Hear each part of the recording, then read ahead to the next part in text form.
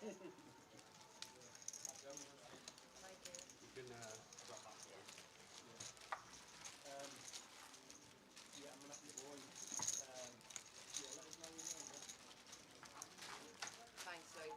Sorry, I didn't hear you. No. I'd literally go half deaf with this thing on. Yeah. He's literally starting right there. Oh, no, I'll call you back. I'll call you back. Sorry. Yeah. Hey, can I see some ID, please?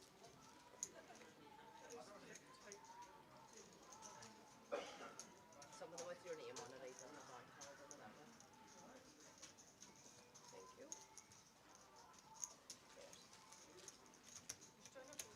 Pardon? You staying up? No, travelling next. Oh, Yeah, it's handy. I'm not far from you. oh, okay, cool. An hour, so Oh, that's not too bad, is it? great. Finish day one and back home within like an hour. Yeah, not bad. Yeah. Makes a difference to me.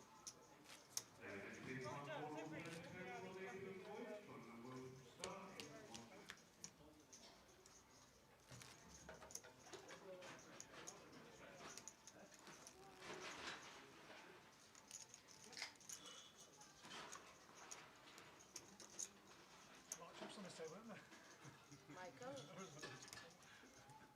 Hey, short stacks. I need a pastille, please.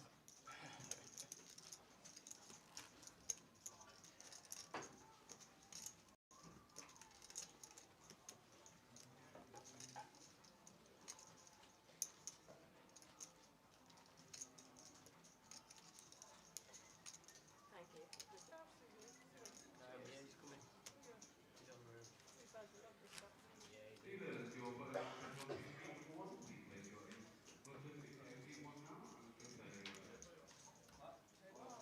Hey, sorry, hey. You're sitting here, they've been... Hello.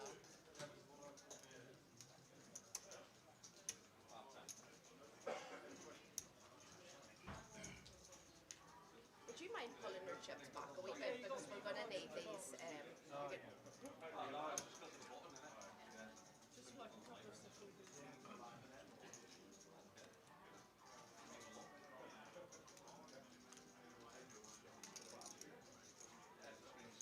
Welcome all players to day 2 of the voyage.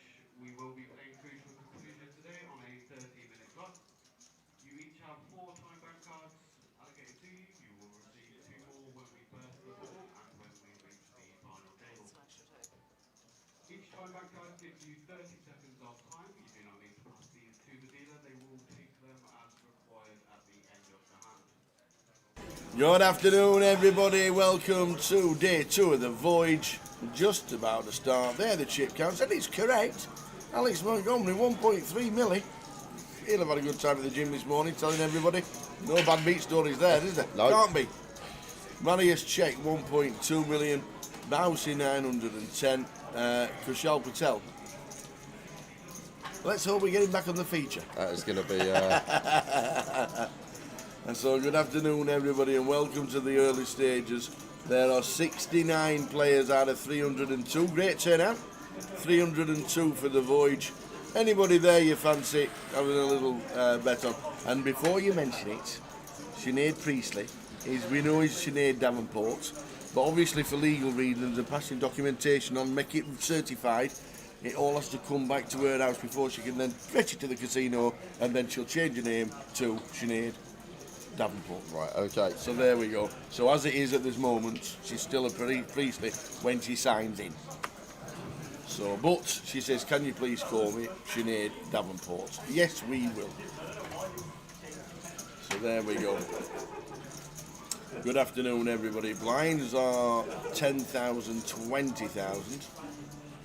Yeah, Philip could have. This could have gone all in. First hand of the day here, Tower. Philip with 8-23 bigs. Facing this cut-off open from Dre. I think I'm all in, and now we're going to have to play this one out of position against a good opponent.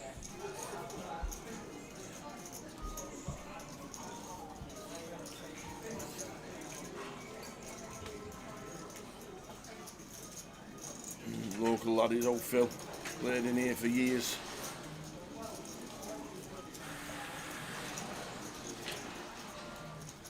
Attention all players in the Voyage, your prize has now been confirmed. Yeah, would have ended up getting a full double up field if he just took the shove option tower. Yeah.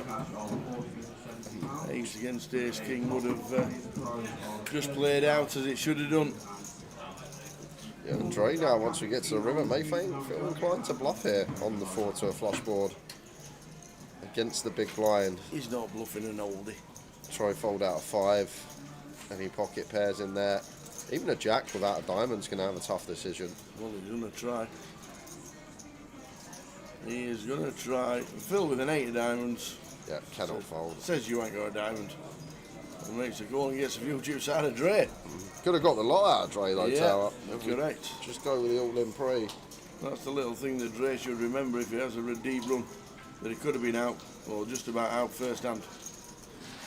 Afternoon, everybody. Gambling Gaz, Joe Jock, and the Preston Pixie. So Gary will be off to watch a little bit of music this weekend, I'm sure. Who's on this weekend, Gary?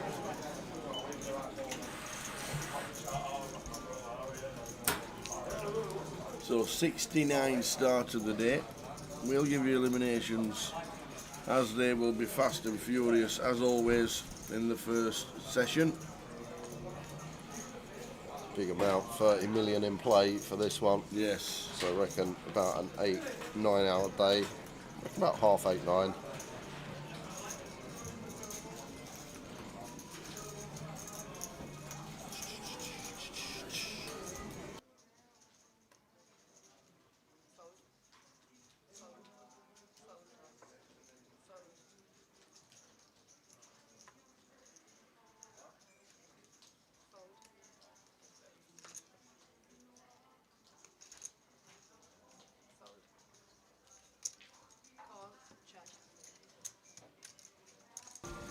Two gigs and a 60th birthday. Fantastic. Have a great weekend. You got it. You've got to be getting there, Tower. So I remember starting this job was first year, your 50th. What are you, 50, 55 now? 56. 56? Yeah. 4 more years and it's going to be a party. Hey. Super Seniors is 60, right? In It Vegas, is. yeah? It is indeed. Super Seniors is indeed 60. Raggy can play it. His birthday yesterday. So we'll get the price structure scrolling across the bottom and bring it to you as well on a template when we get it, when it's been confirmed.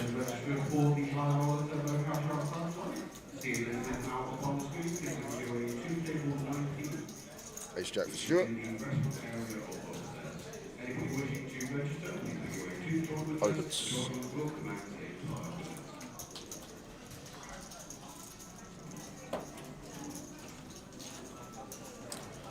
Awkward one for Sinead, probably goes with fold, Queen Jack on the button.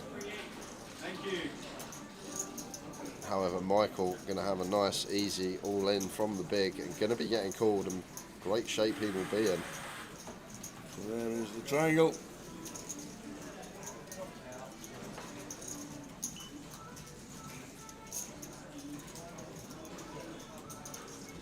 And guess who turned up today?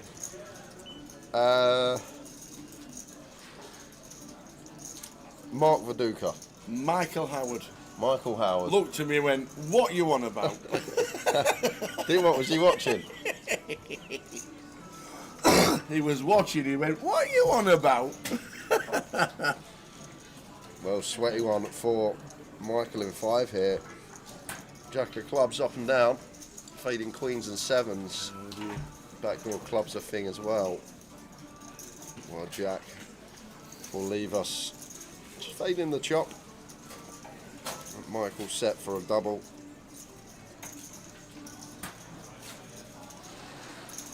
So does up to 310, Stu down to 510.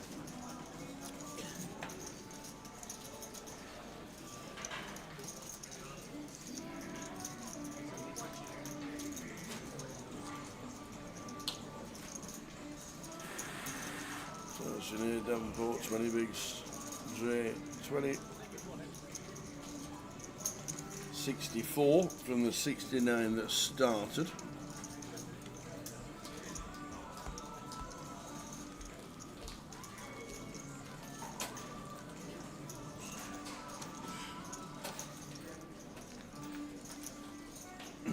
Tom Middleton out first. Michael Howard. Turned up for day 2 buying. 5 bigs. Yeah.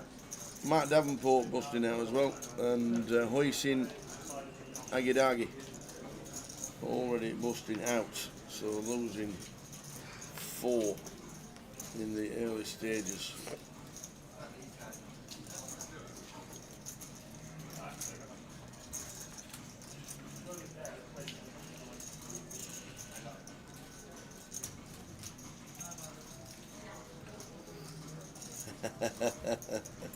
The cush running over my table, clicking it back. Keep it going right.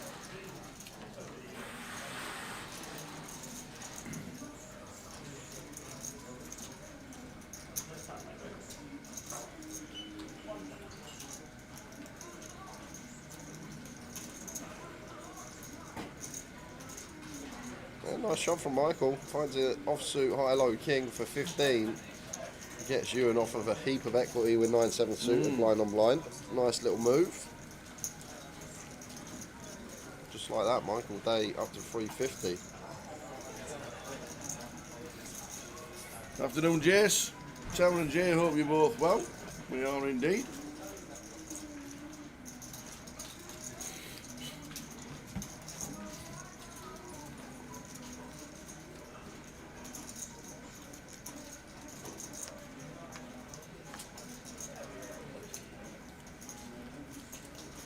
Who wins the final of the golf this weekend? Who's your money It's on? hard to look past Sol Scheffler, isn't it? Yeah, 11 to 10 though. It's a weird way of doing it, isn't it? You have the best season, so you start with the best handicap. Yep. I know that's the one thing you're doing it, but they are playing for 10 million. Is that what they're playing for? So give the best player, winner takes all. Just give the best player the best start. What, nothing? You don't get anything for second? Nothing. 10 mil. That's not a bad payday. I think that's how the FedEx works. They might pay them, I'm not too sure, but I always thought it was winner take all in the FedEx. The final 30. Have the league for the best players in the world. Leeds Festival was interesting last week. I had the saw the pictures of the wind and the tents flying everywhere. It looked like the Wizard of Oz. Dealers in the Voyage of this one, 10,000, 25,000, 25,000, big one, 10, 25, 25, next count. Good luck, Phil Walker, a very good friend. So Steve Broadbent watching on Facey. Phil Tate looks down in 1 under the gun.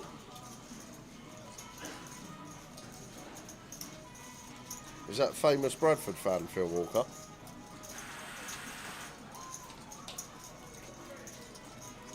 Is he a Bradford fan? I remember Gully coming in the chat. Oh saying, yes, that's right, he did, aye. asking about famous Bradford fans. Should be a shove here from Dre. Ace-9 against the cut-off open. Starting the hand 17 effective. Kind of close actually, 17, but I think Dre might take this one. WPT winner, Andreas Olympus. No, he's just going to go with call. Fairly close, was thinking about it. I think some may elect to just send this ace-9 off. Difficult to navigate out of position, this one. Queen 9 flop, Queen 7-3, 2 diamonds. And there you go, Bradford City's finest, never misses a game.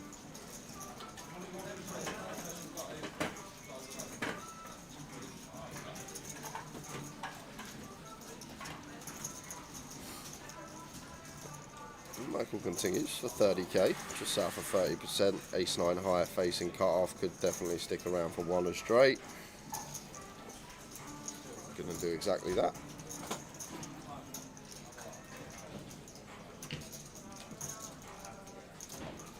That's a fun turn. Yep, both turning top pair.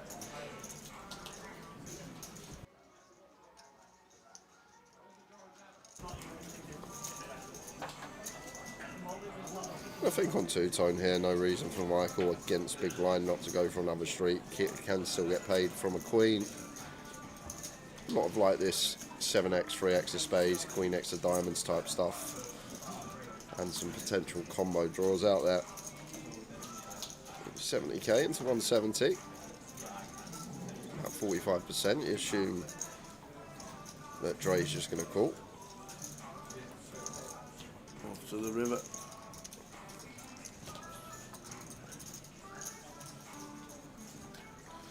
There's the 7, so we are going to chop it up. Yes, we are.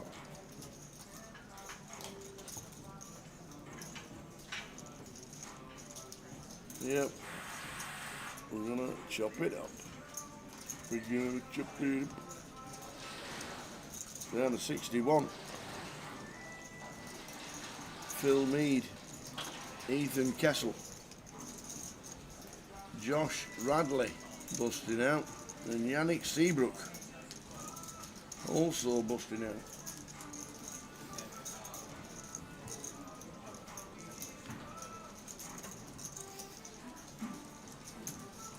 The early stages of the Voyage. 302 runners down to 61. As soon as we get the payouts, we'll let you know exactly what is happening.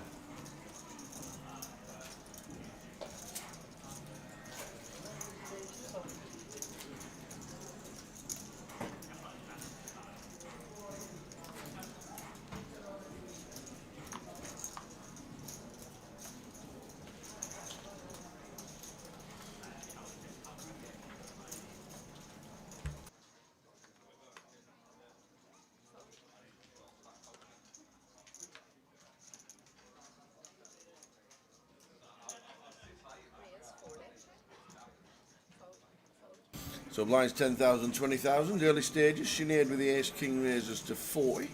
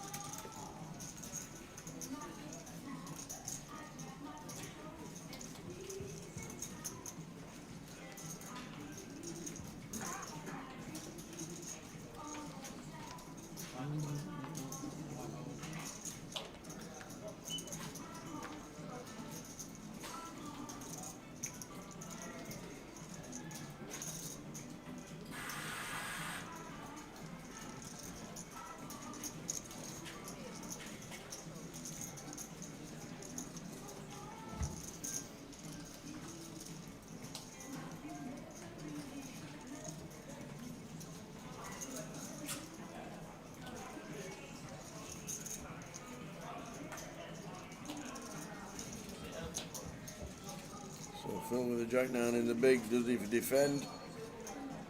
In C1, Phil Tate says no thank you. None of Michael. We're sticking in the eye. 16 bigs. Then we'll get called. Then it'll be end of hand.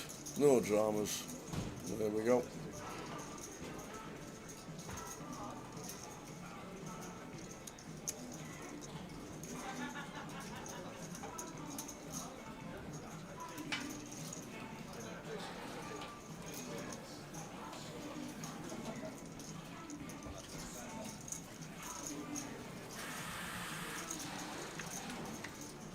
So here we go.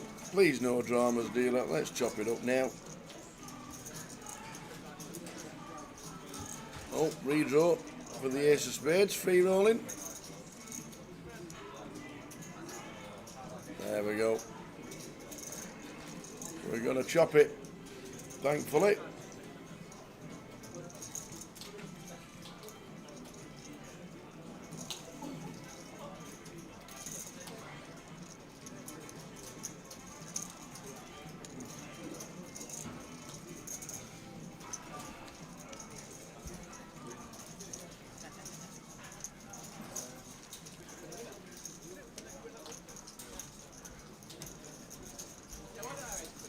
So we chop it up.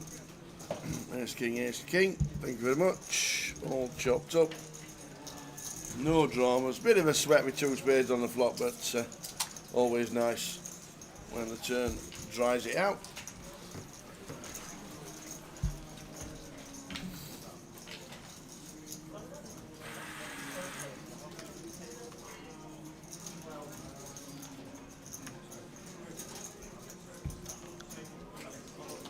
Lead open 7-4. Poor old Darren Harris. He's gone. Scott Preston out. Eminem's out. Or MH. And Roy Walkley. Not Roy Walker. Andre Stanch out. And Gerald McInally. Bang up to date.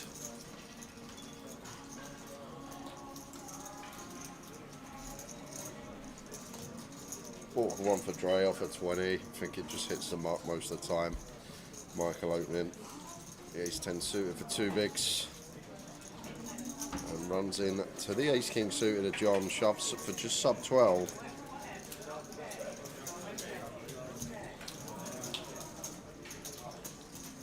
Ace 10 suited for 12 bigs, two invested. Kind of a close one.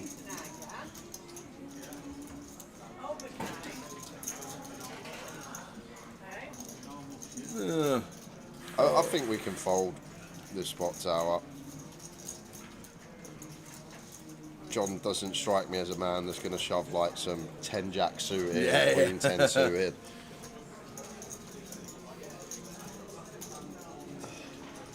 Absolutely spot on.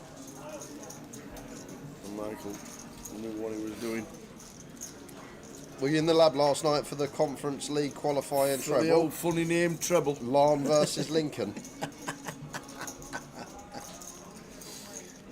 See, that's the battle of that's the battle of the sausages. Larne versus Lincoln? Yeah, they're both the name of the sausage. Oh, okay. Larne sausage is the squared sausage in Scotland, and Lincolnshire sausage is one of the nicest ones there is. Even Kilmarnock are playing tonight. The Killies are playing, are they? 17-4 at home against Copenhagen. Get on Copenhagen by the sounds of that, then.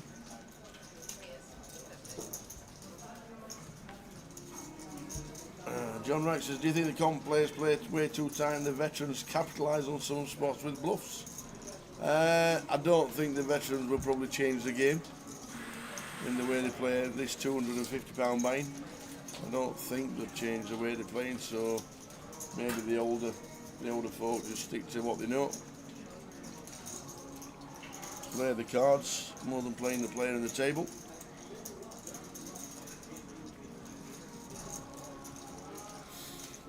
John Stanley is not the same John Stanley I know from the 80s. I don't know. Because John Stanley from the 80s would be like 110 now. One of the best darts players I've ever played against and played with, ever. He used... You are far too young to remember a doubles board with no trebles in the middle. That's how we started playing darts. We had a doubles board with no trebles. Okay. And he was the best in Yorkshire at doubles. And he used to go down hustling all the pubs on a Friday night. Yeah. And he used to give people one full round and 15 start and play 2 times round the board and end up making fortunes on a Friday night. He was unbelievable at the doubles. I remember he came into our pub once and he gave one of our lads a full round and 18 start. So he needed a double 19 and double 20 and he never got a shot at the dartboard. He says, go on John, off you go, you go first. He said, are you sure? He says, yeah, off you go. And he went all the way around the door, all the way around the board, started again, went all the way around the board again, and the guy never even got a throw at the dartboard. He was unbelievable. You just call him Doggy John Stanley, they call him.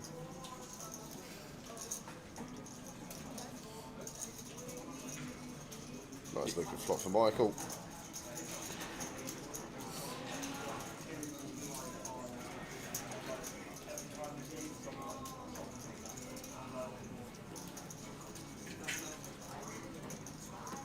Lee Richards, those Yorkies were born with arrows in his hands. You're not wrong.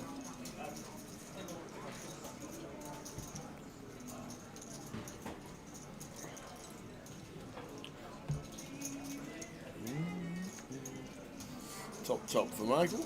Just a bit of a fold.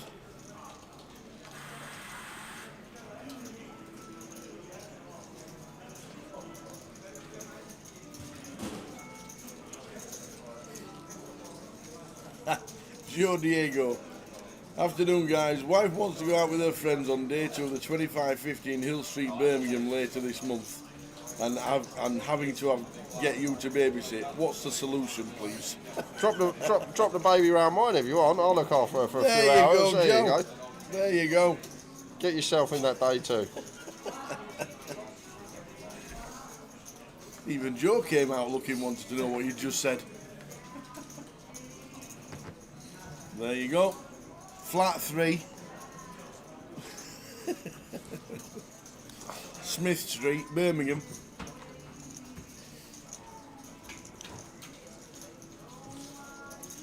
I'm not sure if I'm playing it, Joe. I might do. Usually the Birmingham ones. You're on holidays, aren't you?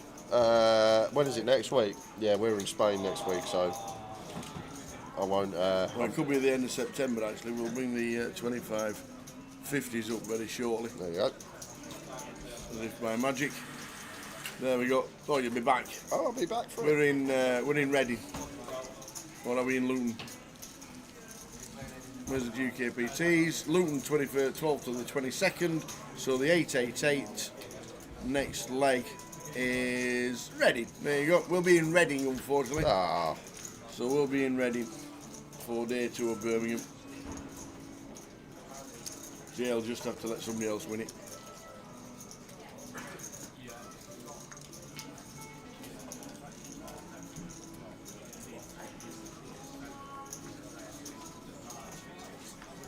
How are we doing, Barnesy?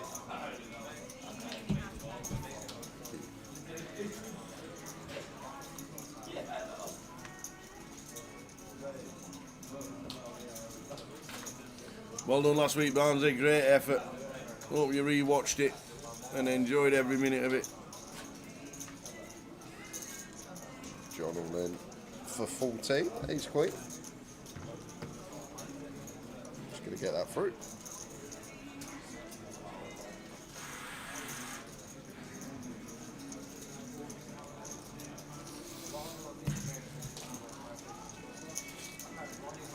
Hope the trophy's all nice and safe. Middle of the mantelpiece, top of the fireplace. Beautiful.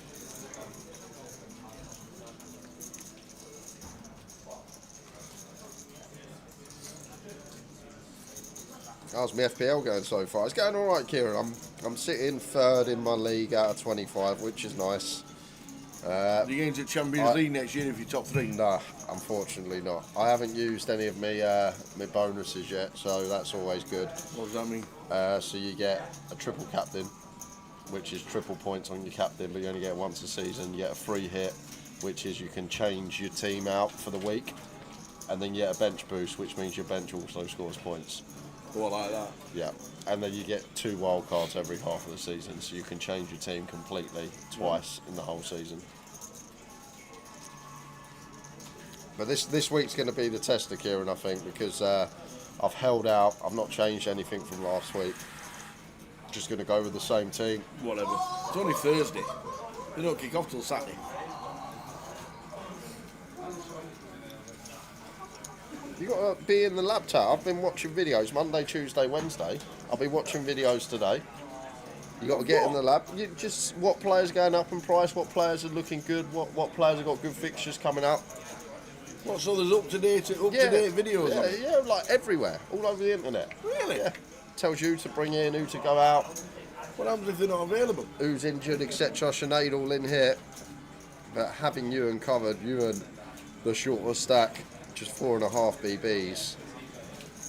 Good flop for him. Sinead just with the 2 outs. Ewan fading the 3 to double. Sinead with 20 bigs. Looks like dropping down a little. And does.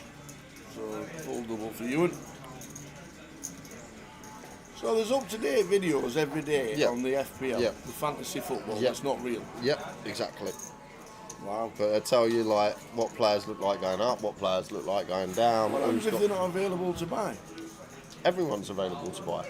Oh, don't you just have a set team? No, you can buy. You have a budget, but you have to buy your team off of that budget. You can't go over that budget. But it's not like if I've got Haaland, no one else can have Haaland. It's if I've got Haaland, everyone like 90% of my league has Haaland. Right, got you. I see. So by the end of the season, 98% of the country have the same team, Not necessarily. basically. But when you think about football and all the permutations of a 15-man squad you can put in that, no one's ever going to have the same team.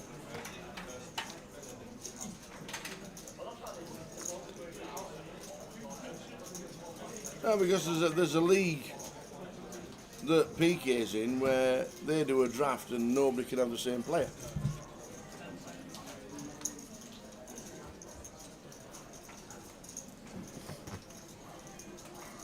And that to me sounds better.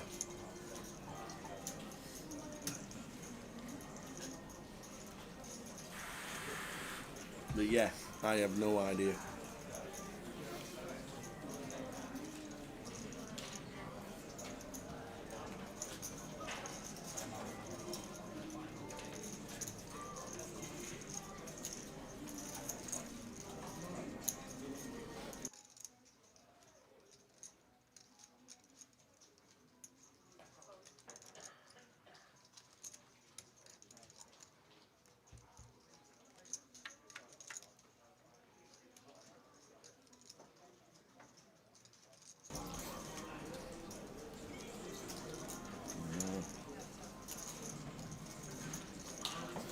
So 10-9 flop, 10-4-6.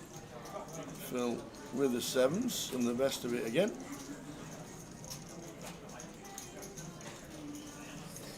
Yeah, that's the thing I don't like about draft, Kieran.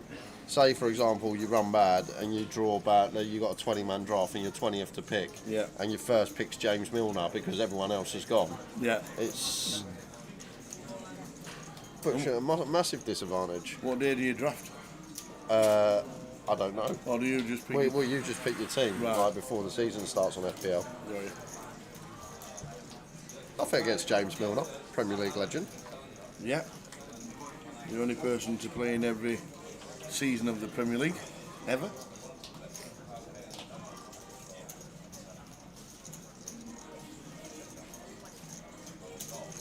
He's not played in every season ever.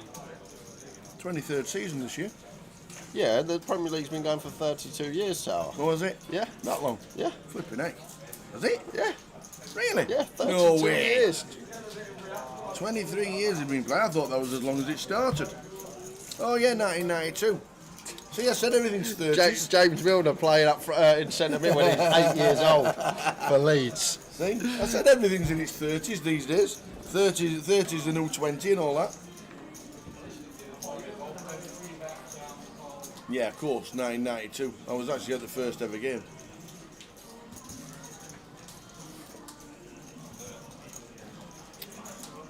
My bad. Yeah, 23 seasons he's played. I was actually at the first game of the Premier League when it started. I was there. I was in the cop at the Bramall Lane. Sheffield United, Man United. And Brian Dean scored after about 6 minutes. First ever goal in the Premier League. I think it finished 1-1. And I was there. And I'm drinking tea.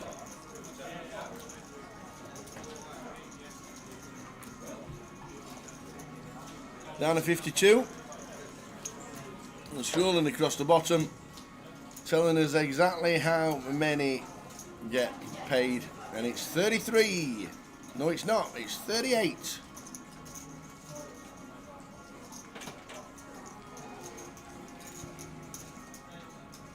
(1992) is when Tower set up his weekly Towers treble. Never looked back.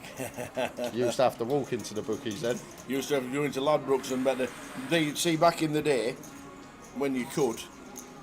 You used to be able to, when you backed the first player to score, it was only for your team. Yeah. And the odds were massive. Really? Yeah, I'm talking. We walked into there's a Ladbrokes straight across from Millmore. Yeah. And everybody walked in, and all the starting 11 were on the wall on who you wanted to back. And the midfielders were 8-1 to score the first goal in the game. The first, even if like what, even for their team. So if the other team went 1-0 up and they scored, the bet would be in. Bet still stands. How did the bookies stay alive? Because they used to charge back in the day. There used to be a 10% tax on the bets. Okay. So it was £10 plus a pound. Okay. So £11. Yeah. So that's how it started.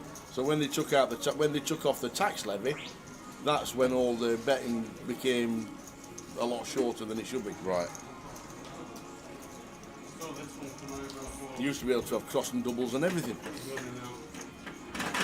You used to be able to have a proper double, first score, right, player to score, 8-1, rather than to win 2-0, 6-1, and have that as a proper full-on double. 50s, 54s, or whatever it is. If you did it now, it'd be 20s. Yeah, it would. It would. Might not even be that. No, it was great, eh? Especially when the number 8, Sean Goodwin, used to walk in and back himself to score first and say, "See you later, lads," and off he went to get changed. He used to go in and back himself. When was it a thing then in football when they said that you couldn't punt on yourself? When did that come out? When Betfair started. When Betfair started, okay. Because Betfair changed the entire industry completely. Because when Betfair started, you can then lay yourself. Yeah, exchange, yeah. So on the exchange, you can then lay yourself not to score or not to have a throw-in or whatever it is. That's when it totally changed. But it's got, obviously, bigger and bigger and bigger. But yeah, a couple of Rotherham players used to walk in at Ladbrokes at 2 o'clock, back themselves and say, see you on the pitch, lads. That was it. Off they went. But it's not. I think it's good that you could do that. Like, I know it's different these days. Absolutely. You could have some money on yourself to score. And it's not life changing because back in the day, our number 8 was on £300 a week. Yeah. You know what I mean? He was a 20-year-old lad and he'd just left school, and he was a known lad to a Rotherham lad himself. Played number 8, and he were on £300 a week. Like, that's never life changing. It's a nice waging back in 1988, 89, whatever it were. But it was never going to be life changing. So just have 20 quid on himself and get a bit of a bonus.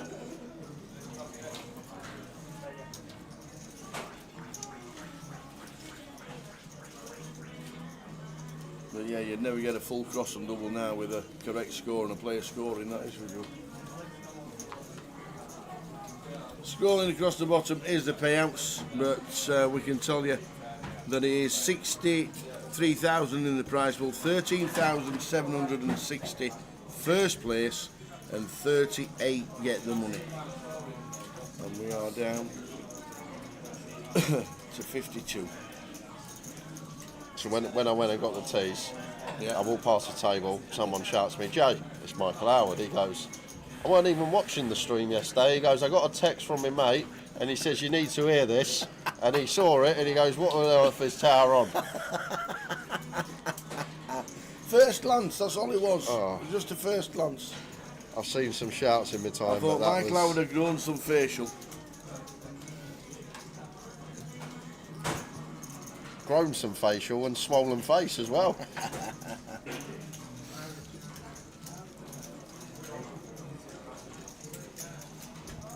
38 getting paid. We should hit the money this session on a 30-minute clock. Be surprised if we didn't.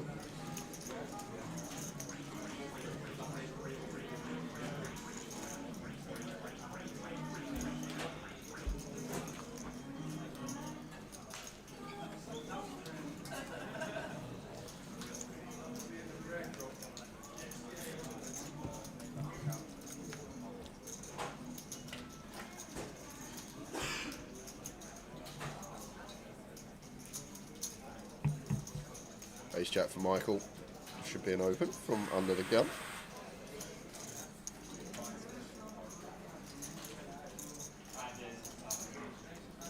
Stuart all in with the 10s. 17 big blind shove here from Stuart. Like fold with the Ace Jack from Michael. Went back on him.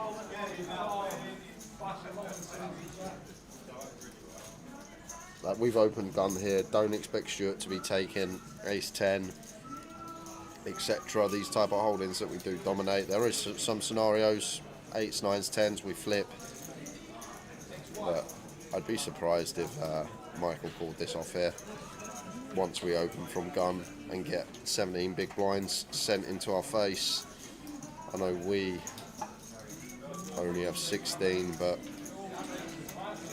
I think this is one we can get away from tower. Just like the specific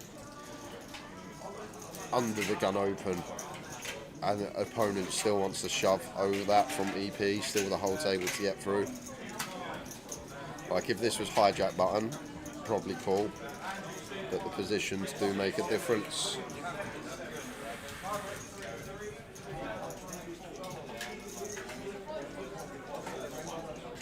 If you could see the cards, it's cool. Absolutely.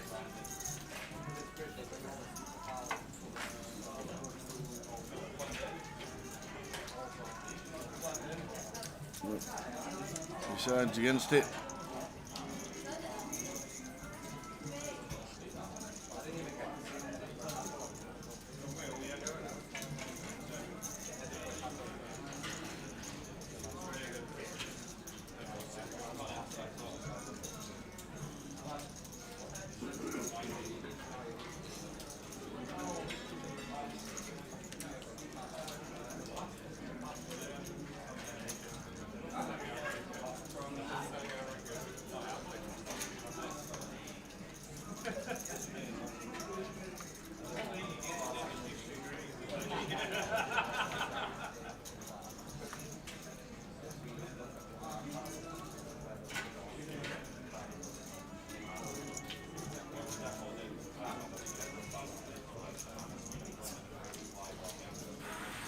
All folding round in turn 2, Phil Tate, size C1, Jack 7 off. And just running the clock down tower where we're getting close to the money.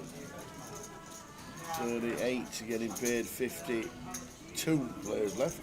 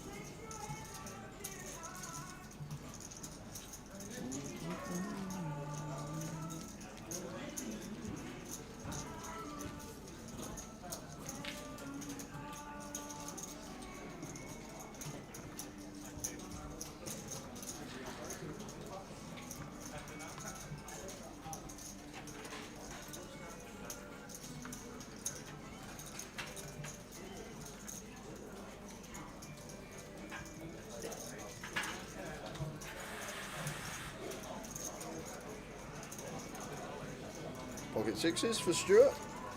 I like fold here this close to the money. Offer 21. Goes with limp.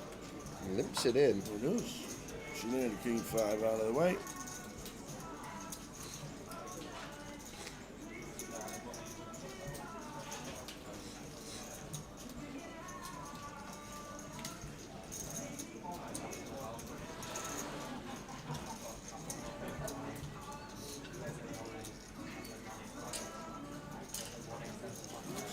Jack from Phil Tate says have some of that. 15 bigs. Can't do anything with them. Less than 10 bigs, Ewan. So snap fold. And Tate it. Yeah, it's a few to his stack.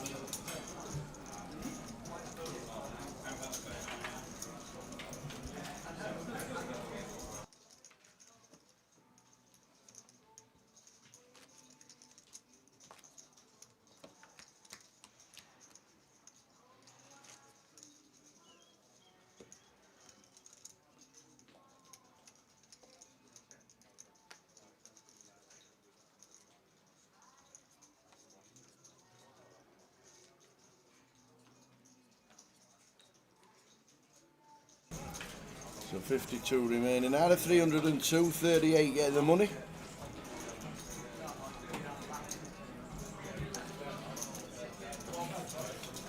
Showing the rest of the schedule for the week after this hand. As John in seat 9 looks down at aces. 9 bigs. Raises to 60.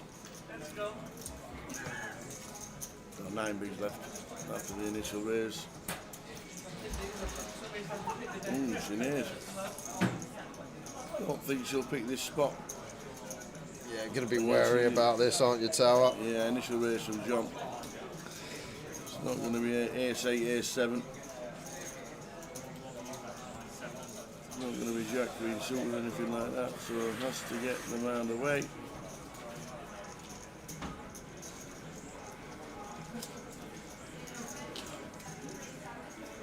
So it's looking like no action.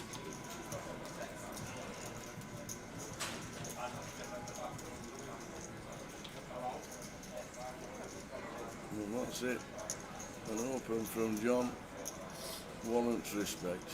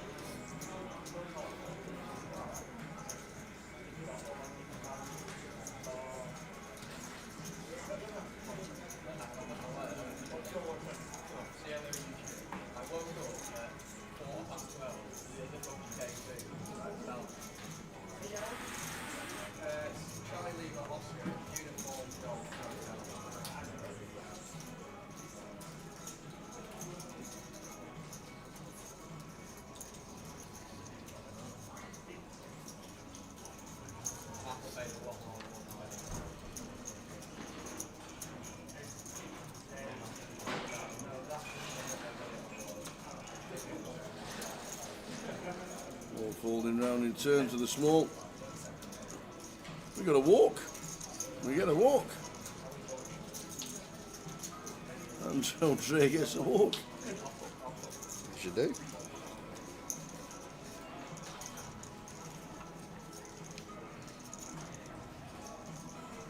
$38 get the money, 51 players left.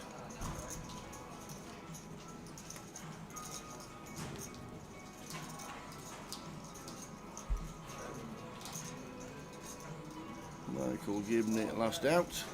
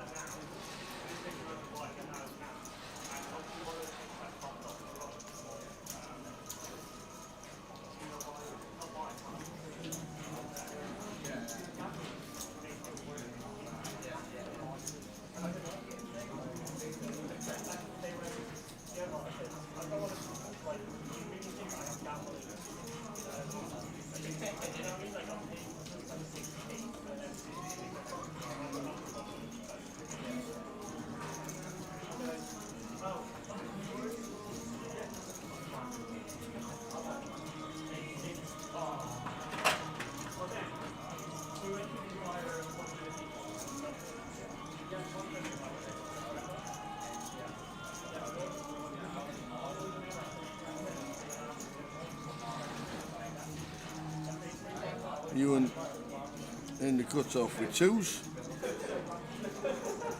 After the initial open from Michael, and the indigo with the twos.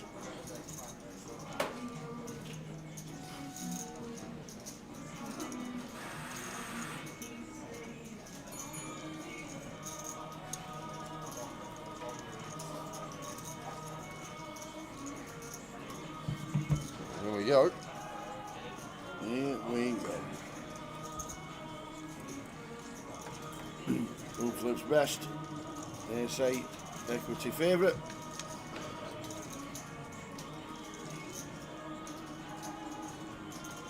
10s for a counterfeit.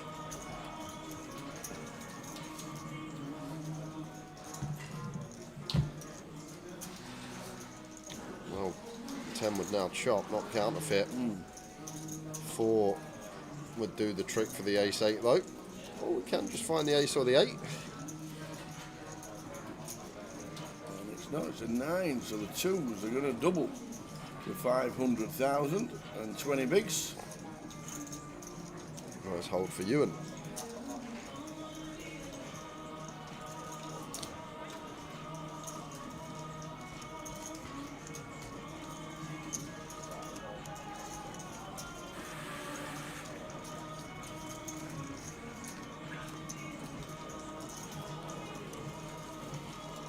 So 38 get the money in the Voyage.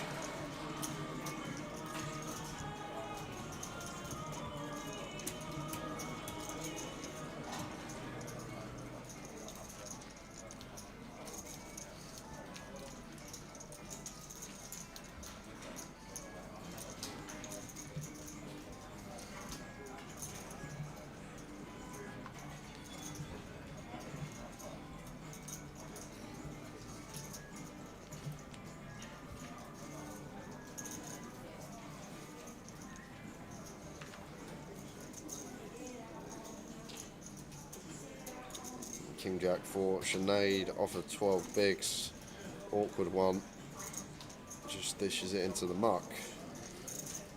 However, Edward, In they go. 11 BBs, just shy of King Queen, qualifies.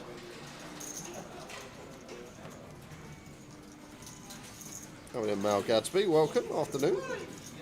Good afternoon, Mal.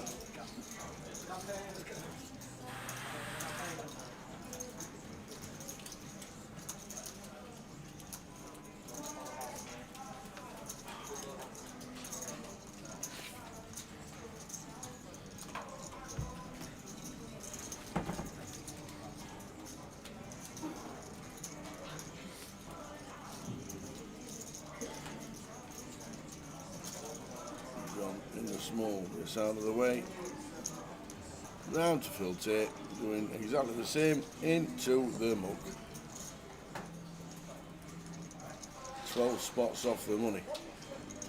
38 paid.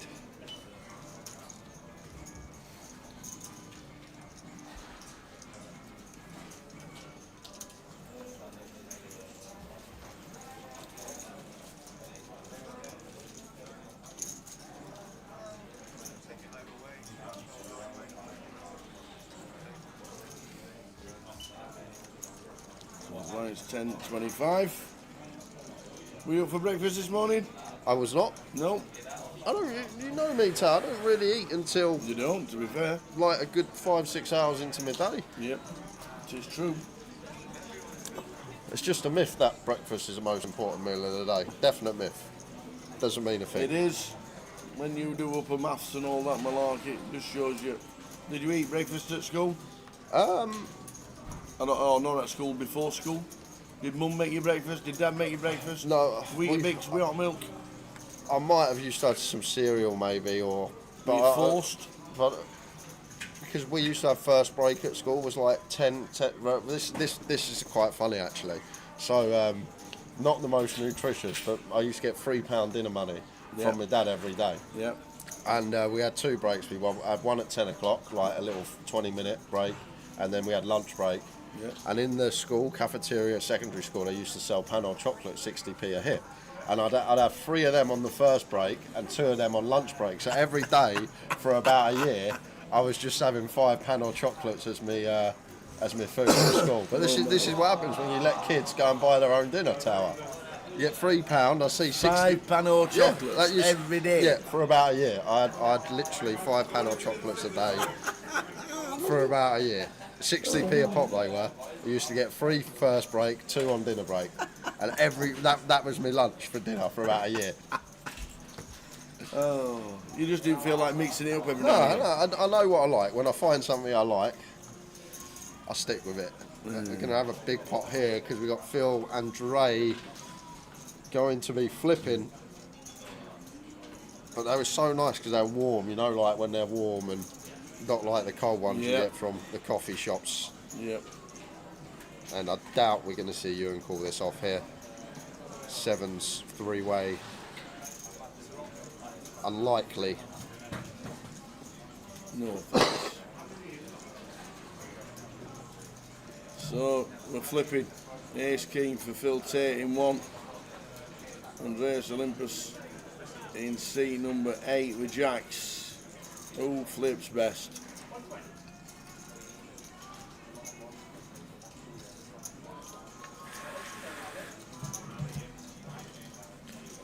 It's looking like Phil Tate. Yeah. Ace King 2 flop. No need of fading the Jacks.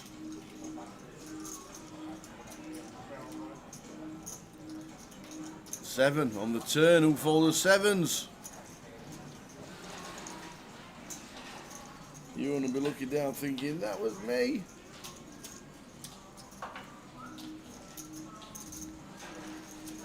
Obviously the correct fold at the right time. I'm just going to clarify it, but should still be in here, Dre. We're just under 2 bigs. Brian Nelson, can we get a Kashai update? I'm still in the field. We haven't seen his name on the bust out list. Not even an hour into the day yet, though. Still in, but 2 bigs and a dream.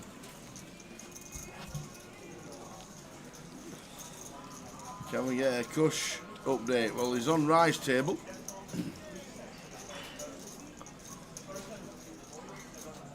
I was in the chat yesterday. Said he was bringing in the goodies, Yep. and he brought some some beef jerky. So you did bring, you didn't tell me. Rye brought in. Anything else? No, just beef jerky. You want to see it? It's the biggest. This is the kind of stuff you get in America. Beef jerky. 300 grams of beef jerky. That's what we brought in. Would you like some? That's a brand of golf ball, that is. Kirkland. It is, you're right. Do you find them in the trees? Yeah. Usually top flight, Kirkland. It's really weird. You always find a Kirkland golf ball, but you never see anybody using it. Yeah, that is true. Same with top flight. Yeah, top flight used to be a massive thing. Top flight are hard. They don't off bounce. Do they? On a links course, on a dry day, use top flight. Yeah. Because you can get 50 yards extra. Really? Yeah. Yeah. They are hard. And when it's a dry day on a links course, you can whack them forever.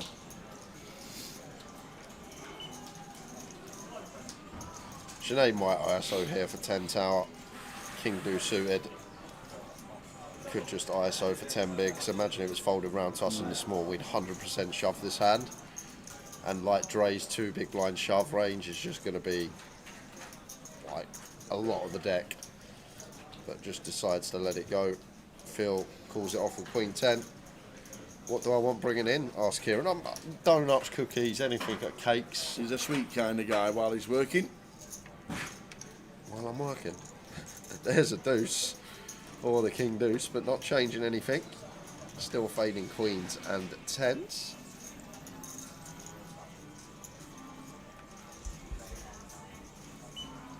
Oh, 10 on the turn. Andreas now needing a king or a 2 to survive. And it's not, it's an 8. So Andreas, WPT champ. Andre, out he goes, unfortunately.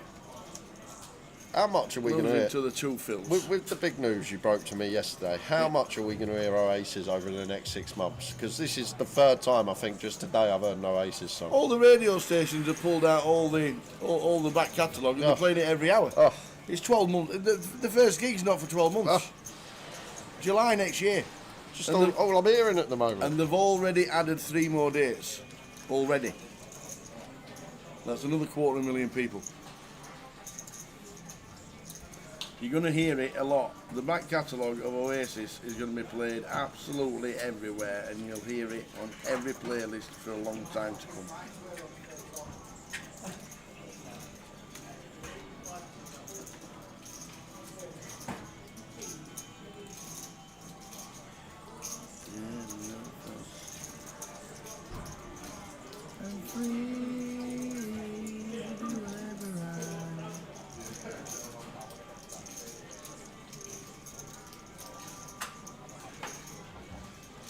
The prizes are at the bottom of your screen, Coggy.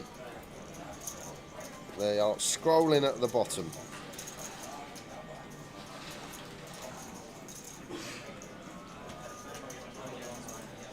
I saw a CFO supporting Oasis the other day in Manchester. He had the old bucket hat on. He did on the feature table. It did.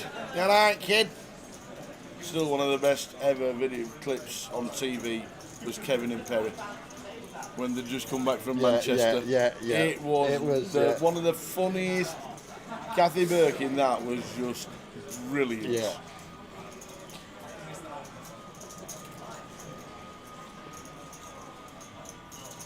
How you doing a C4?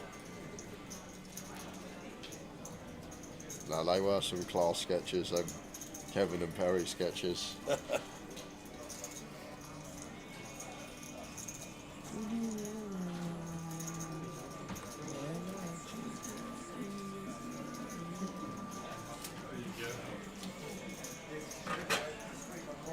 A C4 went to school.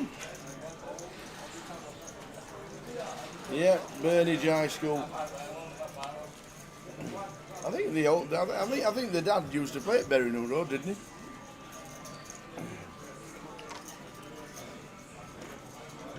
We're all good, skin tight. How's things with you?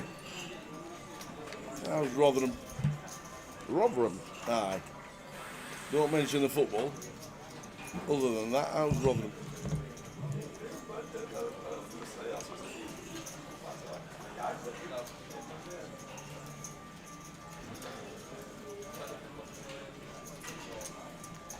Blinds up, hour into the day. Indeed it.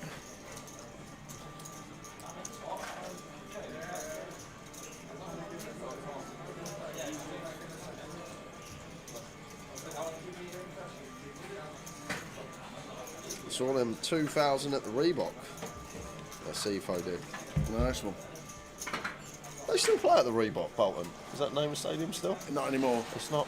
It's Is this the funny one? Yeah. The funniest football stadium name I can't in remember. the country. It should be renamed the TS Stadium. Oh yeah, I remember. I still not had the dandelion and burdock now. We haven't, no. And do you know what? Somebody walked in earlier and wandered through and she said, "Excuse me." I said, "Hi, yes." She said, "Did you get Jay any dandelion and burdock?" I went, "No." I said, "I'm not being chance good at shops." She says, when I went to my shop, I used to sell it the little black top and it used to be a screw top and all that. She says, "You got to get him some dandelion and burdock." It doesn't even sound nice.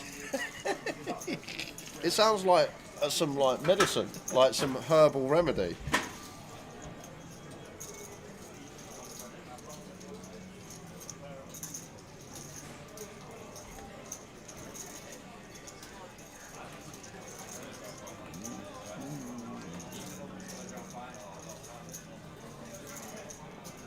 Haggis saw them 30 years ago at Bollock Country Park, Loch Lomond. Loch Lomond. Is that where old Nessie's from, the Loch Ness Monster? Is that where the old Loch Ness Monster, Loch Lomond? I think it is. Up in the west of Scotland.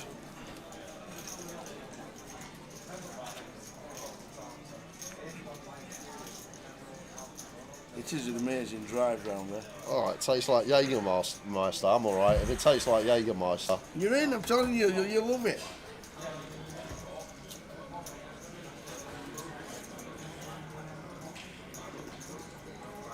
Oh yeah, obviously not Loch Ness Monster will be in the Loch Ness. I didn't know there was a place called Loch Ness. That makes sense. Yeah. Lossymouth were on the football court the other day. Were they? Aye. Oh, Lossymouth.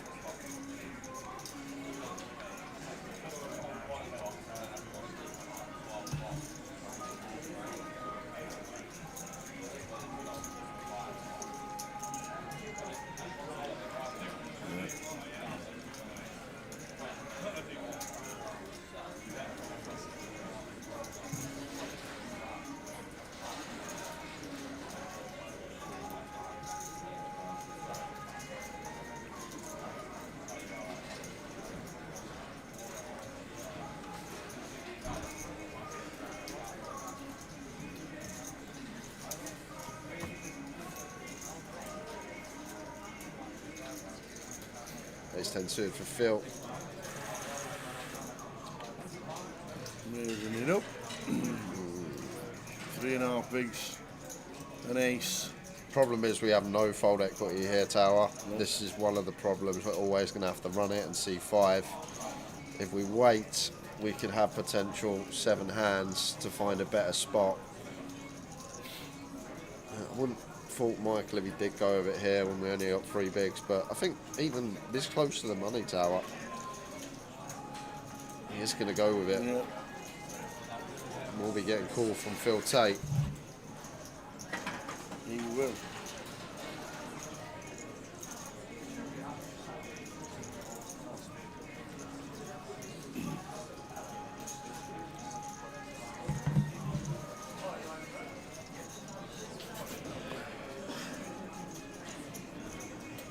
And Ewan still with Phil to worry about behind. Yes, we only have 12 bigs and Jack 10 suited, but we got Phil still behind us.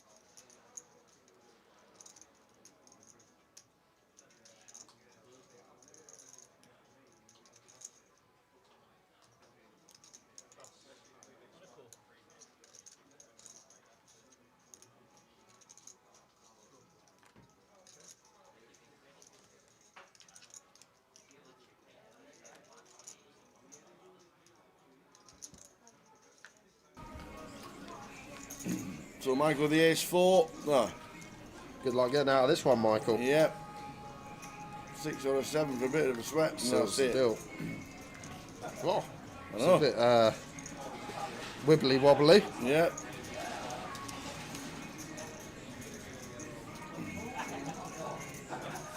Have I tried pie and mash? I was brought up on pie and mash. Weren't we all? It wasn't tried pie and mash.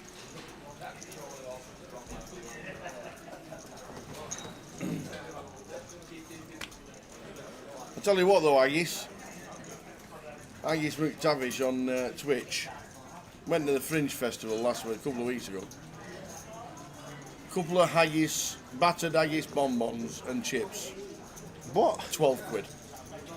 Haggis bonbon? Yeah. They're like battered haggis. Yeah. Like round like that. Like round like that. Two battered haggis, chips. 12 quid. Go to the Fringe Festival. Best way of losing weight. Is it really? Can't afford to eat. Oh, okay.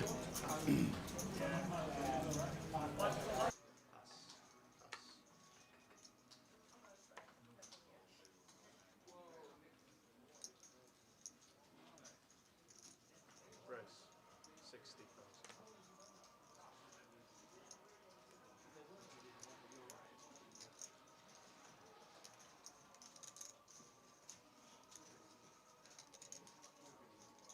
You don't mean pie, mash and liquor, do you, Morris?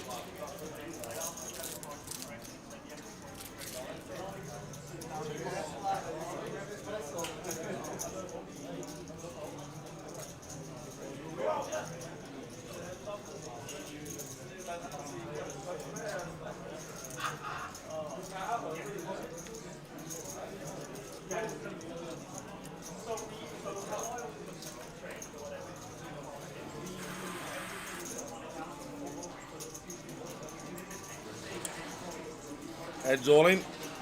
11 bigs, jam with ace jack. Initial raise from Phil with a king queen.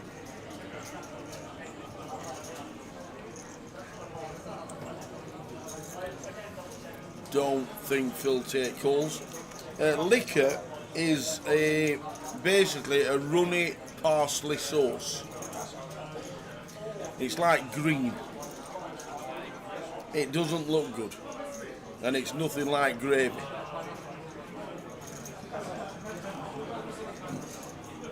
Because you can't beat thick gravy on pie and mash.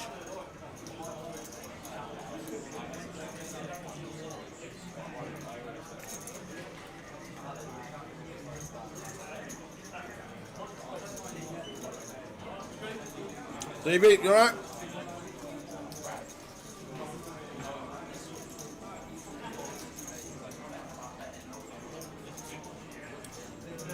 It doesn't call. He'll use a time bank, but I don't think he calls this. Third of his stack.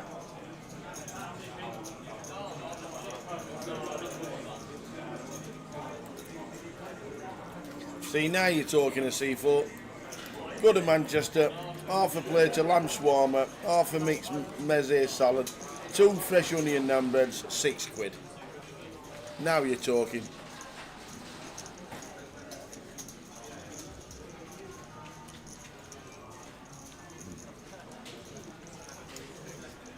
It's made from eel juice, is it? Liquor's made from eel juice. Pie mash and liquor. I need that confirming. Oh, thank you.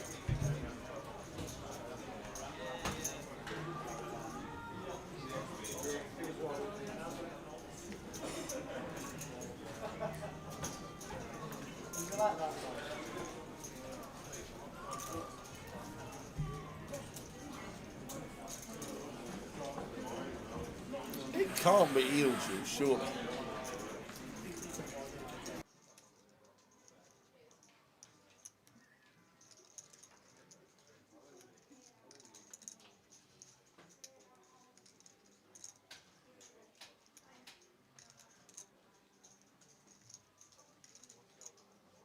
I still nah. Jay might know. Jay is, you know, pie and mash and liquor, which is what we're on. Morris now knows what that's what he was on about. Yeah. Is liquor made from eel juice? What are you on? How would I know that? Because you're from down south. You're like Watford nearly. Yeah. So that's proper Nah. pie mash and liquor I've country. never had eel. Eel juice. Eel juice. No. We need that confirming.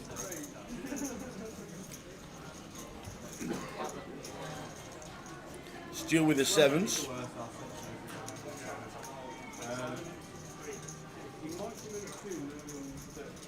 So we're on 42. We are 4 off the money.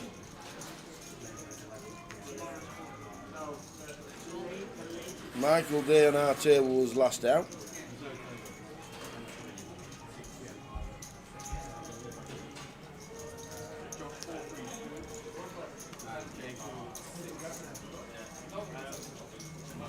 Oh, really? The odd bodkin says, yep, it's stewed eels. Oh. I'll stick to gravy, thanks.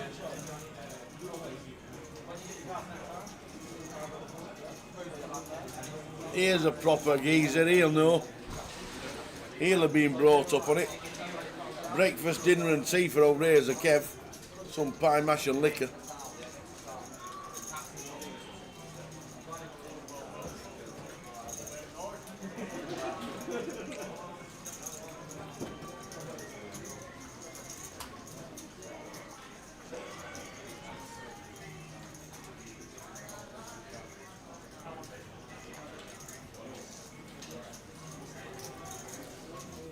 Exactly, Jack. Jack Davis on YouTube. Yeah, we'll stick to gravy, thanks.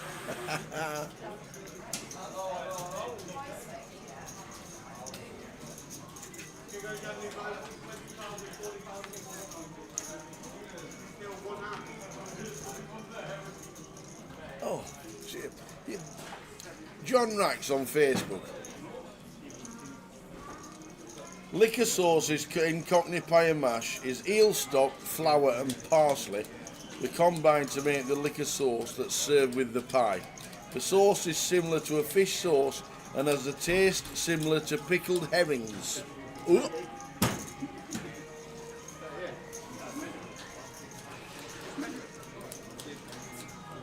Oh, man. No thanks. I'm glad I was born up north where they had gravy.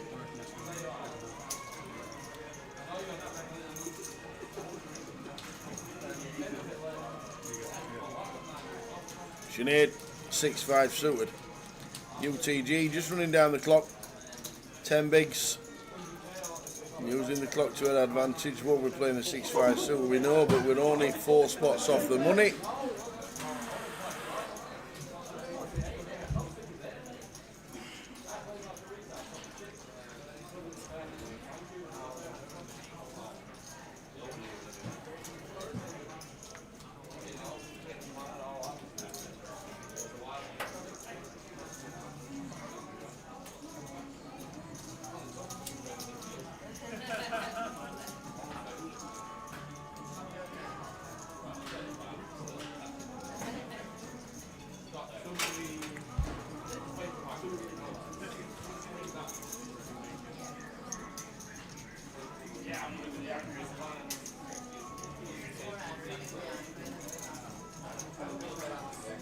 Neil in 8. Raises to 70. King 9 suited. Phil Tate wants to see a flop. Out of the big with the one gappers.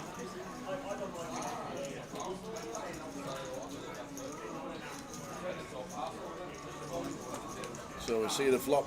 Jack, Jack, Queen.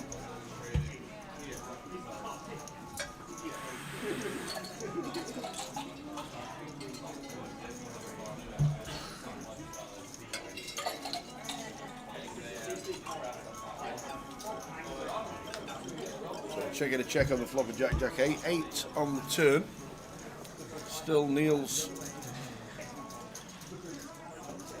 We have a redraw to the straight flush. Might have gone for lead here. As Phil seems like too good a candidate.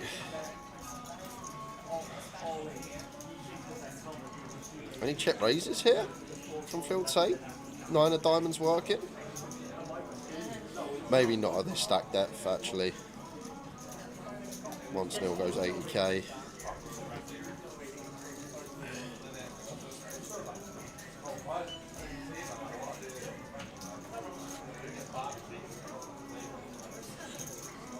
So Phil just calls.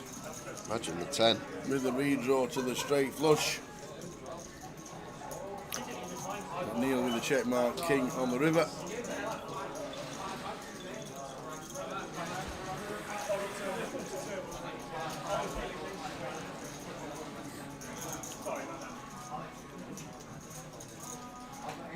Check, check. So check mark for Neil. Moves up to 755. Big blind is 30.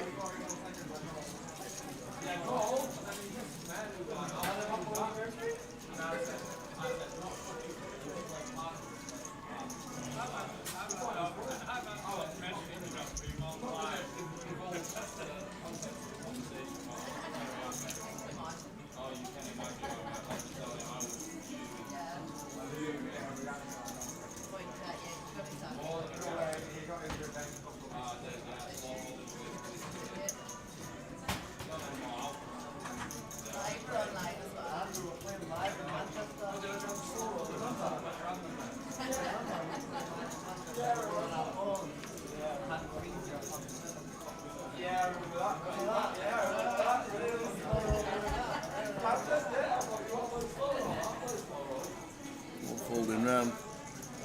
Just Stu in the hijack.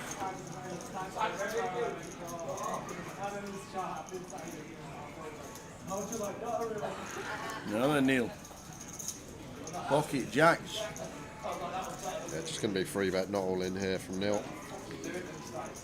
Against this stack depth for Stuart, once he opens off of 15. I might have just folded here as Stuart Tower with 4 away from the money.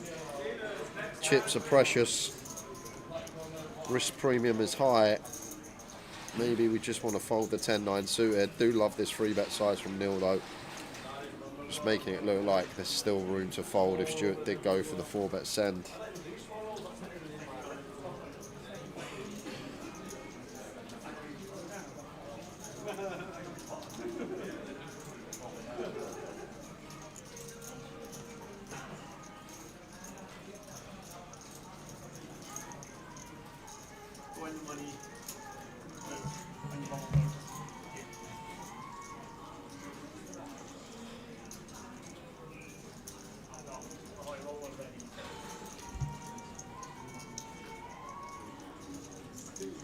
Sinead just running the clock down, never doing anything with ace-7 suited, just recognises 41 players remain, so we are 3 spots off the money now. Just got to outlast 3 players to get that min cash.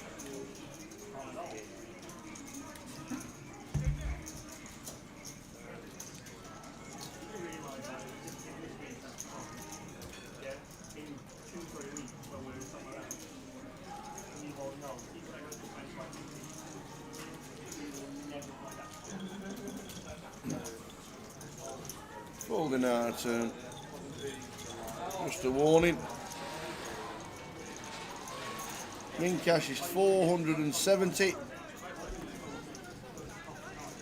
and 38. Get the money. We're down to 40.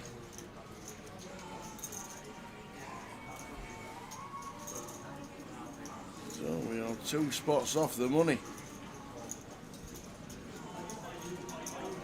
Margaret Girdlestone. I think it was Margaret was talking about the dandelion burnock earlier when she walked in. Unfortunately, just bust out. Shiv Hadimani also busted out just after we saw Michael Day on the feature. So we are on 40. Bubble.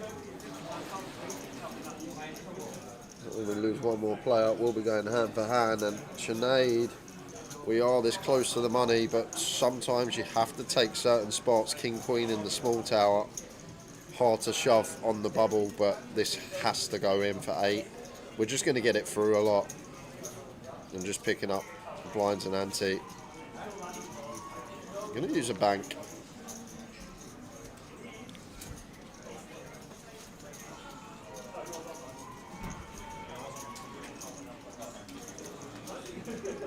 Do you take the spot? Yes, like King Queen, one's folded round toss in the small 8 bigs tower. It's just too good. Yeah. Like if it, let's say for example, there was like a 10 big blind shove, middle position, then we'd fold. Yeah. But the fact that it's only field to get through in the big, and we got the hand that's great to use for removal. I'm just going to take your time, think about it. She knows we're 2 spots off the money. Maybe just seeing a Sinead, she's probably aware she's going to go all in, but maybe just seeing tower if there's 2 bust outs that happen, which can happen on outer tables. The main event is a 40-minute clock gambling, guys. This is not the main, this is the Voyage.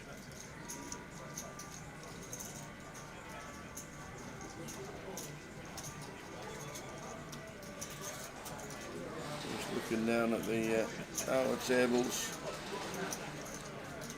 So, Luke's just short to please pause the deal, which means it looks like we've lost one on the hours. Does Sinead take this stance on the pure bubble, because she knows now we're down to 39.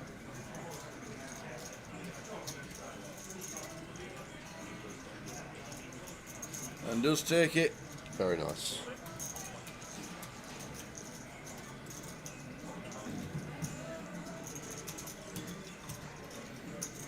Perfectly weighted. And then moves them in. And it's Phil taking the click with the King 6.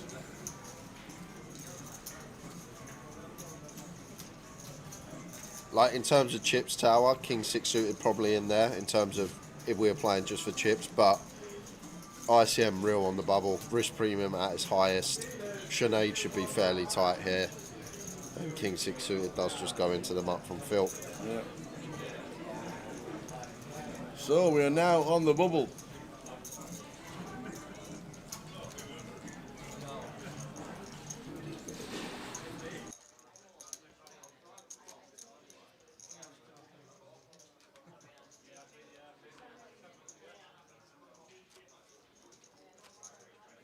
So we're on the bubble. Sinead moving in and getting it through.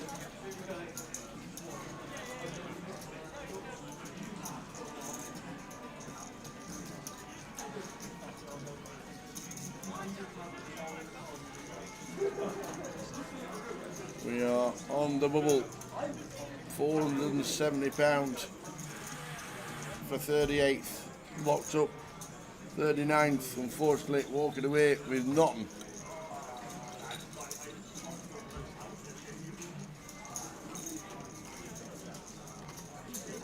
And 40th was James Sassy.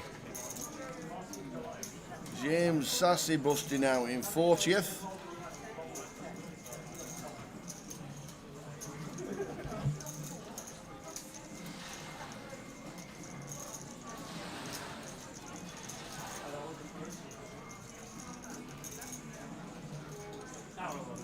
Tower will know nothing.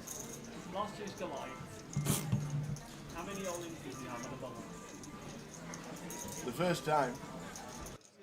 Quite a deep shot. I had just above average and I had 25 big blinds. Pretty good. At the start of the day. The average last night was like 488. It might have gone down a bit today. So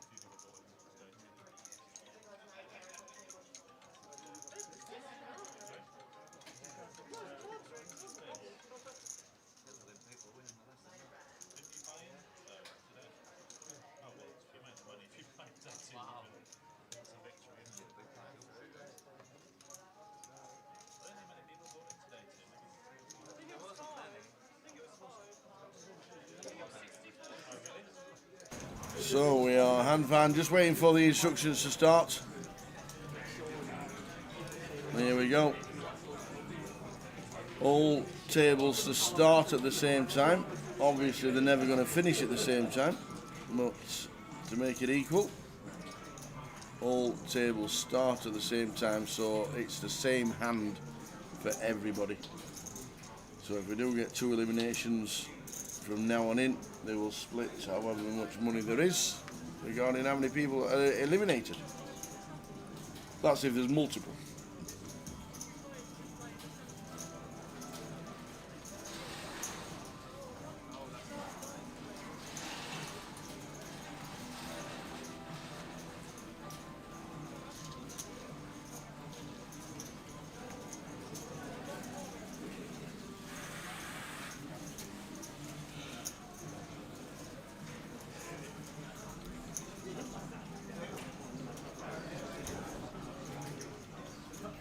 So the pure bubble, 39 players,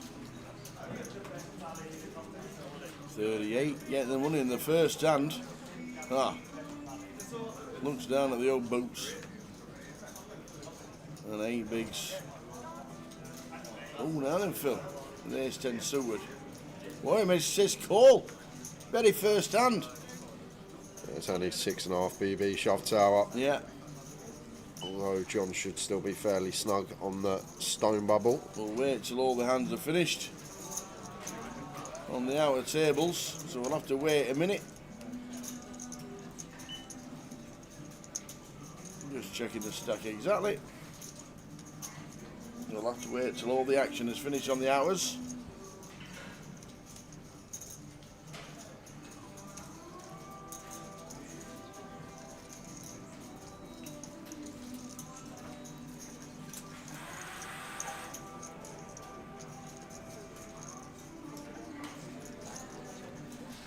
So we have 1 all in the call first hand on the bubble. Any more?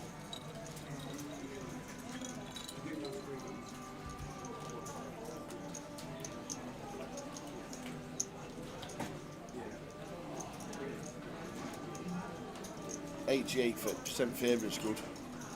I like them numbers.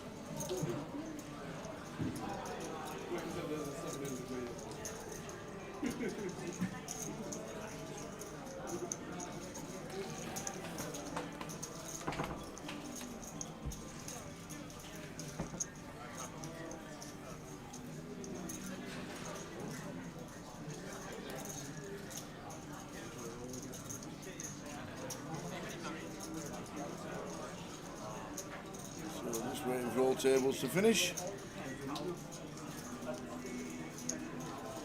Queen Jack 2 club flop. That's nasty. Just for sweats. Just for the biggest sweat there is. Here we go. Luke comes over. Showdown, please. The only one there is. Surprise, surprise, we turn over aces.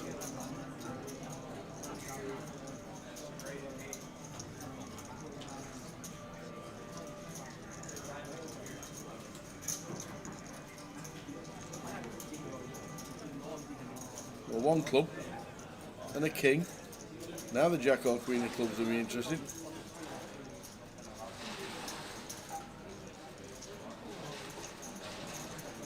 Well, always a sweat. Always. Never got it done by the turn. So offsuit jacks to fade. Jack of spades covered.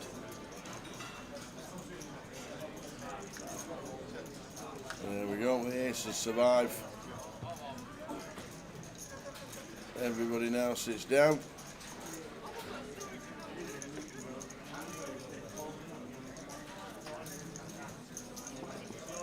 First all in and a win.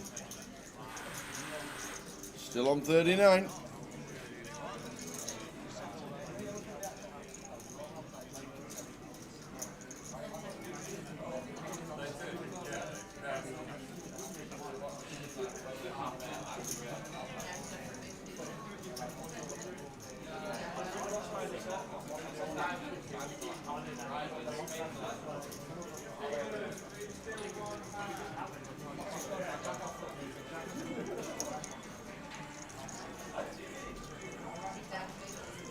blinds going up in 30 seconds. Take us to the final level of the session. Won't be a break if we don't lose one in that 30 minutes. Oh, yeah, that's true.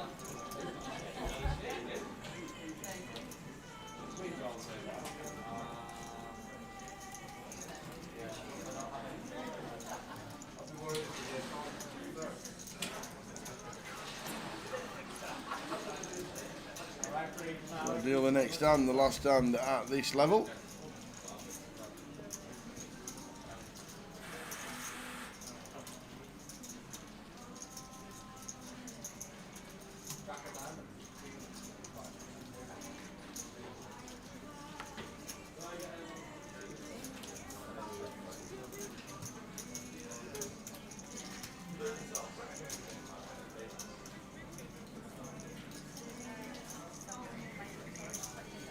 Phil might open here, tower on the bubble, king 7 off. Everyone behind's got like 15 bigs or less, so might have opened there as Phil. People less inclined to get involved versus us as the chip lead up.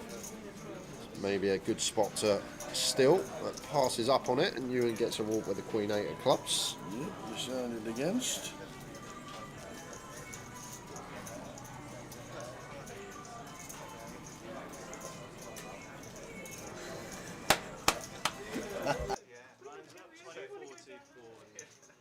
Yeah, I think Plymouth is the only road now. So? Yeah, all the way down Devon. It's like the most awkward place to Yeah. get to anywhere. Pretty much. It's lovely. Francis? Yeah, absolutely. See you guys on basketball. Thank you. How long did it take you to get here then? It was, what was it? We got on the train at 1 PM, got here at 7. So yeah, probably same distance from Plymouth to Roscoff on the ferry. I mean, you could have flown to Dubai. Yeah. 7 hours. You know it's 24 hours.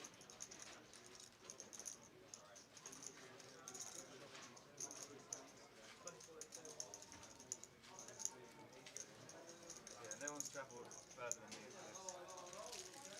Can't imagine it.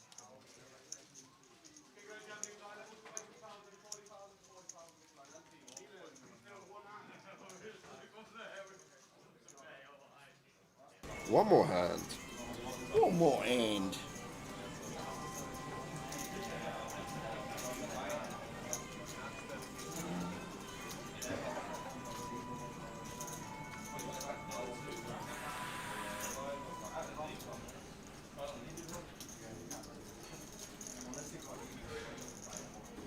Over to Phil.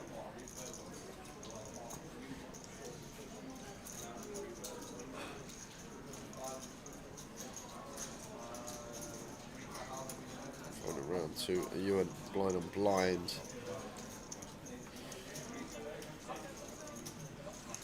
We find pocket 3s and 8 big blinds on the stone bubble. Folds round to us in the small. We have a pair. More likely than not, it will be getting through it. We go for the jam. But gonna go. Has he gone for it?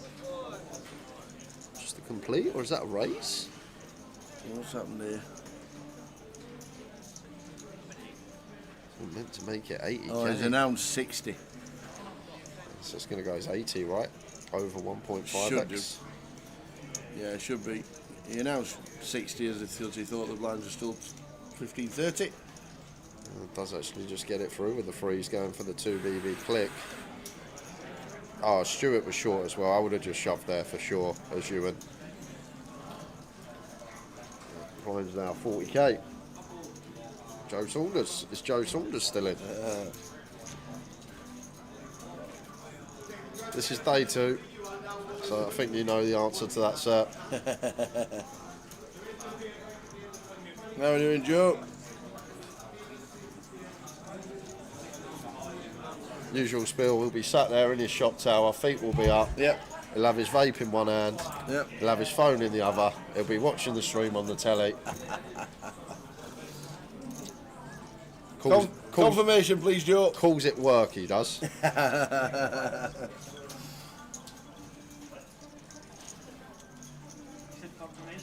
Oh,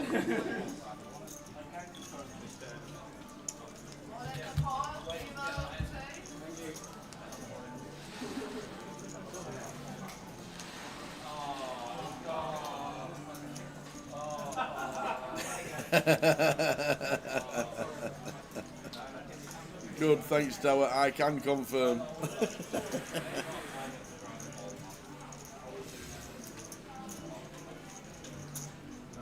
Our day for Joe is when he can't find the TV remote and he's got to get up and look for it in the shop. That's one of the harder days he has, Tower, honestly.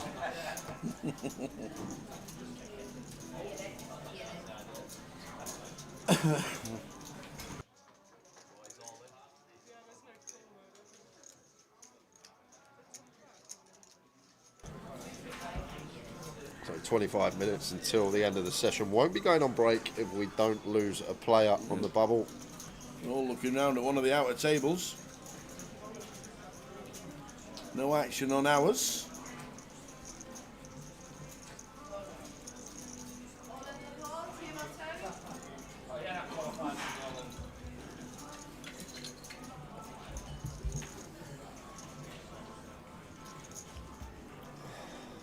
Is Kashal still in? He is.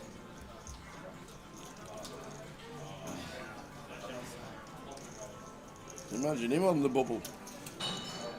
The carnage. Should have some chip counts as well when we return after the next break, whether we get in the money or not.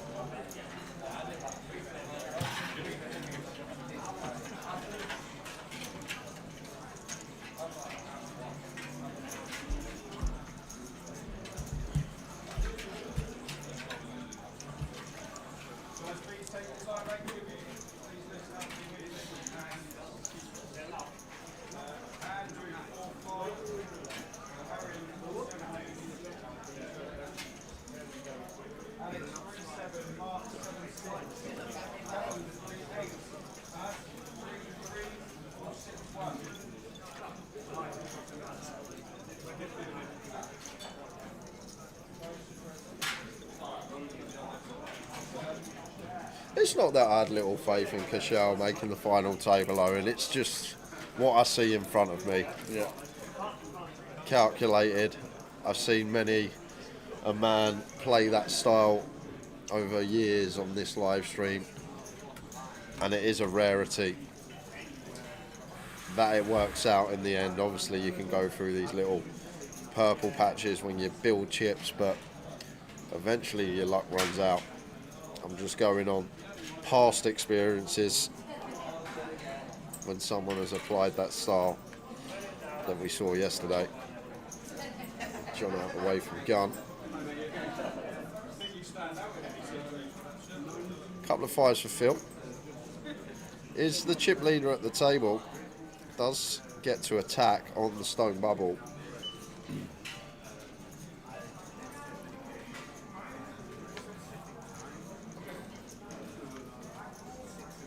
All folding round. Where's that up? Small blind snap fold from Stuart. Hey, Biggs.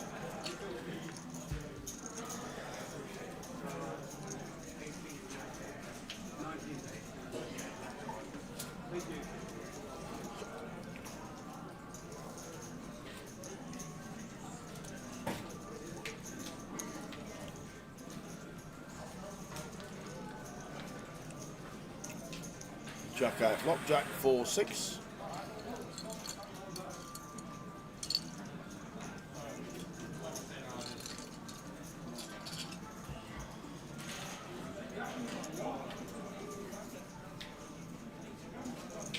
Kind of gets awkward now for Phil Tower because, like, in terms of chips, once again, we'd call once here ace 10, ace of hearts. However, Phil, the only player at the table that has us covered. And, like, there's some scenarios, like we turn an ace and we're out kick, we turn a 10, we stick around for another street, we turn a heart, we stick around from another street. Like, there's potential here to lose a big one. So, like the fold there from Neil, just letting Phil take it. But look at the stacks at the table, Tower. Phil Tate with over a milli. But that over a milli only equates to 20 plus BBs. 27 beats and chip leader on the table. Anything happens on the outers, we'll let you know.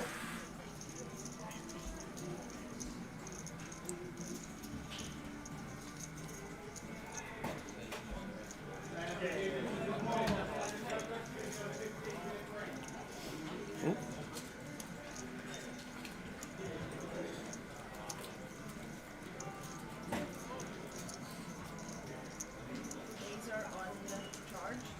Yeah, they've been lost that long. Oh, probably is. Yeah, they're new, aren't they? Way easier to use than the next ones.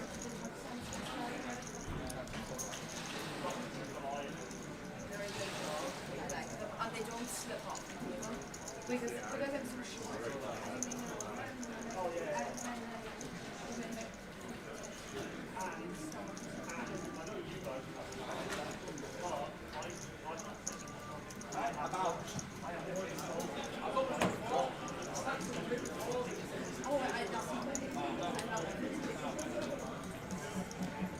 Yeah, I remember.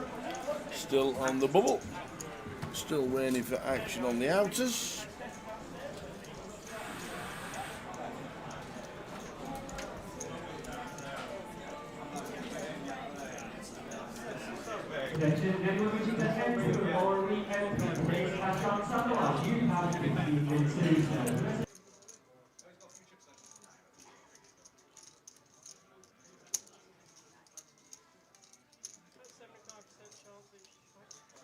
So just waiting for the outer tables to finish. Any action, you'll see it. Nobody up or out of the chair, so there can't be too much happening. You normally get a couple of players wandering around.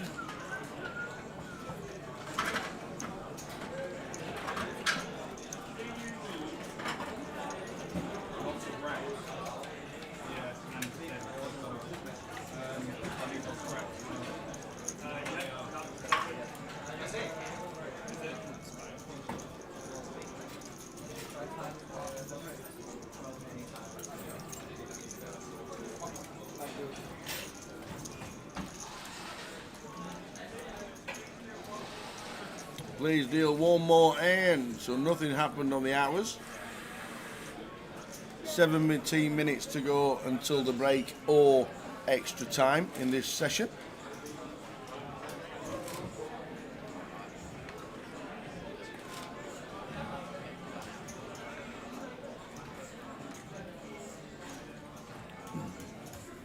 Ace Queen for Phil, 11 bigs. I'm just going to go with open. Phil won't be wanting any action here. We'll just be happy with a raise and take.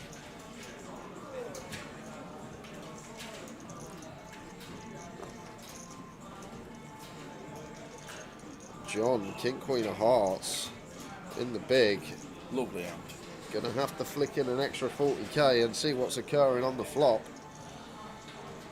And does announce call.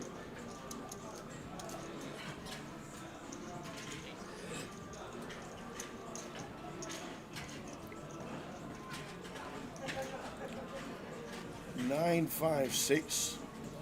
Doesn't help John. Has he just gone all in? Whoa, he's gone for the lot with absolute air. And Phil snap folds. Actually, he should with Ace Queen. John just rifles in 1.5x pot with King High, no draw on the bubble. John Stanley with the moves. Saying that's my board. You don't open 7-8 on the bubble, sir. You don't open 5s or 6s. So as long as you ain't got 9s, you're going to have a tough time calling. And a couple of players going for a Wonder Tower. Right. We have got a couple of all-ins and calls on the outer tables. Just got to wait for all tables to finish before cards are on their back, and we will be heading over. So first one, Kill. we got a kill against DW. And that's boring. Oh, Ace King v Ace King. we're gonna chop it up. Don't you know we'll chop it up? Well, although Ooh. suited, for a kill. DW with the free roll. Any clubs on the turn? No. 10 on the river. Straight. Yeah, me too. Oh, hey, oh. Now we switch Two lots of action. to the second all-in call, and this one is massive tower. This is a 1.7 million chip pot, 850k all-in pre from Arian. Riggy has called it off. Riggy with the ace king, Arian with the ladies. Big flip for both. 10-9 flop, 10-9-7, no good for Riggy. So I believe Riggy having Arian covered. If we don't see an ace or a king, he won't be the bubble boy. He will be still in this tournament, but Arian still needing to fade 6 outs. And does the 4 of diamonds. So we're going to check the stacks. I think Riggy's got a couple, there he is, 200,000 behind the line. Alan Kashani.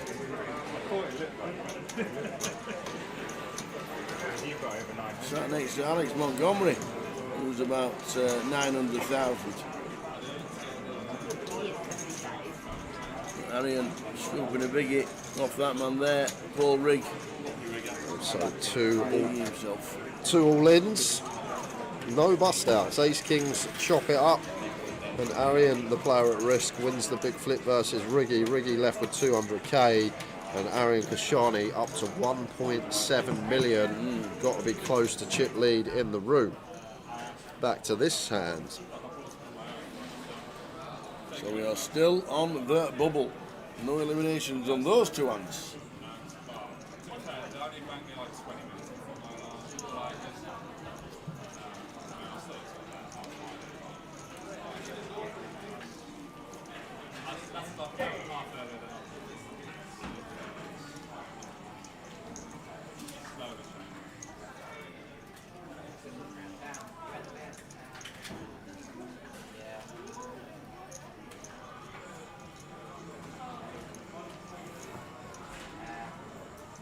On to the next.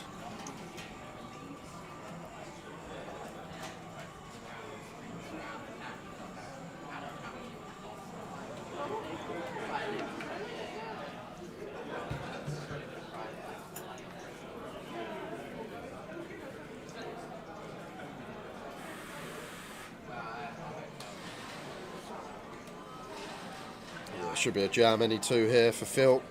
Any two will do. Blind on the bubble as the big stack. Just want to be sending it in.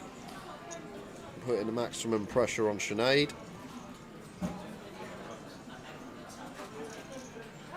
He doesn't go for all of it, but does bump it up to 145, over half a Sinead stack, and 10-5 off for Sinead. She's going to have to fold, and she does. Still on the bubble, heading closer and closer to the break.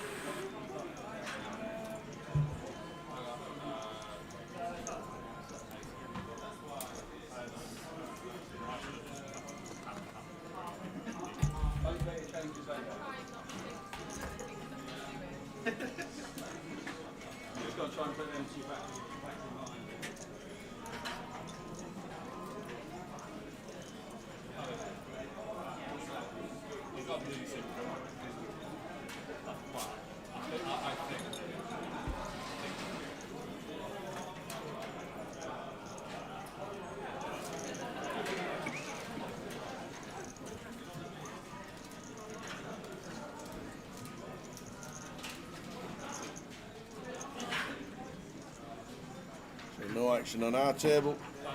Well, there's no action. We'll show you the rest of the schedule for this week. And there it is. We are on Thursday. The Cash Out Satellite is running now. The Voyage Day 2, as you know, is on. And the High Roller Day 1 starting at 3 o'clock. Friday. Day 1B of the main event. Side roller day 2, we'll be covering that. It's like the clock's going forward, backwards tomorrow, got an extra hour. Have we? 1:20 it starts tomorrow. Oh, I thought we had an extra hour. No. I thought you meant the clocks go back. I was like, is that not a bit early, August? That's what it's like on the stream. And then Saturday the main and the dash. The dash. And then the big shot, the seniors and the closer on Sunday. Yeah, feeling good, John. Feeling good. See if Phil finds the jam here, Tower. I'd love him to find it. Whether he does or not is a different question. Like, we've got a stack of Sinead with 6 bigs. We've got a stack of Phil with like 7, 8 bigs. Just move all in here. They're not going to call off on the bubble unless they've got top end range. Rather than giving the big blind a chance to shove themselves or perhaps defend, either way, going to get the same result as Phil take. Raise and take. A couple of nice little pickups. Each pot worth 100k and get a raise and take through on the bubble with 20k, 40k. No action on our table.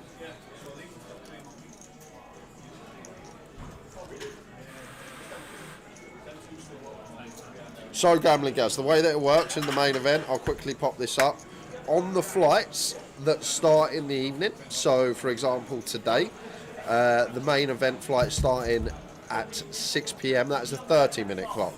If a flight starts at 12 p.m, if you look at like Saturday for example, if a flight starts at 12 p.m, it is a 40-minute clock. So the evening flights that start at 6, 30-minute clock.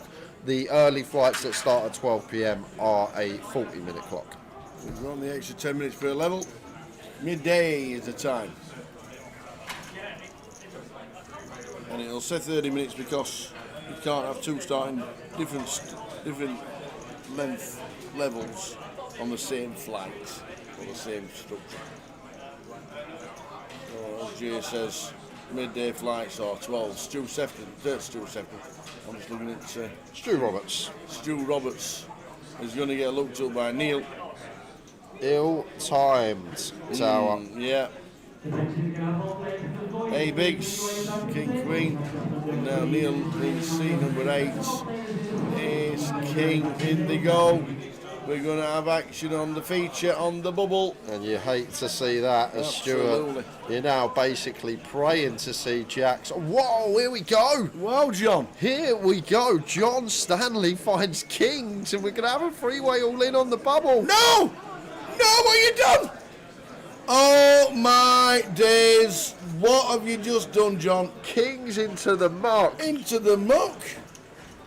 For serious? 17, 18 bigs. Kings into the muck, Tower. Oh my word. Wow. It's what the bubble can do to you. He's looking for the updates on the stream straight away. The solver have just said don't fold. And that's what he's checking. Wow. John could have been up to 2 million chips or close to. But we will see if the Kings would have held. Cards on your back, please. Please don't tell anybody you've got Kings. So everybody looks round, everybody stands up. All players finished on the outer tables. This is the bubble. John, don't say anything, please. 8, 8, 5. We need running queens.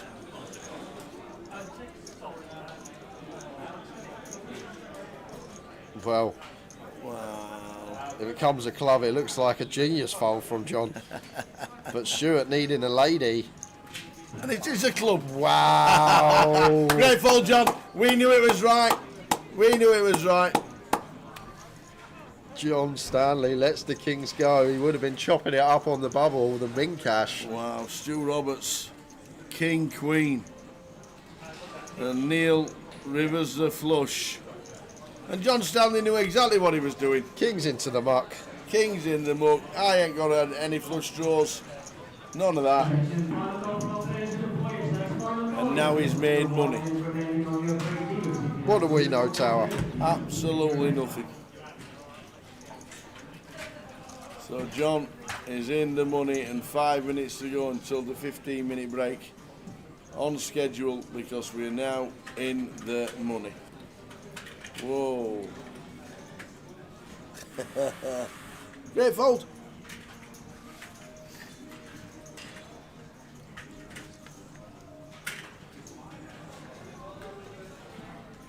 So it's all going to go a bit carnagey.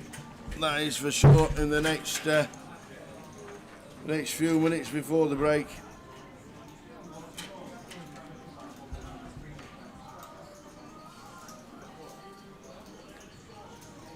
He's going to take a call. So he's leaving now. He's having his break early, is John.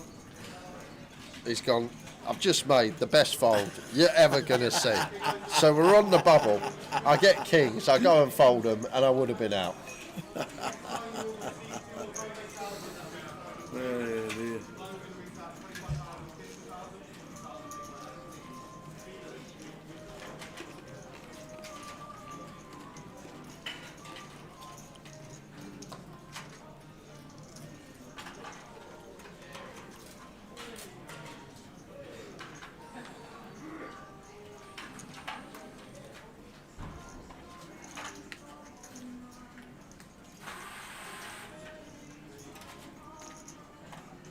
Table two's a bit active, all in the call again.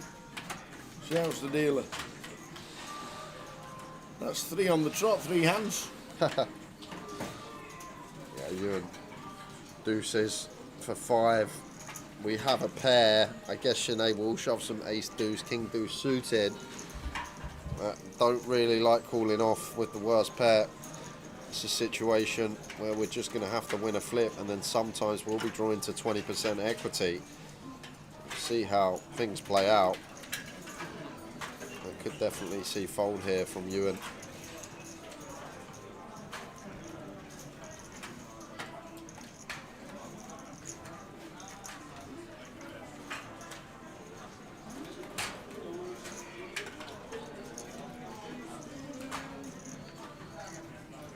Going to be getting through. Corinne says if 2 people bust from the same table, doesn't the one with the least chips bubble and the other one gets the min cash? Thought it was just shared if it's on different tables. That's actually a good question. I've never actually seen that occur. If 2 does it go to the bigger stack when it's on the same table? Yes. Okay, so yes. Even more reason there then, Tower, to get the kings in, because we've just got to beat. Yeah. We've literally just got to beat the man that shoved for 8 bigs that we're just going to have crushed so often. Yeah. Yeah, they would have. Stuart would have bubbled anyway. Stu Roberts would have bubbled in any case. But you're absolutely right. 2 people busting on the same table. It's the lesser chips is the bubble. Imagine John Stanley at that final table in a few hours' time after that fold. Most people are out, walking to the cash desk, collecting their min cash.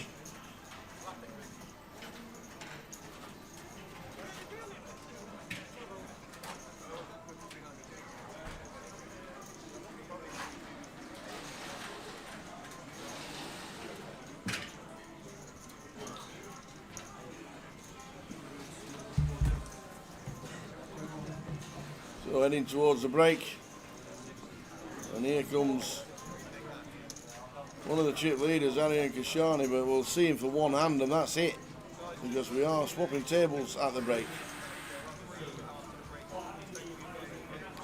Yeah, and this will be the last hand of the session with just 90 seconds on the clock.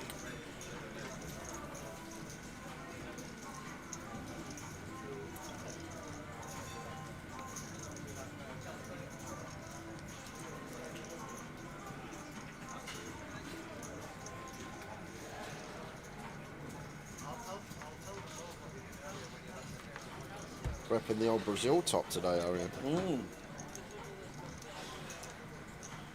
So like 2006 retro, something like that, Tower? What do you reckon? 2006 retro World Cup? Looks new to me. I wouldn't have a clue. I couldn't even tell you a year for an England shirt. Did you not? No, wouldn't have a clue. I could tell you that they wore grey when Gareth Southgate missed a penalty. 98? It's got Ronaldo on the back, so 2002, 98. That should be a Portugal shirt. Talking about big Ronaldo. Big Ronaldo.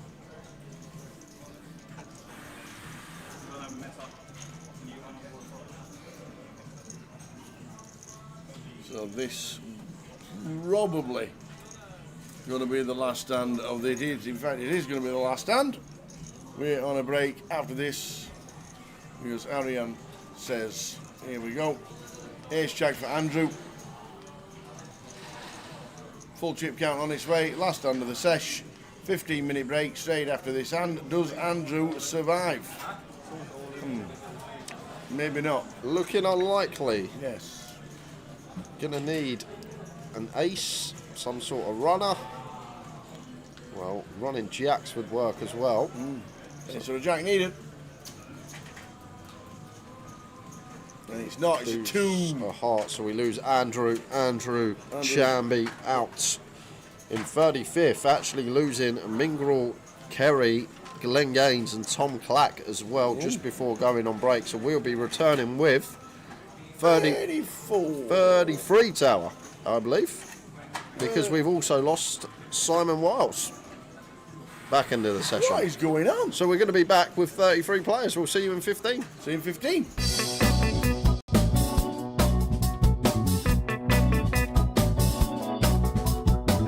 Okay, every once in a while here on 80-Day Ride, we get somebody really special. When I think of one of the legends of the game, online legends, the original GOATs, you think of Tom Dwan. Let's go get him.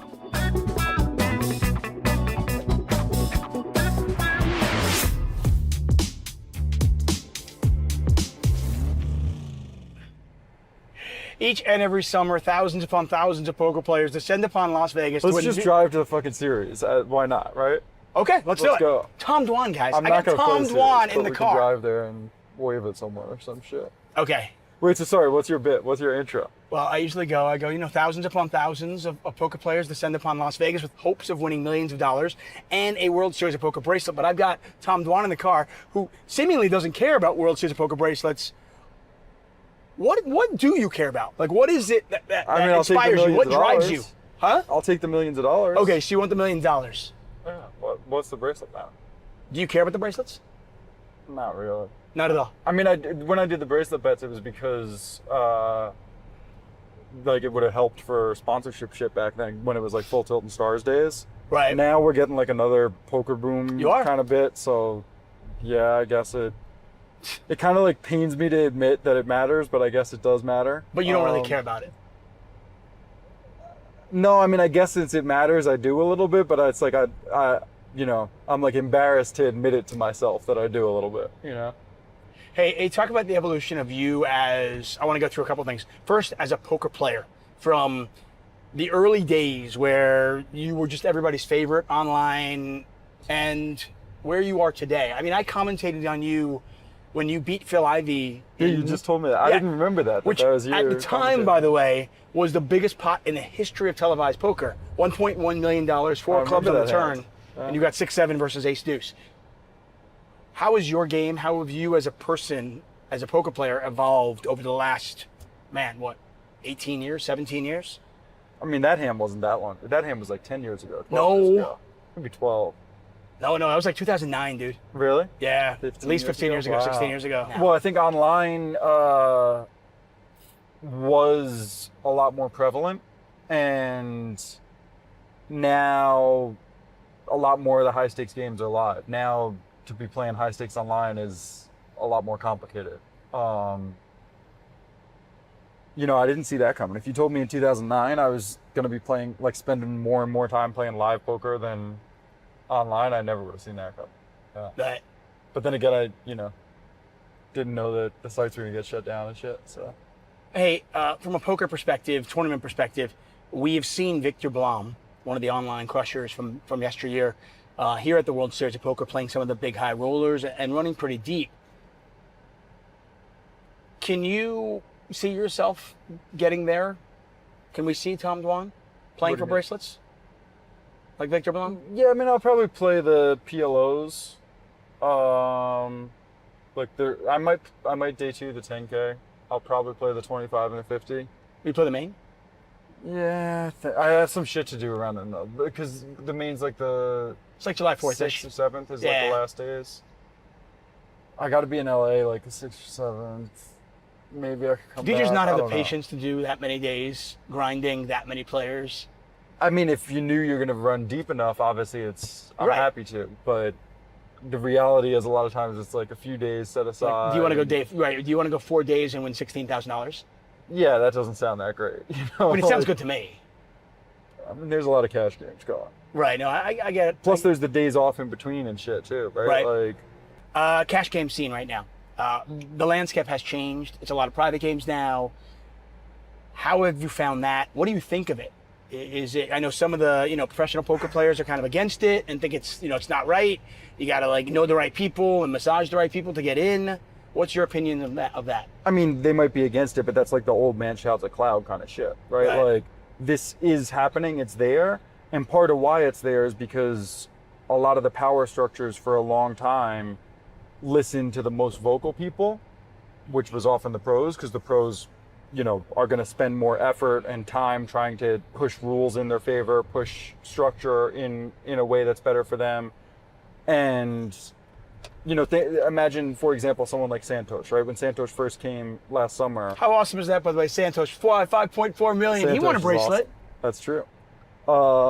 When he first came last summer, everyone was trying to pill him 100 different directions. And he's really nice, so he just said yes to a lot of people. Right. And then sure enough, at a certain point, he started getting a bit annoyed. Right. And I think I don't even know if he said this. That's at least my read. Right. Right. But like, that kind of stuff happens. And then what you get is more and more private games. Right. And I don't really like that.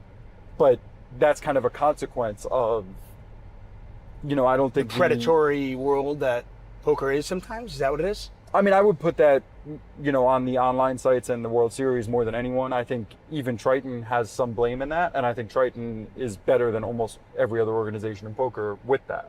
That we cater more to the VIPs, to the businessmen. We try to not let their voices get drowned out by the pros that are louder because they're, they care more about it or whatever. But if you don't spend a bunch of time trying to think of what the businessmen want, what the recreationals want, then the people that do will set up a game or a tournament or whatever that they like more, and all of a sudden the pros will be like, oh wait, I want to go play that one because that's the best game. So I kind of think it's more of like an inevitability that this stuff will happen. I wish the organization spent more time on it. I think the only one that spends even a little bit of time on it is Triton, and that's part of where our success comes from. So.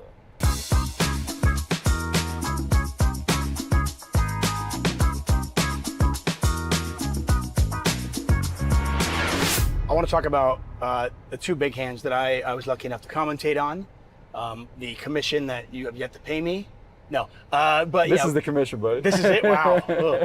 So 1.1 million off Phil Ivey, and $3.1 million pot off Wesley on Hustler Casino Live.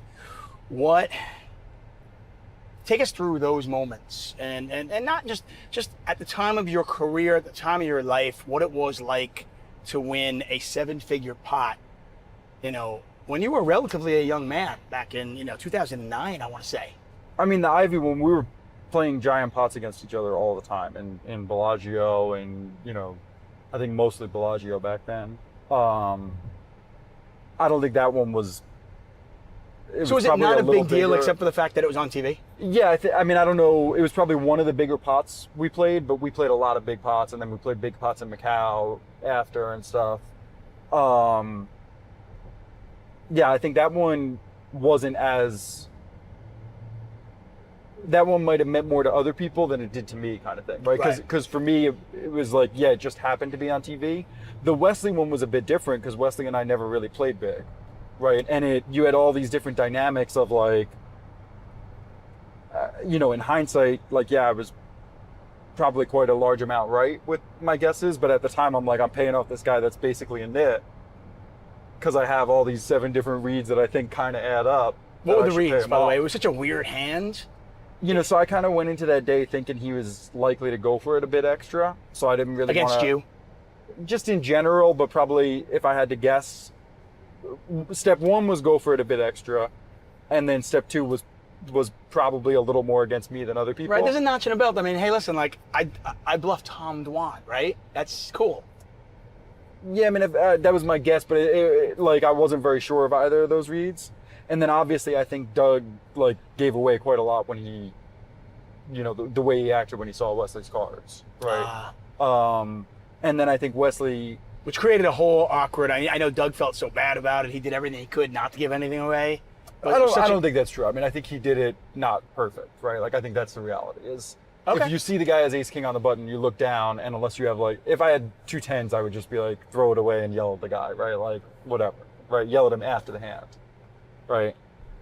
It's different if Wesley had Jack 7 suited, then you're in a weirder spot. But like, I've had this kind of spot a lot where you happen to see someone's cards, you try to say nothing till the hand's over, right? In other words, if you can just fold, you fold, right? If, you know, if it's a spot you got to play, like I had one the other day in a PLO game here where I was in the tank on the river for a while with a hand I was for sure going to bet, because I was like, how do I explain? I had seen like one of the guy's cards, right? So it was a spot, I think I had like the nuts, or basically the nuts, but I was like, I happen to have seen this guy's card. I kind of. But you also have the nuts. Right, and I was like thinking of how I was going to, I forget what I even ended up doing in that spot. But basically my point is, if you don't have like something you got to do, like in Doug's spot, he could just fold, right? He has ace king. The guy has ace king on the button. You can just fold almost all your hands. And not say anything until after the hand. Yeah, after the hand, you can be like, you fucking idiot. Like, what are you doing? Right. I saw both of your fucking cards. You're a poker player. Like, what are you doing? You know?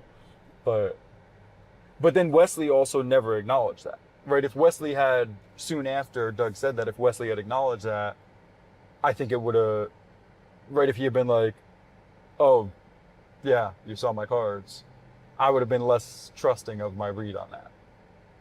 Right? The fact that he never acknowledged that, like, and then throughout the hand, kind of every step of what he did fit into this story of like, I just didn't think the guy had it. And then the only question was whether he flopped it or not, or whether he got there. And like, that I thought was very possible, but I, you know. Like just some random bluff that he had that happened to hit like trips or something like that. Right? Yeah, I thought that was very, very possible. But more possible than aces in that particular spot. Not on paper, but because of the dynamics of the live read type stuff. Yeah, I thought that was, aces was a lot less likely than like an 8 or a rivered straight or some shit. I'm taking you back, by the way. Really? I'm taking you back, see? All right. We're good. Hey, so you just mentioned that, you know, if I told you in 2009 that you'd be playing more live poker today, you'd never believed it. What's next for you? Like, what do the next 10 years look like? If I were to bump into you 15 years from now and convinced you somehow to give me 9 minutes and do another one of these, what would you be doing? I mean, we're down from 20 to 9. All right. Yeah. I like this progress. What would you be doing? Would you still be playing poker?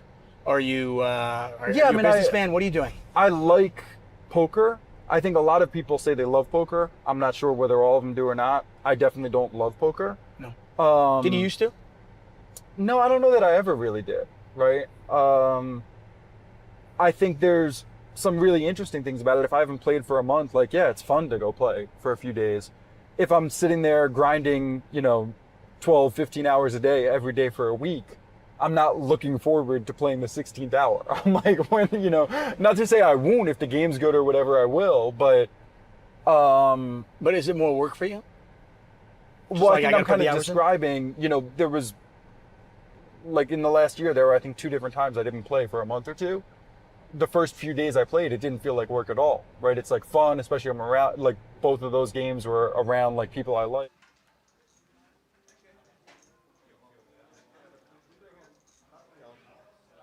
Would you agree that is 200,000? There you go. Congratulations. Would you agree that is 1, 2, 3, 4, 5, 100,000? Boosh. Half a milli right there. Sorry, mate. Do you want me to leave it? Sorry, I know exactly. It's okay. I didn't spot you doing it.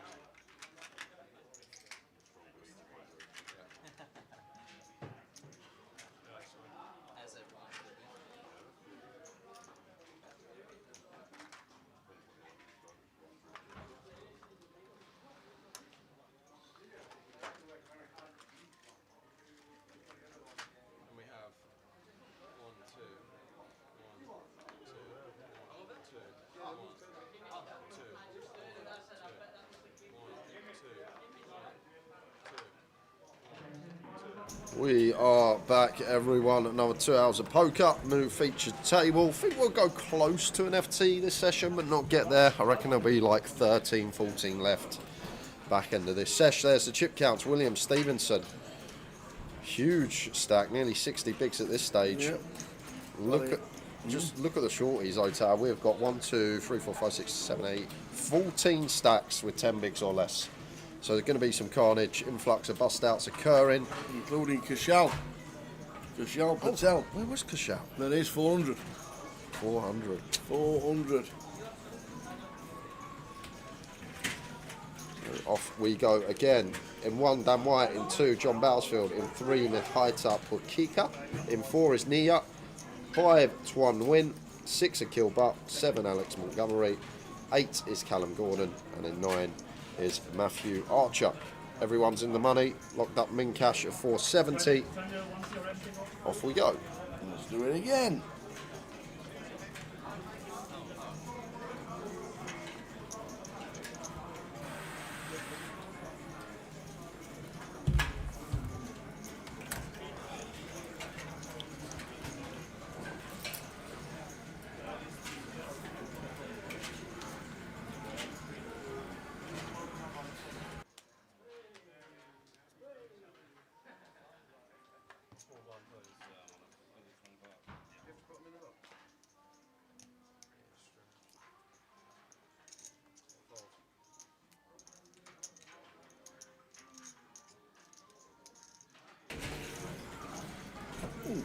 Do they do chai latte? Chai latte, that's what I fancy. A chai latte. Chai latte. I'm not sure they do them here in the casino. Well, there you go. Hiya Sam Houghton, Tower J, does the NPL work in case you have to play all the events around the country realistically if you want to fight for top spots? Obviously the league's set up to get players involved. It's all about cashing. You don't get points for just turning up, like that's been done in years gone by. So you do have to cash to get into the points, but obviously the more you play, the better chance you do have of getting into the top 25. As Callum Gordon has shown, he's played a lot of poker this year and he's top of the NPL. And a keel with ace jack. 5 big blinds, as we saw on the chip count. He is in front.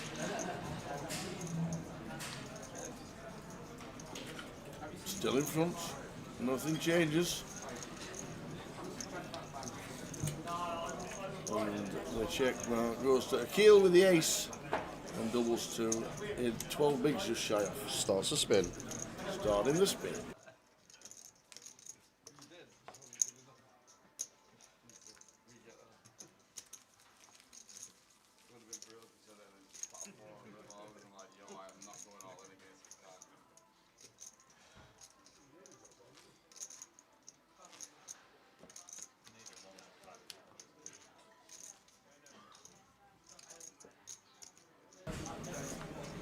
Good luck, Matty Archer. Another Scouser, says Stu. Well done in Manchester, Stu.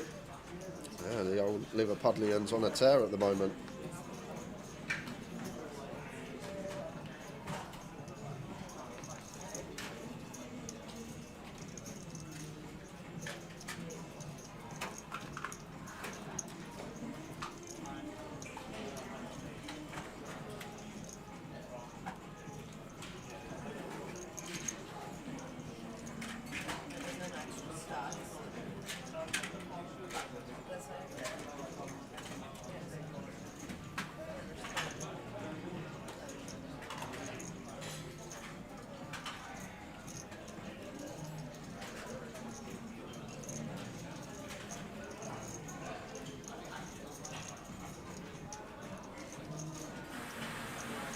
Queen 8 for Callum, just shoves blind and blind, sets Matt in. Matt only with 3 bigs here, 6-4 off, not what we want to see.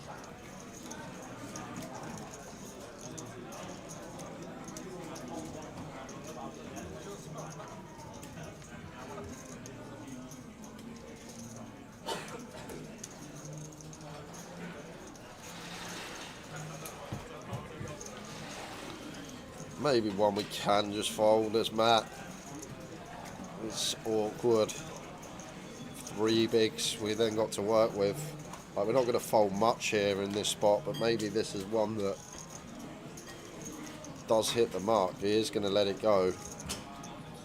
A couple of spanners in the big blind.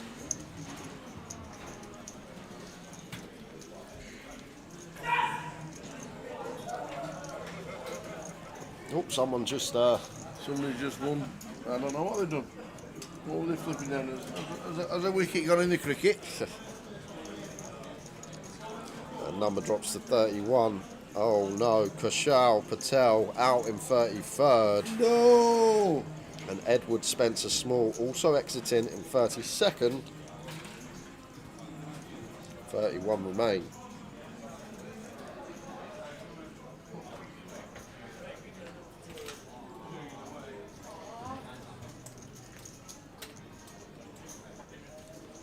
The high top.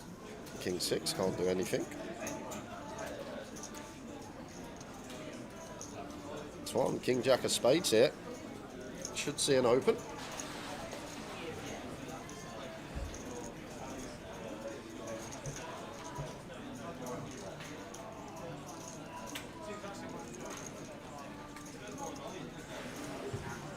Open he does.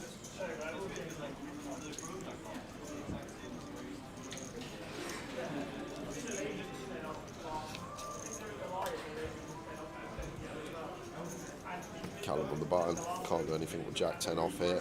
Once Twan opens off a 20. All the way round to Dan in the big. Does find an ace. Does defend. Off to the flop.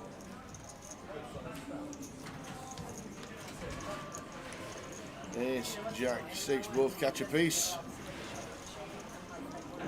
In terms of range, board that we are going to have relentless bets on this Twan. In terms of actual hand, one that could make a viable check back with second pair, but he may just decide to bet everything on this board. And it's also nice to have some coverage on the Jack X turns, still being able to have trips there in our range. Does 5 for 85.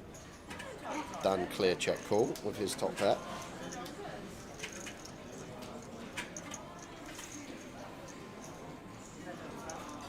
Reminds me of funny stories. Like my friend, like, well, it's like somebody I've known pretty much my whole life. I don't know if it's stars and friends this stage in life. And a lovely looking turn here for Twan. Now just going to get to go bet, bet, bet. Try and get this all in by the river. Turning 2 pair here. Good thing as well, Ace Jack, Ace King shouldn't be a thing for Dan. That should set us in pre. So not too much to worry about here. Can still get another street from some of these low down Ace X. Even hands like Jack 10, Queen Jack, King Queen, King 10 that all pick up a straight draw to go alongside a pair.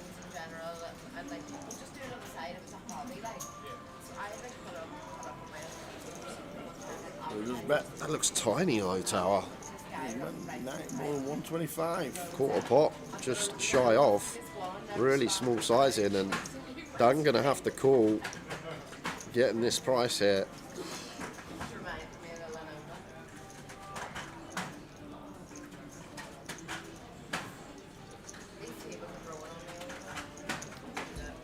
Which he does.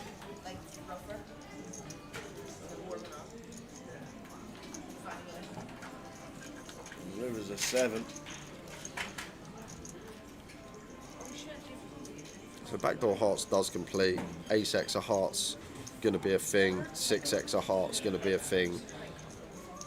But other than that, it's basically about it. They get there in the form of flush. Actually, I tell a lie, Tower. I forgot that Twan went for quarter pot on the turn, so I guess all flush draws are actually in there from the big. So it's gonna check back the 2 pair. And Dan, ace no good. 1.4 mil. Which one?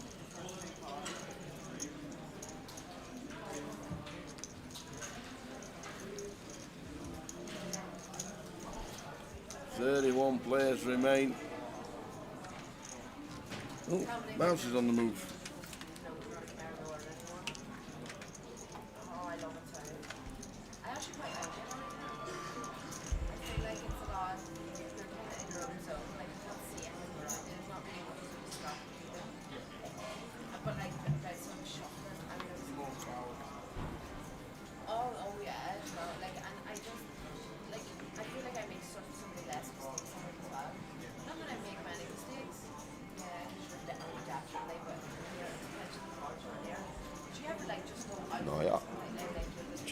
hearts. Opens from gun, makes it 105. Ace 7 of hearts here for Alex Montgomery. Starts the hand 30 effective, just north of. This is under gun open from someone that has us covered. It's just gonna find a bit of discipline and let it go.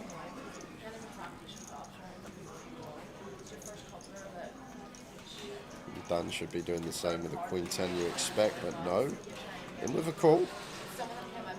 Just not going to fare very well this hand tower versus the under the gun opening range from small blind as well. Just likely to be dominated. And the other thing, we then give big blind a better price, split equity 3 ways, with first to act on every street. Heads up to the flop. Chip leader Naya with a Jack 9. Well, flop's best, but Dan's got an open-ender. Jack, King, 7 flop. And similar to last hand, one of these boards we're going to have lots of bets on. In terms of actual hand, middle pair can be a tidy little candidate to play some checks with. It's just going to bet. As I say, we'll have a lot of bets on this board. Over to Dan, who's flopped an up and down straight draw. He won't be going anywhere. Just north of third from Naya.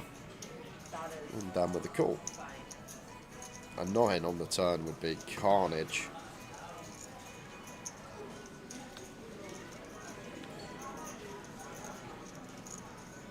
So 10 on the turn, does bring in double gut shot now for Naya to go with his middle pair. This may be where he starts to check.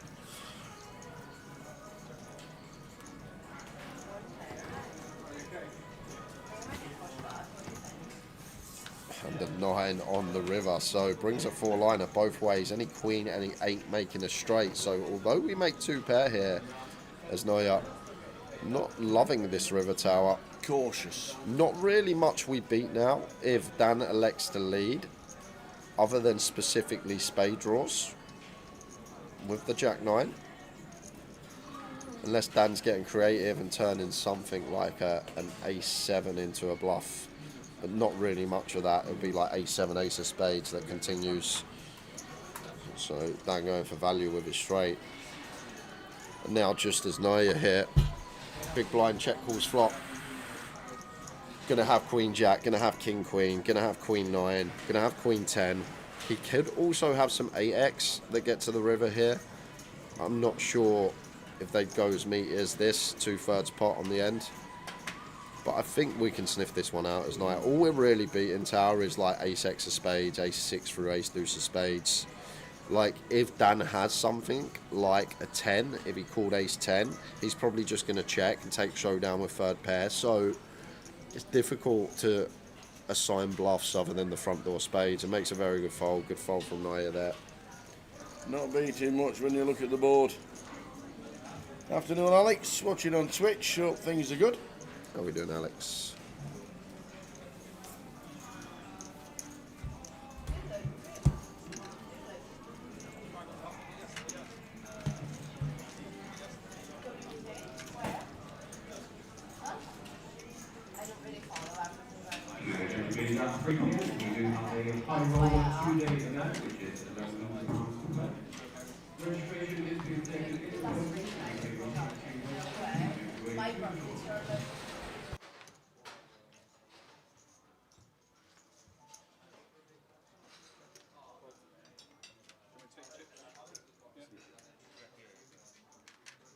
Going to table 3, seat 5.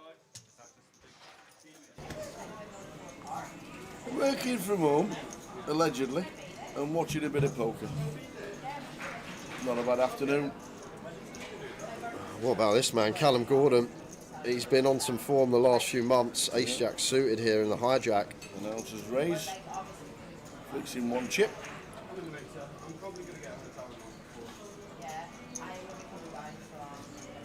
And Dan's got one here that could go for 3-bet tower. King Queen off, could definitely attack.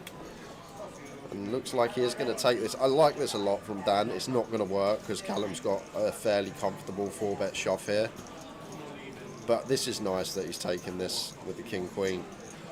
can't just be results orientated. We know that Callum is probably going to 4-bet send. Ace Jack suited, starting the hand with 22 bigs. Hijack versus button. Going to be a nice clean all in for us as Callum, but maybe Twan has some ideas of his own in the big blind here. Any cold 4-bet rips for him with the Ace Jack suited tower. I wouldn't hate it. No. I wouldn't hate it if he found the 4-bet rip here. That was my debut, you know. He's going to use a bank. Like, it was my debut on the But if he finds it, he's going to win, because then Callum will have to fold. Dan would do the same, but we've got kind of a little tidy spot and a tidy combo to choose. Can he find the all-in?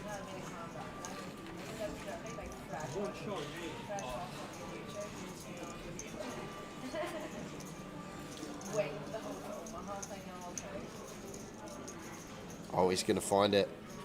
He's going to find it. All of it. What a play. Oh no, he's just Is he called. called? Ah, He's just called with the Ace Jack. well, even more reason now for Callum, right? Well, what do we think of this flat range from Twan? Do we think there's any traps in there? Would he ever flat aces, kings? Ace king, always going to send. Maybe the worry for Callum, does he think ace queen's ever in here for Twan? Like ace queen maybe one like in the cold call range that we can assign stuff like 8s, 9s, ace queen. And now Callum not going to go for the 4-bet send, and all this is to do with this cold call from Twan. Difficult to assign hands.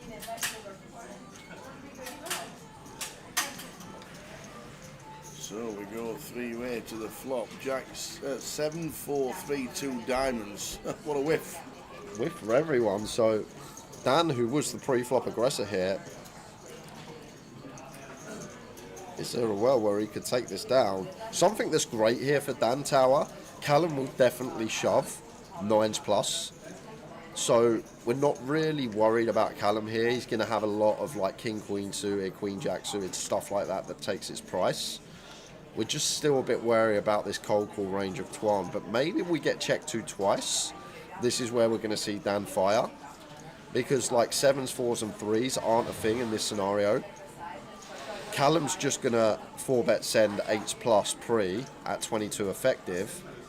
So it's only really Twan that we're worried about here from Dan's perspective. What does he have? And if he checks again, maybe we can start assigning him some ace queen that we can fold out here on the turn, and Dan has deducted this.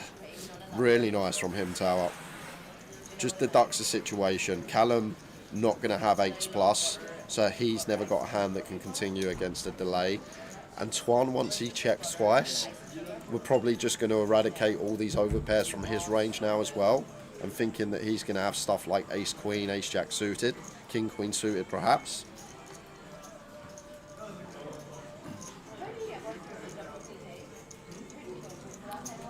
But this is a nice find from Dan. Yeah.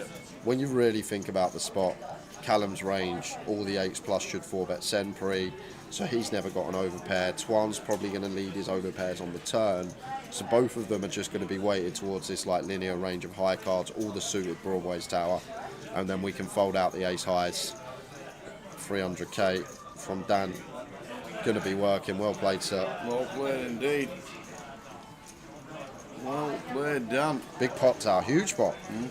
50% stack increase just there from Dan winning that 3-bet coup. Well played indeed.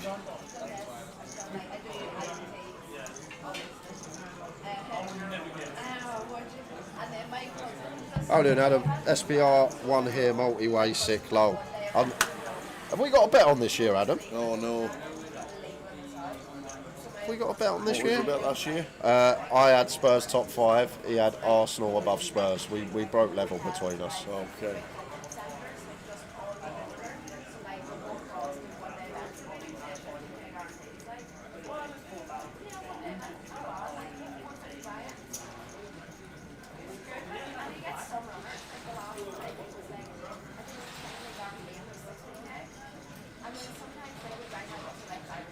No, we don't have a bet. I'm glad we don't, because I wouldn't fancy the same bet we had last season. Because Arsenal look like finishing above us. We may not get top 5. Keith Tuckley on YouTube says, "Hi Tower, I have anything to do with the 25th anniversary at Walsall in October. It looks like a mini Goliath with a main and mystery and a Joker's Wild." No, I have not heard anything about it, Keith, and October is a busy month for the team. So I don't actually know what the dates are, if you'd let us know what the dates are. But we have got Coventry, the end of the month we've got Coventry and Dublin for us in October. But if there's any information, let us know what's happening in Walsall in October. It sounds fun, that is for sure. Probably won't be on the app at the minute, being very early. Oh, it is. There it is. It's on the same weekend as we're working in. Actually,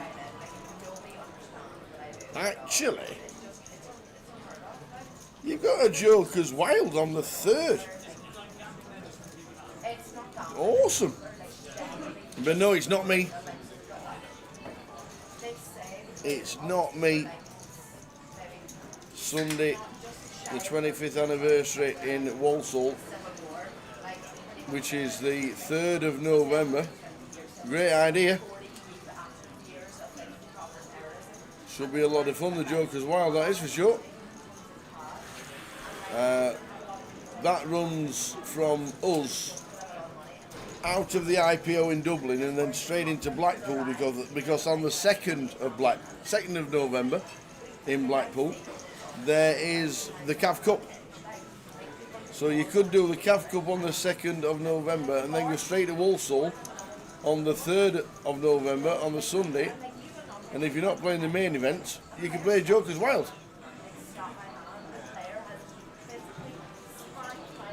Be interesting to have the Joker's Wild at the same time as the main event.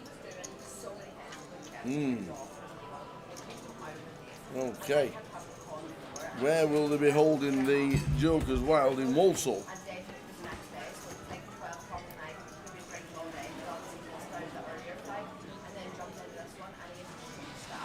Good on them. Looks like a great festival. We'll give that plenty of mentions in the coming months. It looks great.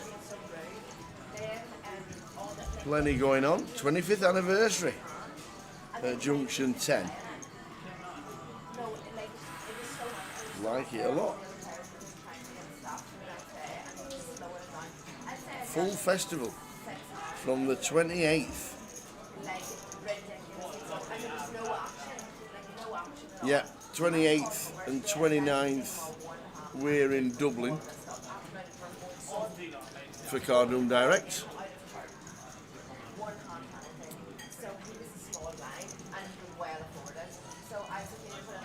And then they've got the opener, the Mystery Bounty, the main events,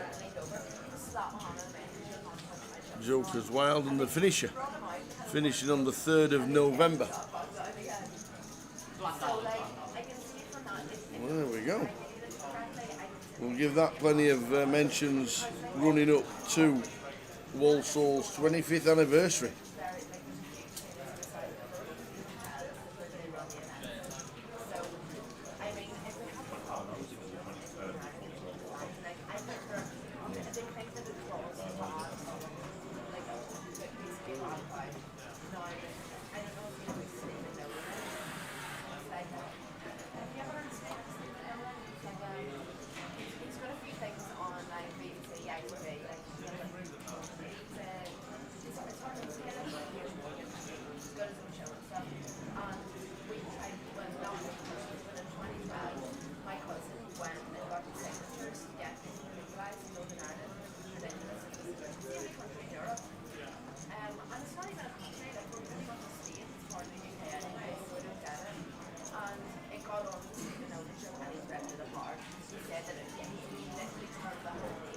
Go on, Billy boy.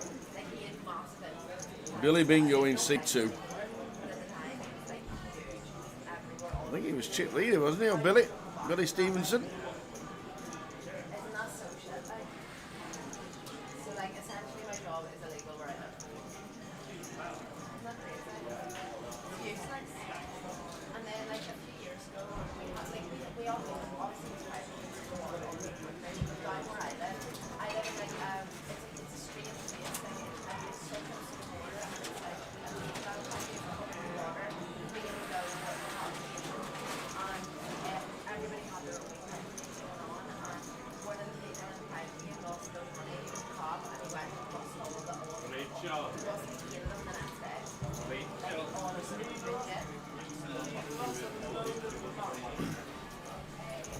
So Billy comes to the table. He was chip leader with at the break.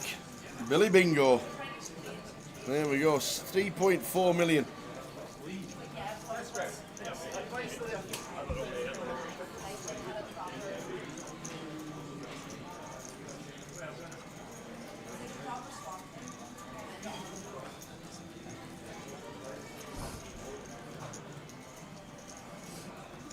Yeah, I know, Golly. We have to be fair. Sorry, I literally just went to get a coffee. I'm just catching up on the chat now. 2-1 your favour on Arsenal to finish 10 points in front of Spurs. Adam is offering me 2-1 for me. Arsenal to finish 10 points. Ooh, That's a nice bet. That's a good line. That's a good line. That's a great line. But, Max bet 200 quid. 2-1 in your favour. Yeah. But what Gully's saying is right. We have looked very good first 2 games, but we've played Leicester and Everton. That's the problem. And Leicester, we should have had that game done at half time. I'll have a think, Adam. I'll message you. I'll get in the lab later. So the height up. All in with the ace 10.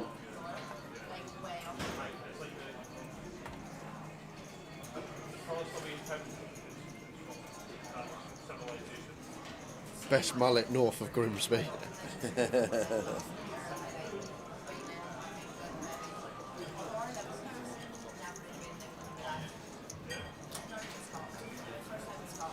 Well, Matt, only with 90k, got to go with the King 6. Matt Archer.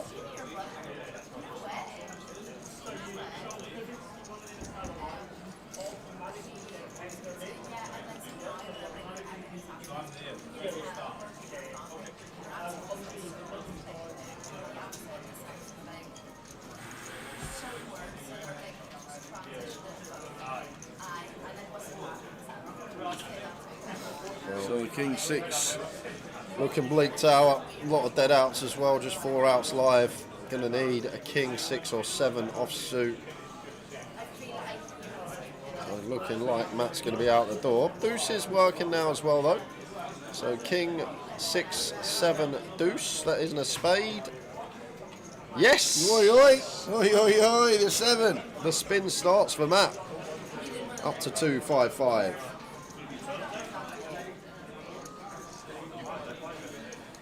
As we drop down to 26, losing Riggy, Paul Rigg X6, Phil Walcott, Richard Buck, Sinead Priestley, and Phil Tate.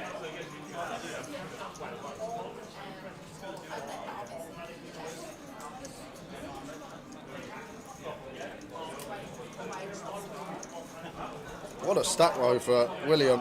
Yeah, oh Billy. Billy Bingo. Billy Bingo. Yep, everybody in the chat knows him as Billy.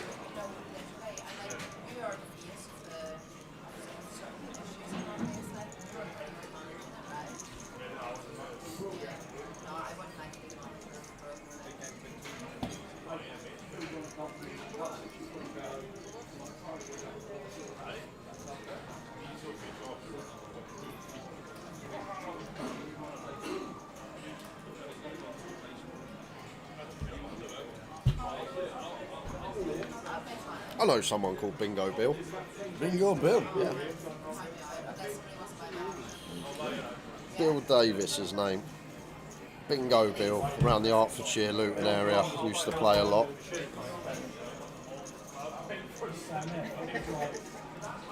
William, under the gun. Ace 8 suited, opens. Well, a kill. 9 bigs. Ace King of spades. Only 1 move for us.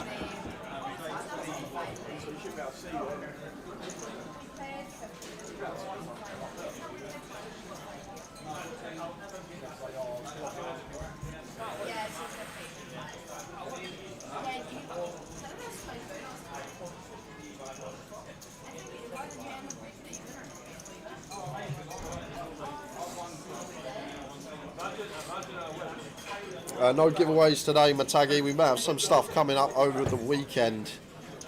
The last event in Manchester, 888, that was their 888 live. Why we did have Yes. plenty of tokens to give away. Yeah, that's right. All the team were there. Big events. One of their seasons where they all turn up like they do in Barcelona and Bucharest and Madrid and London, but obviously London was now Manchester, so they all turn up in Manchester. So thanks to Lime Ricky and all the team for last week. A lot of money to be thrown at you guys. Really nice fold there from Will Tower. It's easy when you've got this type of stack to just call off all ins, like for 8 big blinds there with a suited ace, and just potentially double someone up and leak chips that way. But nice little fold there with the ace-8 suited. Like a kill never going to shove ace-7 through ace-deuce. May have some king-queen, queen-jack suited in there, but we're only about 55% versus these hands anyway. And then when we are dominated, got to draw to that 30% equity, 1 and 3 shot. Johnny Church, what's worse? John folding the Kings or the fact that Rotherham haven't scored this season? That fold was genius. He's still in. He is still in. Still in, and he would have been out. We have scored. We scored on Tuesday night, but that was the League Cup. We haven't scored in the league, and we won't score in the league on Saturday either. Who are you playing Saturday? Huddersfield Town. Oh, Top of the league. that's a toughie. Are you away as well? No. If we were away, Huddersfield would be 1-10. We're actually at home, but Huddersfield the favourites. And the high tuck going to have a chance to jam 6 big blinds into the middle. Sorry, slightly more. Blinds are actually slightly less. Blinds are actually up now. 5 bigs for my height up, playing 30k, 60k. And when we got 6 bigs, likely to get called. And we don't mind it when we're as high up as ace queen here.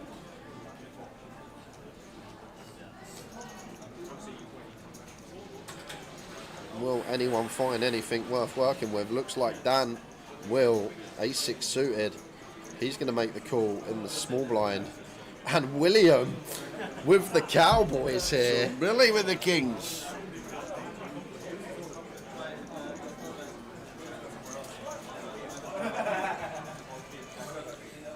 So probably haven't really got much room for much else, Tower, other than all in. What we can make it like 600-700k, but it's the same thing really, because then our opponents are aware we've just got a hand that's never folding. But that's all Williams deducting here. Do we go for send? Do we go for like a little click to 600k? Either way, both going to get the same result.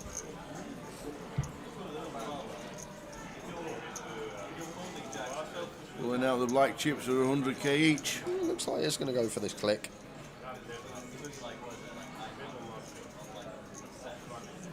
$7.25. Well, Dan will have to fold.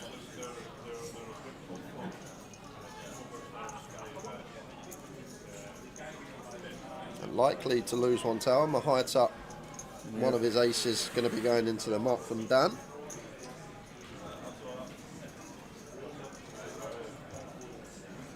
There we go.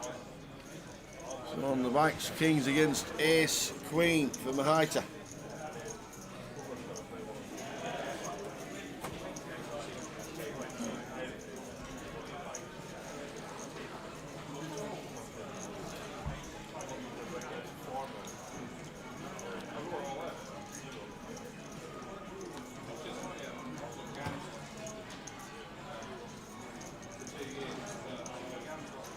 Off we go. It's 26, going to be 25. Well, additional 2 outs. Ladies working now, as well as aces.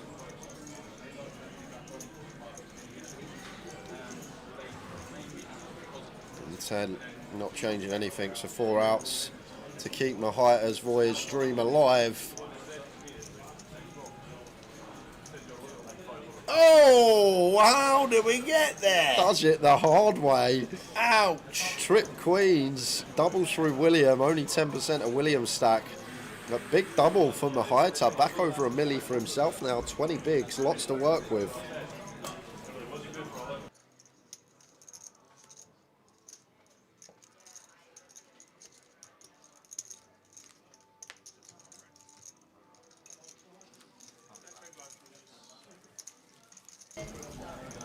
We just get there with the Queen. Unlucky Billy. Billy Bingo. What a great name. And look at that, Mahita. You're on the move, mate.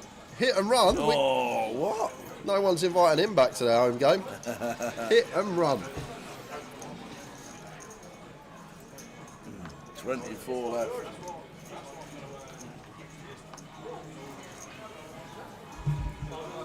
And BWFC, I'm guessing Bolton Wanderers, Yeah. says Rotherham will finish higher than Bolton. Will they really? What, bottom and second bottom then? Maybe.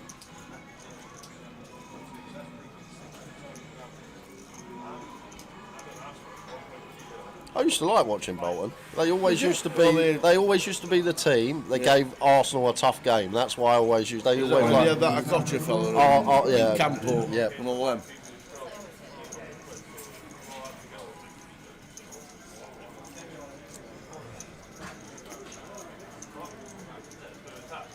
.24 left.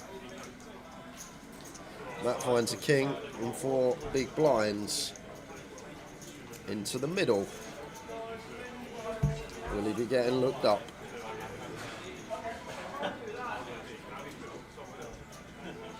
Religion, right?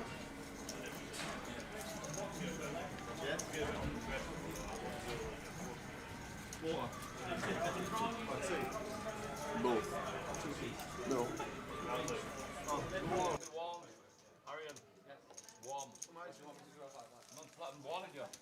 Ice next to it when you say no. I disagree. Hope it's not tap water either.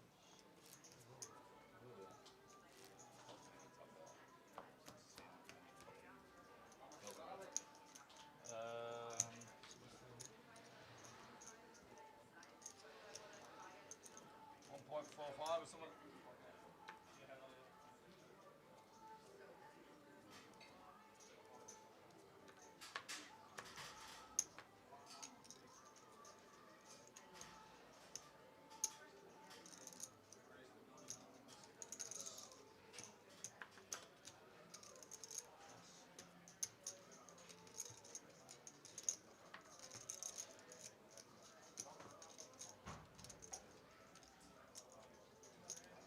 So welcome on board, everybody.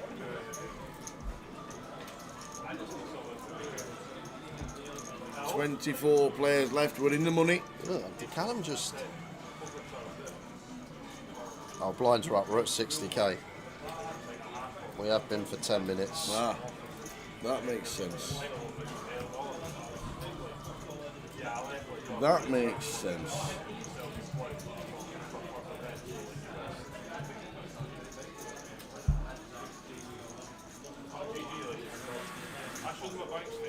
And Twan with 9s. So I was about to say, I'm not sure what Callum's doing. Open shoving for 18, but he's actually got 14. Yeah, that makes more sense. Even so, could still go for open off a 14 with ace jack closer to 15 as Callum, but open shoves here. And I'd be surprised if Twan folded 9s tower. How do we fold 9s for just sub 15? I think you see a lot of people snap.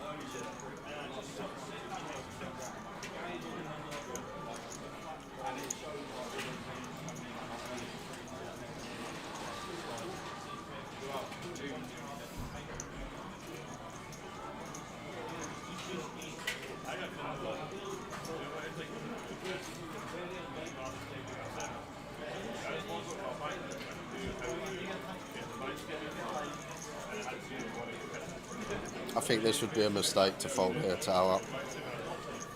We'll see what he comes with, but the longer he takes, the more I think he's going to let it go. But Callum's just open shoved here, just sub 15 bigs, 8 7s, going to be in there. And like the key component in these spots, tower, aces, kings, and queens shouldn't open jam.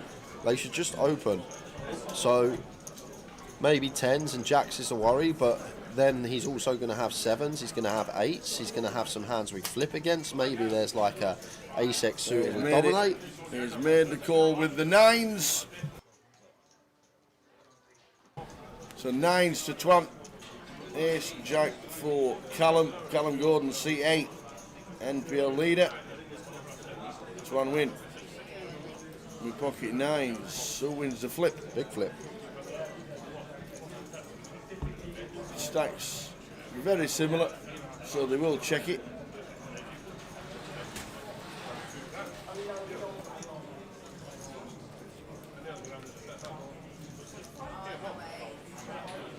Well, King 8-9. that's basically it. Callum going to be dead on the turn most of the time. Going to need some runners. Yeah.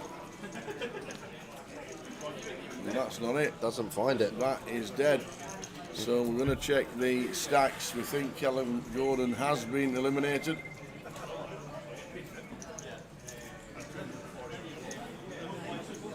Yeah, Callum Gordon out in 24th. Just before him, losing John Nantan out in 25th and PM GDPR. So 23 remaining, £520 locked up for all.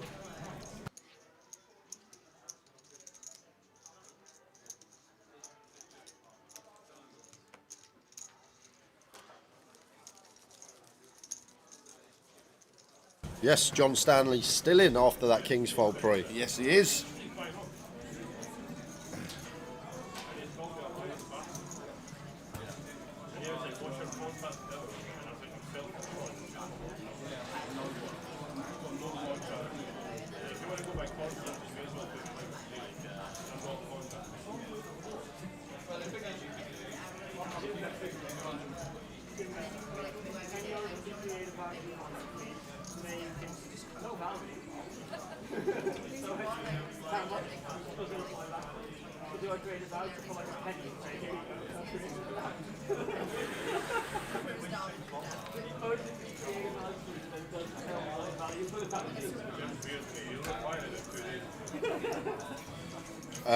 Was it the correct fold? Yes and no.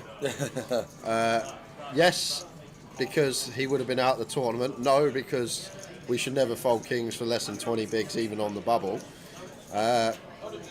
But ace king suited would have got there, would have rivered a flush of CFO, so the kings would have been out the door on the bubble, but they chose to fold and they survived. Yeah.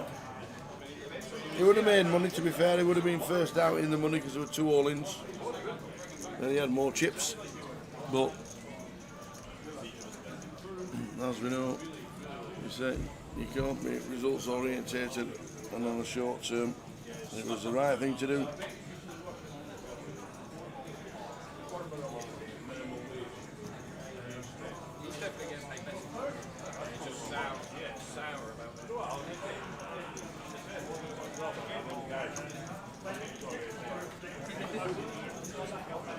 Clubbing in Leeds, as Tower would say. Right. So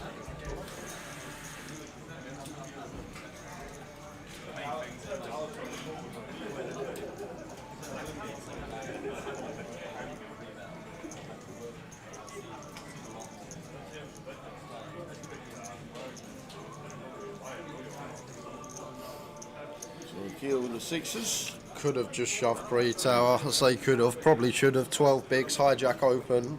Should be a pretty clean all-in pre-flop. But now we get here, going to have to navigate against some overcards. We do have this 6 of clubs working. It's going to take one off as a kill, but a hand that could definitely just go in pre-tower for 12. Pocket 6s, late position open. Send it into the middle. King diamonds on the turn.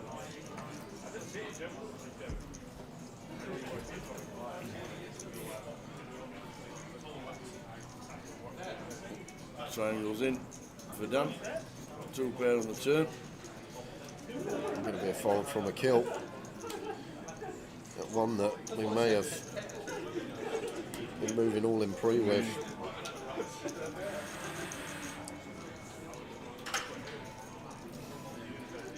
Just been to the Samosa shop. They shorted him last week, so they get him extras this week. So you're going to eat more, are you? And how's that affect us as Seafoam? Exactly. Are you bringing them to Leeds? Me and Tower had to share a samosa, but are you bringing them up to Leeds? Exactly. Up, down, left, right, I don't know. Short and straight across.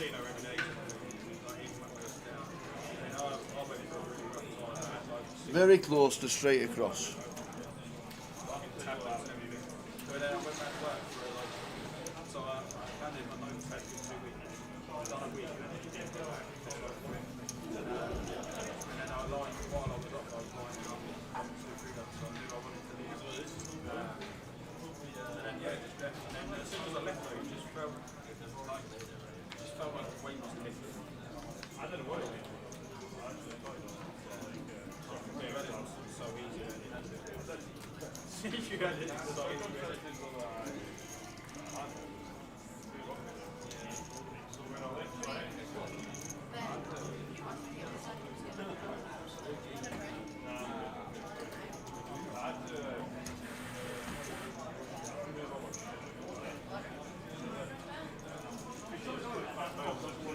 Big hand for Twan on the button, couple of tens.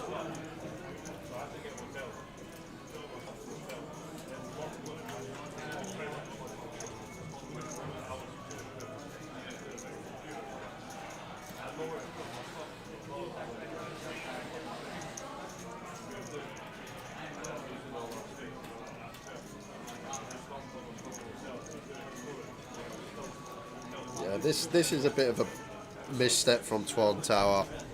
Makes it 250k with 10s on the button.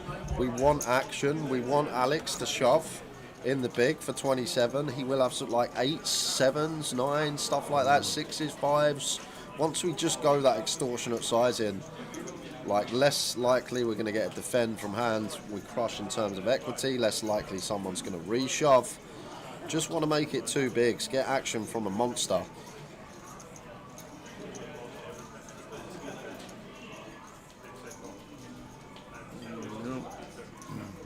Sky Poker Tour on in Manchester this weekend. Say hello to TK, will you?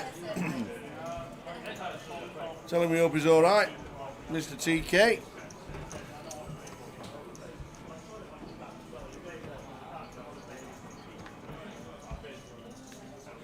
TK.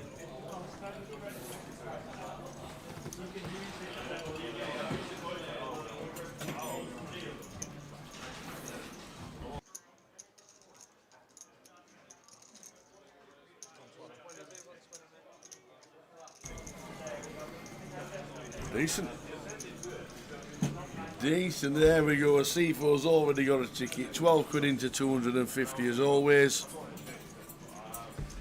Never fails, that man.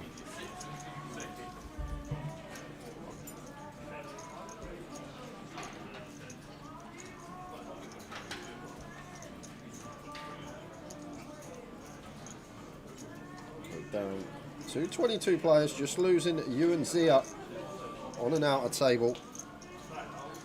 22 remain. Not sure if we go to a 2-table redraw at 18 for the Voyage.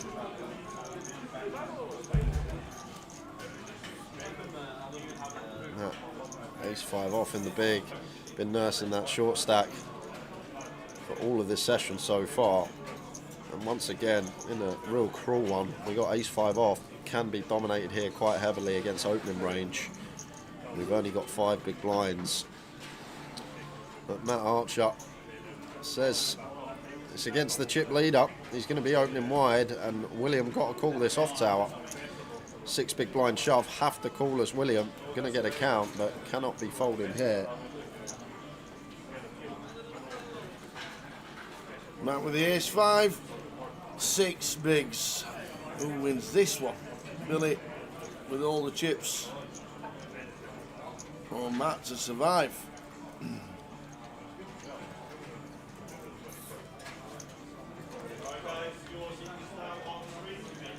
8, 9, 10 flop. Sweaty one. Need to fade so many outs now. 7 or paint to fade for Matt. Well, all around it. Yep. 7 or paint, and it's an ace on the river. Matt doubles up to 685. First time he's had above 10 bigs all session.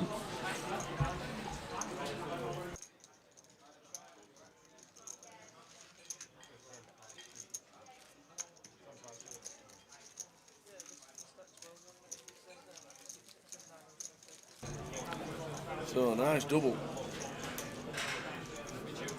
On 22. Final table of 9. Jay said we get close to this FT this session.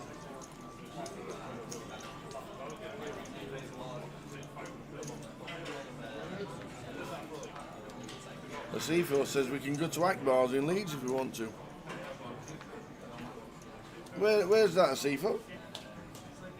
The one across from the Holiday Inn Express is supposed to be very nice if you like an Indian restaurant. It's supposed to be very good. The butter chicken, very spicy though. Oh, you went last year? Yeah, with. I remember with Alice. Yeah. You went with Alice. I remember.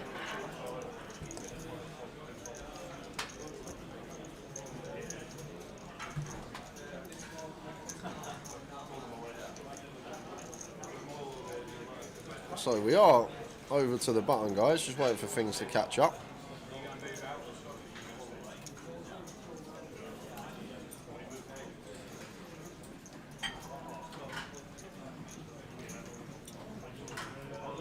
Alex, first look at him this session. Hasn't V-pipped yet. Hasn't had any hands to really do much with. Done in with the defend. Queen do suited.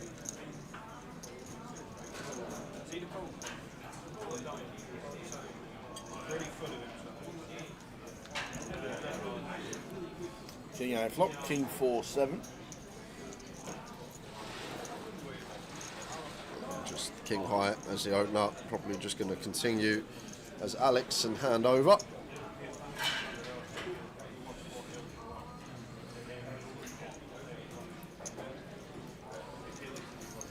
Does continue for third on the king high board, and that is going to be hand done. You'd expect. Done, not snap folded.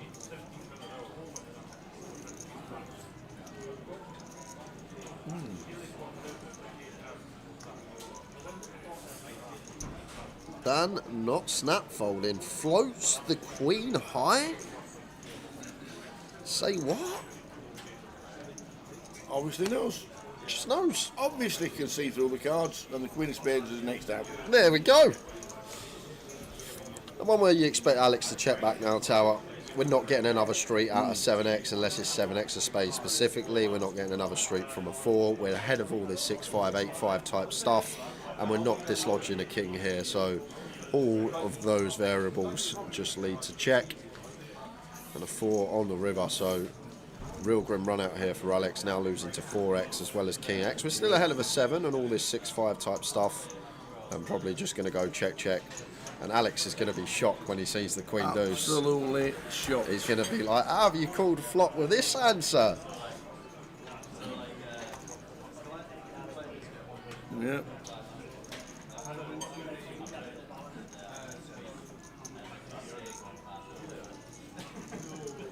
Queen deuce. This is.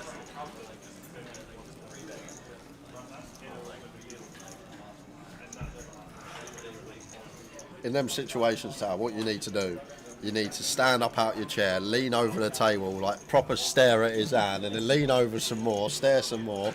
Be like, have you got here with this hand? And just say, Queen deuce. Off to the outer.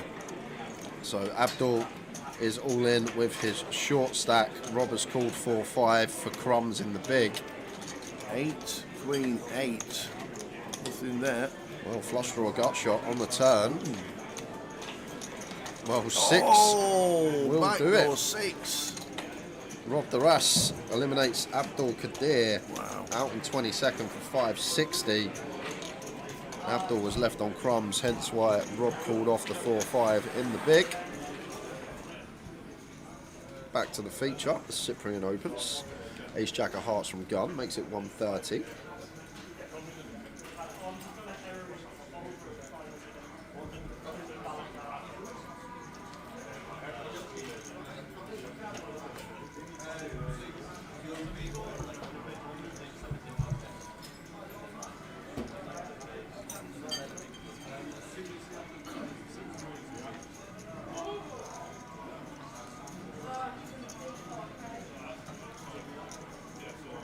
Billy clear defend, 8-6 of diamonds in the mix.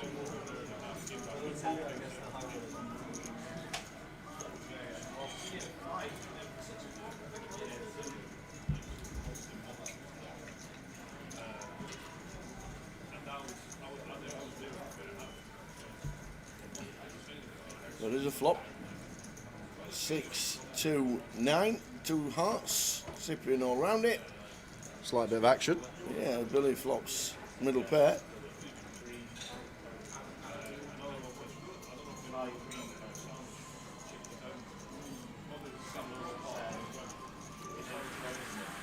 And 45% are from Cyprian, just less than half.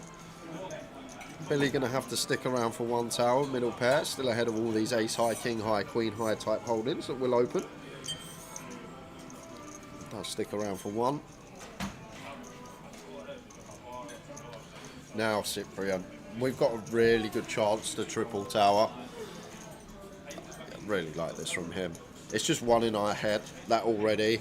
I'm just going to be thinking about tripling off. Pressure some 9x, pressure some 6x. From the big blind specifically, there's not much Queen X in the range of Billy unless he's turned something like Queen X of hearts or 2 pair. So with this second barrel, we're just going to put the 9x holdings, the 6x holdings in the cage. However, I would have gone bigger here as Cyprian. 150 too small. You can see here Billy sticking around because of the 5-to-1 price he's getting. But if Cyprian sized up there, I think that's going to work versus a 6. Now, 5 of diamonds, river. have we got the unload in there? No, we haven't. It's a give up from Cyprian. And the 8-6 going to be good for Billy. Good instincts on the turn to hero twice. But if Cyprian just sizes up their tower, we probably take that on the turn. Gave Billy too good a price to continue. Nice one, Billy. Billy back over 3 milli. We're on 20. Bingo, Billy up over 3 milli. We're on 20. £560 next out.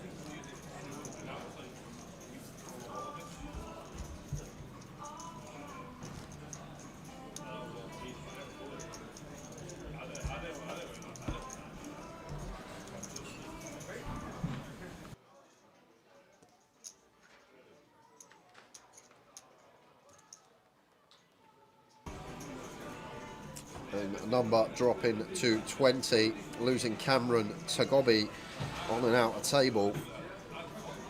So 2 more players and we'll be down to the final 2 tables.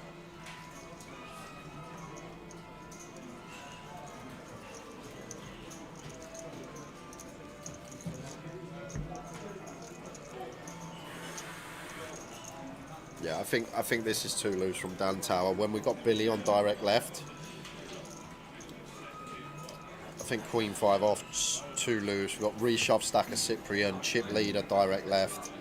Queen 5 suited for sure, let's open, but Queen 5 off, I think one that overdoing it with the opening range on the button, and Billy just in with the punishment. Indeed. Raising up to 350,000. Fairly small though from Billy. Giving Dan a nice price in position. Only sniffed it out, snapfold. Billy 56 bigs. We go over to an outer table. So the board is King Queen X 10-9. So any jack is a straight here. Chris Johnson facing a decision for his tournament life, and he calls. So just 1 pair for Chris, and it's good. Wow, it's good. Just the 1 pair. Chris Johnson heroes it off correctly for tournament life. He's going to get a much needed double, and ML going to be left on crumbs. Chris Johnson with the hero, just 1 pair on the river, 4-2 a straight, calls it off correctly. And that's not the man you want to be giving chips, Tower. Absolutely not. 3 bigs. Tough left opponent to play against. As we jump back to the feature, and Akil finds jacks with 5. No chance. No way. I'm not rolling this from it. No way. Maybe someday whenever I'll go live.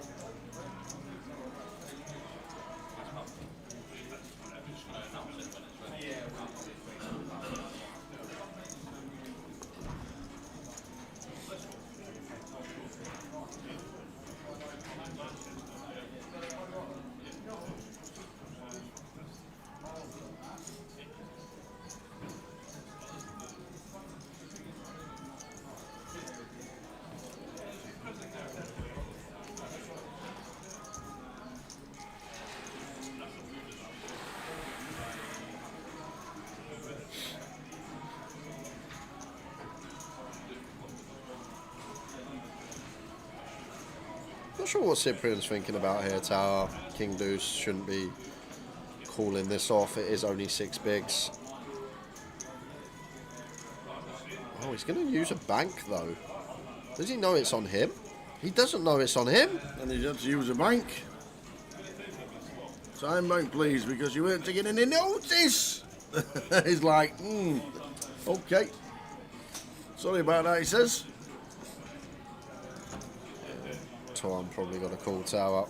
It's only 6 bigs. We got 1 invested. We got an ace.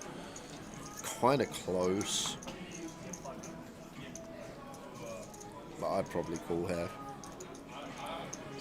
6 big blind shove. We have 1 invested, but he's going to fold the ace face up and the kill. Can't believe it. Well, look at that, he says. Got away with one there.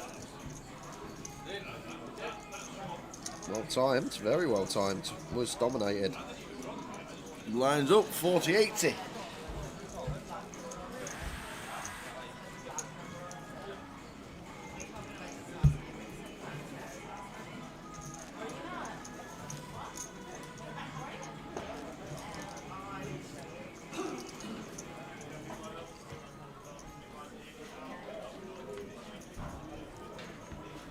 $40-80.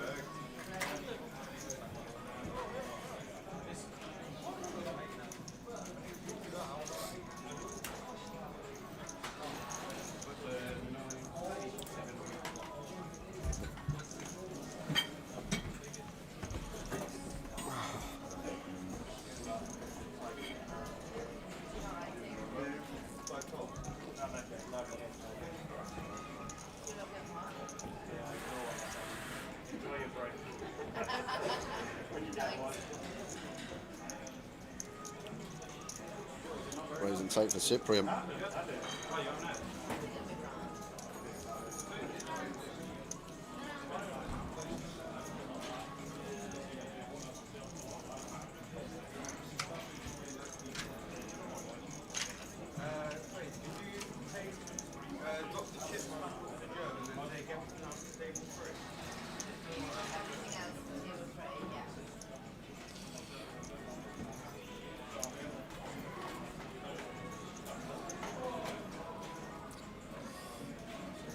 Obviously 5 bigs makes a difference this stage with it being so shallow, Stu, but I'd put a fair amount of money on for 5, the ace 5 being a call there theoretically. I know people tend to call tighter in a live setting, but I reckon if you plugged it, it gets involved.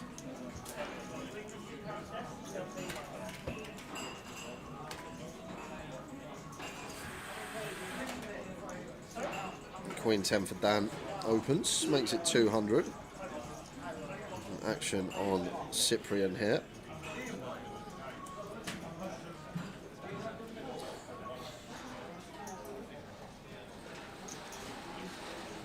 I'm going to effectively move all in, puts all his big chips over the line. Dan punished for the light open, Queen 10 off under the gun with chip leader direct left. Seems kind of loose, but we've seen Dan already open the Queen 5 off earlier. Likes to get involved, maybe just going a few pips wide up with opening range. But need to be careful at a table where there are reshove stacks galore. Like even Twan, if he's sitting third in chips with 25 bigs, that's still a reshove stack. He will have some shoves over opens with that stack, so maybe something to take into account that Dan may be thinking we are 6-handed now, so under the gun effective low jack.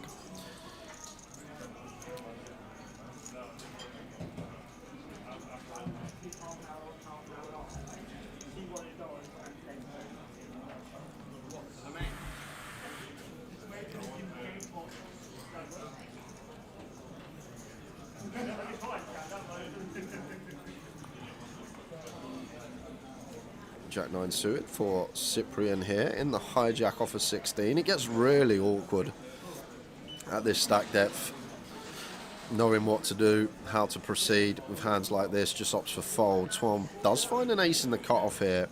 Once again, one that I think is good to fold with 3 reshove stacks behind us. And then we'd be forced to call off versus a kill and Matt. Have to fold versus Dan. Matt just going to have a jam. Should be. There's the all in with the king 4.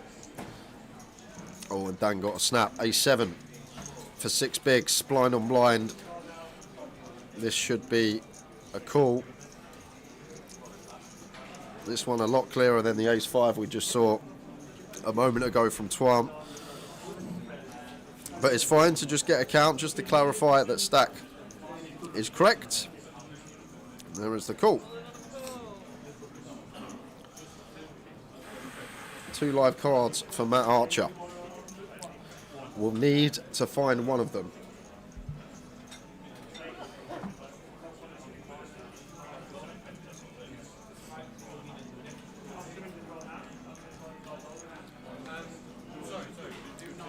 Not looking good so far for Matt. All kings and 4s live though, 6 outs twice. Same scenario. King or a 4, doesn't find it. Gonna lose Matt Archer out in 19th. That is because we just lost Ryan Seary on an outer table in 20th. Matt getting an extra £30 ladder, taking home 590. And we should be at 18 players now.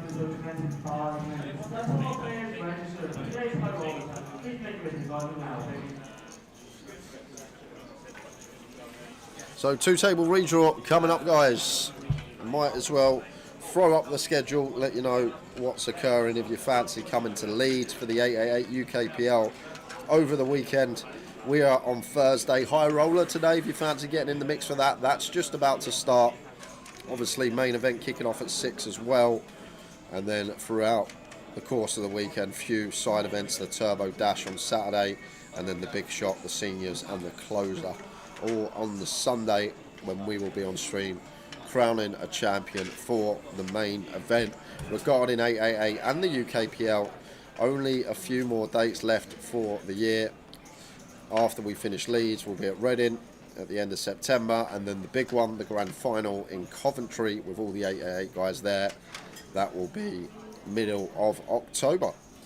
So just getting set and ready for the 2-table redraw, waiting for all the tables to finish.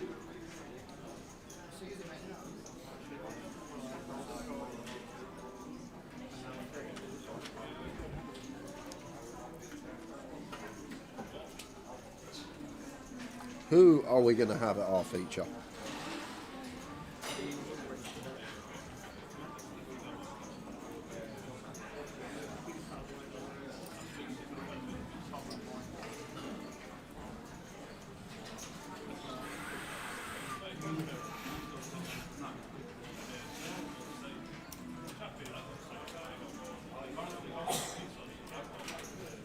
So there's the draw on the screen. Everyone will look where they're seated. Musical chairs time. Who are we going to be getting at the featured table?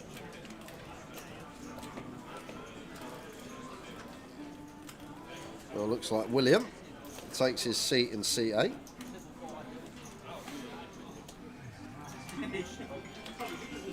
Looks like Dan is moving to seat 4. Aaron Strood going to be coming over to the 1 seat. Chris Johnson making his way over in the 3 seat.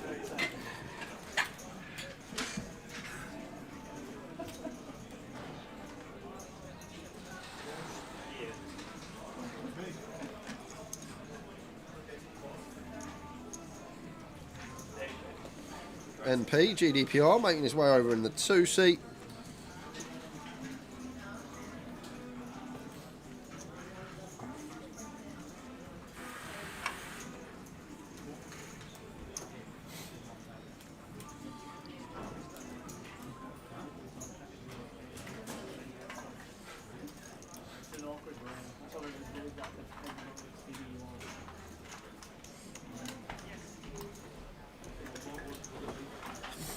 Perfect timing, Tower. 2-table redraw. Beautiful. We actually lost 2 on the 2-table redraw.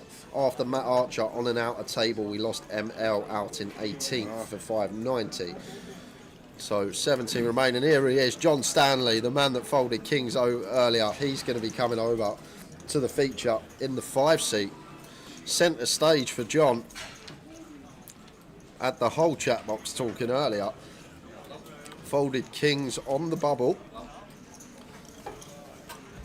And would have been out if he called. And now he's still in with 17 left.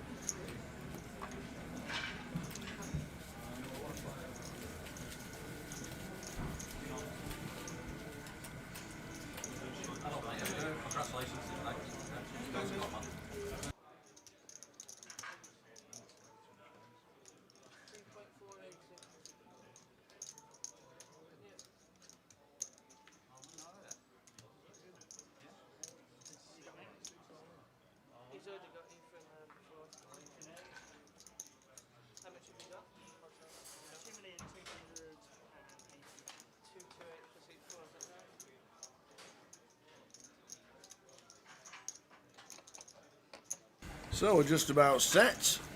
17.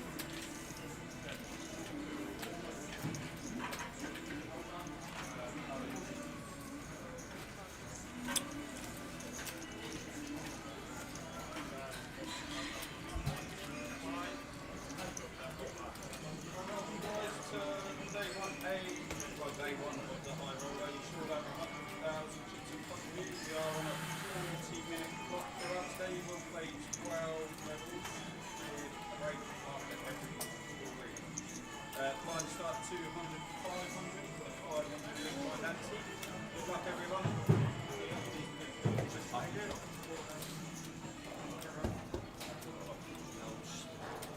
So there we go. We've got Billy back. Billy Bingo back.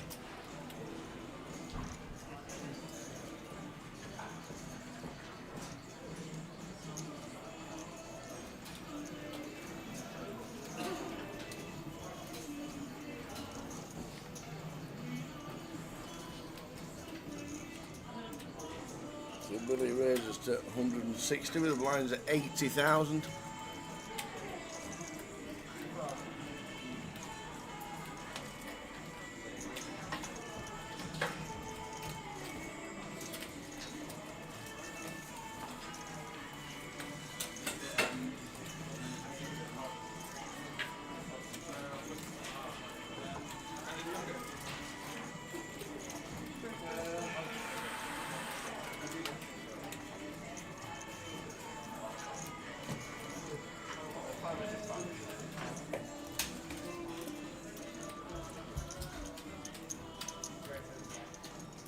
So Dan now moves to seat 4 after the redraw. Calls the 160 and the cutoff. Head to the flop. Queen 7-9.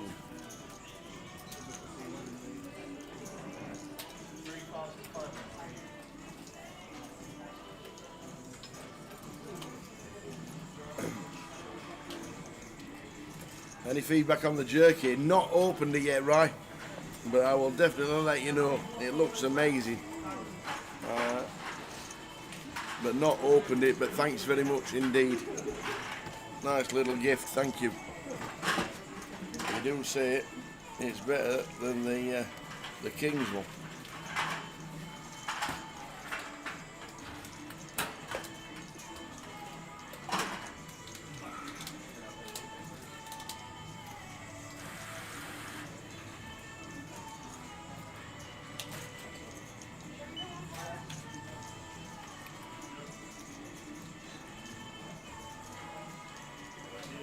So it's a bet from Billy, and Dan just calls with 4th pair and drills a set of 5s on the turn. And this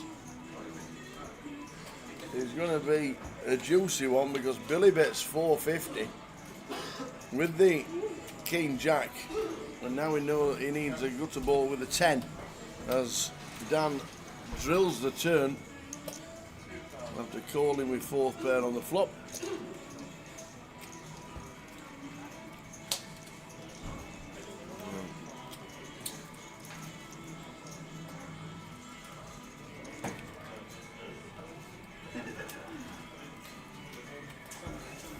Dan called flop.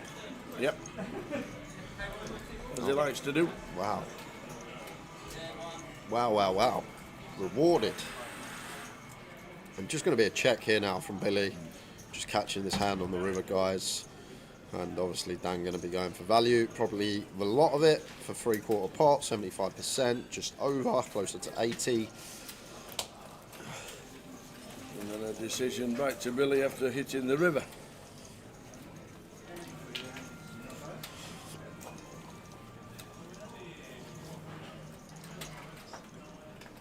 All in, he says.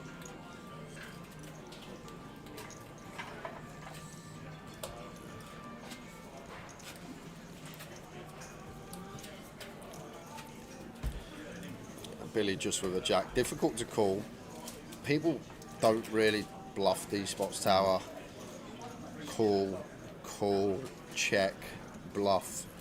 Kind of an under bluff line. People tend to give up, like if he's got some sort of draw, picked up backdoor club perhaps. Good fold from Billy.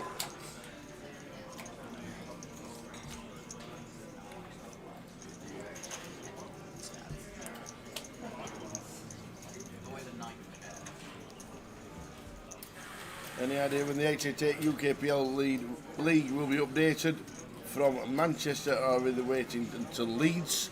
I'm not sure. I don't normally know when it's updated, to be fair. We've got the updated NPL. We have the updated NPL, but not the UKPL leaderboard. That is up to date as of this festival starting, so Yeah. the points from this festival haven't gone on yet. Obviously Callum, final table in the PLO, that's another 10 points. He's going to be getting that. Where's Cal this week? Oh yeah. Haven't seen Cal. I'm in Spain. He's not in Spain. You're not in Barca? No, he's not in Barca. No? No. What else is on? Those are 25.50s this Dad duties, maybe. week. Could be. Could be.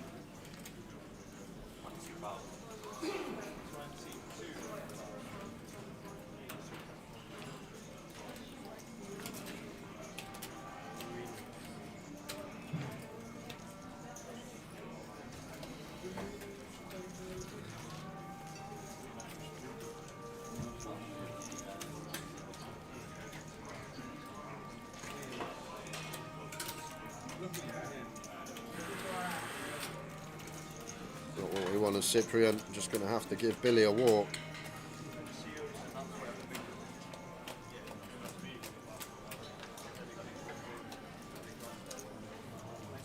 Phil Carter, chip lead at 43 bigs. Dan, 41 bigs. Billy on 33. Stack starting to be juicy. 16 players left.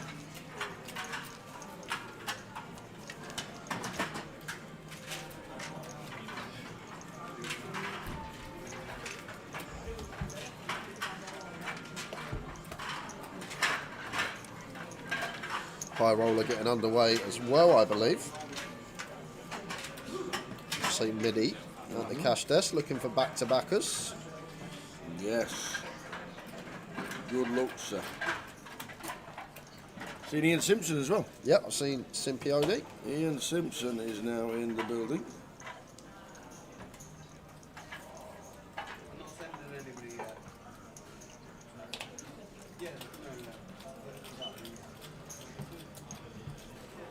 Well, here we go. The man that we saw fold the kings on the bubble, John Stanley, all in with the ace-queen. And Aaron overcalls it off with the sixes. It is only 8 big blinds of his stack, and he's in great shape.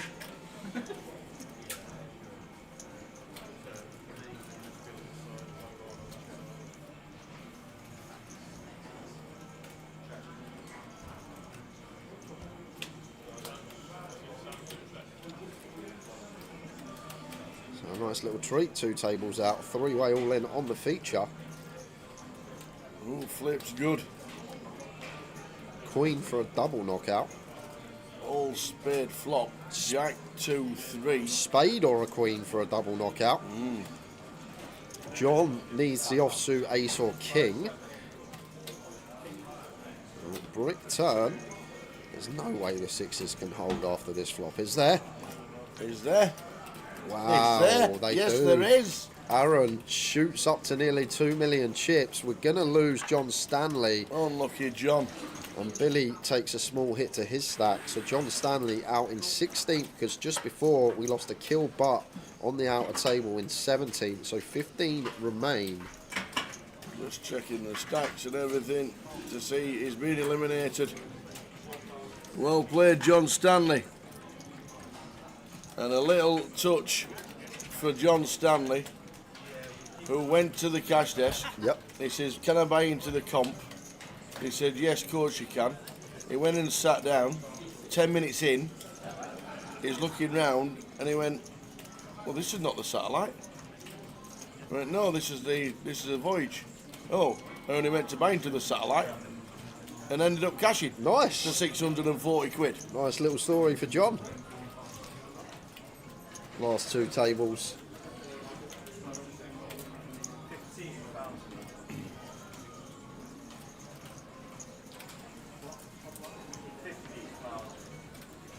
Well done, John.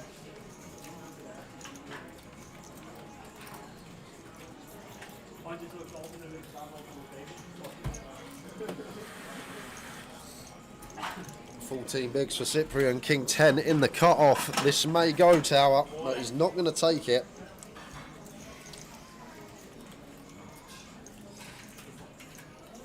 And Billy is going to take initiative on the barn off the 25. Opens the Queen 8.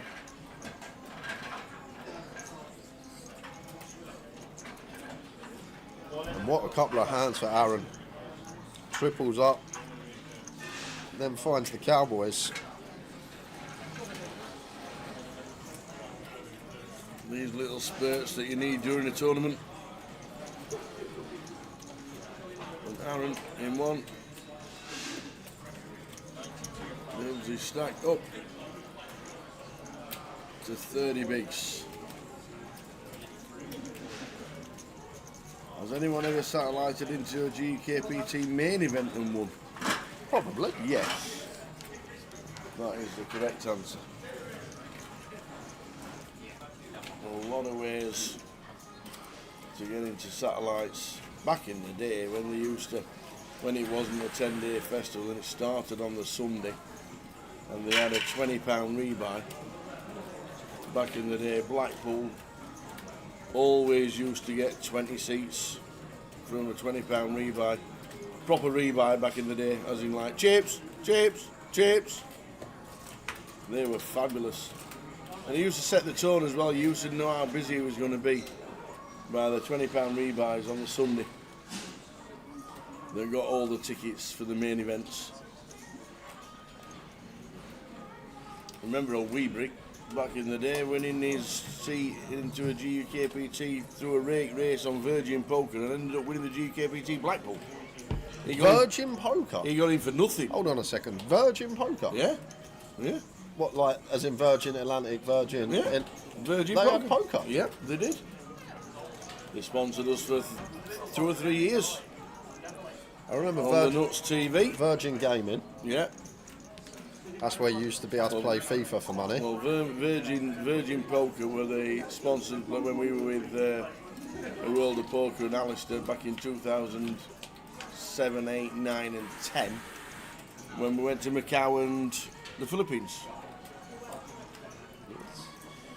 Potential trouble for Billy here. Top pair with the King 10. Bad 15 minutes or so for him. Once again though, Tower, it should have gone in pre. Well, Billy would have folded, but Neil just had a clean jam here for 17 bigs over this cut-off open. King Queen could have definitely rifled into the middle, but opted into flat. It's going to work out best because both of them flop in top pair, but that will slow things down.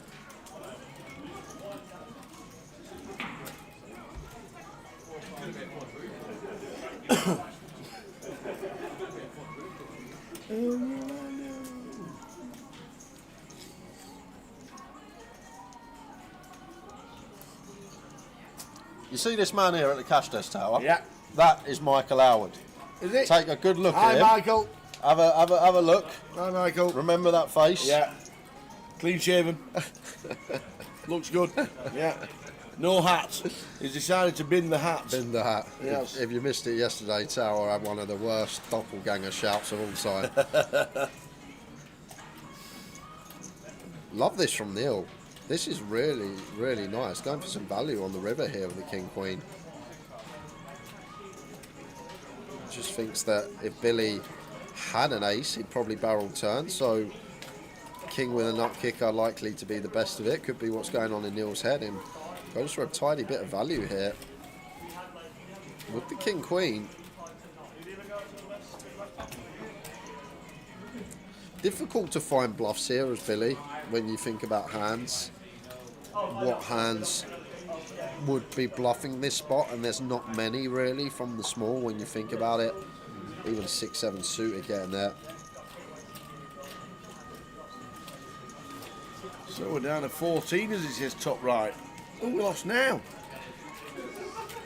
Alex Montgomery. No! Chip lead up. Vermonte. Out in 15th, £690 for Alex.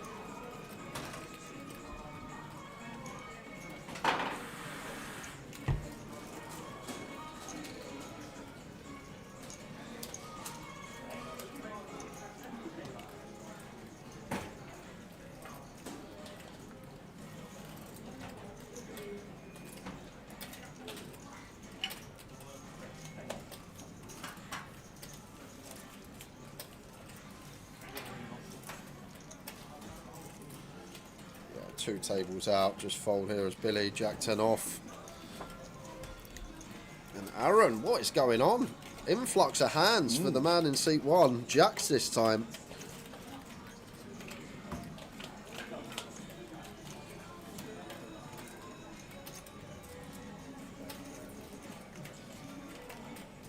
Makes it 200k. Neil, ace 7 off.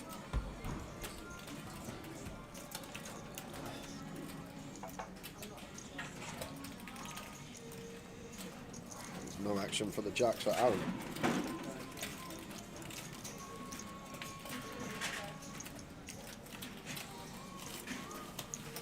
So Chipper in 14 bigs, Chris Johnson 15, Billy 18.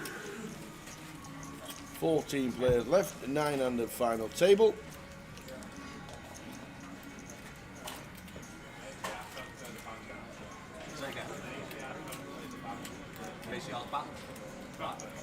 Oh, you transfers it back.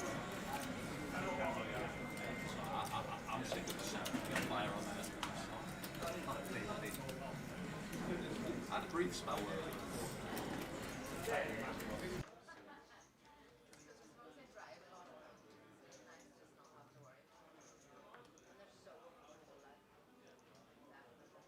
who's out the name?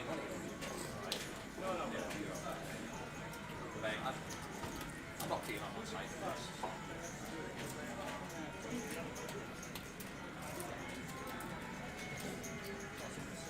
I'm sure I'll go back there. Ace 5 suited for the Mac and Pack, 15 on the button. This could go in tower. 15 bigs. Very nice from Chris. Exactly right. There's a triangle. And I think this is where players like Chris, in a tournament like this, where stack shallow quickly on the 30-minute clock tower, I think this is where Chris is going to have an advantage, because he'll know what hands to shove in what spot, where a lot of players in like average buying 200, they're sort of in no man's land. They're not sure whether to open, whether to shove. Like the ace 5 suited there is just going to perform great as an all-in on the button. And obviously Chris won a UKPL earlier this year. Decorated resume. But I think in these sort of fields at this point of the tournament, it's going to suit him nicely. I think he will just pick up a lot of pots uncontested, chip up with some nice shoves.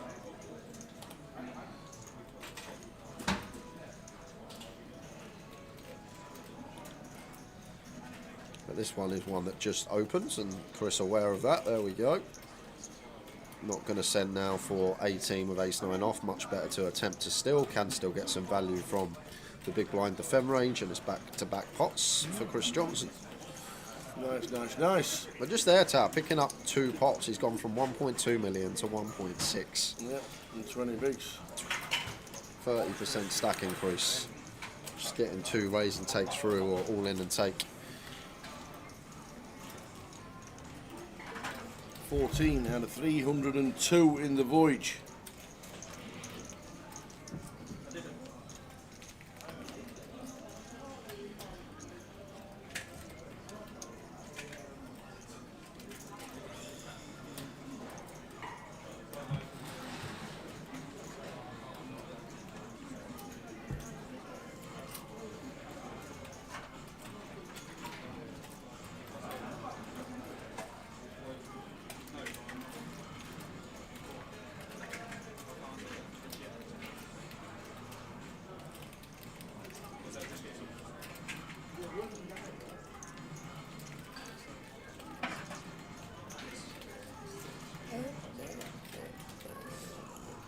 What happened to Bruno Mars? What happened? I don't know if he just slowed down or something, I'm not too sure. Sometimes you just take a couple of years out, I suppose. What's your what you were doing with the winning too much then? Always remember this song. I always used to think he was singing about, you remember off EastEnders, Joe Swash? Used to be with Dawn about 2006, 2007. Dawn? Yeah, EastEnders. Dawn and Joe. Who did Joe Swash play in EastEnders? I'm talking about 2006, 2007. Joe? I know Joe Swashes. And in EastEnders, I can't remember who he played, but he was with someone called Dawn. Okay. You're going about 15 years. Okay. But it's one of them songs, Uptown Funk. When he sing the chorus, it sounds like "Don't Believe Me, Joe Swash." You listen it. Sorry,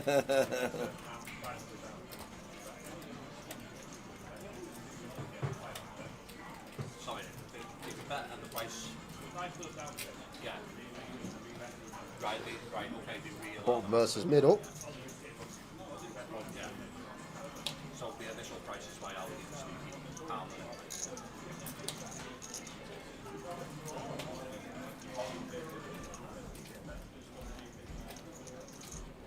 Two of diamonds on the turn.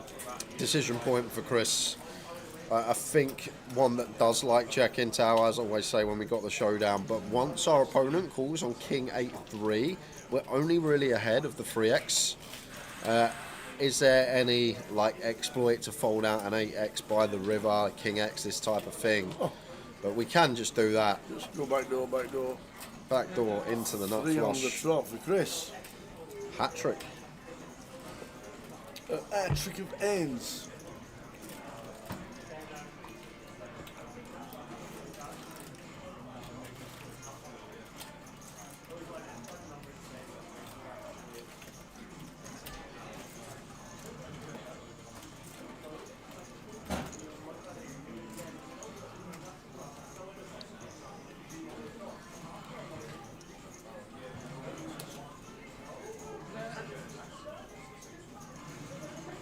Gone chunky.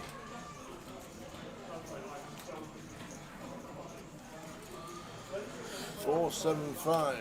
So this is kind of interesting for Billy here, because once Chris checks back turn tower, like we expect all the King Jack, King 10, King Queen, Ace King, Aces to just continue barreling. So Chris may choose to bluff hands here, like Ace Jack, Ace Queen with a diamond, Queen Jack with a diamond.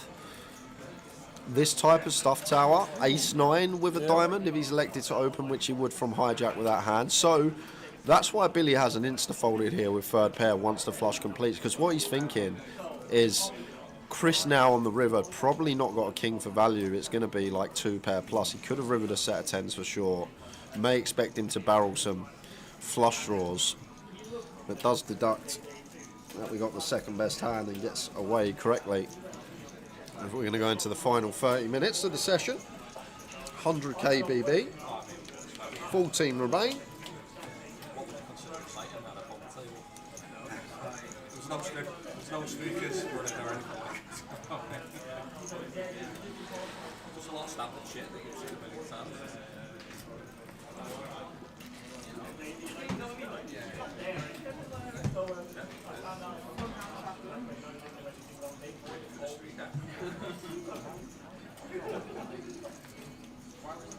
Blinds 50, 100,000.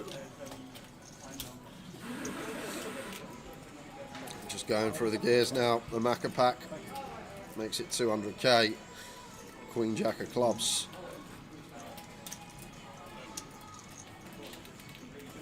King 7 off for Aaron. It's going to chuck in the defend.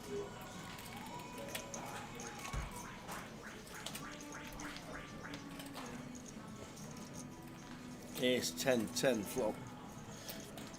It could go 1BB if we wanted to here as Chris. Don't think we're going to see more than quarter. Yeah, 110. 20% on the nose. Wouldn't expect that to just be hand over. Well, I say. They're on.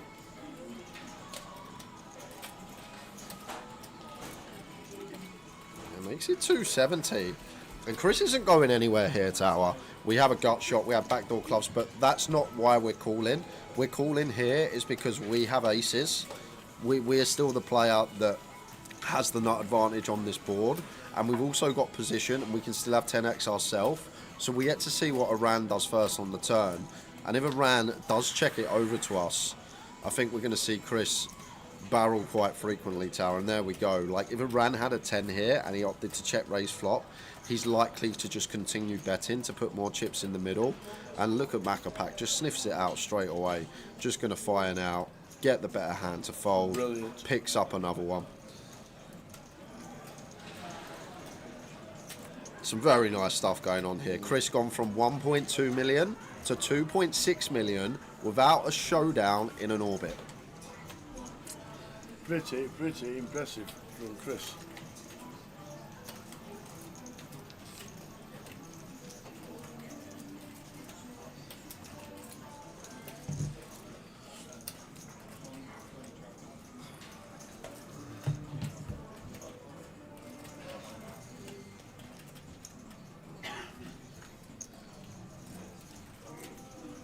Got to remember as well, we go back an hour ago, we went to a pan on an outer table. Chris was all in, well, faced with a decision for his tournament life on the river. 4-2 a straight, and he heroed with one pair correctly and got his double. And now chipping up nicely on the feature. Well, look at this, Dan and Philip colliding. The two big stats at the feature table. Just the boots.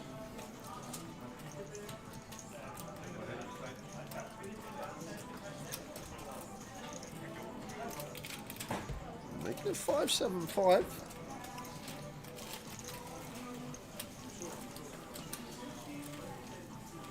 And this is a really annoying spot as Dan. Like I always say, early position open, offsuit broadways into the muck, other than ace queen, that's the one that's kind of a decision. Like ace jack off, we should always fold here as Dan. Maybe not getting the price that Phil's actually offered us here, he's only gone small with his free bet, but ace queen off, facing this size, difficult to fold, Tower. Getting over 3-1 here. Depends what Dan thinks of Phil as well. Does call. Can't fault him. Once we get that price, ace queen off, seems too high up to be letting go. So done on 25 bigs, 7-7-8 flop.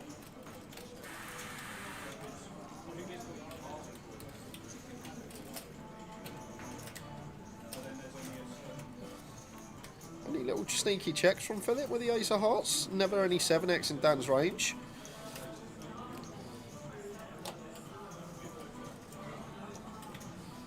It's just going to continue and expect it to be end of hand. Fairly large size as well for this scenario. Huge size. Just shy of half pot on the paired board in a 3-bet coup. EP versus MP. Now Dan just going to get out of there.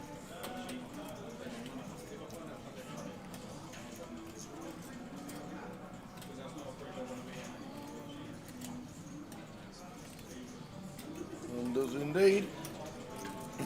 the buy-in was £250 for the Voyage, and we're down to 14. Yeah, I think Billy's played well, BWFC. Other than that, though, haven't really had much to assess from anyone else at the feature. A lot of new faces we see in this buy-in level. But Billy's played some nice stuff. Chris always seems to play nice stuff.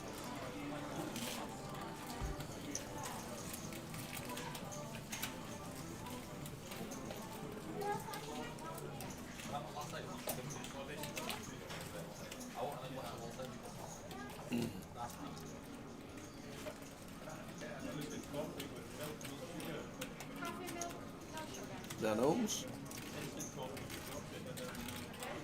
Is it 250,000?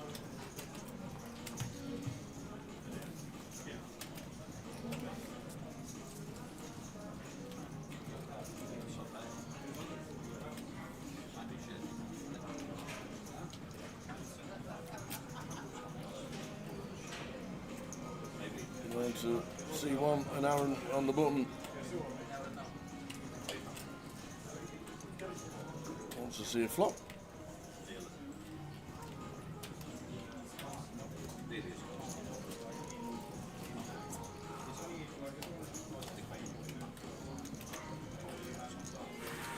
So off to the flop as Chris in the big gets out of the way.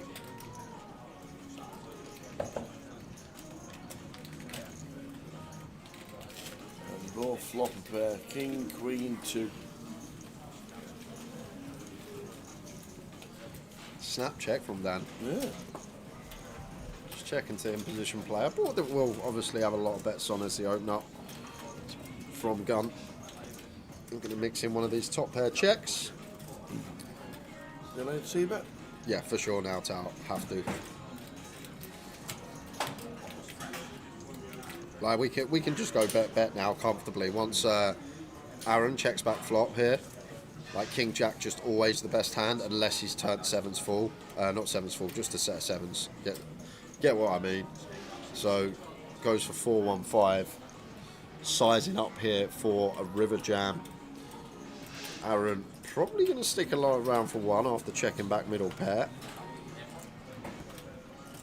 Maybe a bit suspicious, Tower, on this board, and he is. There we He go. does let it go.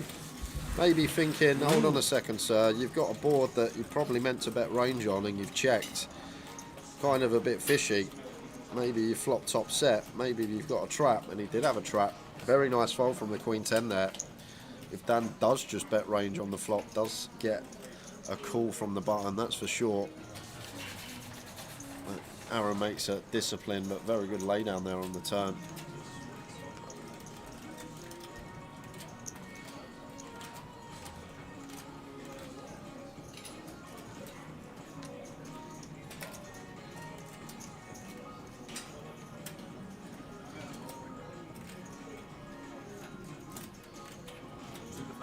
Philip with the goods. Seat 6. I thought Philip had 2 L's in it. Mine doesn't. Yours don't? No. Okay. Mine's only got 1 L. My mum always says to me, it's because your dad couldn't spell. Is that? I left him to register your name and he couldn't spell it right. That's what Mum's always done. Mum always told me. Well, that's true it is. It's like that old running joke. My mate Philip had an accident and he lost the bottom part of his mouth. My mate Philip. Oh, Now we just call him Phil. no. You never heard that? No. My mate Philip lost the bottom half of his mouth. Now we just call him Phil. That's an old school one, Tower. We're going to jump back into things because we're going to have a flip. Billy, not been the best session for him. Been on the wrong side of the deck, but now going to need to win this flip. Philip has not called this yet for 10 bigs. Why not? Shouldn't even need a count. We are loving life now as Billy because we want to call because we're never, in our head, we're never flipping against ace, king, ace, queen. Yeah. He's never got a better pair. So we just think Phil's got 3 outs here all the There's time. no way you're ever folding. Unless you're going to be a bit eyebrow turns. But once again, Tower, this is, as I say, buying £200 comp. You're going to get a lot of inexperience at the tables, not knowing what to do in certain situations. Sometimes players just need to take a bit more time to assess. No assessing anymore. Now we need to get lucky. Aces and kings to fade. Ouch. And doesn't. King 6-2. Now needs one of the 2 remaining jacks in the deck. And still the same. Oh, we lose Billy. And we have. So Billy Stevenson. Well played, Billy. 14th for £690. Everyone gets a £50 ladder. And we're going to be going on break in 20 minutes. I reckon that's 2002 World Cup, Tower. You do, dear? I reckon. Is that what you're going for? I'm going for that. I'm going retro 2002. Like it. Arian repping the Brazil How shirt. did they do in 2002? They won it. Were they any good? They won it in 2002. They won it? Yes, Did they they? did. Yes. Who did they beat? Who did they beat in the final? I think it was the Germans. I know. The third place playoff was Turkey, South Korea. Why did they even play that game? Pretty sure it was the Germans. Who cares? We played them in the quarter. Remember Seaman? Ronaldinho lobbing Seaman. Oh, lobbed him high. We went 1-0 up. Yeah, they lobbed him from about 60 yards. It is 2002. There you go. Is there a more stupider game of football in the world than the 3rd and 4th place playoff in any comp? Why would you even do that? Put them through pain for another week. You're staying, you've got to play to see who comes 4th. Like, who cares? You've got a chance of getting injured. We don't want you to go over and see the missus. You just stay here. Who did we play in the second round? England. And what was the score of the 2002 World Cup? In the second round? Before Well, we the last played 16? Last 16 before we played Brazil. In the last 16, we qualified, obviously. Then we got through the group stages. I don't even know who was up front. Was it still Shearer? No. No? Not 2002. Right. No, we played Sweden in the group stage that year. Big Sol Campbell up with the header. 1-1. Sol Campbell scored for England. Sol Campbell scored for Did England he? against Sweden, 2002 World Cup. And yes, it was Denmark. 3-0. Denmark. We beat Denmark 3-0. Weren't they at that time European champions? No, that would have been France would have been European champions in 2000. When was Denmark? 90. Yes, 90. Just 10 years on him. So we've got 3 pairs here. Anyone fancy a set? 888 on its way. Swag, I was exactly the same. The Brazil game at primary school, TV rolled out into the hall. Really? We all went in for breakfast at like 7:30.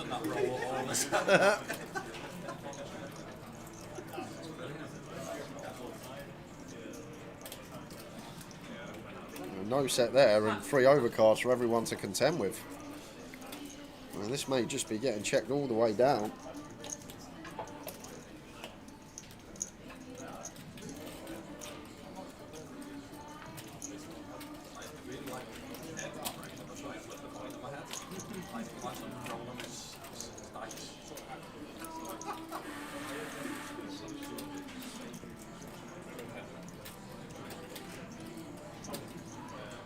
Yeah, that's right. Golly, Nigeria, I remember watching. And the Argentina game was like a midday kickoff because I remember being in the pub for that one.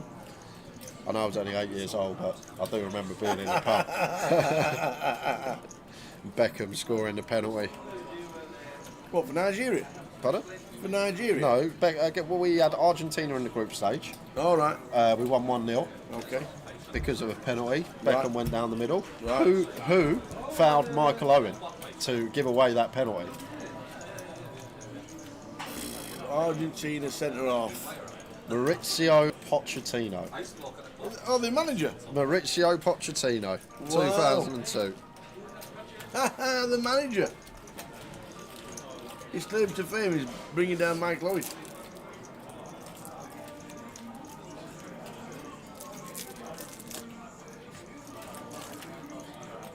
I haven't seen the Sven documentary, JG Poker. I might actually give it a little watch.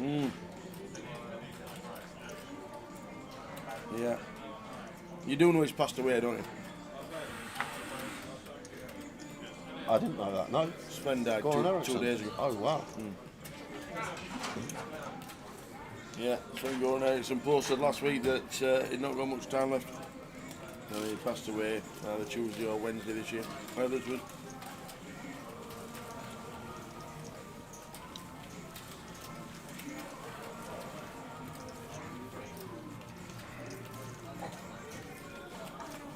Ace King for Phil. Incoming free bet from the small you expect.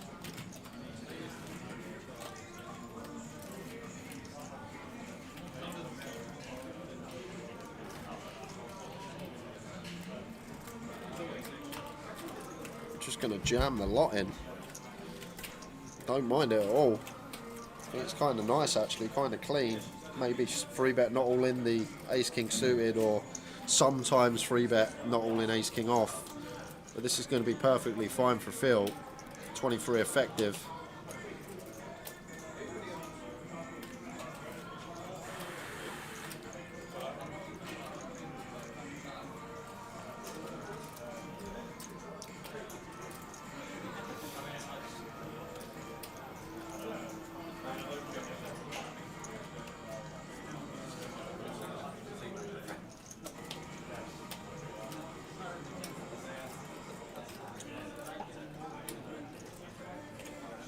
Chris Johnson, Warren McCauley, just winding it down a little bit. It's still on 21 bigs. 12 minutes of the session to go.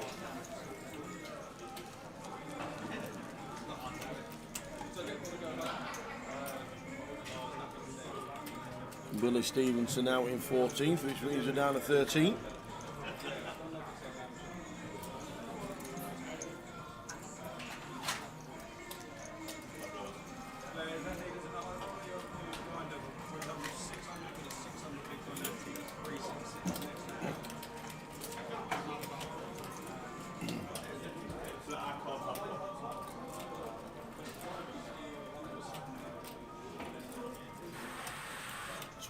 To go until the end of this session.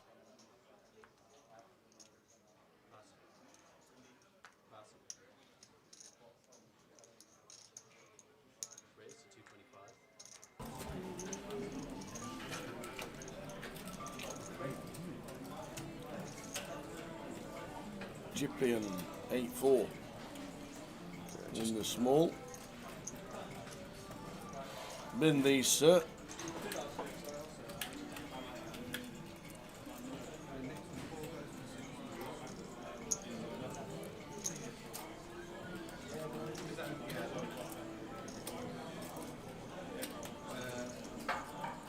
So now the 6.5 bigs. Chip in. Scene number 7.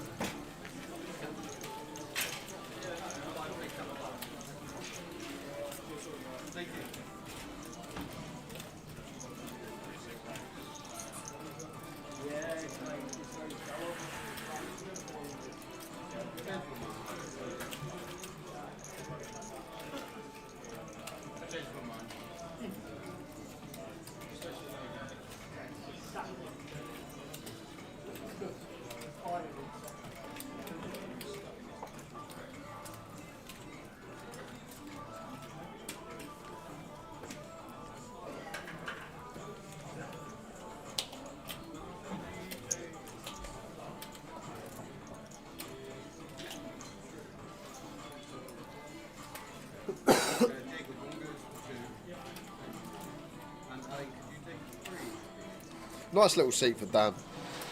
Just gets to take the initiative when Chris folds on direct right. Opens King 8 suited here. Into Aaron's. Sorry, into Neil's big blind. Just going to be a raise and take. Playing well, Dan. Playing well.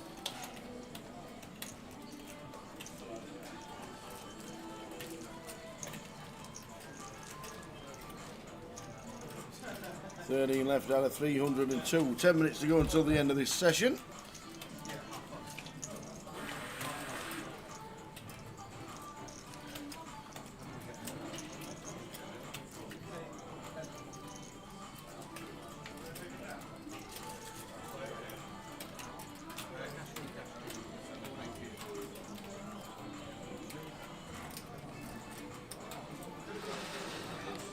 Someone asked Ben Teague in the chat, are you heading to Manchester tomorrow? It was meant to be today, but I've just woken up. I'm still in bed. It's 4:30. Yeah, but it's Ben Teague. It's 4:30 p.m. We've done half a day's work, Tower. Absolutely. What time did you get it Wednesday? Wednesday, yesterday. Yeah. Well, what happened was I woke up in the morning, so I had to change my hotel. Did you? I checked into my new the I hotel for see. work, Yeah. and then I had a little nap from like 2 p.m. till 5 p.m. I do like a nap. Marion, is that a 2002 shirt? Yes, we nailed it. You nailed it. Come on, nailed it. I'm going to look like I know what I'm doing and saying.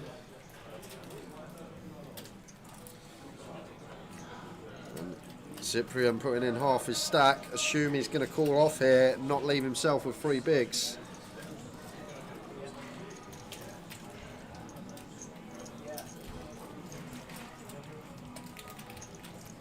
Have to call. Yes. Have Has to. to put it in the middle. Going to see he is locked by the ace jack of Aaron. So Cyprian going to need a 10. Meant to be today, I've just woken up. Naps are amazing, I might have one in a bit. The same person.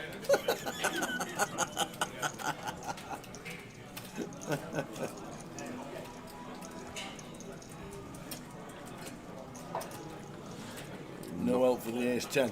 Yeah, not looking good. No, don't want to see a low card. Well, the jack's from the play anyway. It's a 4.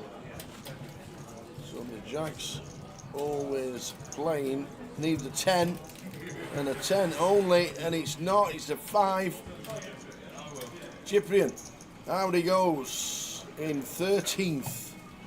What does he get for 13th, Jay? He gets 740 quid for 13. Well played, sir.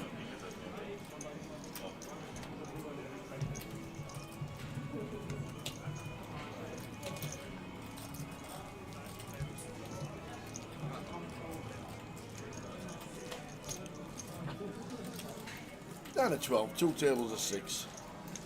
We'll be getting a player. Player on its way from the outer table.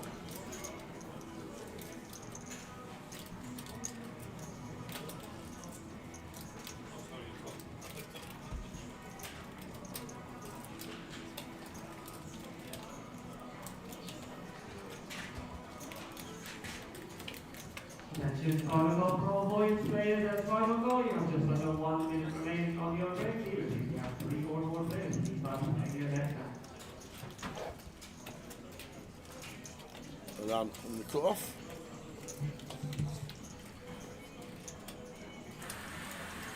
You can have the payout however you want, Richard. You can have it into your account, you can have it on credit, you can have it as cash. Check. I bet you can't have it in a check. Do they exist anymore? You can have it as a check. Who's got a checkbook? Hands up. Hands up in the chat. Who's got a checkbook? Nobody. Can't see many hands from here. Well, look at this. Here we go. This is going to be a monster because Neil has to call off. I doubt he's putting in this proportion. It's like 40% of his stack here to fold. Chris Johnson with the jam over the top. Neil now getting a 2.5 to 1 price. Over a third of our stack in the middle here, Tower.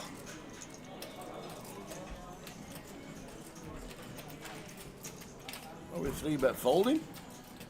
I can't see how we are. Oh, he is. Wow. Huge pickup for Chris. And Chris again, no showdown. 1.2 million he picks up there, Tower, just for getting that through. The thing about nil there, Tower, the free bet size in the first place, going 700k, way too big. Like, don't need to go that large in position. Could potentially just make it like 500, 550. Not pricing ourselves in. 5 minutes to go until the end of this level. I actually missed the raise size. I assumed it would have been 2 BBs. I saw the free bet size.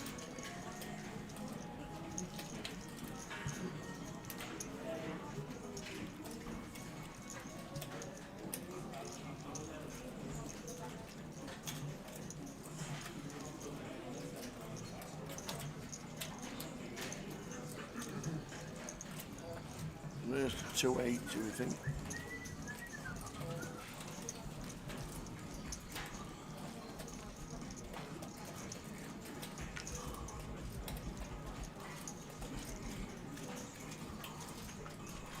Incoming. Raised to 250, okay. That's why he's gone slightly larger. South of 3x. Could have still potentially gone like 600, 650 at this stack depth as nil, but understand why he's made it 700 there.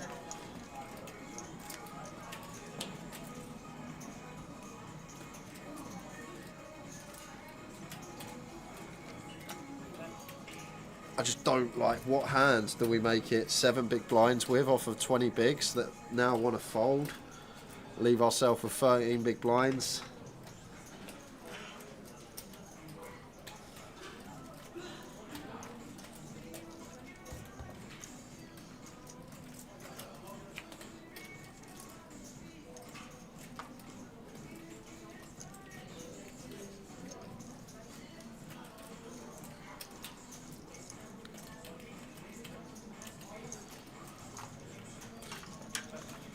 Maybe ace 10 off, says Ben. That would make sense.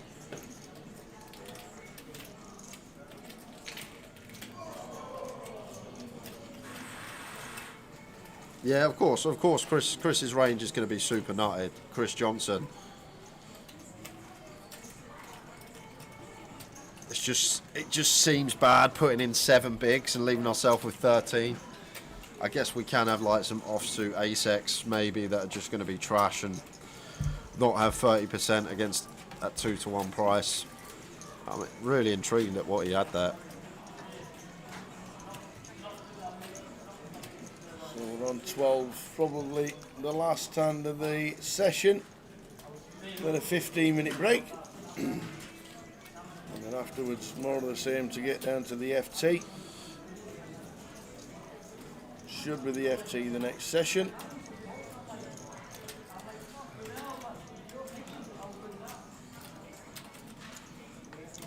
Yeah, I think that's probably a good little range for Chris there. 10s plus, ace queen suited plus.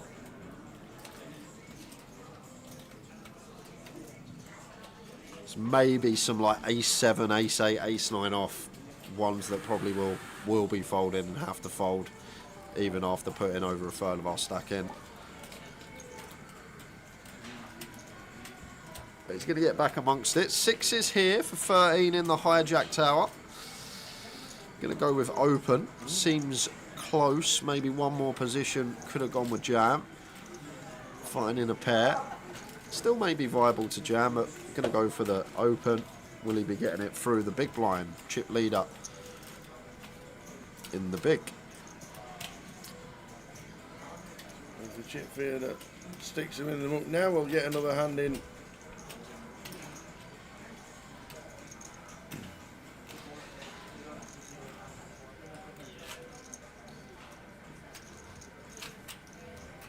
I don't think Philip know it's on him. He does. He's just waiting for his break. He's waiting for his third and 15-minute break, and so are we. Good old Phil. We'll see you in 15. See Full in chip 15. count on its way. Everyone splashy. It didn't feel like work, right? Now, yeah, 3 weeks in, if I've been playing every day, it starts feeling a little bit like work again, right? And I think in time, I would like to have more and more of my time spent playing only when I enjoy it and less of the work type. what do you do? What does Tom Dwan do when you're not playing poker? Well, so I've done a bunch of shit throughout the years, some random business stuff, whatever. But the last 2 or 3 years, I've spent a bunch more time on crypto, and I think there's a good chance that continues. I just think the opportunity there is pretty strong, and it's. Are you giving crypto advice right now? We're not at that point yet, but okay. But I think it's like there's definitely some stuff I find a bit more rewarding with that, right? It's not zero sum. And it happens, there's a lot of overlap between poker and crypto. So, if I could have the same level of kind of access to AI deal flow that I did crypto, maybe I would spend time there, but I don't. It happens, a bunch of the people in crypto love poker. So, it's a little easier to open doors and stuff there. And those are two of the industries I think are going to have the better returns in the next decade or so. So.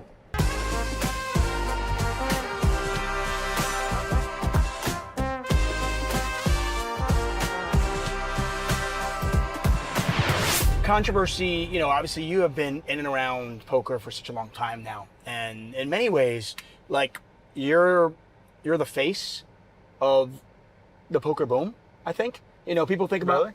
Yeah, I think so. Because, I think people look at Chris Moneymaker and they go, okay, we look at Rounders. I feel like he's way more the face. He might be the face, but I just feel like when we look at online and we look at the boom and we think of the players that kind of came out of that, the young generation that came out of that, you and Phil Galfond and the Jason Coons of the world and all those players that kind of started playing online, many people looked up to you as just like the original, the original GOAT. Okay. I didn't really know that. No? Oh. How do you, well, if you didn't know it, it's going to be hard to answer the question, but I'll ask it anyway. How do you deal with that sometimes? Like fans coming up to you and just like, people that just absolutely like, Tom Dwan, oh my God, pictures and this and... I think I generally try to find time for fans. I think like if they're coming up often, it means, a minute of my time, maybe they'll remember for a while or whatever. 1 minute's fine, apparently. They asked for 20 though, forget it. No, I've like definitely had times people like, I'm in the middle of something or people aren't respectful or whatever, or try to, and then I'll kind of like cut stuff a little short or whatever. But I think, 90% or whatever, the people that come up are like generally respectful. I think, anyone who's like thinking about that, I generally don't mind them doing it. The people that aren't thinking about that are the ones that I wish wouldn't, because I've definitely had a few of those, right? Where people are a little. You're having dinner with friends or something. Somebody comes up to them. Family's sad. I've had people like interrupt when like my mom's sad or or girlfriend or ex or whatever is sad or something, and like this kind of moment, and they come up to interrupt, and it's like, yo, like fuck off, I'm busy. Like, right. I get that. That's got to be hard. I had one time at dinner with my mom and dad, and like 10 years ago or something here, and someone interrupted, and I was like too nice to him, and maybe it was 12 years ago, and they're like, my dad never got upset by anything like that. He always was, and it was like one time it slightly hurt his feelings, and it changed how I was a little. I was like, from then I was like a little sterner after, because the guy was like being an asshole, and I was like nice anyway. You've been in the limelight for a while. Controversy naturally follows you. There have been some instances. I don't know why that is the case, but I think there's been moments that has been, right? And I think it's kind of something that's not my favorite thing of the poker world. It's probably part of why I like stepped away from like a few eras. I thought when like Full Tilt went down, I thought a lot of people gave me shit like really fucking unfairly. And then recently, like, I had, a guy that used to be my friend that I thought was a complete asshole. And a bunch of people messaged me and very few of them, like, said stuff, right? It's like, I don't know. I feel like people look at, like, poker world type people look at that stuff from, like, an equity perspective of, like, oh, it's not that plus EV for them to speak up, so then they don't. And I don't know. I don't like how the poker world is PR-wise. Okay, so some of the controversy that's followed you is maybe, money you owe, debts you haven't paid back. I have no judgment on this because I don't know any of the stories, but I'm curious if you have any comment on those things. you know, I definitely haven't handled every situation perfect in my life. It happens that the stuff that people were talking about that were public were spots where I didn't do anything wrong, or at least at the most like a very small thing. And people who know the situations know those, but people tried to paint a certain story, and unfortunately, certain people in poker didn't mind adding to that fire when they, you know, should have known better or did know better. Including some of the poker sites, believe it or not. I'm sure. But luckily we're arriving here, so I won't go shit on people that planted stories about me. That's fair. And tried to pretend it wasn't them. Okay, before I park and let you out, I'm going to ask you one last question. Why are David Tuchman and Nick Wealthall the best commentating duo? You mean used to be? No. David Tuchman and Nick Wealthall. Why are we the best? Go ahead. The answer is very simple. Who is Nick Wealthall? Who's that? Right, thank you. Hey, Tom, thank you so much. I would say good luck in the World Series of Poker Battle. I might play tomorrow. The 10K. Go fucking get him, okay? I'm going to try. Hey. That was a We really can't do good it. handshake. Hey, thank you very much. I appreciate No it. That wasn't bad, right? It wasn't bad. You didn't extend it. It wasn't bad. Thank you. I No appreciate problem. it. Okay, the bags are packed, the journey starts here, we're leaving Norwich, heading to Heathrow, and then onwards to Viva Las Vegas. And once again, thank you 888 Poker for sending us on a trip of a lifetime, and we are ready to go.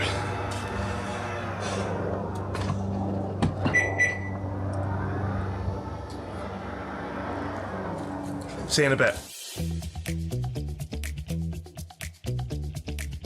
Today is packing day. Why is it packing day? Well, because tomorrow I am off to the airport and we will be getting on our 11-hour flight to Las Vegas to play the World Series of Poker main event.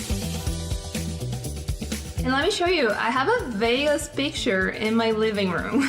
My luggage is almost all packed, and tomorrow I will be starting my journey to Vegas. Headed back to Vegas to play the World Series of Poker main event. Had to use the old big bag, as you can see right down there. Wish me luck. Now we're gonna be here in Amsterdam for 3 hours, and then we have 11 hours ahead for our flight to Las Vegas. For other poker trips, I don't prepare like this. You go for like 4 days, 5 days, and it's okay. But here, for a month. To prepare for this trip, what I did was I brought a list last year as soon as I got home. So I was able to not forget anything and don't put clothes that I don't need it. Oh God. We might be bad at driving, we might be bad at poker, but we're great at believing. I've recently joined a pub league back at home in my city of Norwich. So going from that to the World Series is insane. But I do think I've picked up some skills along the way. The last 2 times I played, we just right off from the start because I didn't know what I was doing. This time I have a bit more of an idea. Napoleon will go to the dog hotel. This is the hardest part for me. I don't have a 9-to-5 job, which is a luxury. And sometimes I have to travel, but I wish I could take him with me. I think it's important to be here a few days before the main event in order to accommodate your jet lag. And if you just come 2 or 3 days before the main event, you may be very tired. Just sitting down for some food in the airport. Got my ego boost for the day. One of the Heathrow terminal staff recognised me. You don't see that every day. I think that's where my run good might end, but we take those. And it's time for us to go. As the World Series of Poker awaits. What's the best hand in poker? Royal flush. Yep. What are whole cards? Well, that's not a thing. Whole cards. Face. Fuck me. What? Faces? You're not joking, are you? No. What's a whole card? The whole cards are the cards that you have. Whole? Your 2 card. Whole. H-O-L-E. Oh, I've wasted 10 grand. Just say my hand.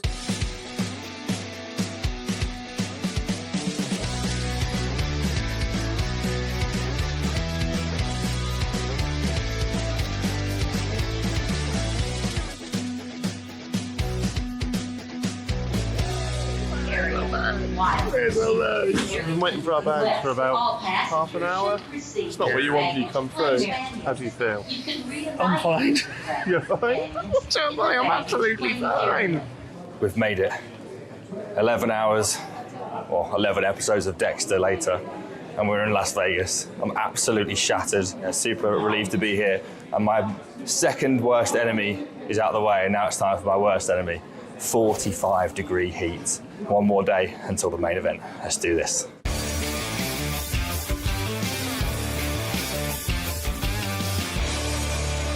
Oh, look who it is! Hello, mate. How you doing? So tired. I thought my day couldn't get any worse, but here you are. I got to Vegas about a week before I started playing poker, and I wanted to have a little bit of a vacation and not just a work trip. And so my fiance and my parents were here too, and it was really nice to get here early, get settled. You know what? If you want this bounty, you're gonna have to call all of it. I'm gonna make it 8,000, that way we can sweat it. Primarily coming from online, I don't have the live reps that other players have. So I think getting to Vegas or getting to the casino and playing some hands of poker, whether it's cash games or tournaments, really kind of warms me up. So the night before of the main event was one of the best days of my life. I was playing the 1,700 Moneymaker Tour tournament. I was feeling super good with my game and with my confidence. I was like going through, and then I finished in 5th place, which gave me the biggest prize in my career. Night before the main event, so I am meal prepping. I've been preparing all year for this event, and now it's almost there. I don't feel nervous about playing the main event. Mentally, maybe because I put so much preparation, I struggle in terms of not feeling entitled to do well. When you put all this effort, in a way you feel like you deserve to do well, but this is not how poker works. Everyone here is capable of winning the main event. I would do everything in my power, but I cannot control the cards. Is this kind of old hat this time around, or is there still a buzz when it's getting close? There's definitely still a buzz, obviously reduced. The first year was like completely insane. After having won a competition to be here as well, this year just felt like completely down to business. I really wasn't phased, just really focused on playing my best poker. So I just told the people in the lift that I found a dead animal in my room. It's a bit of exaggeration because it's a moth, but they were like, dead animals? What, snakes? And I was like, why snakes? Why have we gone straight to snakes? Why would there be snakes? It's like an hour to check in, but we are in, courtesy of 888 Poker. Go on. Is $10,000, mate. Can I not just keep this and not do it? No, you have to do it. That's kind of the agreement. I've never seen this much money before. This 10,000 turns into how much if I win the poker? It could be anything up to like 15 mil. I'm gonna win. Come on. We're gonna do you proud, 888. We're gonna do you proud.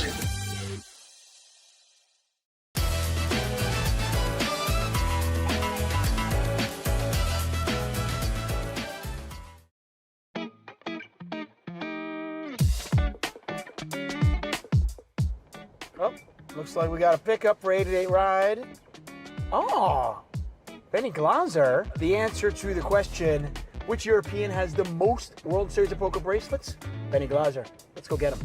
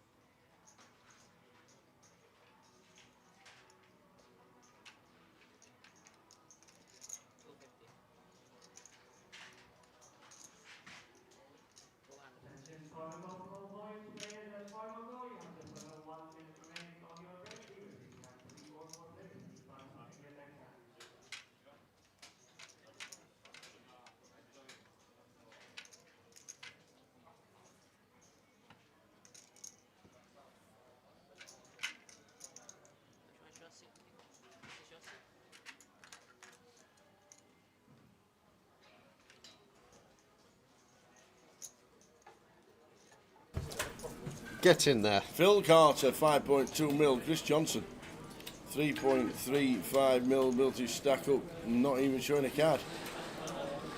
Twan Win bang in the middle. Aaron Kashani bang in the middle. Who is your pick from here? Bouncy on 1.5 mil. Rob Duras down at the bottom of the final 12. But anything can happen from here. Next step, the FT. Whenever that will be, you'll see it here. 30-minute levels throughout. We're on 12 out of 302.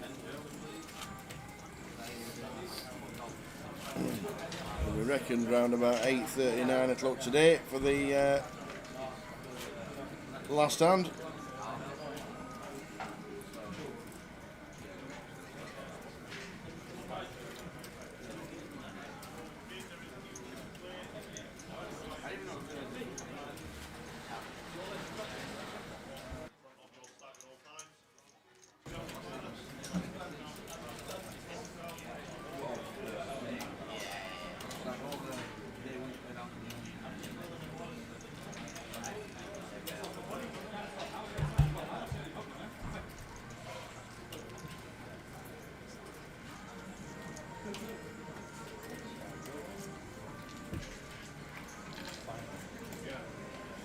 Off we go. Another 2 hours of poker, although I believe we're going to hit the FT before that. 2 hours to lose 3 players. Yeah. Should be getting to the FT at some point in this session. Be amazed if it's not this session.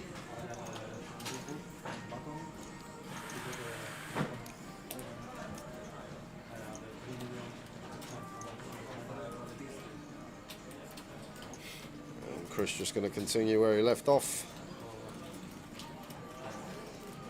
Just picking up blinds and ante now worth 300k. Attempts to steal with the King 7.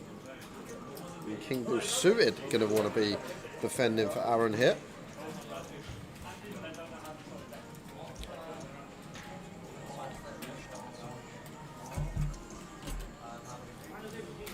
He does defend.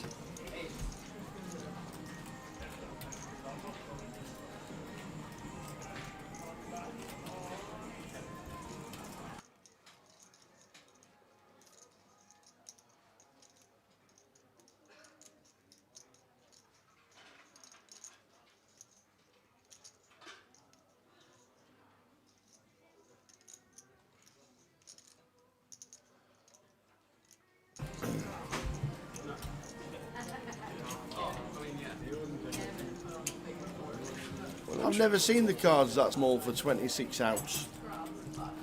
26 outs? A lot of outs. Why is it showing 26 outs?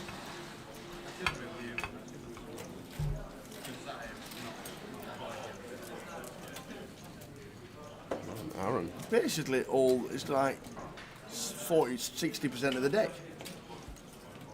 It's going to work on this occasion, Tower, but I'm really not a fan of this jam because we only really get called by better. I guess we do fold out King, Queen, King 10. This stuff might elect to check back though. But it seems like a situation where we're only getting called by the better hand, and Chris, as wide as he is, keeps some bluffs in. We might turn and flush, get him to bluff it off. Either way, Aaron gets a nice pickup. Just any pot at this stage going to be crucial. But we're heading over to an outer table. First hand back after the break here. Here we go, Bouncy. Bouncy all in with the Ace King. Against, what's that? Ace 8. Ace 8 for Twan. Ace 8 for Twan to win.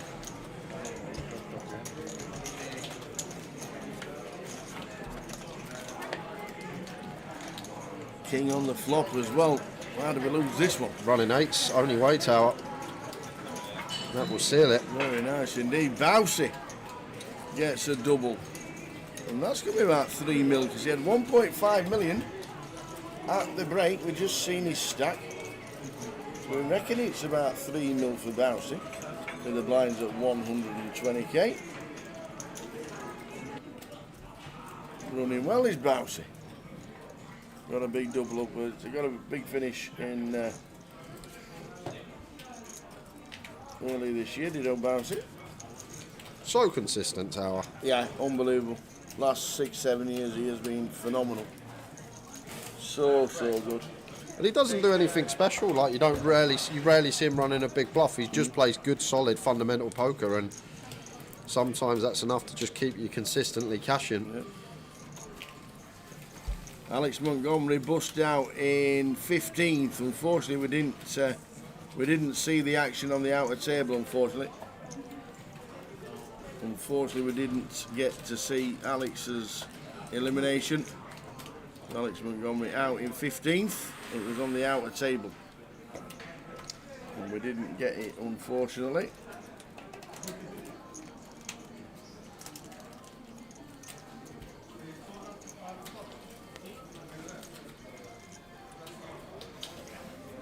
Queen 10 suited for Phil. Just gets out the way in the car. Queen 10 of clubs. That is tight. That's the big stack at the table as well.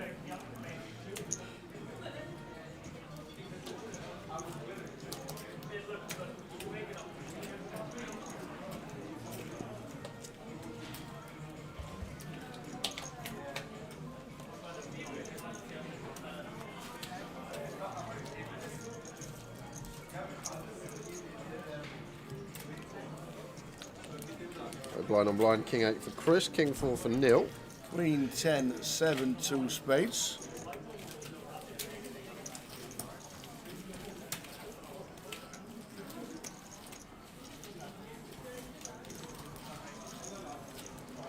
King of spades, turn.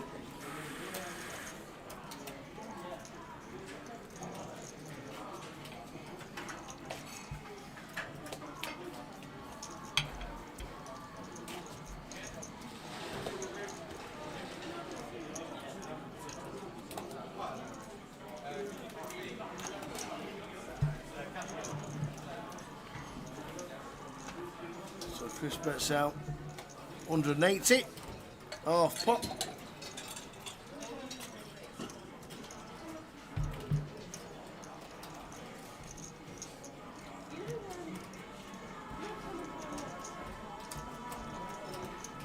I call from Chris, Mr. Johnson in seat number 3, and we're going to chop it up. We're gonna chop it up, don't you know we'll chop it up. We're gonna chop it up. If we get the showdown, guys.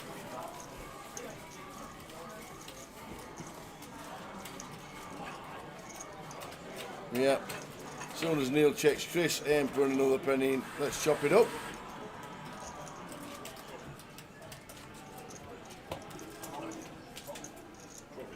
So still on 12.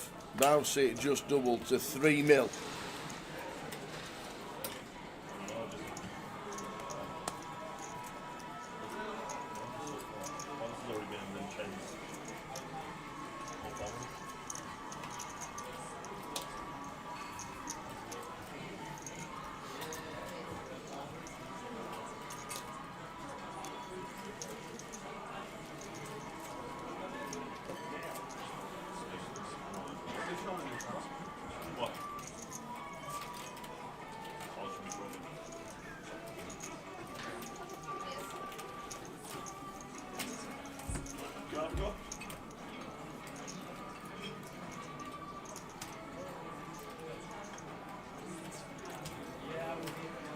I tell you what, hats off to the F&B here in Leeds as well.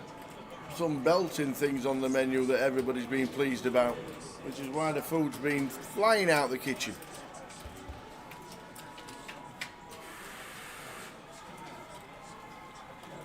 Everybody just settling in. Blind 60, 120. Near S8.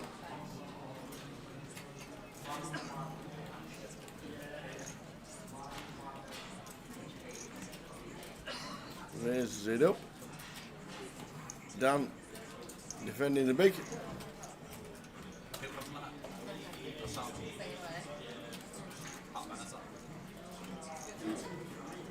With the 8-4. 8 would be interesting. Wow, 2 clubs for Dan.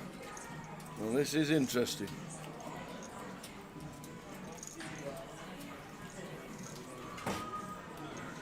Pretty standard C bet. So it should always be at least a call from Dan.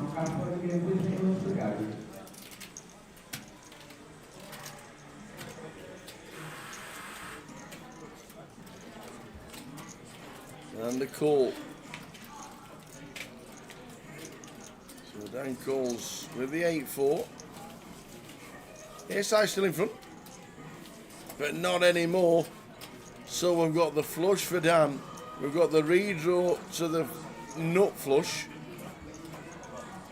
for near in seat number 5.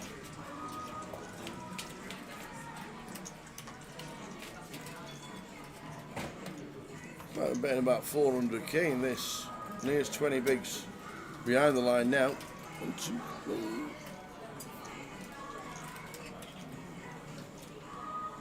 375 into $1 million. So just third pot. Do we have to defend his 8-eye flush?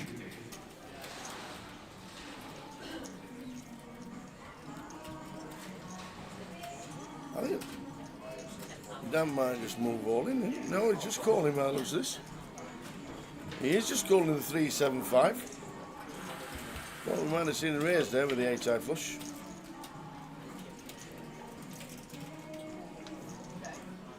And the 7 doesn't make a difference to Dan because he has the flush.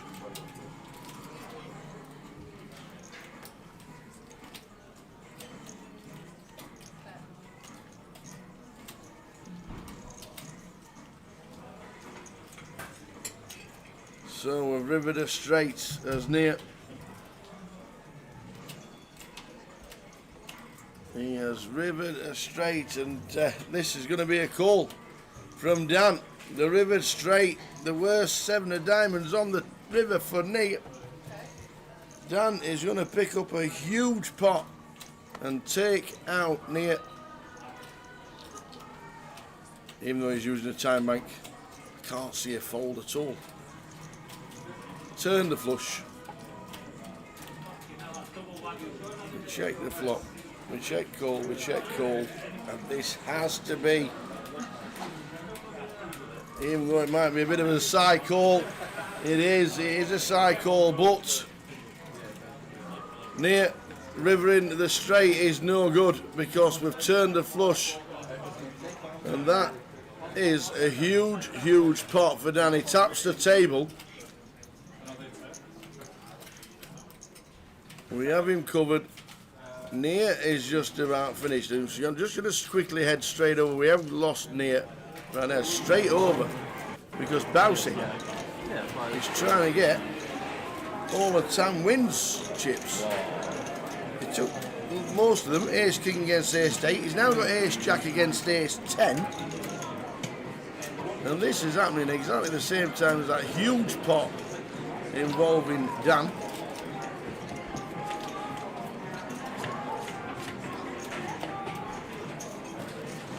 Ace on the flop. We're needing a 10 to survive by the looks of this, and it's a jack, and we're now drawing dead. Oh no, spades! Oh, I missed it! Whoa. Wow. The spade draw was there, but Tan win just busting out exactly the same time as Naya on the outer table, and Bousy in 2 hands has just taken out Tan win and all his chips. So Bousy's up to near 4 mil. Dan is still stacking his chips in C4. He'll be doing that for 10 minutes.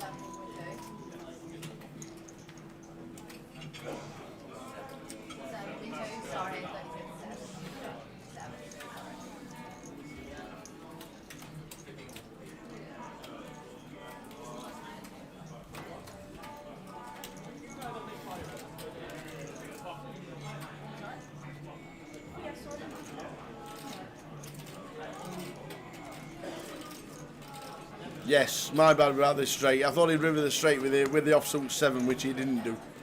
Realised that when I saw it. My bad. Getting excited. We're down with the old 8-eye flush. 7 of clubs would have been interesting for the straight flush, but didn't need it, obviously. My bad about the straight.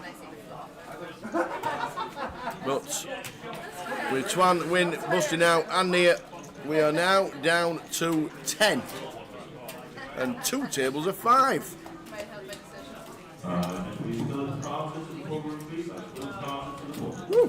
10 left.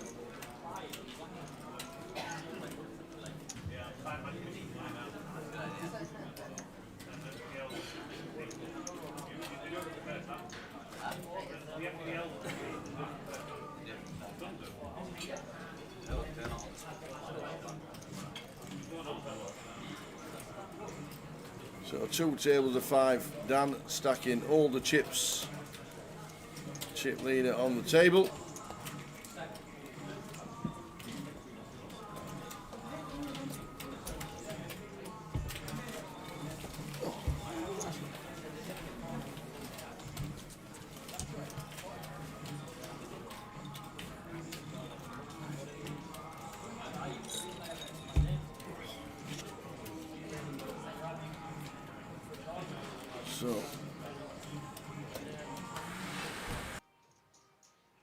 So nothing happening on our table, but as we know, we can see something happening on the outer table.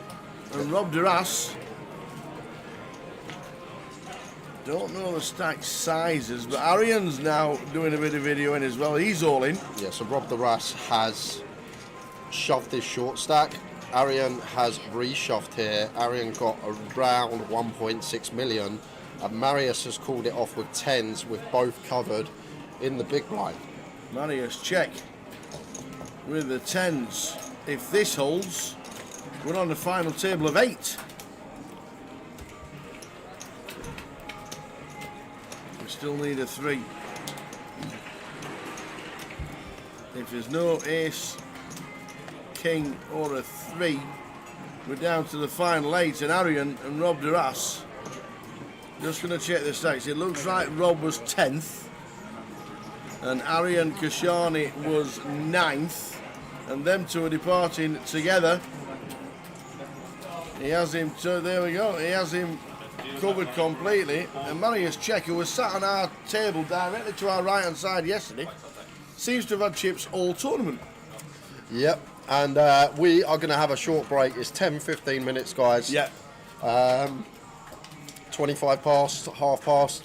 Yeah, keep. I know there might not be a top clock ticker on the bottom left-hand side of the screen, because obviously PK is busy on the floor at this moment in time. But we are down to a final, and we are down to a final table of 8, not 9. Arian Kashani busting out 9th, Rob Duras busting out 10th in the same hand. That was a bit of carnage. That was that 4 exits in space of about 5 minutes? Something like that, Tower. Wowzers, it was Twan Win. Twan Win out in 12th. Then it was Nia who was on our feature, then Rob Duras and Arian Kashani. And that means we're on the final table of 8. We'll get the countdown clock on. We think it's about 10 minutes. Between 10 and 15 minutes. We'll let you know as soon as the clock comes on. You'll know exactly how long it is, and we'll see you for the final table of the Voyage very soon. See you soon.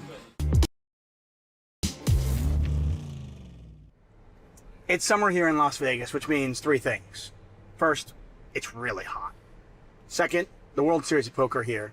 And number 3, 88 Ride is on board, providing a service, bringing poker players to the World Series of Poker. Yeah. And, well, at this point, when I think of the World Series of Poker, Benny Glaser is just a name that comes really quickly to me. I didn't realize this. 5 bracelets. You have more bracelets than any other European. Yeah. That is crazy. That's a cool stat that I like having, yeah, for sure. That's amazing. Thank you, yeah. I'm quite proud of that one, I'm not going to lie. You've come a long way from being like a poker journalist, right? I remember the first time you did commentary with me. Oh, yeah. I think it was like an 08 event because you had won a couple of bracelets, right? Yes, but I think the first time I did commentary with you was the 10K single draw final table when I bust out of it. Okay. And then came and commentated on it for a brief, and that was just before I won those 2 bracelets that year. It was, I think that was the start of the Black Booth Mojo, right? You came in there and then you won a couple of bracelets. Yeah, I remember that as a thing, yeah. So when you started down this path of being in poker, did you ever imagine a scenario where you would be here? I mean, you have the most coups, most scoops, most bracelets out of all European players. I mean, did you ever imagine that this would be a reality? Is this... Not realistically, no. When I was playing online back in the day for penny stakes, or even playing in a pub league with my housemates and stuff like 17 years ago, then no, realistically, I didn't really imagine being here. Yeah. Was there, so it seems like, I want to say what, 2015, 2016 is where you kind of just like, you blew up. Yeah. Was there something that happened here at the World Series of Poker or online? Was there an epiphany? Something that kind of just clicked, the light went on, and you were like, I think I figured this out. It wasn't necessarily that like I figured this out, but like I was grinding online for a long time. Right. And hadn't really been playing live. Still, you know, like the World Series was a big thing for me. I was still playing like relatively low stakes. And then the first year I came on to the World Series, decided to give it a shot back in 2014, and I actually bricked everything. I didn't play very much. It was like 8, 10 events or something. How much money did you come with, by the way? Just out of curiosity. Like, what was your thought? Like, okay, I'm going to come here. I'm going to give it a shot. It wasn't like exactly like that. It was like I had sort of planned. I had like a friend help me out as well with money. Like it wasn't, I'm, you know, this kind of thing. So I bricked everything, but like I had the realization when I came is like I'm actually, you know, better than most of these guys that I've been watching on TV. And it's like, yeah, I can actually definitely compete here. So even though it's tough for me to come to the World Series and break, I was still like, okay, I'm planning to hopefully come next year and do better. So despite the fact that you bricked everything, it actually helped to build your confidence? I think so, in a way, yeah. Wow, that's interesting. Because I just like the guys that I'm playing with that, you know, I might have put on a pedestal kind of thing in a way of like being an online player. Just playing with them and, you know, just feeling very like comfortable and like, it's like, oh, these guys are making mistakes or whatever. That built my confidence, yeah. That's amazing because in I think in life and in poker, people are so results oriented. Yeah. Where if you make a decision to go with a bluff in a certain spot and it doesn't work, sometimes people are like, well, that was stupid. I'm never going to do that again. Of course. Or if something works, even though it was a bad decision, you're like, well, it works. So it was great. And a lot of people are just simply like, you know, if you brick everything, I'm not good enough. That is one thing that hopefully poker teaches you in a good way, to be logical and rational and not be results oriented. You're like, okay, at the time I had all of this information, and based on that information, I made the best possible decisions. And then this is the result, the outcome, which might have gone not the way you hoped for, but at the time it's still a good decision. So you can just be happy with those decisions at the time and trying to not be results oriented. So generally poker hopefully teaches people in life to be able to separate that stuff. And Yeah, for sure. I think it's one of the things about poker that really does, it's a kind of a life skill. Yes. And for sure. It's pretty amazing that I've known you for almost 10 years now. You know, we did commentary back then. I was cheering you on, you're winning bracelets. What an amazing journey you have been on, and the fact that, you know, you think about it, 10 years ago you were here and you bricked all those tournaments, you built some confidence, and now 10 years later, all-time winningest scoop, coop, title holder, and 5 bracelets.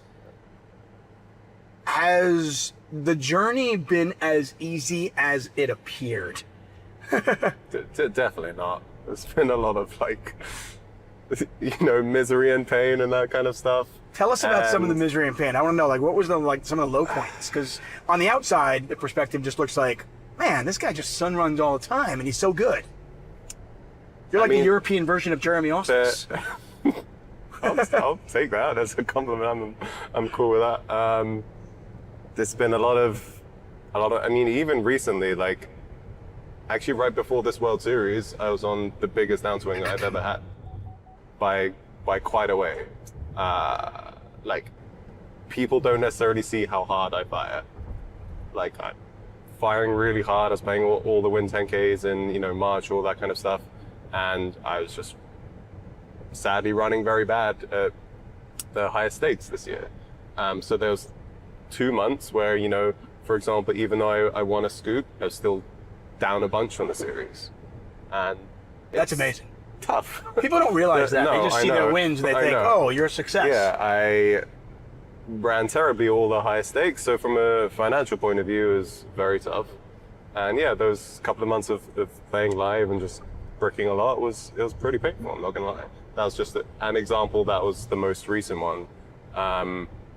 It was for a lot of money, and yeah, it was just tough when I'm playing live, and it's often quite an isolated process, especially like Scoop. I was staying by myself, grinding online, so you hope when you make those sacrifices that it's going to go well. You can kind of make it more painful if it then doesn't. Another example, like I used to grind heads up sit and goes online, for example. That was also a very insular process before I kind of was successful.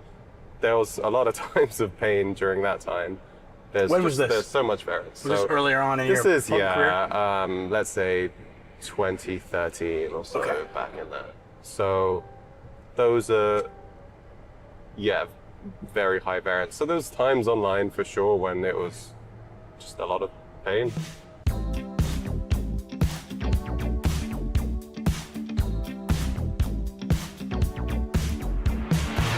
What is it about the World Series of Poker that just seems to bring out the best in you? I mean, obviously you're great online as well, but 5 bracelets, many of them in different disciplines. None, by the way, in No Limit Hold'em yet, but maybe that'll change. Who knows? Yeah. But you seem to be just good at all the different games.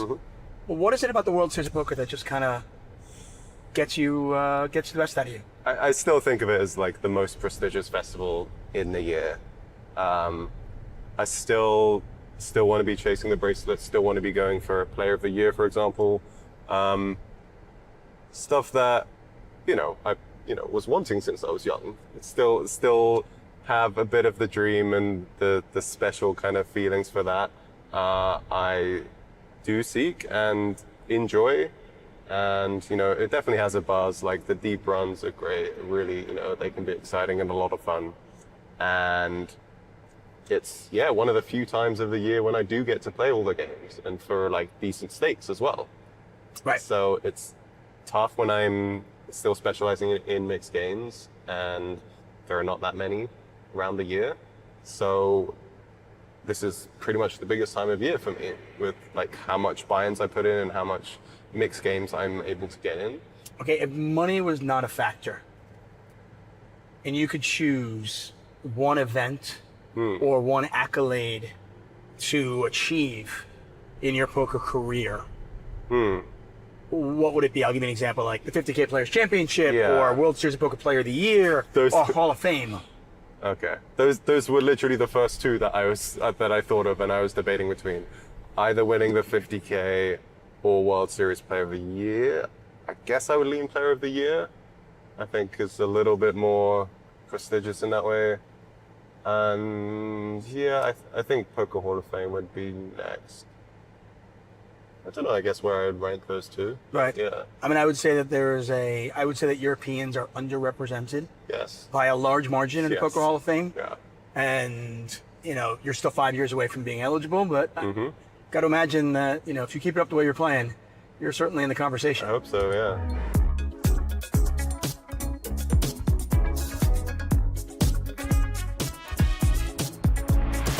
Hey, listen, this is, your summer home. Yes. We're on the Strip now, and we're at the Paris for the World Series of Poker. I would say good luck, but you barely ever need it. You are one of the toughest interviews to get, and one of the toughest people in the car to get, because you're always making day 2s and day 3s. Frankly, it's really impressive. I don't know how you do it. Thanks. But hey, good luck to you, and thank you so much. Thank I really you. It's a appreciate it. pleasure. Okay, buddy? Take care, dude. As always. Cool. Go get number 6. Hell yeah. Thanks, man. Appreciate it.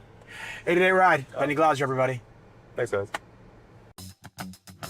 Welcome to the 8-8 Poker YouTube channel. What's going on here? I've never seen anything like it in my life. I mean, are you kidding me? This is going to be a million-chip pot. These hands are just insane. This situation can have one of the biggest impacts in your win rate. We have a pretty good jack high, which you don't really hear very often. Each and every month, I'll be getting to know one of your favorite poker personalities. I had my first 50K day and 6-figure month. I had spent 9 years traveling the tournament circuit full time. 888 Poker, I'm bringing it home for you. Welcome to the main event. How's everyone doing? Not a club, not a club. He's very puzzled, and he makes a fold. I've just flopped the nuts and turned everyone dead. Will this be the 100K bounty? Oh, it is. It's an awesome time. Subscribe now for the best poker content on YouTube. 888 Poker, made to play. Some say the perfect game doesn't exist, but we beg to differ. Step inside our world and see what the Ace 8 Poker experience is all about. It might just surprise you. Whether you're at home, on the run, or in the middle of an adventure, you'll always have a seat at our tables. Discover the thrill of ace-8 poker on mobile or PC and find the perfect game for you, wherever life takes you. Ace-8 poker, made to play. Have you ever wondered how some players consistently win at sit-and-goes? I'm Aaron Baroni, and in this video, I'm going to share 5 tips for crushing sit-and-goes. Tight is right. Your goal with sit-and-goes is finishing the top 1/3 of the field. And 9 max, that's top 3, and 6 max, that's top 2. Achieving this goal means playing a tight pre-flop strategy and avoiding unnecessary confrontation, so you give yourself a better chance to finish in the top 1/3 of the players. Know the payout structure. When playing sit-and-goes, it's important to pay attention to the payout structures, as they can drastically impact your ranges. In 6 max, 3-handed would mean you're on the bubble, and the next person out receives nothing. Payouts there are 70, 30, 0. In 9 max, the bubble occurs with 4 left. Payouts there are 50, 30, 20, 0. It's important to recognize the difference between each potential ladder. In the previous examples, there were 3 pay jumps, 10, 20, and 30%. Our ranges will be different in each spot because the risk of busting the tournament is worth different amounts of equity. Understand how to play push-fold. As the blinds go up in a sit-and-go, stacks get shallower, and ultimately the game often turns into push-fold, where the majority of your decisions are simply boiled down to, should I go all in, or should I fold? Many players think this is all luck, but there's actually a ton of skill involved that centers around push-fold. It's not only about how good your hand is, but how often your opponent folds. The more they fold, the more hands you can shove, as you're more likely to win the pot without showdown. There are many programs you can use to calculate exact ranges based on your hand and opponent's tendencies. Study these, so you're prepared when you find yourself in these situations. Bubble play. The bubble is arguably the highest equity spot in a sit-and-go. At that point, you'll be in one of 3 situations: short stack, middle stack, or chip leader. If you're the short stack, the good news is that you have the least amount of equity and can play a bit looser. You still want to make the money, but realize you're more likely the next one out, so you're freer to take risks and try to get yourself in a better position to cash. Congrats if you've chipped up to a middle stack. Your prize is discomfort. You've got to play tighter now because other players at the table are more likely to be forced into an all-in confrontation, which would allow you to make the money. If you're the chip leader, well, this is where the fun begins. As chip leader, you'll want to put pressure on the other stacks, specifically the middle ones who realize what's at stake. In the right circumstances, you can add a significant amount of chips to your stack by bullying the table. Volume. I was a professional sit-and-go player for more than half a decade. Take a wild guess how many sit-and-goes I played in my lifetime. The answer? 287,000. Playing multiple tables at once can help you put in this volume. When I started out, I was one-tabling and ultimately got up to playing 35 tables at a time. My advice for anyone trying to add tables would be to do it slowly, perhaps at a lower than normal buy-in, and get comfortable with the speed required to make the decisions and click the buttons before adding more. So there you have it, the foundations of a solid sit-and-go strategy. With a good understanding of these concepts and plenty of practice, you can start to crush multiple tables at a time and develop a solid win rate. What part of sit-and-go strategy do you struggle with the most? Let me know in the comments below. Tonight we're playing a sit-and-go. This is gonna be my 3rd tournament, and, well, I hope gods will be on my side.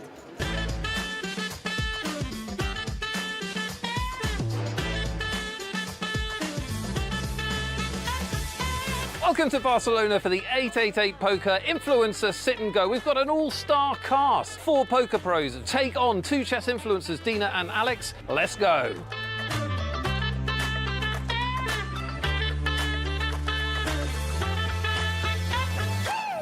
Never before I experienced a poker tournament. That's why I'm very excited and nervous at the same time. They say chess players are also good poker players. I think I have a chance, even if I'm like,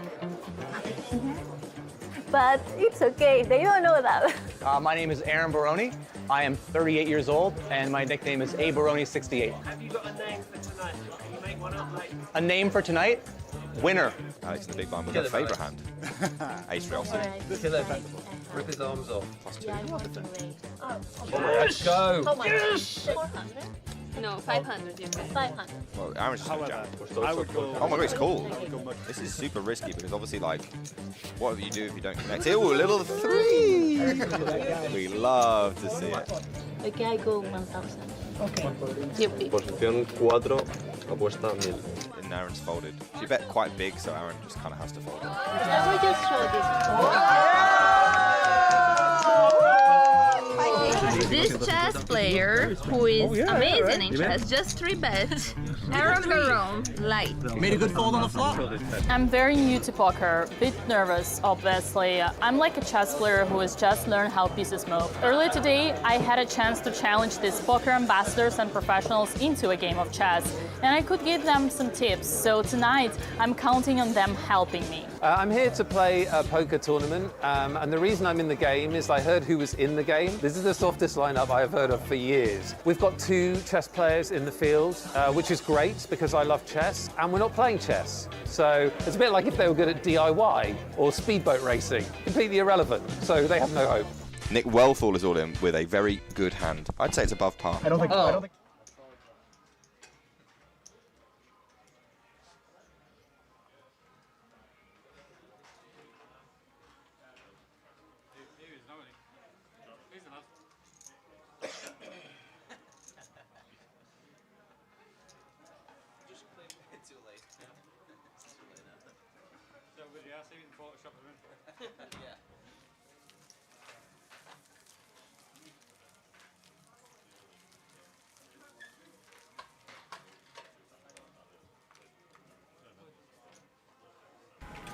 So these are the final 8.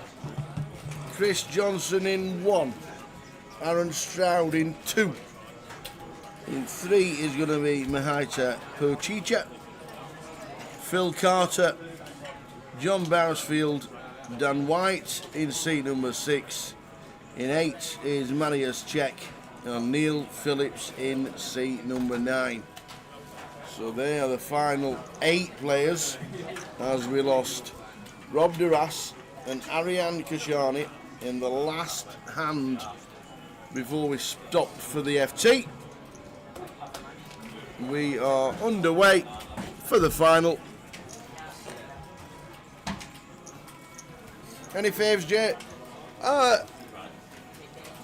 fancy Chris. Always fancy Chris though, especially at this sort of buy-in level tower. I think it's a real sweet spot for him.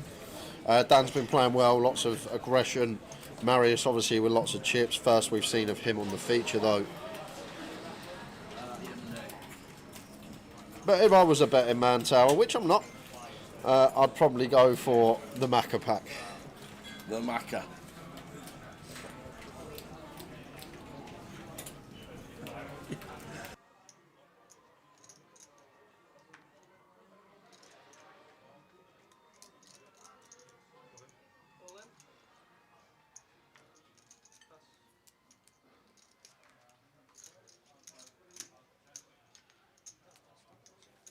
Go on, Azza. You got this. Top 3 passes. Corey. Nice to have you watching. Corey Mason. Watching on YouTube.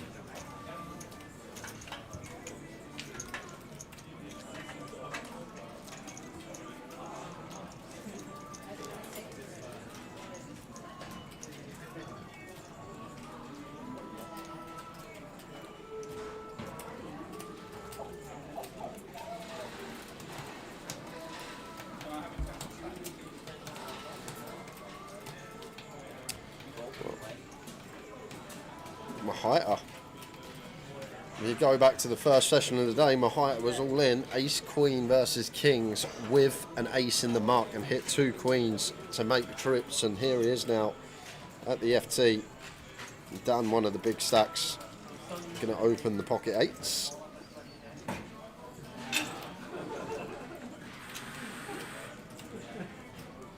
And it looks like going to be a raise and take for Dan.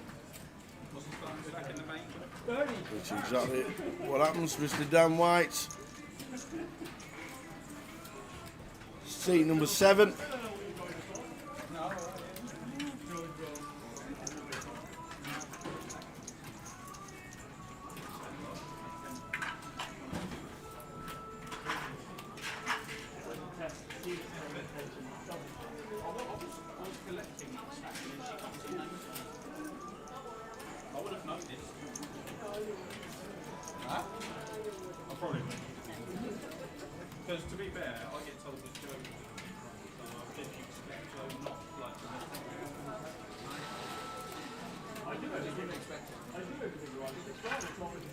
Look on the left is ours. And the line's at 120.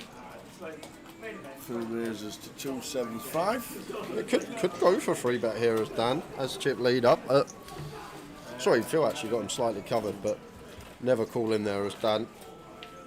Maybe like a low frequency 3-bet. I thought we were first in chips. Phil actually having us slightly covered. Ace 10 from gun. Aaron can't do anything with ace 8 off, unfortunately.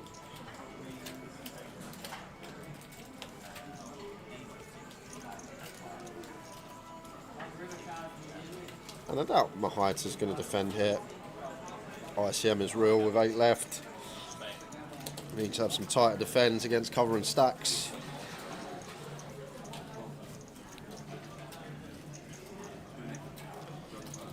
And out the way he goes in the big. Final table, Voyager.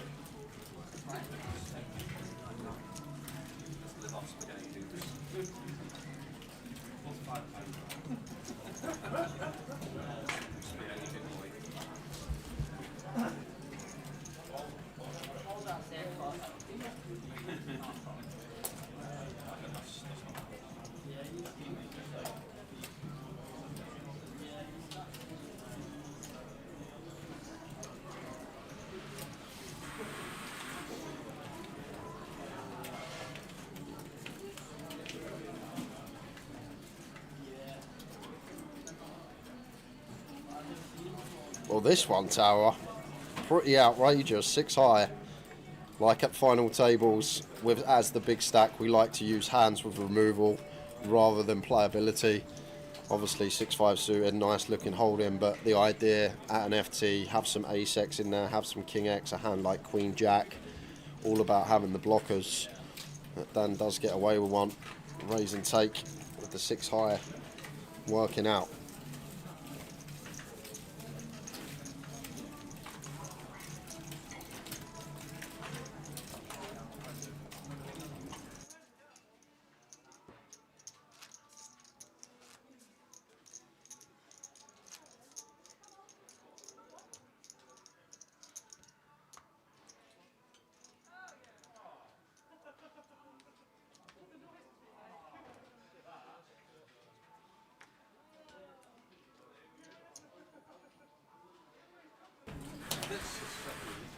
Here's 7 for Dan. Like this is a much better open tower than 6-5 of clubs, but it goes with fold. But it's a even from UTG. Yes, but like as the big stack, like it's all about the ace X, suited ace X, even offsuit ace X. We can open. It's going to be a much better open than like a 6-5 suited, a 7-8 suited. Just in terms of removal on the hands that we block behind us to potentially continue. Like fold's going to be fine as well, but would have preferred that opening over 6-5 of clubs. And this doesn't seem fair. Aces for Chris Johnson.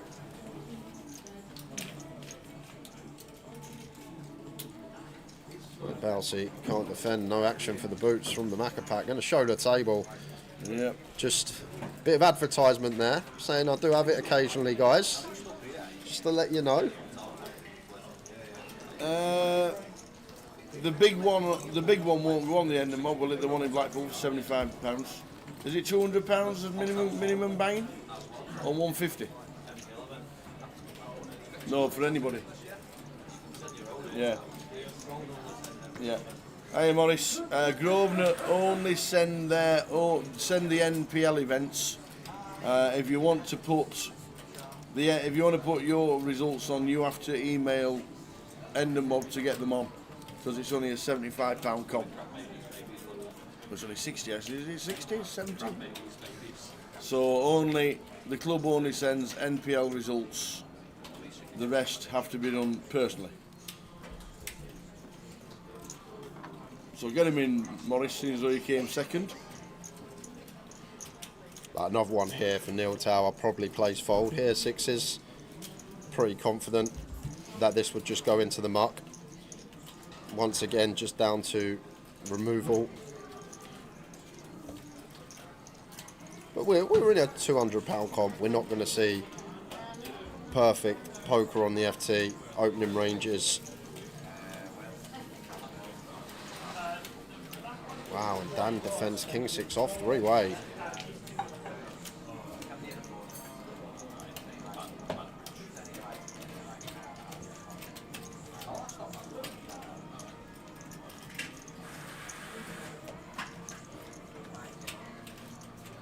Jack high flop, Jack 4-5. 8 still in front. Three-way here as Neil out of position to 1. Is he going to continue with the 6s? Looks like he is. Hefty bet as well, over half pot. Now a difficult one for Phil with 8s facing half, heart in hand, but they struggle to continue here once Neil puts in a third of his stack.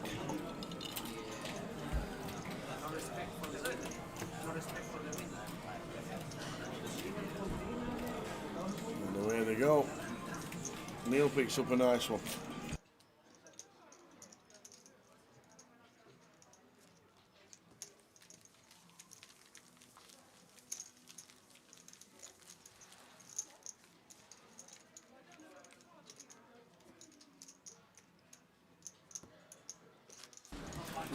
Yeah, I think 8s would probably be bottom, Gully, spot on.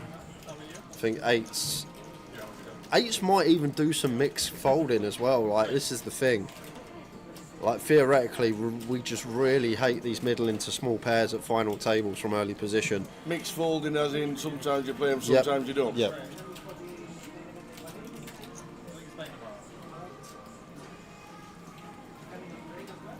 Is that like John with the Kings?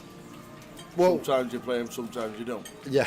But if you've ever, like, I doubt you've ever looked at a solver tower. No. But what it will do, it will give like certain frequencies of what we can do, and like 8s in that example might be like 40% fold, 60% open, or something like that.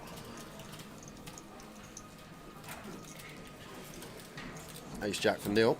This is one we will get to open because we got the removal in there and can still get value from worse. Big blind, the fem range. My high tuck can't do anything with 9-7 suited. Out the way.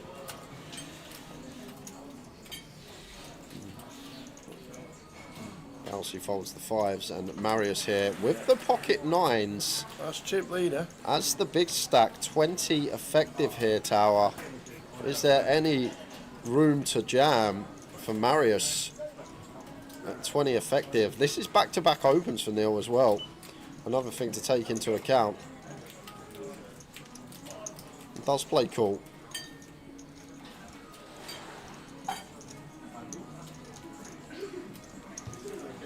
Like, if this was switch tower and Neil had Marius's stack and Marius had Neil's stack, it would be a pure call, pocket 9s.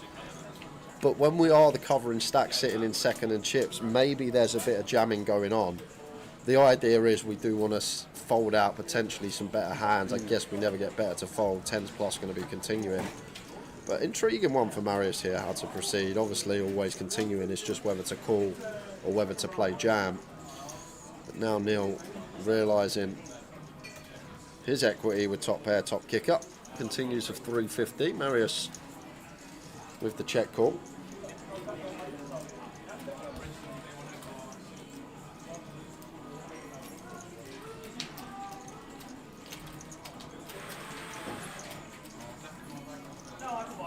King of clubs on the turn, check from Marius. Don't mind this turn as Neil. Yes, it brings an overcard, but not going to be much King X out there, Tower, once Marius check calls flop, unless it's specifically King X of hearts or a turned Kings up. So he's going to go for another street here, and does so in the form of a huge jam. 1.8 million into 1.3, good for 140% pot. Difficult to ever get called by worse here, Tower. Once we opt for this size as Neil, Marius just lets the 9s go.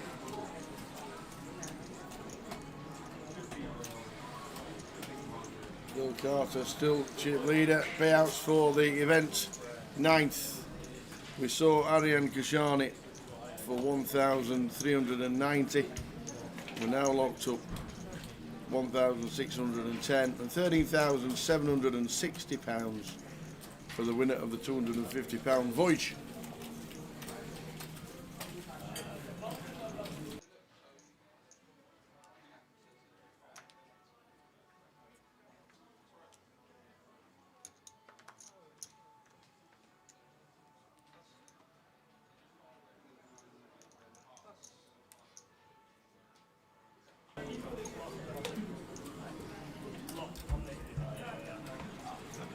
Well, what a sight for Mahita. A handy cracked first level of the day to stay alive in the tournament.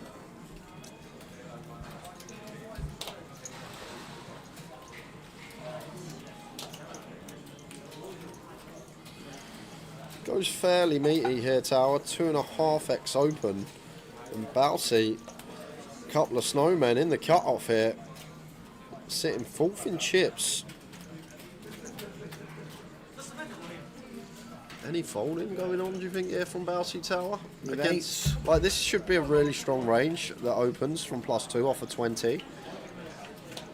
But Bousey just going to go for the jam as the chip leader. Well, as the covering stack, not the chip leader, but covering stack of Mahita. I'm not a fan of this, Tower. Once again, do we ever get better to fold? Maybe 9s, that's about it. But as Bousey here, maybe a slight misstep, Tower. I thought we were going to see call or fold, and Bousey went with the other option. The jam. Jams it all into the middle, and the problem is we've got 2 stacks behind us as Bousey that still cover us, that can wake up with it.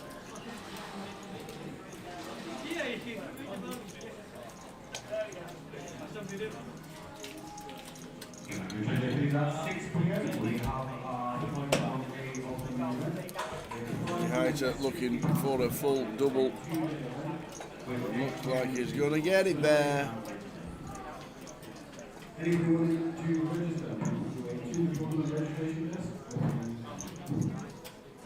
And does. Full double for Mahita. Yeah. 1.6 million out. And 13, 14 bigs for Bousey. Maybe a bit of rush of blood. Don't think that is the best avenue there to take as Bousey. I've sung his praises over the years, but really not a fan of that one, Tower. Maybe just thinking we're covering stack of the opener. I'm happy to get 8s in for 20 bigs, but we've got 2 opponents that cover us behind that could wake up with it. It's also a fairly strong range, 20 BBs at a final table opening from early position. I think maybe if he took a few more moments to think about that one, may not have elected to jam, but now Bousey down to 14 bigs.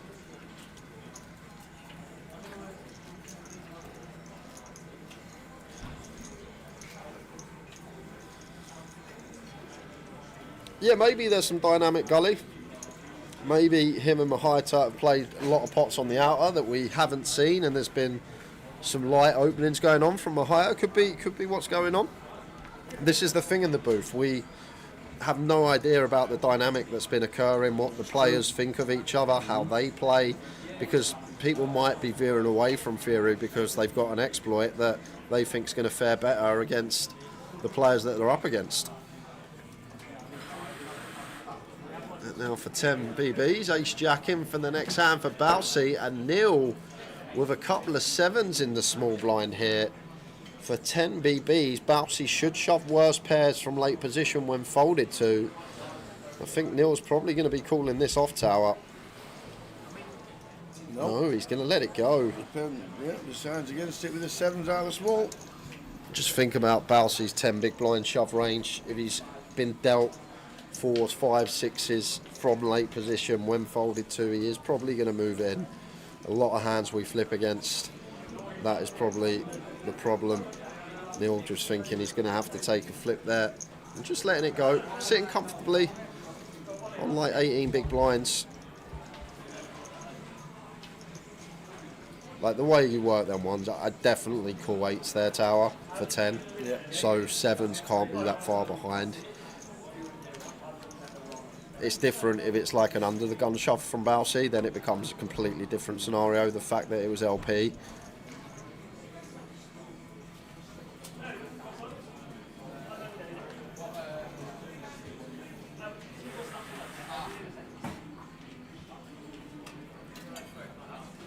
So 160k big. Phil as the chip leader, King 10 of Hearts. Sitting top of the pack with Dan into the muck. Would have opened there for sure as Phil, but gonna let it go.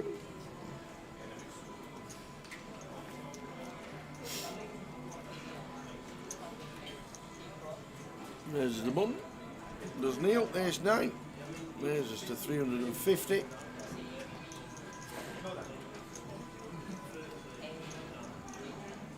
And Aaron makes it up with a 7-6.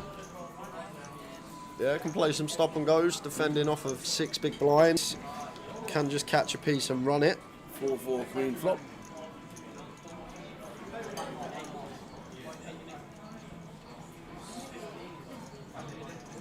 Say what? Did Aaron just donk shove the 7 high, no draw, and gets it through? Yep. What? What is going on?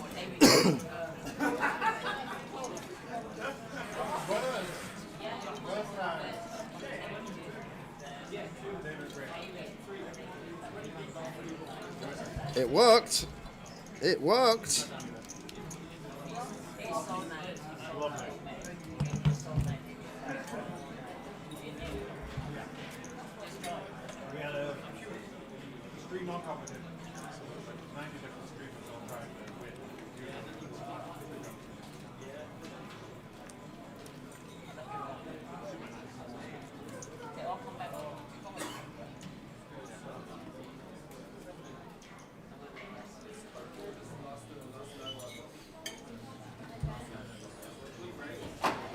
Well, 10s for Valseat from +1. A quick counter is stacked. Got 13 bigs here. Could definitely go for open off a 13 from EP, but it's just going to opt to jam, take any decisions out of it.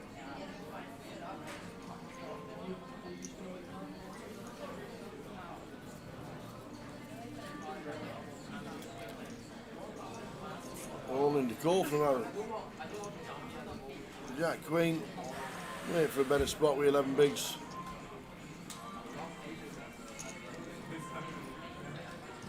And the high top won't be calling.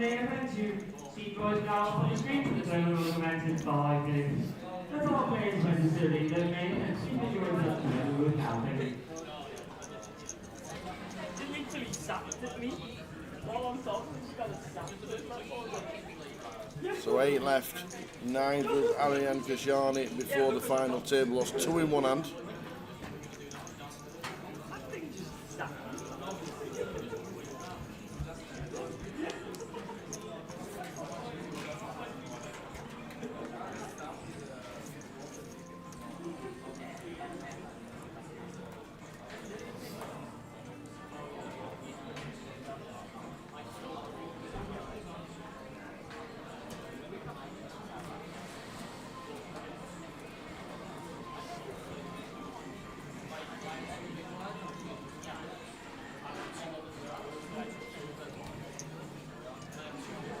Yeah, it's a much tidier open from Dan. Got the removal of the queen and the jack in there from EP. Making it 350 to go.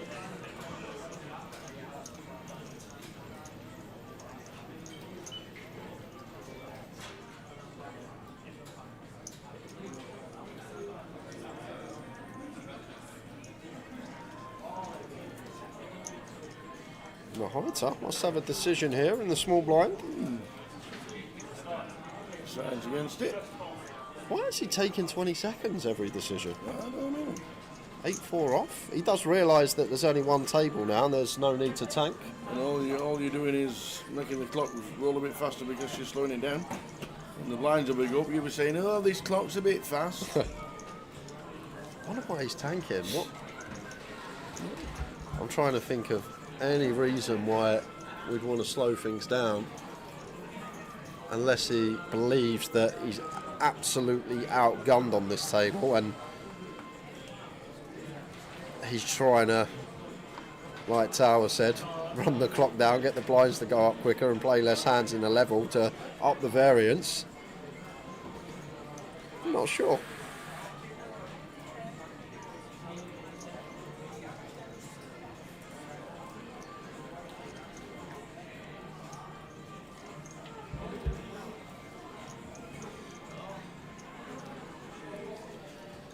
Ace 5 suited.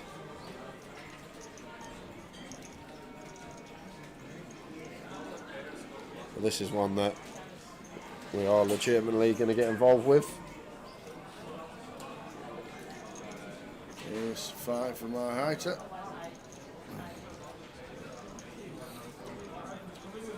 Raises to 400. Goes for the old 2.5x up. 2.5.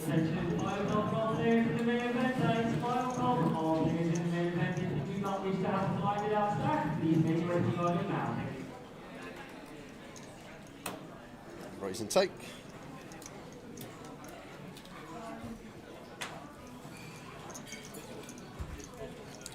No, I doubt it's for balance, right? All I can think it can be, if you're sat at a table and you feel like you're the worst player, then you can just tank and sit there, let the blinds go up, get the average as low as possible and just sort of up the variance, make it crapshooty.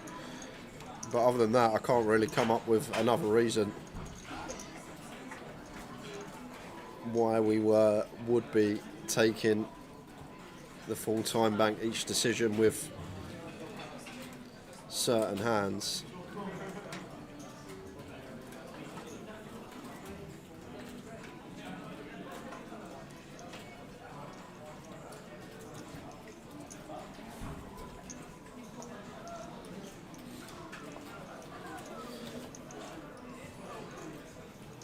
Like Jack 9 off here, Tower. Just got to go into the raising into the chip lead up, but once again just taking 20 seconds.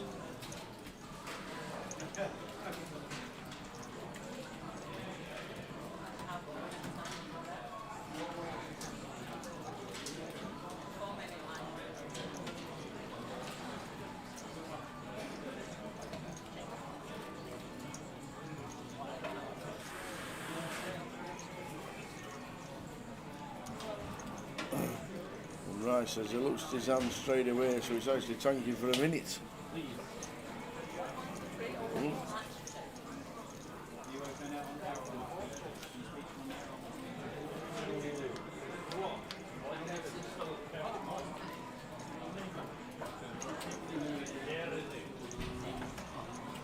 King out flop, King 4-3, but all spades. Redraw for Dan White in seat 7. Top pair for Phil. Phil goes for a little check back here on the mono. Don't actually mind it here, Tower. We want to keep the pot small. We don't want to put ourselves in some tough spots against the only player that can bust us. Goes for 2/3 on the turn.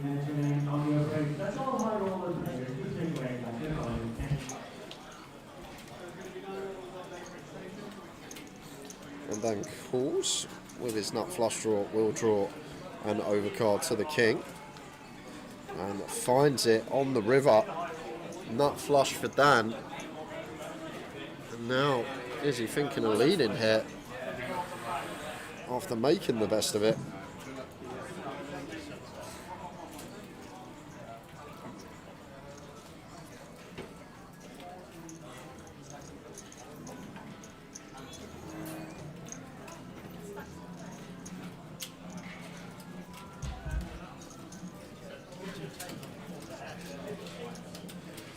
$1.5 million on the river here. Fairly chunky, 3/4 pot. Phil not getting sticky on the 4 to flush board.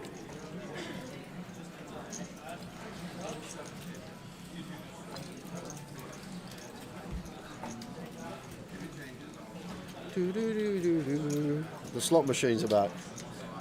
No, there though. Are they They're being downstairs? turned off. Are they from downstairs? They're from downstairs. The slot machines up here have been turned off. Once heard it Wednesday afternoon.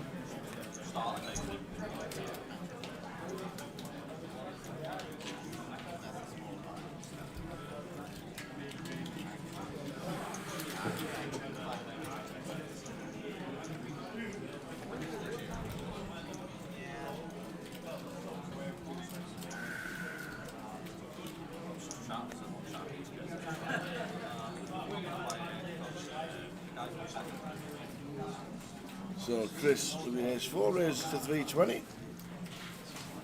Same man for Dan.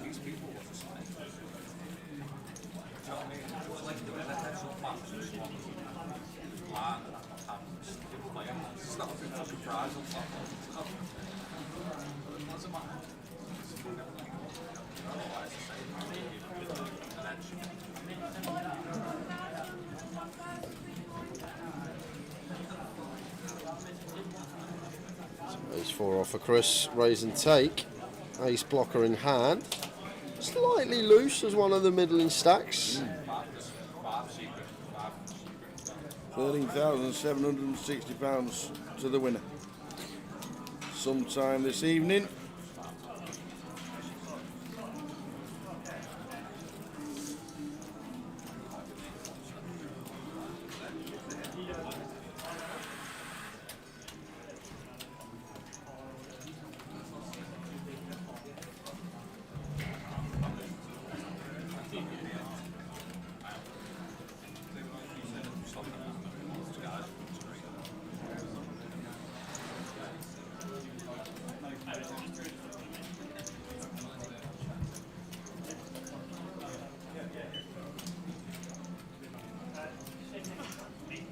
King Jack for Bousey. Stack back up to 2 mil. Yeah, got 12 bigs here as Bousey. Wouldn't be surprised if he went after it, Tower. Yep, he said it. All of it. Annoying for us as Dan. Yeah. Beautiful hand on the bottom, but gonna have to let it hit the mark.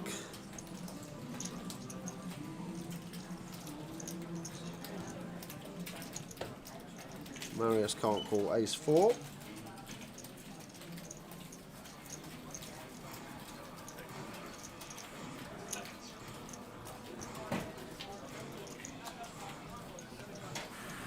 He's asked for a count here, Tower, but I think this is just a hand that can never call off here as Marius, even if we are up against a hand like Bousey has. Equity-wise, we're never too far in front.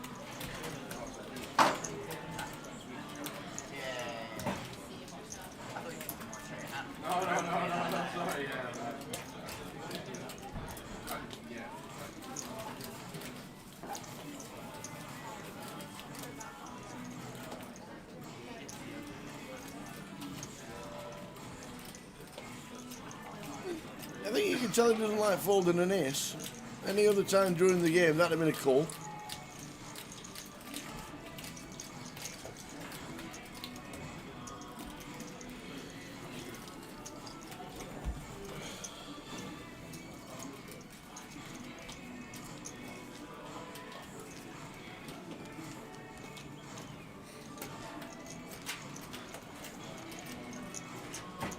Eight out of 302. Good turnout for the Voyage.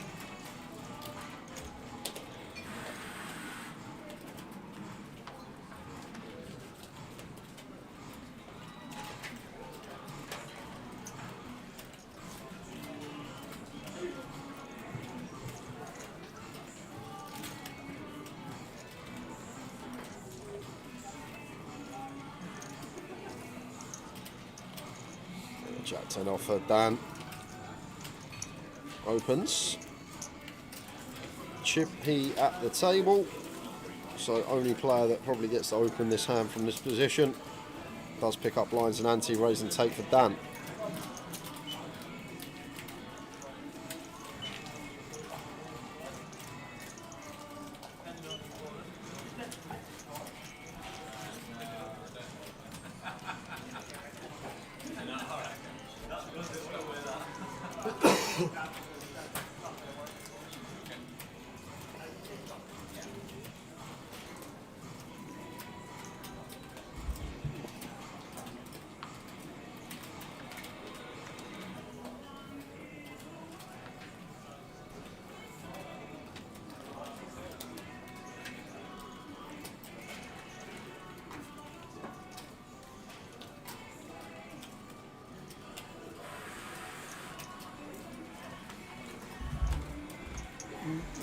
Managed with 9-3, getting out of the way.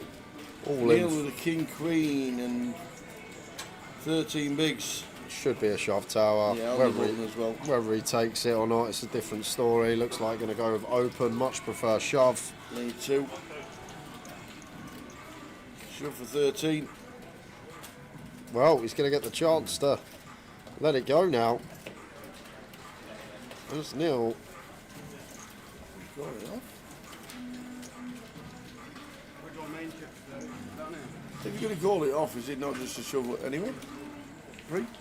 I think we should have just shoved And then the first in sixes have got tower. a decision. Yeah, sixes with Chris then in a awkward spot, which probably cool anyway, to be fair, but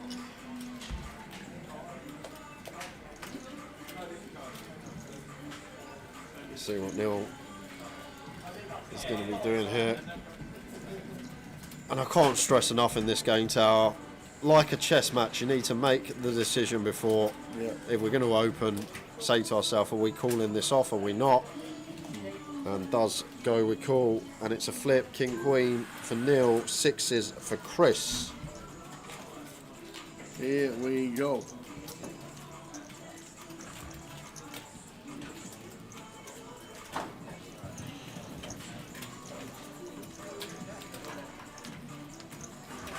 Sixes. Flop the old Mickey Blacks. That's it. And that'll do. Running chop. 7-9. 7-9, 7-4. Only way out. And that will seal the deal on the turn. We're going to lose Neil Phillips, even if we shove button. I believe Chris would call sixes there. Yeah. So, unfortunate for Neil, but he will still take home £1,610 for his 8th place finish. Leaves us with 7.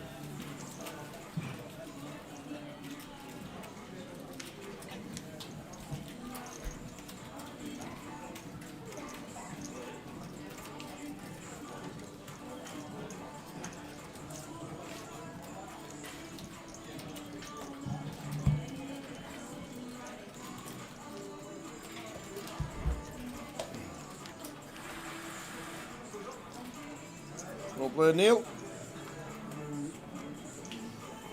But we're down to 7.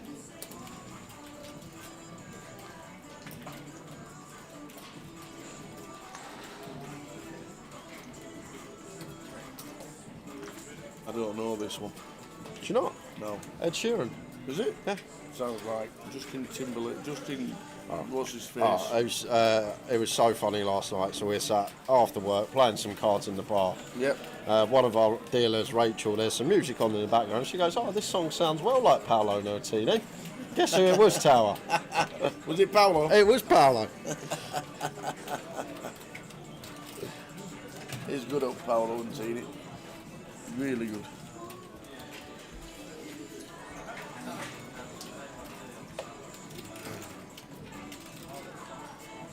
Doesn't sound like Ed Sheeran. Does it not? No. Yeah, it does. I don't think it does. I think it does. Yeah? Yeah. Back to this one. Dan, King 9 suited, opens hijack. Aaron sends it in with the King 10 for 9 big blinds. And got Dan chopped here. If Dan calls off.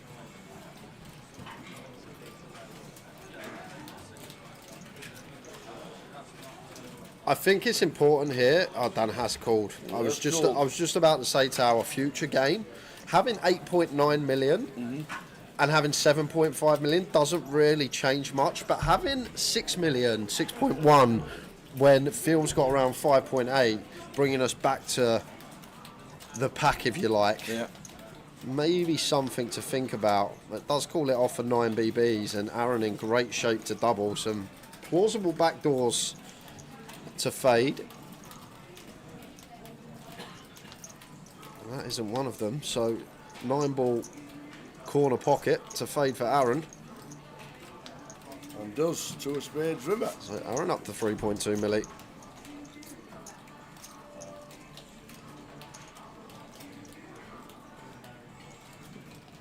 Oh, Mr. Chips Poker, good afternoon. Oh, yeah, Mr. Chips. Good to see you last week.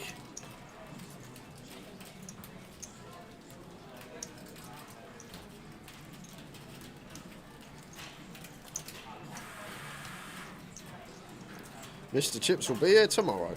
Excellent.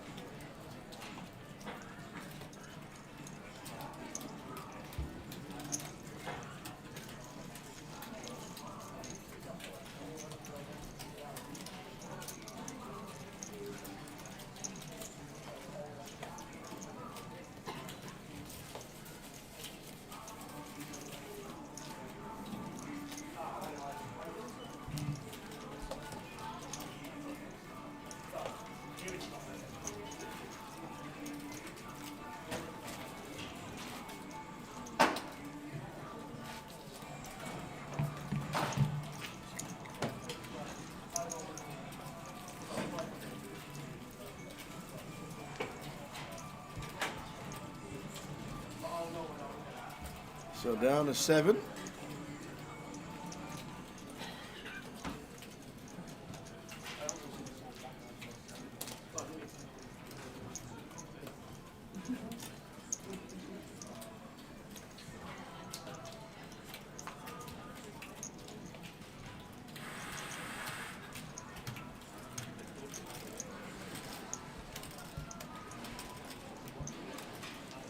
Well, Chris is now one of the big stacks after Dan losing the King 9 versus the King 10. Just slightly behind Dan in chips, but gonna put his stack to work. Jack 6 off is kind of wild. But if Chris thinks people aren't attacking enough, shoving enough, if they're playing too tight, aren't defending the big blind enough, then why not get after it? Prefer a better combo of choice, but I understand the idea why Chris might elect to open this wide. And this is just going to get the raise and take through. Phil 9 deuce off, can't do anything. Going to have to fold. No. Is he going to 3-bet the 9 deuce from the big blind? He is. Montana Banana putting it to work.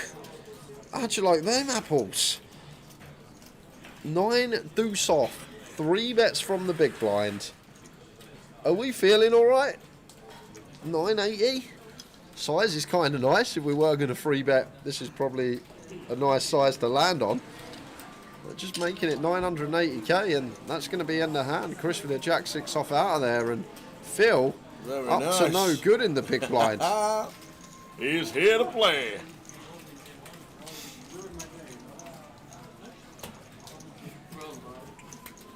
Rest of the fest this week in Leeds. Here we go.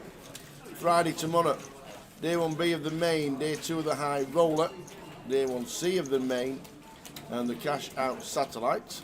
Saturday we have the day 1D of the main and the turbo dash that starts at 7. And then on Sunday, plenty going on.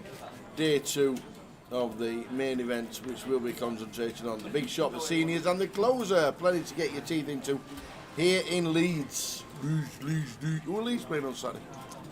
Sunday stroke, Monday stroke, whenever they play. No idea. Are they at home? Might be able to New Dwelling Road. It's only half a mile away. Is it? Yeah.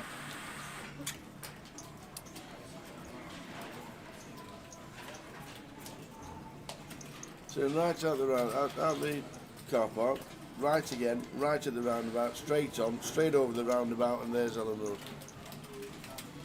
Dan with the ladies. Doubt he's going to get any action. But at home to Hull, we could go. Yeah? We could nip out for a couple of hours. Who's going to do the stream? Well, Joe, Sophie. Yeah, Joe and Sophie in, yeah? Yeah. Go on, ask them. See what they say. See what they say. Just nod. Yes, both nodded.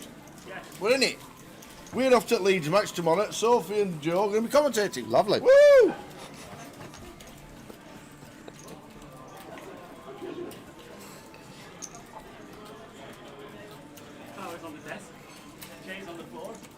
No chance. No win at the match. Leeds United are home. It's going to be busy here tomorrow.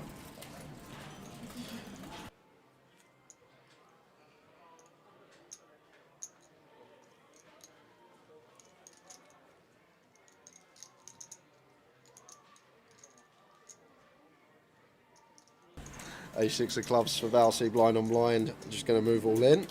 Ace-4 of diamonds here for Dan.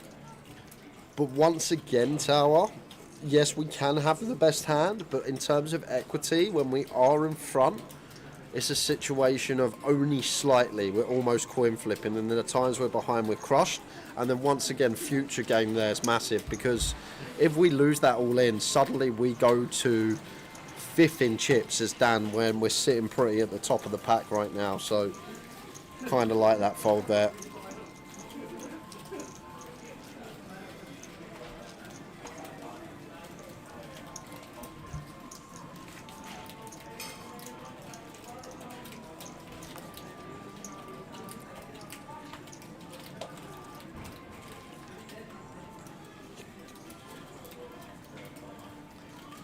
We can't go tomorrow because it's on Friday.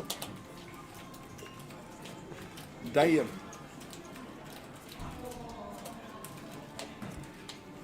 Tomorrow is Friday, isn't it? Oh, yeah. Oh, it's not on Friday, it's on Saturday, the Yeah. football. Yeah, it's Friday tomorrow, not Saturday. There you go.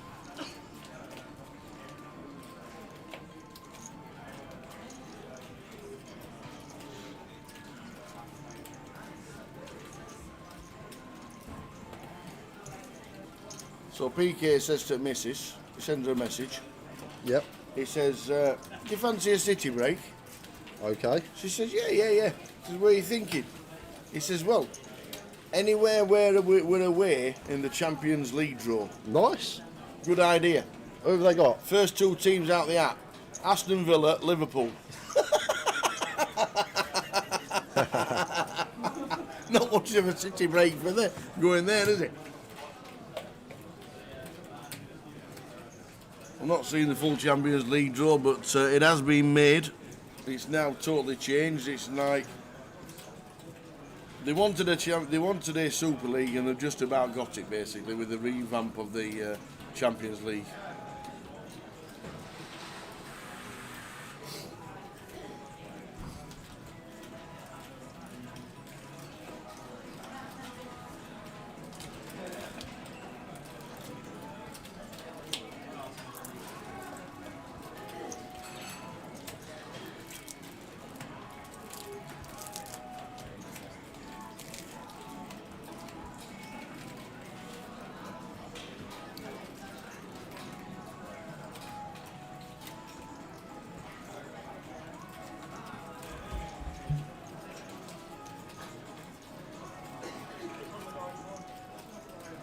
Not sure what Aaron's up to here, Tower. Deuce is under the gun, just pure as day fold. But he's gone with a limp. Bit of a misstep here from Aaron. Hand that should just be folded, and now Marius bumps it up, and we have to relinquish our big blind. Limped in for 1 BB from under the gun.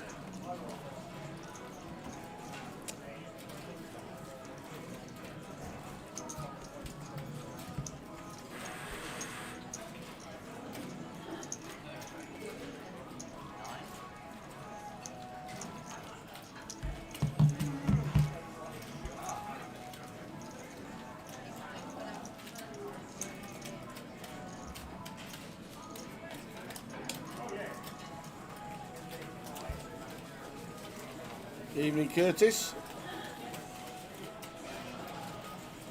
Glad to see you tuned in. And the Macca pack is crushing at the minute.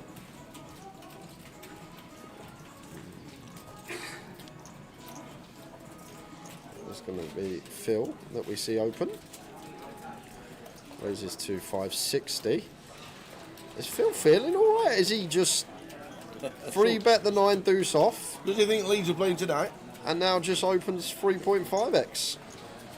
Now Aaron not going to get to defend the Queen 5 of diamonds. Frustrating. A hand we would defend against a legitimate size, but Phil with some extra extortion on that. That is a hefty old open at a final table. £1,830 next out.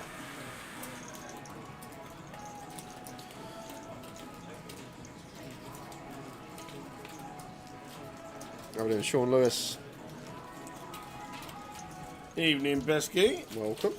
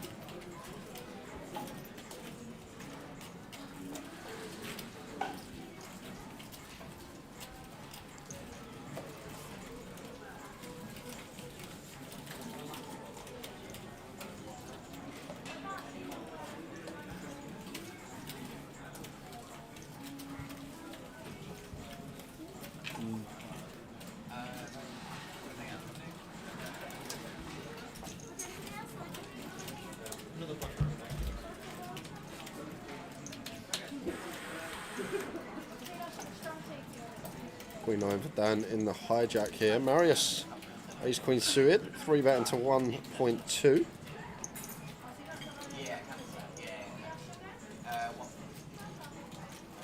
Stu Sefton. What a message saying exactly the same as that Bez in seat 4. It could well be. Oh, George Bess.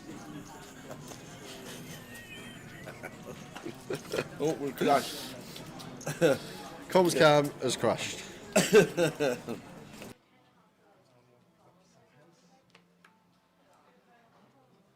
You obviously know who Bez is. I do. I think I do. Big Brother 2006, was it? Was it 2006? 2005? It'd be in a celebrity one if it was. Yeah, I think so. He was definitely... I remember him being in a Big Brother in the noughties. Right. I'm pretty sure. He was in a band. Oh, was he? Yeah. He was in a band with Sean Ryder. I didn't know. I thought he was just a Big Brother person. No. No, Bez with the maracas. From Manchester. You happy Mondays? No. No. Good old Bez. Having a bit of resurgence on old Bez. It does look like him, to be fair. Good shout, move it. And Stu Sefton said the same.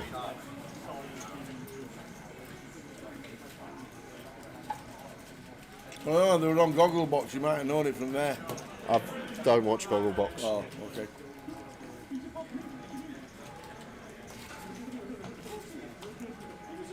I know him from Naughty's Big Brother.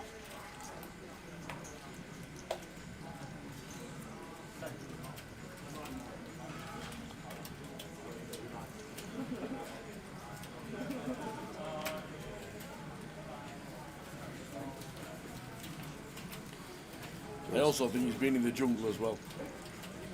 Oh, I'm a celeb. Aye. The only one I ever watched of that was it Gillian when she fainted on the live Bush Tucker trial. Gillian McKeith, was it? Whatever. I can't remember. That might be wrong, but that was like years ago. I remember.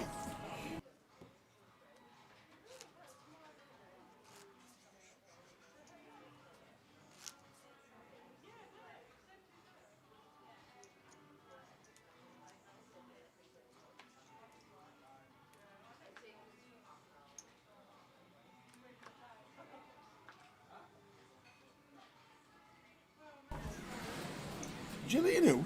Gillian McKeith, I think her name was.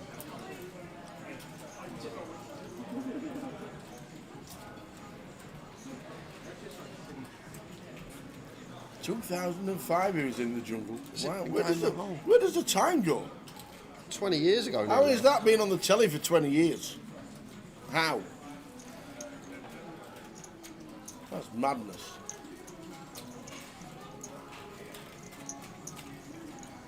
.30 bigs, chip leader. Neil out in 8th about 20 minutes ago. 7 left.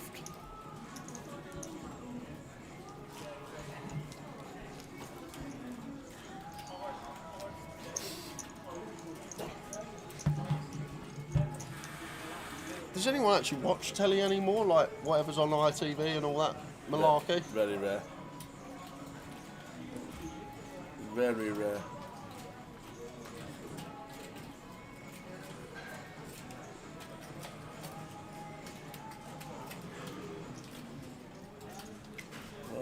not the jungle, Big Brother. Let's see. Well, there's this. I said 2006. I weren't far off. You weren't far off at all. And to be fair, if you want to know the strange fact about the Big Brother house, one of the tables you're looking at right now that's being built by Cardroom Direct, they actually put a poker table in the Big Brother house in 2011. I don't know who won the sit and go, but there was a Cardroom Direct poker table in the Big Brother house.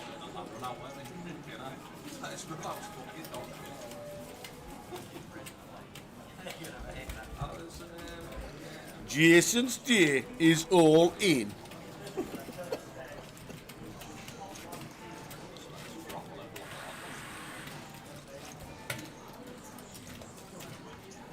Mahita. Ace Queen. Yeah, Aaron never calling off King Queen. No. No. Good jam in the cut-off. Yeah, tidy little one from Mahita. Picks up a nice one. Over 1 million chips added to his stack uncontested.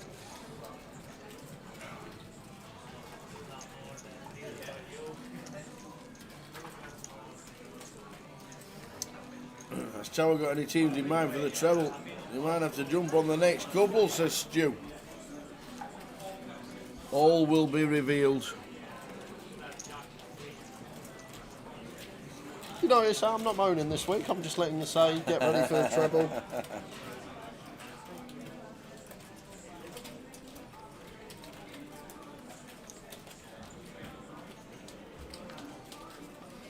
Well, Pieface started playing darts, didn't he? He was on the stage at the World Championships, was he, in January? Yeah. Some afternoon, they must have been short of time or something, and on he went.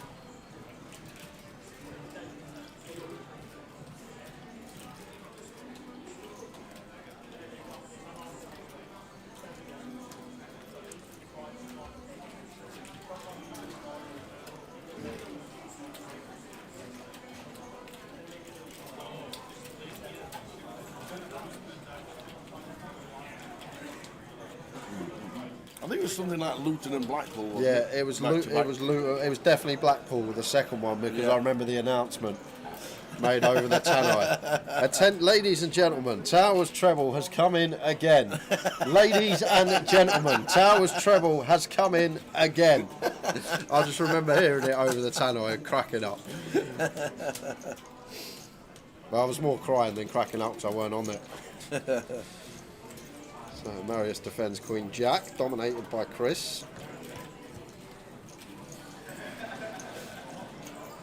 2, 3, 9 flop.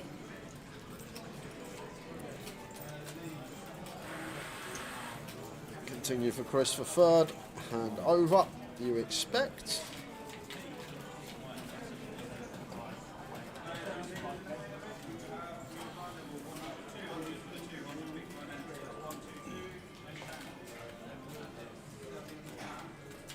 So 7 players left in the Voyage.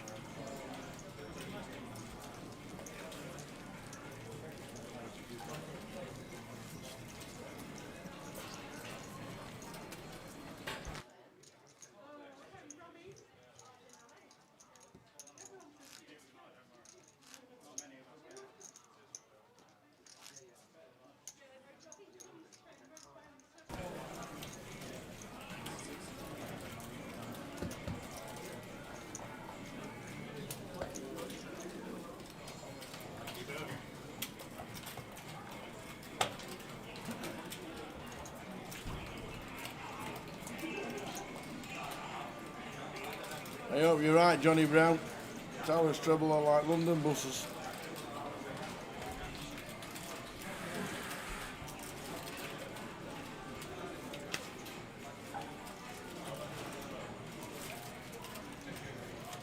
Mr. Miyagi. Yeah, I know.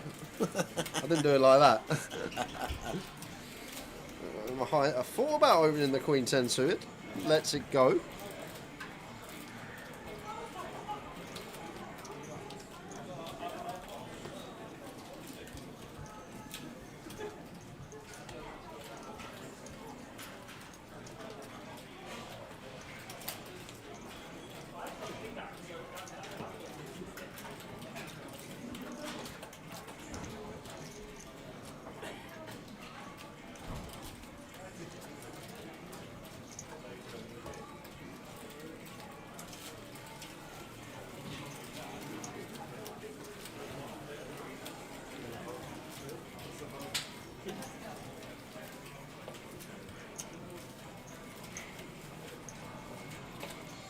punishment from the Macca pack here. Once again here, Tower, just too loose from Dan.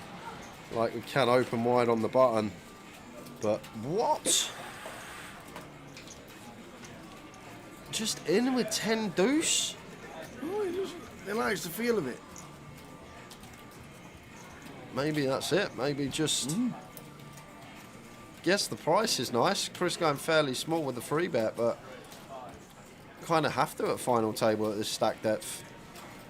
And check on the Queen 3-4. Getting worse for Chris Johnson. King on the turn. If he could find the delay, he'd take the pot here and now.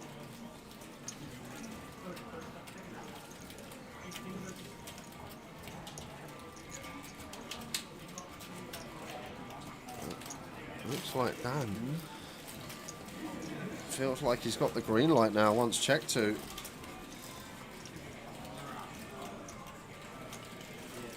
$1.25 million, 60%er as well, Tower. In the cage here now with the jacks as Chris. 1.25 million.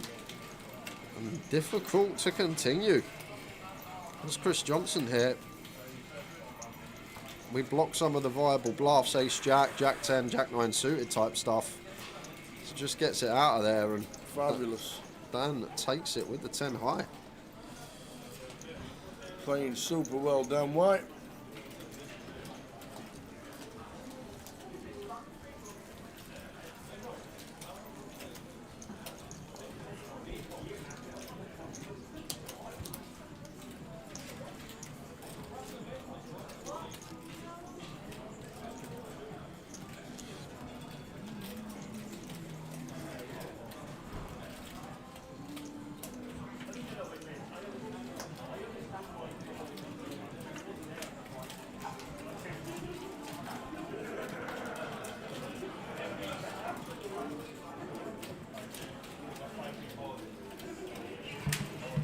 Now it's a king queen off under the gun.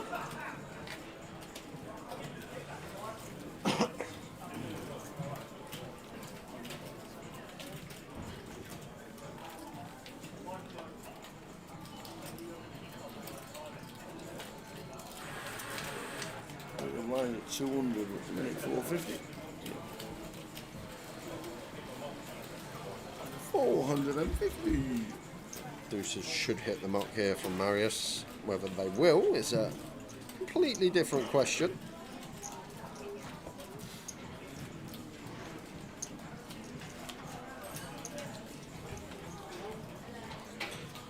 Like, I'd even fold 7s here, Tower. 8's kind of close. I think 7s I'd fold there, so like deuces as Marius. Just got to hit the mark, and Aaron with the ace 4.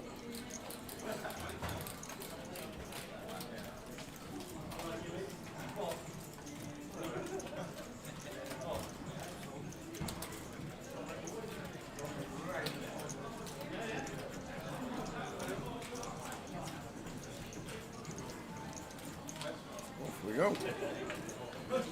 Jack high flop, Jack 3-3.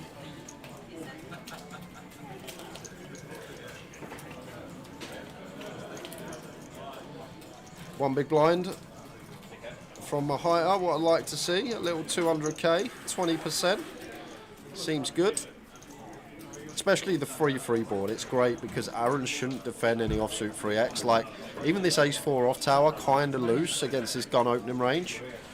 But Mahita missing the one big blind bet, and Aaron gets to snag a 4 on the turn. I'm pretty confident this will just be a one big blind pure board tower, gun versus big. But Mahita misses out on the C bet. Is he going to go for the delay, which won't be working now?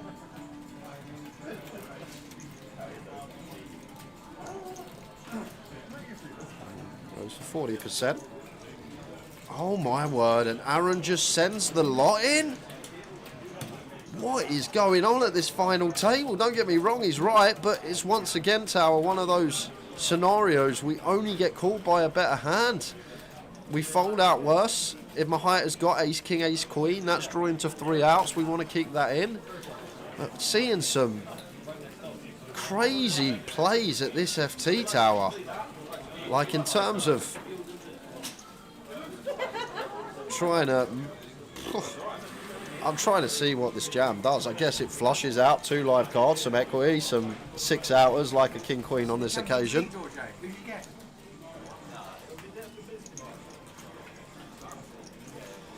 But can't call king queen high. That's my high up, that's for sure. But like Aaron's jam can't be good tower in the long run. It's just not possible to be good. I guess we think that we're just folding out like 2 live cards, like a king queen, like a king 10, but even 6 outs once is 15%. We don't mind going to the river when our opponent's got 15% equity. Even Mahita calls here. I need to go get a cup of tea anyway, Tao, after what I've seen the last 10-15 minutes, but surely we can't call king queen. Does he think he's up against a diamond draw? Something along those lines? He does eventually fold. And fair play to Aaron, unorthodox, but it works. Yeah. But this is a crazy FT tower. What you expect, to be fair, it's, I keep forgetting, it's a £200 comp. Yeah, exactly. It's going to be very recreational heavy. We're going to see some unorthodox lines. Mine, 250 for the Voyage. Jay's going to give him the teas. Get the teas in. Do you want to say hello? I'm just going 5 minutes. You want a quick... Oh yeah, I'll go. I'm just getting a cup of tea. Boys, I'm here. I'm back and cool as always. You know how it is. Here he comes. I've got my patch on. I haven't got a patch on. You don't. You only because you just flicked in. I've only just arrived. East is in the building. Straight in the mix. East, well, you jumped straight in. Oh no, I'm going to go for some food. Yeah. And then I'm going to go and play cash. There's little cash games going on over They're all there. over there. 6 last night. What, you think I'm playing the high roller? Do I look like a high roller? I should. If I had a bit more money on the treble, maybe I'd be a high roller. Kind of food? I think TGI is just down the road. Yeah. So I'll get some ribs, I think. Ooh. It's a sustenance. If you like Indian, I do. Across the road from the Holiday Inn Express, it's called Mahore or something like that. Okay. Fabulous. Is it really? 9 out of 10. 9 out of 10? Well, Yeah. I've got a 10 out of 10 at home, so...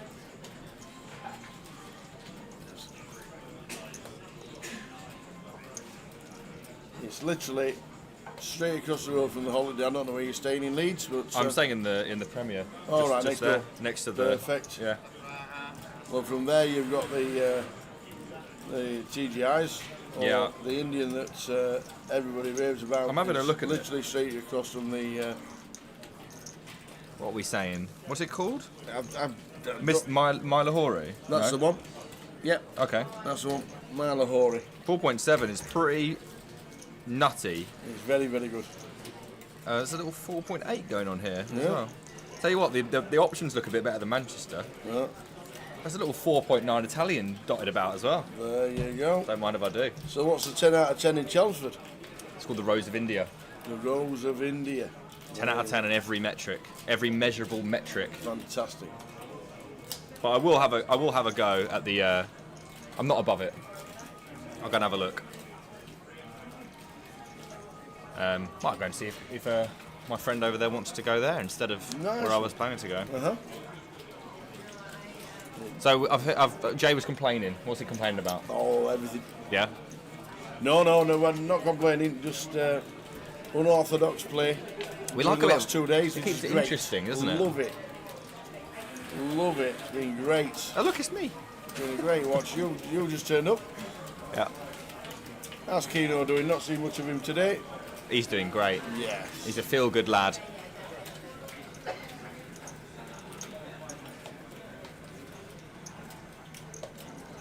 Oh, do you know about it, Razor Kev? Is that what you're saying? Yes. Must live round the corner. It's special. Tell him if you say my name in there, you'll get smiles all round. Trust me, I'm literally the best customer they've ever had. Legend of the lower stakes. He is indeed. And no high roller, we know that much. Here he is. It's quite a nice little setup you got here. It's cool. Don't mind it at all. Leeds is good. Leeds is a nice place. This used to be a gala casino. Oh. And obviously, when Groban acquired them in 2010, obviously this came with it. Have we got any cards? There we go. I was going to say, I can't. This is hard. Everyone's got loads. Why has everyone got millions and millions of chips? Because it's a 100k starting stack. Oh, is it really? Yeah. I wish I'd come earlier. Yes. 100k starting stack. So it looks like Dan must open this. Phil defends the big blind. Not much going on for Phil. Dan will be pretty content with this board. Give him Molson Lodge. Mate, you're literally around the corner from me. I don't want to dox myself, but you are literally around the corner from me. Like literally 2 minutes. Molson Lodge is my constituency that I vote in. Anyway, less about where I live. Dan's played great. He's floated a few. Yeah, the old 10 deuce last hand. Has he got a little edge, would you say, in here? No, he's just... He's played well, and he's also picked his spots really well. And when you're floating with fives on a 7-9 jack board, and you ping the 5 on the turn and stuff like that, you know, these kind of things. Seems reasonable. I've enjoyed the watch, I must admit. We are short now, aren't we? It looks like we're shortish. Yeah. What did you do with your couple of days off after Manchester? Did you go home? I did go home. You did? I needed to go home. I need to reset. Just sort a few things out at home and then come back refreshed, you know. I feel like it's quite difficult to go from... I think you need that home... Well, at least I do. So, yeah. I feel like I know Chris. I feel like I'll play with him a bit. Chris Johnson? Yeah. From Birmingham? Oh, that makes sense.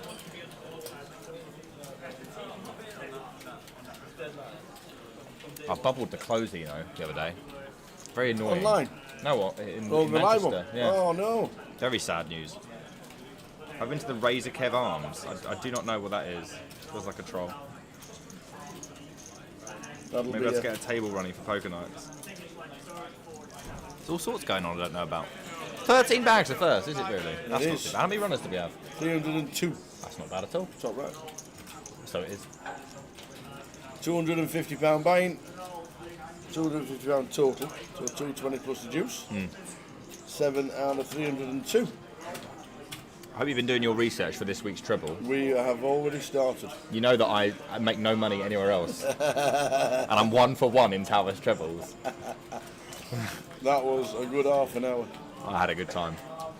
I like the trip, I might say. Aaron with pocket 8s here.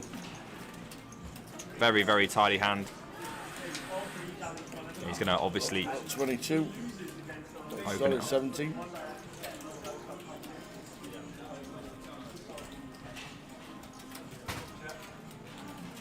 Active with ace-3 off, certainly a fold. Gives it a little bit of a dwell. Lets it go.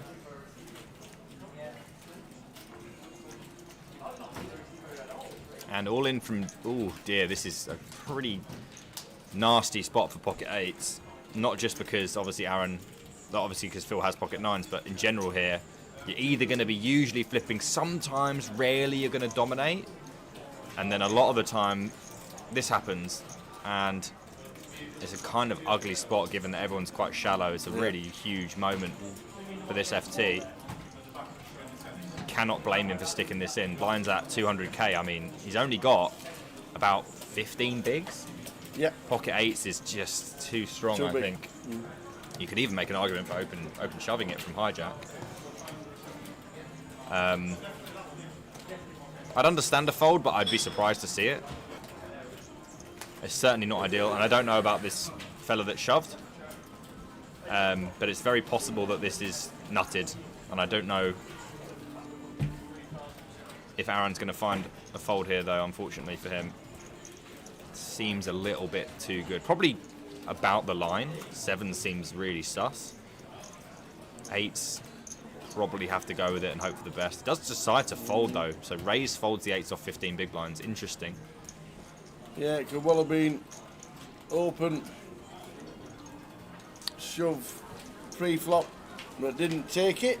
Still in the mix, though, and unlike me, who is on his way to dinner. Enjoy. You decide and let us know. Give us a rating when you come back. I will definitely let you know. It's not going to beat mine. Where are you going? Indian. Whereabouts? Over the road. Oh, okay. Yeah. Lahore. Yeah. Yeah. Okay. Been told to go. I will be around this week though, boys. If you do need Good stuff. And obviously we've got our date on Saturday for the treble. We have indeed. Don't get your hopes up, mate. I know it came in last week, but I'm on for what? you missed it. You weren't around Sunday. I had another treble up, 18-1 treble up Sunday. Really? I had Liverpool -2. No, Liverpool draw -2. Yeah, so it needed. I had a Chelsea win and a Newcastle draw treble, 18-1. What about the fella that needed Liverpool goal for I know for the What? And the Super Six. Last game he's went on was Liverpool 3-0. He's got Liverpool 3-0. We were all over them as well. I was like, No way. I do like an anti-sweat though, so I didn't. For a million. See you in a bit. Nice one, Easty. It was always great to see him. Nick Eastwood back home for a couple of days and then back to Leeds. He needed a goal from Liverpool for £1 million. Oh my. I was hoping they didn't score. I was rooting against him. Well, why? You had Liverpool -2. I had draw -2.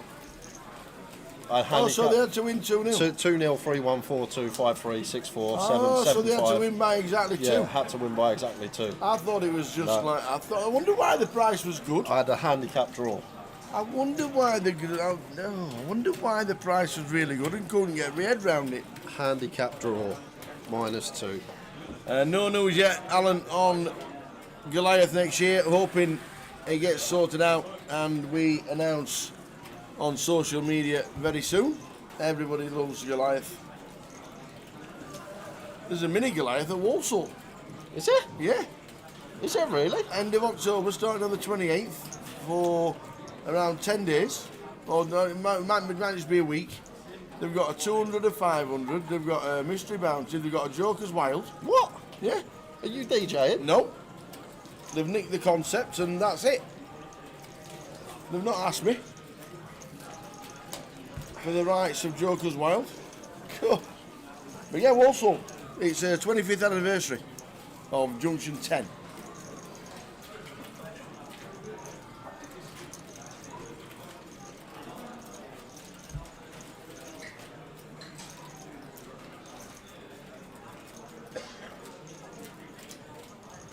So 30 minutes, guys, and will be a break. First session of the final table nearing a close.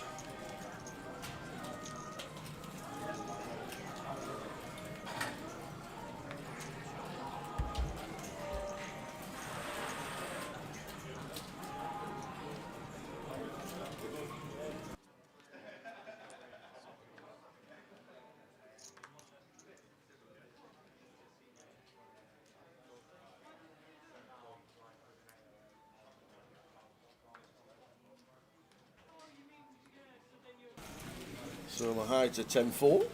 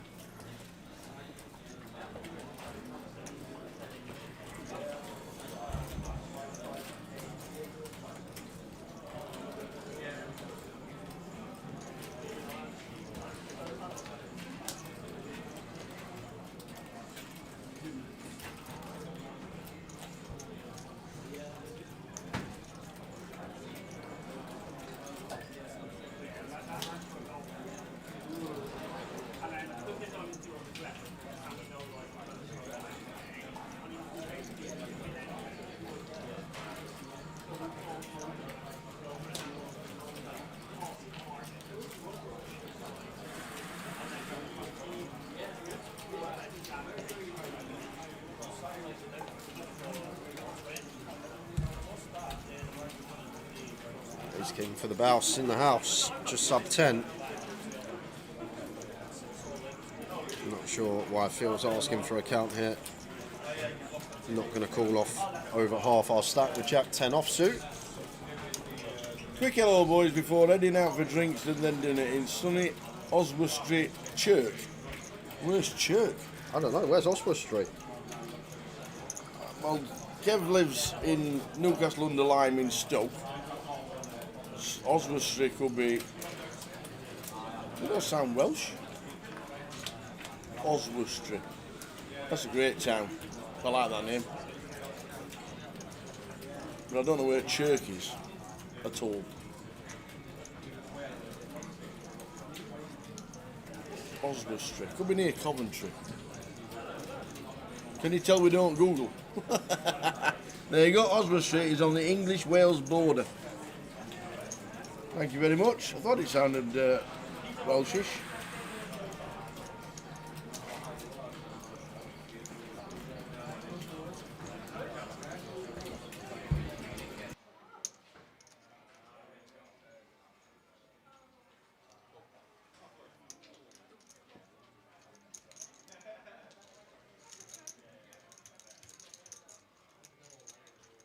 There you go, it's on the Shropshire-Welsh border. Oh, TNS football team, that's TNS.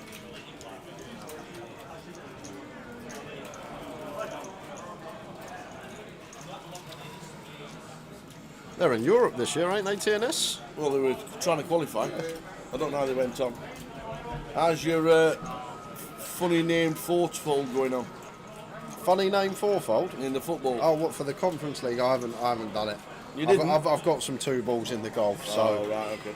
That's my sweats for today. Well, I say sweats, they look like they're all down Whoa, already. hang on a minute. Don Jones has got a new hat. No, he hasn't. He's got a new hat. It's brand new.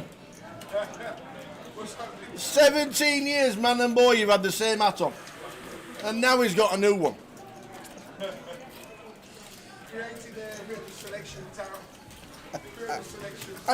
In fact, I had to look twice because I didn't recognise him.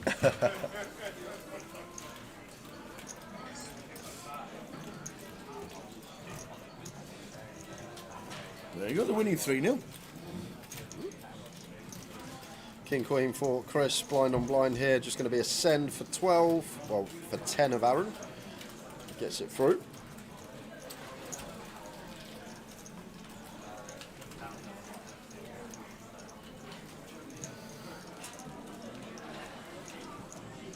£7 for Dan White, chip leader, final of the Voyage. £250 buy-in in total. And we're down to 7.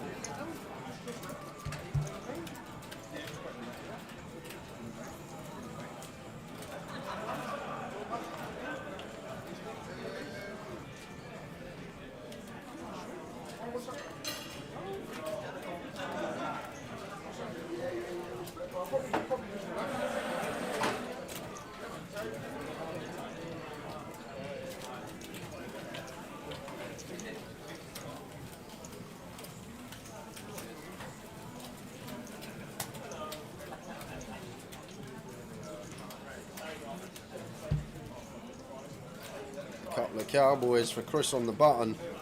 We want action. Why we go for the raise not all in. Off of 14 bigs. We'll have some shops on the bottom off of 14, but this is one we just want to open, get some action from Mahita, but 4 deuce off. Only one option for Mahita, and that is to muck his holding.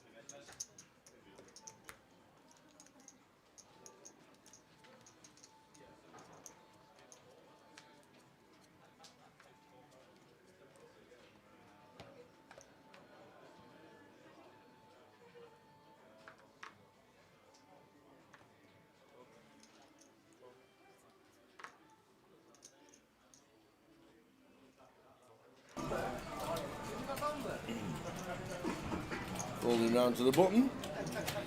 7 left in the Voyage. It should go into the mark for Aaron. Ace-6 suited, no good removal. However, Mahita may fancy setting Phil all in with this one. I'm actually unaware who is covering stack here, but even at this stack depth, as Mahita 16 bigs, King Jack off. I'm going to go for this option. Goes for raise, not all in. Goes for 2 bigs. problem with two bigs, blind on blind. The big blind just gets a really good price to call in position. Only really folding out a certain part of our opponent's range, and top pair up and down facing top pair and a gutter ball, blind on blind here. This could be some carnage.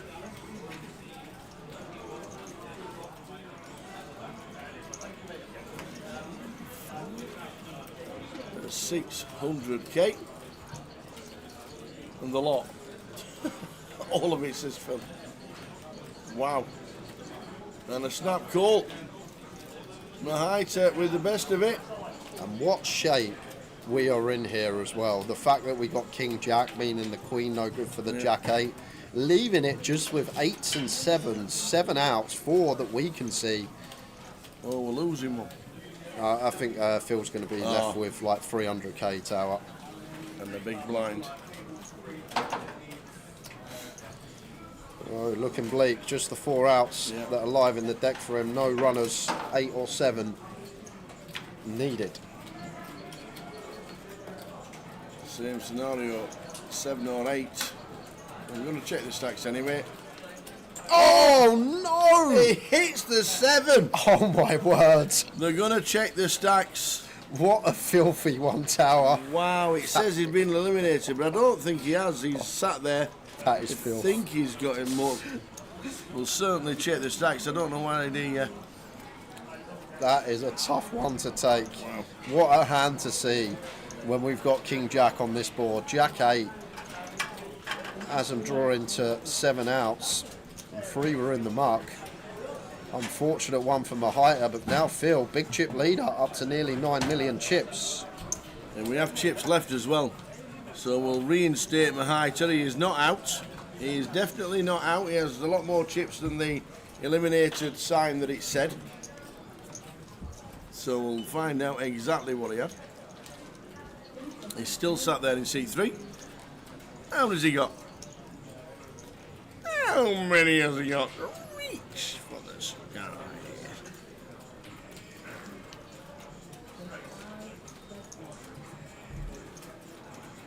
So Sam will tell the action tracker how many he does have. 800,000.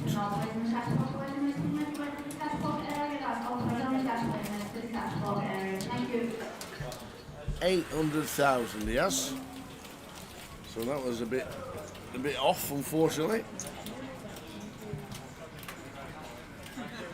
And that's why we do say, if you are looking at the TV as a player on the features, just take it as a guide and not exact.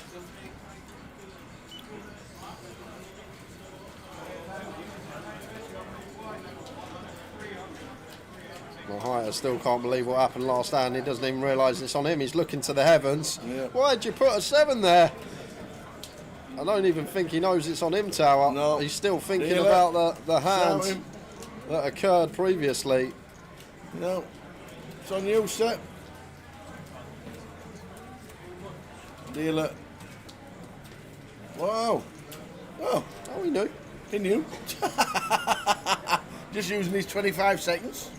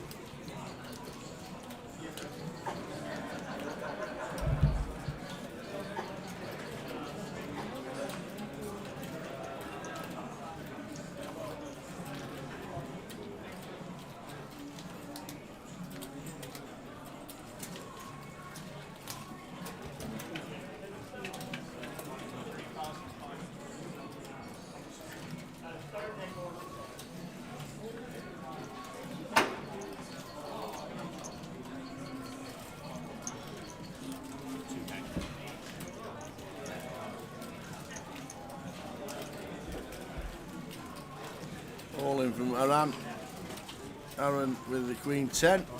Mahita, this could be the hand. Here's 7 suited. 3 bigs.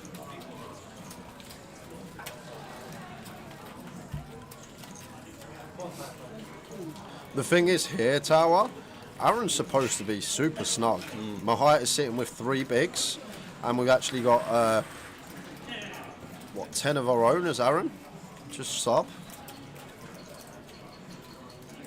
My height, A7 suited, middling suited ace. Is it going to get better than this for 3 bigs? But what he's thinking is this shove range from Aaron supposed to be tight when we're sat there with just 3 big blinds. I'm going to use a time bank.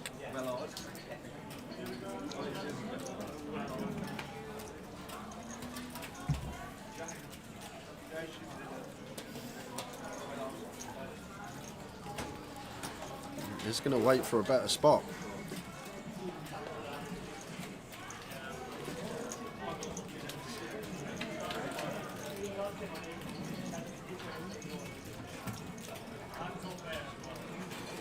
Aaron does get it through.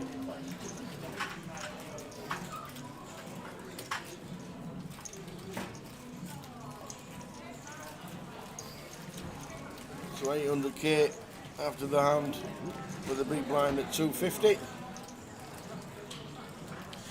Yeah, I agree, Matagi, but I've been saying it a lot. This isn't one of our main events. This isn't a high roll-up. This is a £200 side event. Like, some players at this table might not even be aware of ICM being there. They might not have even heard of the concept, and they might just be playing their normal game that they play all the time. It's a £200 tournament. People aren't going to be playing perfectly, taking the right shoves. Like I say, may even just be a scenario that they're even unaware of what ICM is and just playing their normal poker game. Absolutely. So my height up, not done anything other than count to 25 and then fold. Not too sure why he is doing that. It's only working against him because the blind's going to go up a little bit quicker. You get less hands in at the current state and the blinds are going up.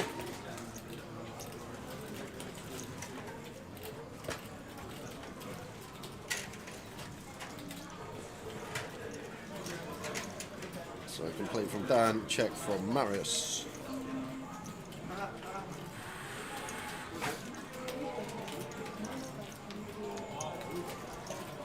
Then I've got 10-5-4. Riffs them both.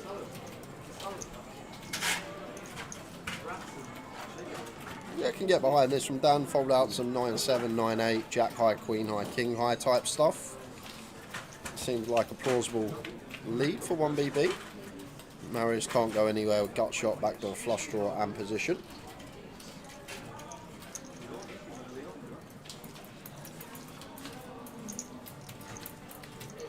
There's the 5. Now Dan slowing it down, and this is where Marius may take a stab with 7 high. Once again, we're going to be folding out better holding, still with equity in the form of a gut shot to get there. Well, just get there anyway. Just bring there. There's the 6.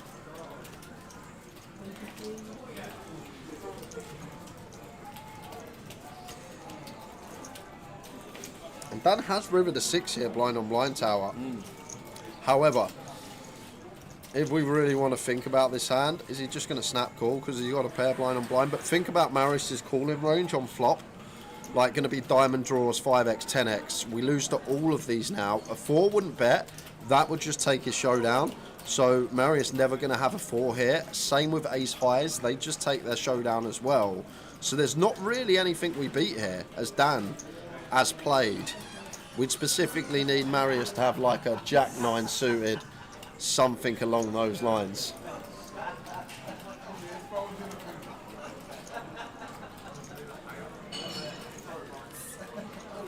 It does pay. I guess he's got the chips, blind on blind, hard to make a pair, but when you really break the spot down, think about Marius's calling range on flop. What did we beat now on that river? 4 never value bets, that takes its showdown. So does ace high.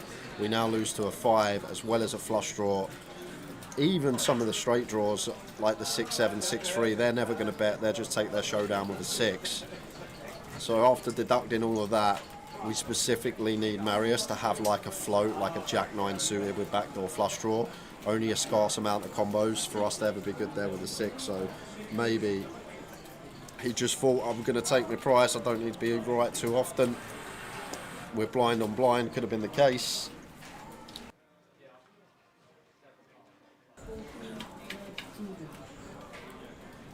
Really like this from Aaron, really nice. Credit where it's due.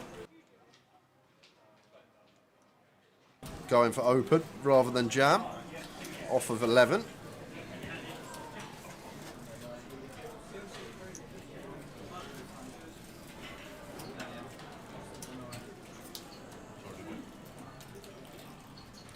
Bouncy Jack-9 of diamonds, pretty little prospect, but got to get out of there. Facing this super strong opening range from Aaron, opening off a 10 from gun. Ace Queen probably bottom here with Mahita sitting there with 3-4 big blinds.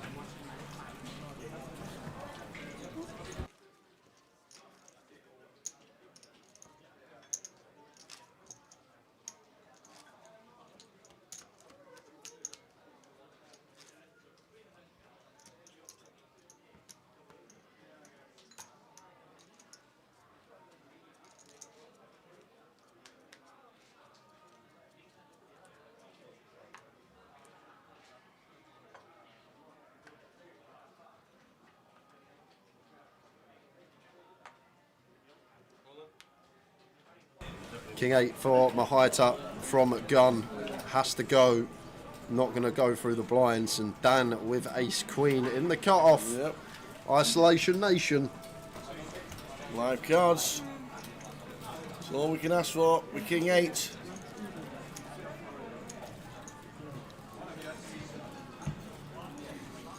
So, stands up. It would be all in.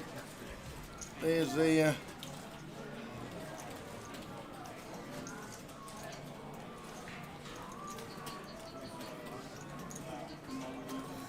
So off we go. Mahita, all in. It's the 8. That will do it. 8. That will do it. 888 at an 888 event. What's new? So running queens, running aces. Dead. For Dan. Mahita. Treble's up. Just shy of a treble. Sit back down, sir. Deserves it, Tower, after that filthy one versus Phil with the Jack-8. Yeah. Deserves a bit of luck after the suck out for a big pot.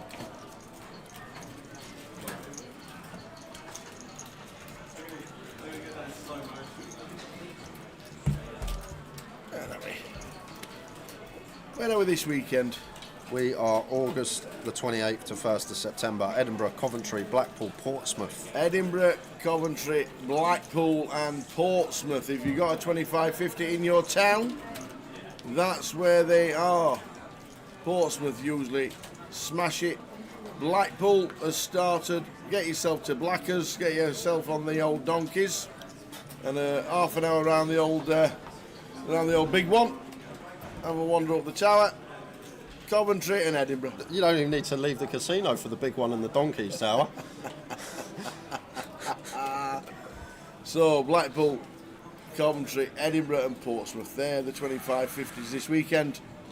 Get yourselves involved. Is it the only casino on like the sea in the UK, the Grosvenor casinos? Brighton is literally straight across from the beach. Okay, but they don't do cards anymore. Great Yarmouth's the same, straight across from the beach, but like Blackpool's actually on the sea. On the same side. Yeah, Brighton overlooks the South Pier or the pier, but they don't do cards anymore. Never been to Great Yarmouth. You've never been Yarmouth? Never. Not ever. I used to love Yarmouth. Not ever. So Ace Jules is off on his way to Cardiff next week. Fancy a game. Blackpool started, Edinburgh started, Coventry and Portsmouth. We'll bang the drum about those this week. 25-50s happening all over the British Isles. Top to bottom. Edinburgh to Portsmouth. Imagine that for a nip running the car. Yeah, long old drive. What you reckon? 9 hours? Oh, easy. Easy. I didn't realise from Edinburgh, but it's about 6 hours in the car to Coventry.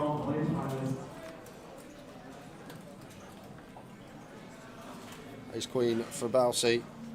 12 BBs. I'd like to see open, but I feel like Balsi may jam tower, but much prefer open. Yeah, it does go with the all-in. That's John Bousfield. It's close, it is close. 12, 11 BBs, right on the cusp of whether to play shove or whether to play open. And does just play shove. Mahita going to have another orbit to find his spot with his 6 bigs.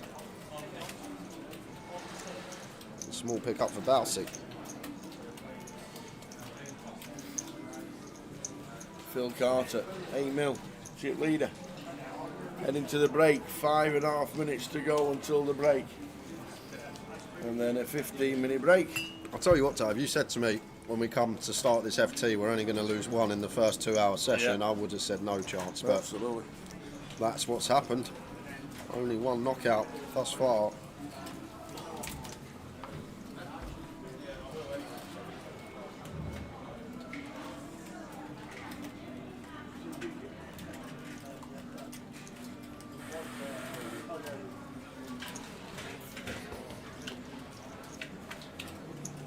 Ace 10 for Mahita on the button.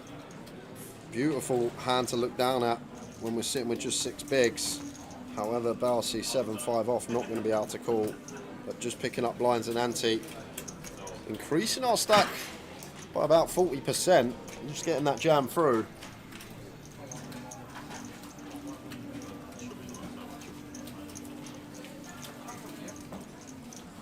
When we come back after the break, guys, 300k big blind, meaning 100 BBs in play. There's 7 left. That's why we're expected to lose more than 1 in this full session of the final.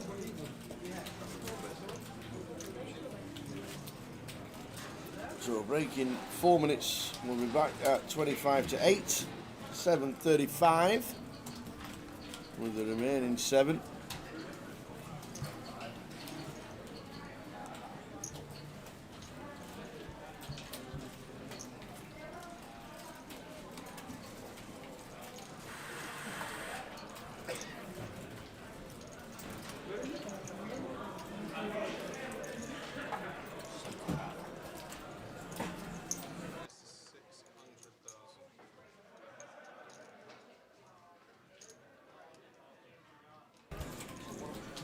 Ace 9 for Phil on the button here, just opens, raise and take.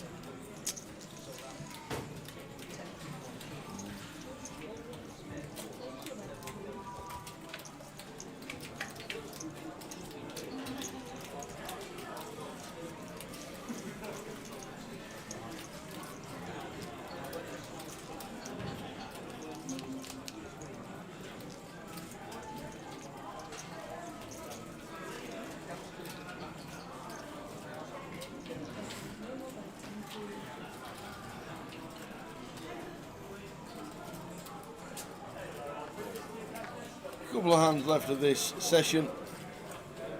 Mahita Ace 8 says I'm all in. But it's 2.2. I've already had 1.6. I don't need the blinds. Got a shove through. I need the blinds. There he is, Don with a new hat. Just don't recognise him. This should work. Yeah, look at this, just now to 2.8 from Mahita, over 10 bigs now, 11 BBs. There we go. Plenty of fold equity now to get some jams through.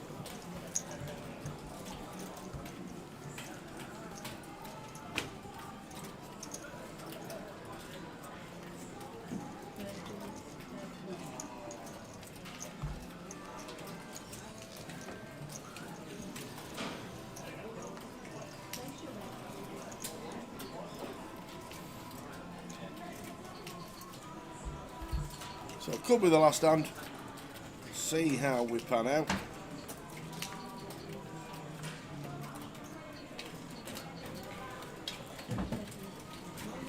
There's an all-in from Mahai. Ace-8 again, deja vu, but it's not going to be deja vu in the sense it's going to be getting through, because Phil, with a couple of hooks. Whoa, has he set them all in as well? He's just going to move the triangle across. The last hand of the session, whatever happens. Whatever happens. Yeah, town boy. So, Mahai, Ace-8. Stands up. So will the rest of the table straight after this hand. But he's done it again. Chair forward. The double last time he did it. Can he do it again?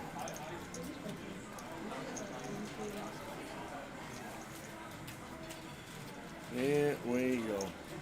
Phil stands up because he's on a break. Ace. Wow. Jack 9. You see the ace, but unfortunately, set of jacks.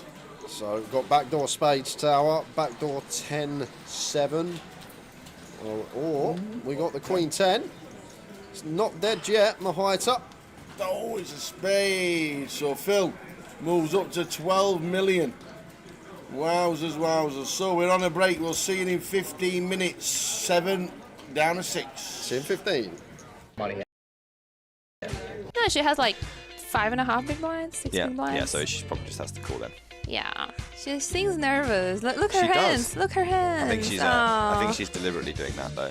You made a call. You made a call all in with ace-8 offsuit. It's his fault if you lose. It's Aaron's fault. 100%. There's an 8. Oh my god.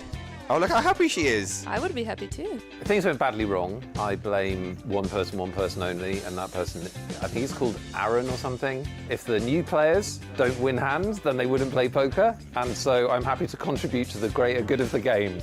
That said, I hope Aaron loses. Hang on, let's see what I have here. Let's see what I have. Let's see together. We can see together. Look at this. Look at this beauty. David's folding. David's folding. He's folding.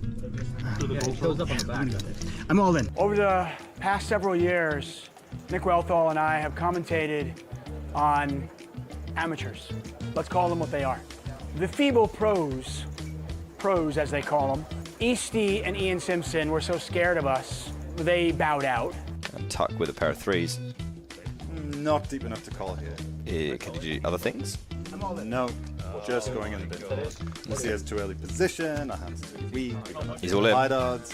Never mind. It's not. Tuck knows more than me, apparently. I just wagered all of my betting biscuits. I'm very, very nervous. Don't want to get knocked out first. If I got knocked out first, it'd be really embarrassing.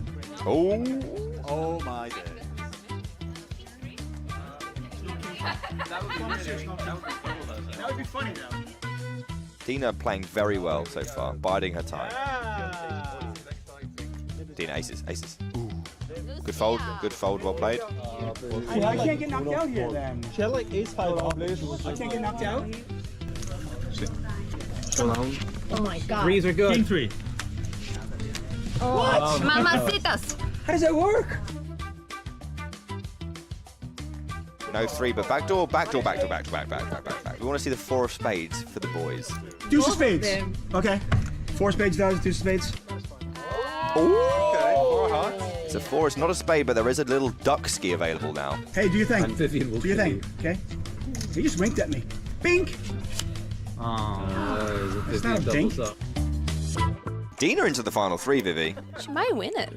I would love that. I'm gonna try to use my disadvantage into an advantage. Basically, I'm gonna be so nervous and my face is gonna be so expressive that I just wish good luck to my opponents on reading what that actually means. 10-9 offsuit here. We're going for a raise. Dina's got a king. She's getting some close decisions. She's just in pain. She's going with the king. It's fair. Oh, 3-way. And this can end now. Lucia doesn't lose. Flips. 40, 60s. 9. There it is. Nothing. She doesn't lose No anything. sweat. Yeah, it's just easy, isn't it? It's just like, yeah, I'm Lucia Navarro. I wish I... You know what I mean? Dead? I mean, that's just really good for Lucia, who has now got 88% equity to win the whole thing here. Dealer? Oh, my God. Another 9. What do you think it's like to be Lucia Navarro on a daily basis? Yeah, I won! Woo! That was fun. How was it playing against the chess pros? I mean, they played really good because they only been playing like 2-3 times, so they did very well.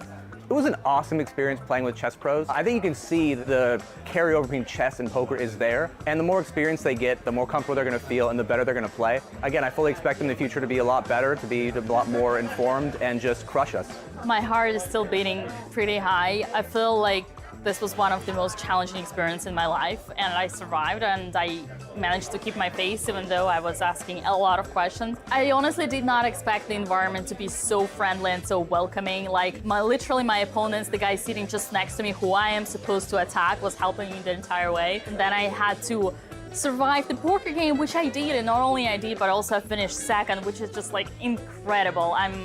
I feel so good right now, and I'm so much looking forward to actually learn the game and stop asking the questions about the chips. Hey guys, Cavalito here, and we're gonna go through a hand that was played on 888 Live Barcelona last year. This hand was deep, final 2 tables, so it's gonna be a fun one. If you enjoyed this video, please like, subscribe, and let us know what you think in the comments below. Now let's get into it.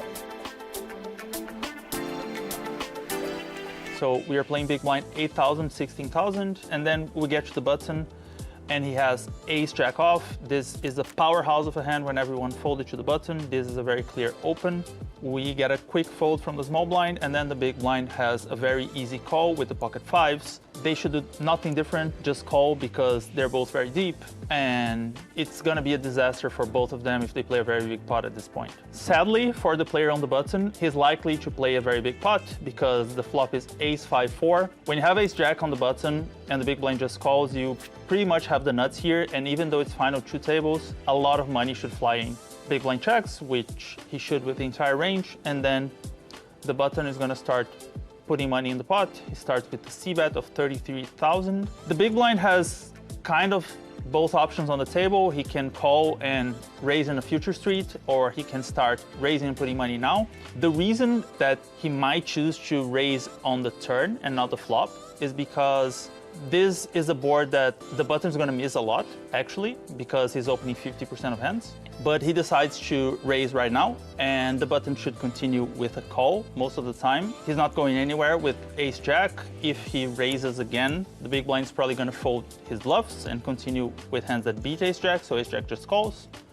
And then the turn is the king of diamonds, which is a spicy card because, okay, the big blind has a set, but now flushes are possible for both players. So considering they're both big stacks deep in a tournament, they should try to check at some point this hand and not put all the money in the middle, because if all the money flies in here, probably it's gonna be a flush. So a set is happy, but not that much. Should keep betting though, which Remy does. Now that a flush is possible, as I said, it's a disaster if all the money goes into the middle. So pocket five should keep betting his hand for value, but if it was a king of spades, for example, he could go for a very big bet sizing, but since it's the king of diamonds, I don't expect the button to go anywhere.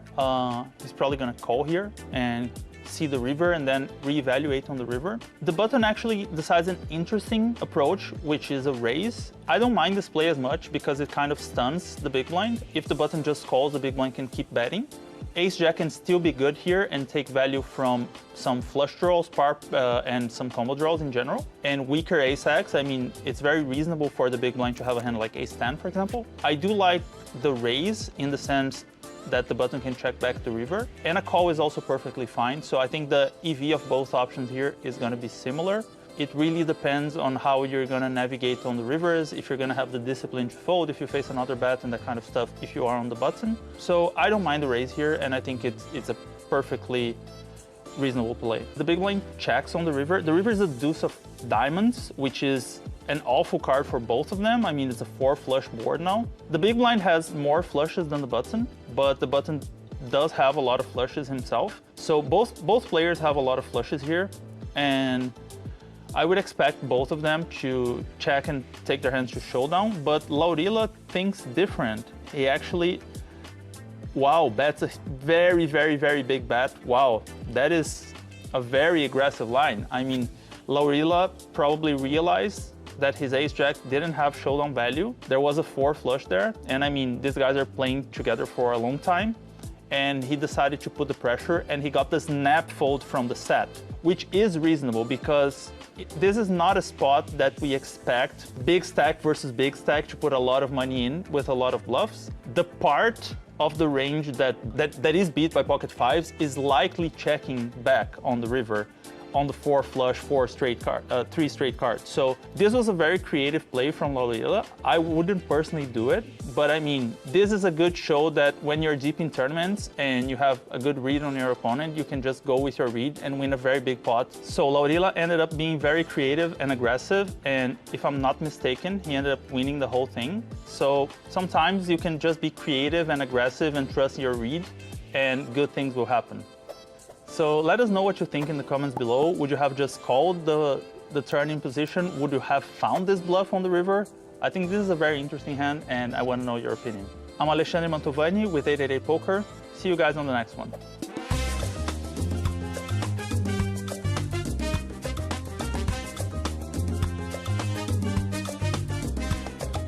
Hey guys, EC22 here in the wonderful city of Barcelona for 888 Live, and I am joined by the wonderful Lucia Navarro. Hello, guys. You've had a lovely week here in Barcelona, haven't you? Not just the city, but the poker, always. That's true. I did very well. I think a bit better than you.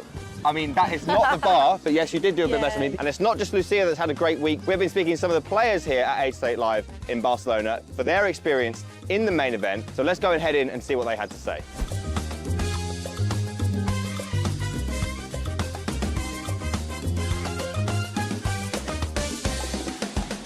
So this is Yanis. He's originally from Latvia, but he's lived in Ireland for the last 20 years. Yes, yeah, correct. How does this stand out compared to other poker events you've been to? I'm actually never play live. Yeah. So it's my first experience with that. Having this been your first live event, you might want to go to more. Where would you go? So when I came here, I think this be maybe my first and last. Now when I'm in, I understood I want more. You want more? Yeah, yeah. Estamos aquí con Pedro, más conocido como Muñeco, y es el ganador del circuito nacional de España. ¿Se hace difícil jugar al póker en una ciudad costera? No, difícil no, porque siempre cogemos algún día libre para salir a la playa o a pasear o lo que sea. ¿Qué tal es la experiencia de jugar un evento de 888 Poker Live? Hombre, la experiencia es muy buena, la verdad, y el ambiente que hay en el 888 Poker, pues es maravilloso, la verdad. So obviously you're mainly here to play some poker. What is it specifically about 888 Barcelona? Because you've been here now 2 years in a row, is it? Yep, 2 years in a row. What makes you come back? The range of binds are really good, and you have the balance between like turbo and kind of like the longer structures, depending on your game. And I think also for me, the venue here in Barcelona is like the best in terms of any other poker tournament I've been to. You can just obviously tell your bad beat story and then just go take the shirt off. What's better than that?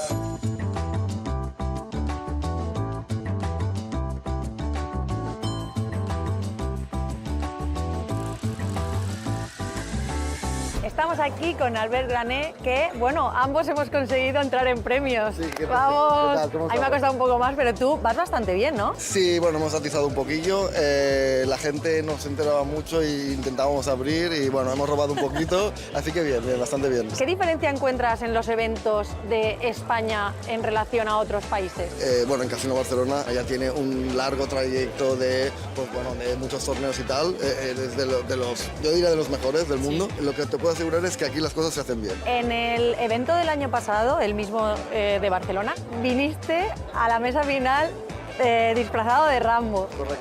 ¿Este año tienes pensado algún disfraz en caso de llegar? Sí, es secreto y ya lo tengo. Una pista. No, porque si no será para otro evento. No. ¿Sí? Entonces, prefiero no decirlo. Estamos aquí con Josep Valls. Sí. Y bueno, ¿qué te ha parecido el evento este año aquí de 888 Poker? Muy bien, la estructura está bien, el feel bueno también, viene mucha gente más profesionales y más recreacionales. Y nada, me ha gustado y además como han ido saliendo las cosas, pues aún lo he disfrutado más, ¿no? Y bueno, ¿recomiendas a la gente que venga a jugar el evento de 888 Poker? Sí, está muy bien. ¿Sí? Está muy bien, buen buy-in, un buy-in que no es muy alto, no es muy bajo, se genera buen price pool y está muy bien el feel, la verdad. ¿Y qué te parece el ambiente? ¿Te ha gustado? Sí, también. Sí, lo pasamos Perfecto. bien por aquí. Sí, está divertido. Oh, José, ven. ¿Qué pasa?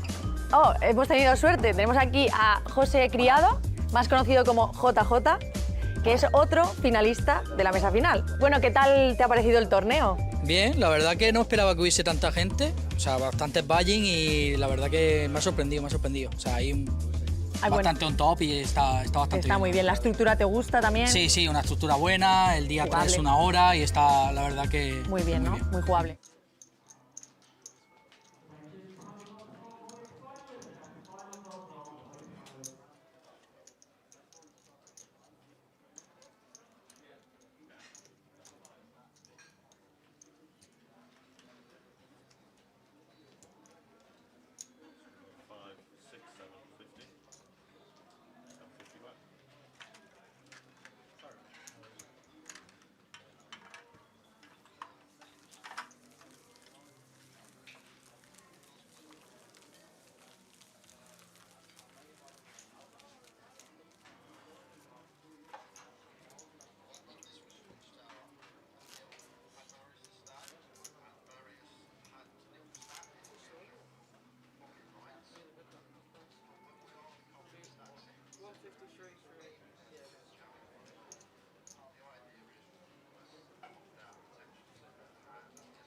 Let's do it again. Another 2 hours of poker.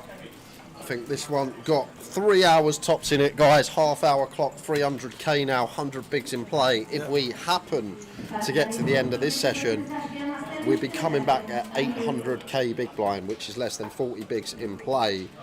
So, may get done this session, may just be half hour or so after break when this session finishes.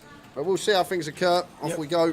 Phil, our chip leader, after winning that all in, versus Mahita just before the break.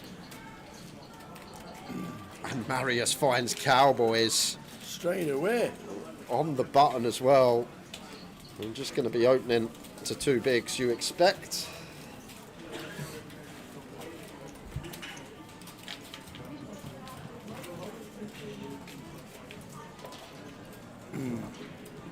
Checking up.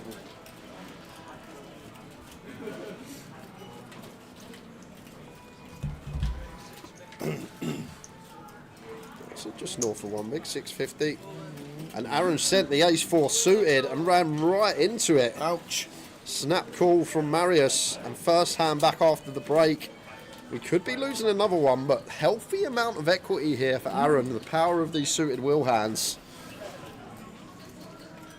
Marius with 5.5 million. Arian 3.1 and a risk, ace 4.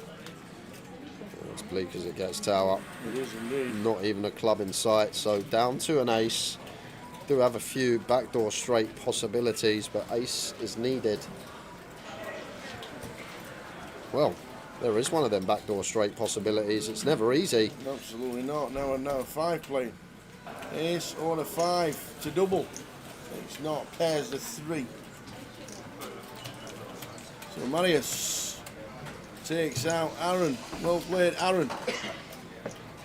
Well played, that man, Aaron Stroud. 6 for £2,330. First hand after the break.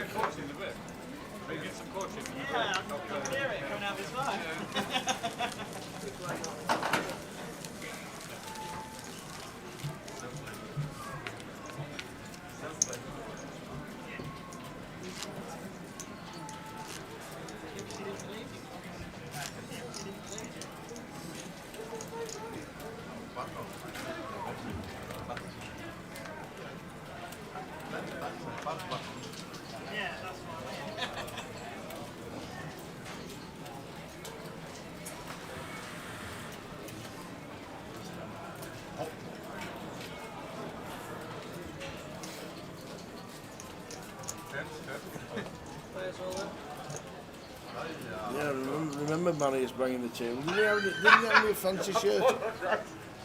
Did he have an Esser shirt on? I'm pretty sure he did.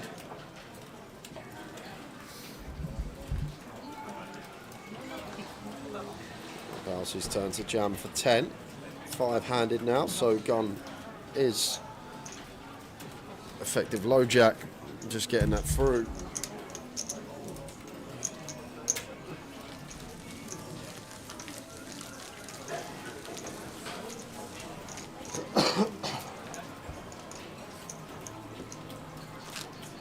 we're down to 5. Chris Johnson in 1.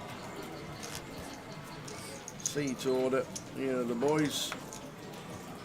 Chris Johnson in 1. Phil Carter, Bousey in 6. Dan White and Marius Czech.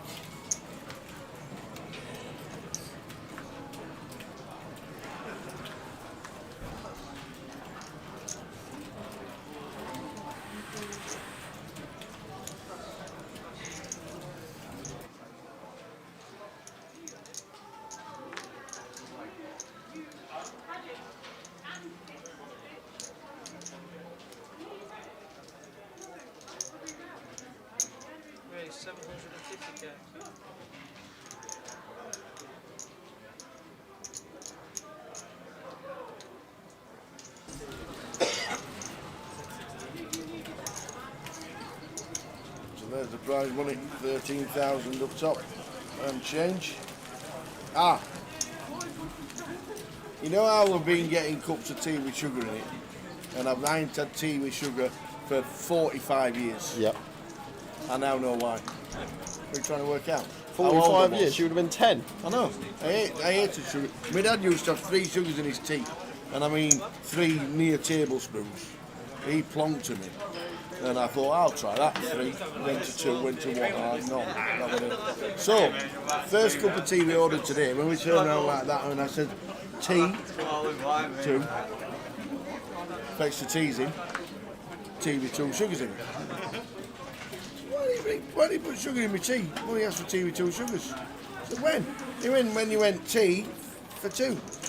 I went, that was for me and Jay. He went, well, I thought that. He says, and I've never put sugar in your tea, but I thought you'd just changed. I thought you'd just changed after 50 years. I thought, go on then, stick some sugar in it. Oh. Back to the action. Should be getting this one through as Bousey. Razor Kev, you're not wrong.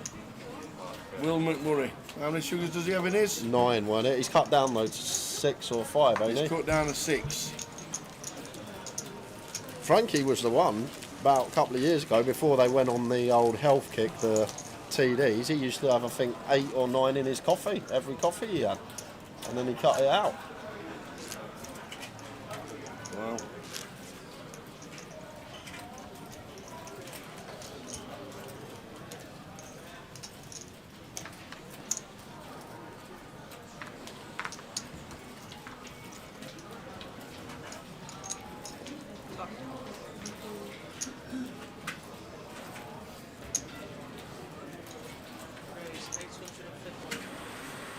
Like this from Phil. This is what we want to use, blocker stuff as the chip leader. However, Dan wakes up with the goods in the small, easy shove for Dan for 13 BBs. And just going to be getting this one through.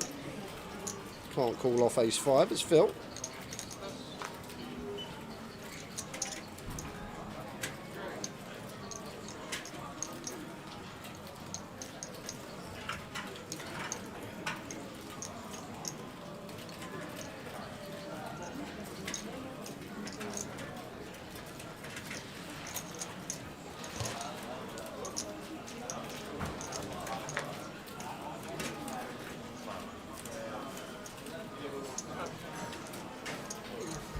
Aaron Stroud first out in this session. Chris Johnson 10 bigs. Bousey on 12.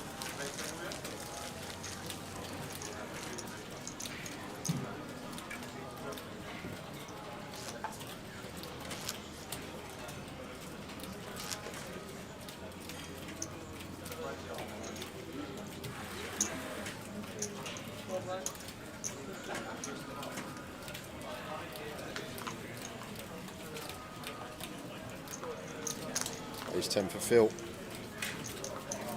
Going to be another open, slightly higher up this time with the ace 10.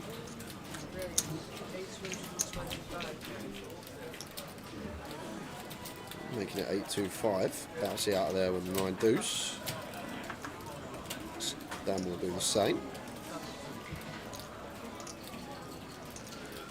Over to Chris in the big blind, just lets the 5 deuce off go. Chris sitting short now, just 7 BBs for him.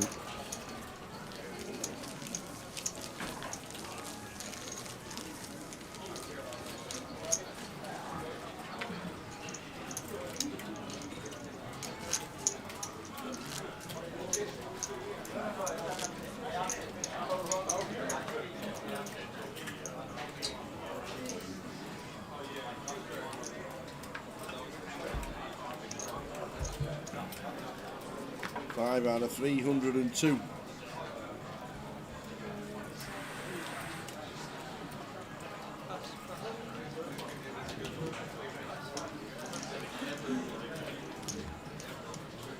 Queen Jack of clubs for Chris. Sends it in blind on blind, gets it through.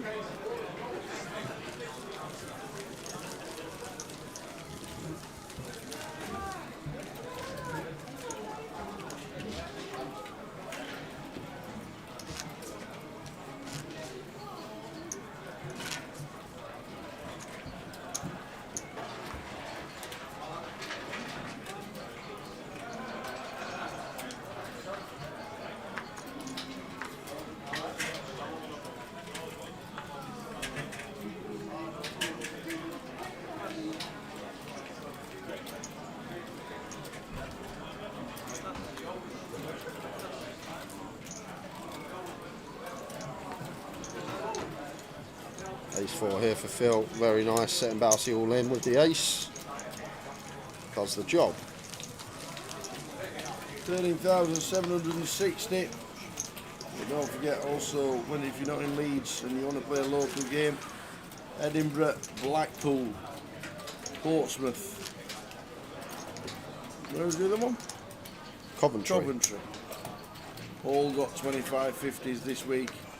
So if you want to stay local to Blackpool, Edinburgh, Coventry, or Portsmouth, 25/50s on, 50,000 guaranteed at all 4 of those events.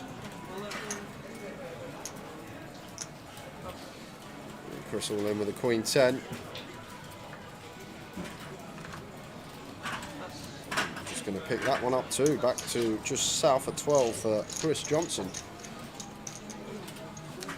Makes Bousey our short stack.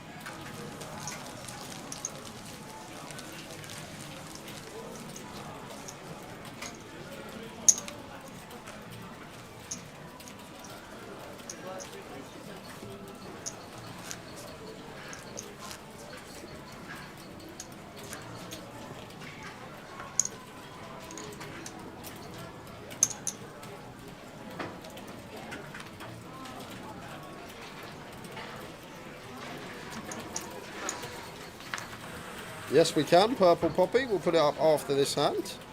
Remaining 888 slots. At first, we're going to see Bousey move all in on the button. Finds an ace.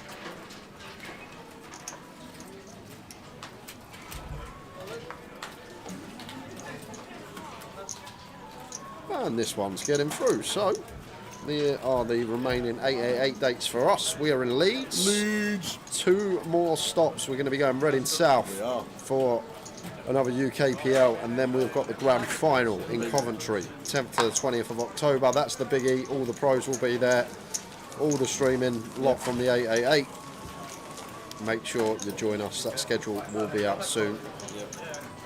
Big one for UKPL, the one in Coventry. Everybody be back down there. You'll see them all. Don't think Lime Nicky's going to be here though. She's in Costa Rica. But she's hoping to make it for next year when we're down in Cov.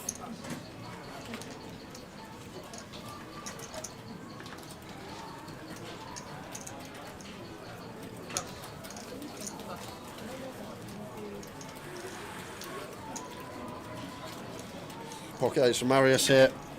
At this stack depth, I'm not sure. He's probably just going to jam, but such a strong hand, blind on blind. Yep. At like 12 effective. Is there any room to just go for the raise call as Marius, make it like 700? Planning to raise call. Either way, would have got the same result. Chris not doing anything with the King 4.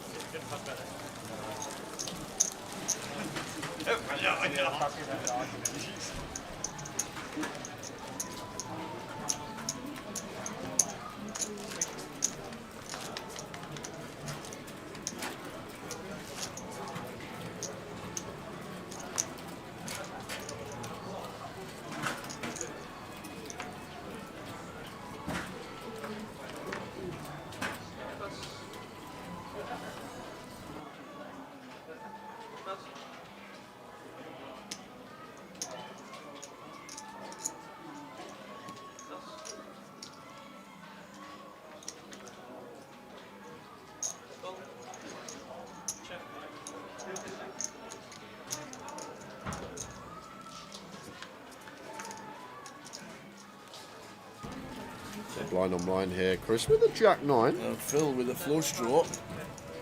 Maybe does some shoving at 9. Blind on blind for Chris. That's going to check call with his middle pair. And a 3 on the turn. Phil turns trips. And going to be difficult for Chris to fold here, Tower, simply because we expect the King X to shove pre. The times that we complete off a 9 bigs, like basically any king is going to put us all in. So we're not really worried about a king here as Chris. So we're going to call again. And ace 9's not a thing. That's going to put us in as well. So on brick rivers, well, ace of spades. Here we go. Wow, Chris may have to call this off, Tower. Ace X shoves pre, King X shoves pre. So what on earth is Phil meant to have other than a 3? And does a 3 bet flop that often? And there we go, sets Chris in as the bigger stack. But really think about this hand here, Tower, as the Macca pack. King X going to set us in pre, Ace X going to set us in pre. So what on earth is Phil supposed to have here that we lose to other than specifically 3X?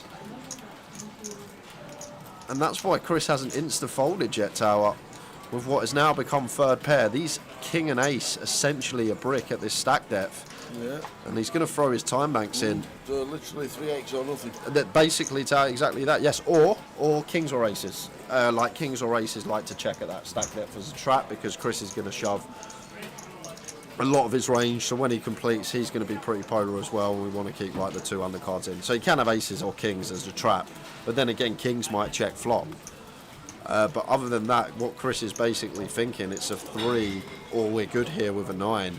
And Phil is just taking off. And I'm not sure if Chris has fed information from the stream, but there was a hand earlier when Phil 3-bet 9 deuce off from the big versus Chris's cut-off open. So there's that little dynamic in there as well. And he's paid. Yeah. He has paid. And I can understand why he's paid as well.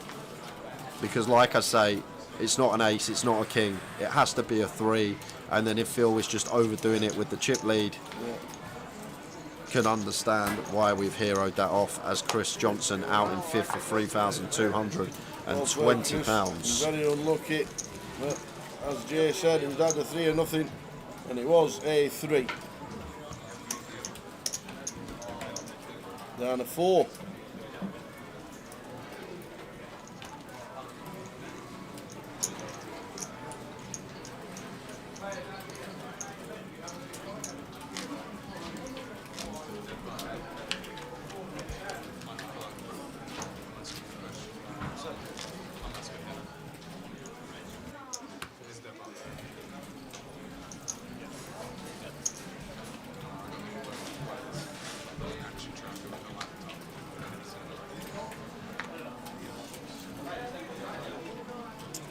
So we're down to 4.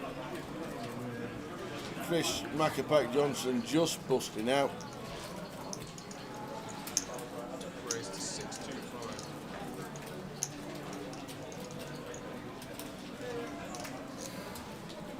We're blind at 300k.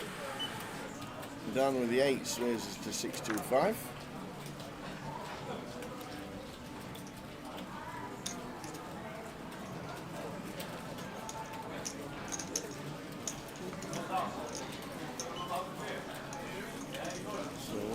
Pack.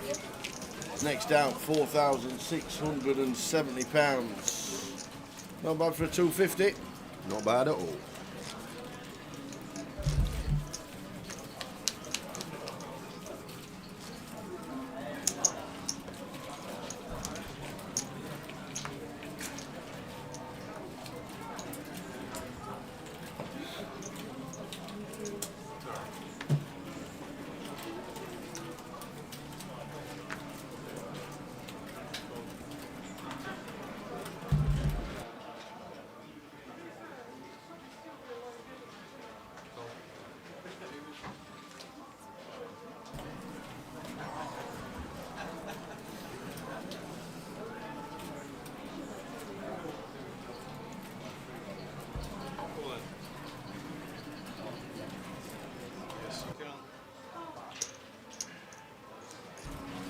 Blind and blind. King 6 for Balsi, sends it in for 10. And Dan, if he could see the cards, he'd beat him into the pot, but King 9 off. Will dominate some stuff. 10-9 suited, Jack 9 suited, Queen 9 suited should all be in for Balsi. Some worse King X in there as well. I wouldn't be surprised if Dan heroed this off tower with the King 9. Depends how wide he perceives Balsi to be shoving.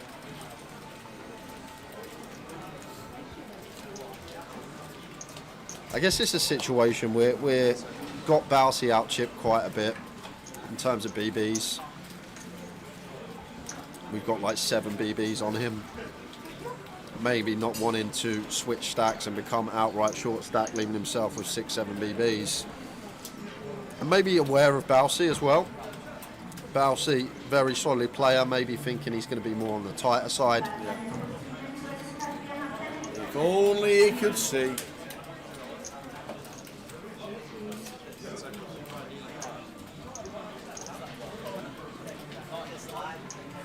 Away they go. Balsi picking him up the blinds.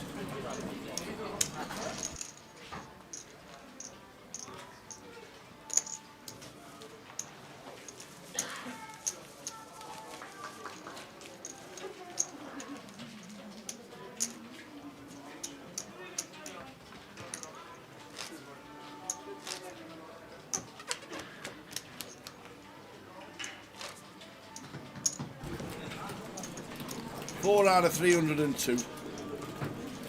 Bez on the left. Balsi in the middle. Damn wide. And Marius check.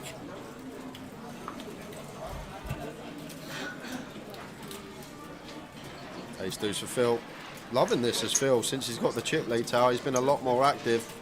What you like to see. Opening here. Large sizing. Makes it 850.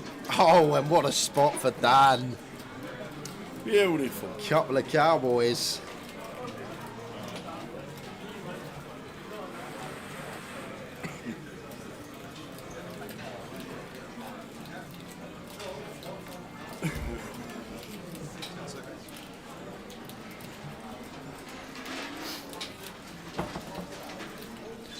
Maybe thinking if we could have a flat here tower. That's what's going through Dan's head. Is there any merit in flat in here? Chip leader supposed to be opening wide. Maybe thinking he's going to get a lot of folds if he just goes with jam, trying to keep hands that we crush in terms of equity in the pot. Could be the idea. He's just going to go with all of it. Triangle into the middle. But that's obviously what Dan was weighing up there. If he could ever find a flat. And this just going to be working for 17. Phil can't call ace deuce off. I've got an ace, he says. I've got an ace. Might be the worst kicker. Prefer ace deuce over ace 6. Yeah.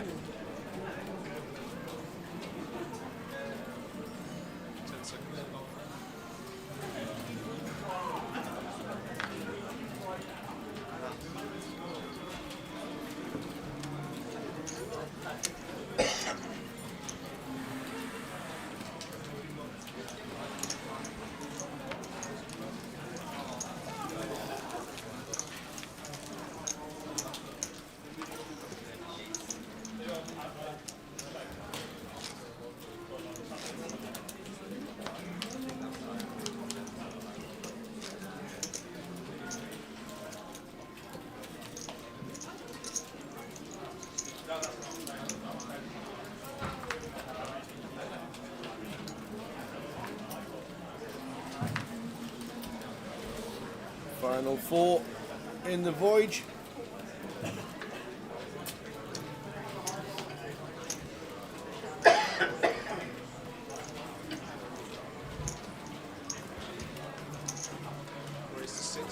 King 3 suited for Dan. Is going to open into the chip leader's big blind. Just raise and take for Dan. Phil doesn't defend. The suited deuce 3. Lets that go.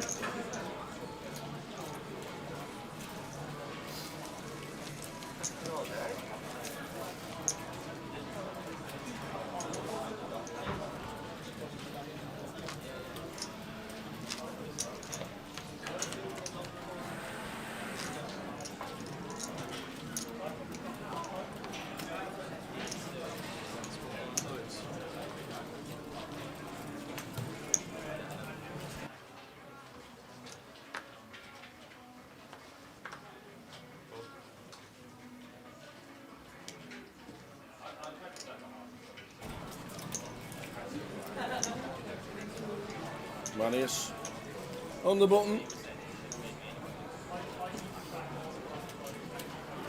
Sparky's in the chat. Yes, lads, I'm just living it up in Alicante. Beautiful. Hello to Mitchell Specs family, the Sparky gang. The Sparkies.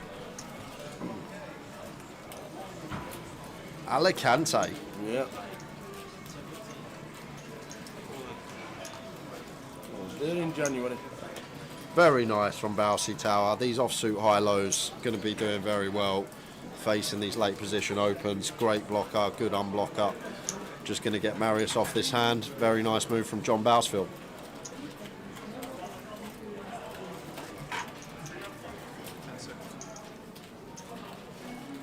Campermore Golf Club, I was at.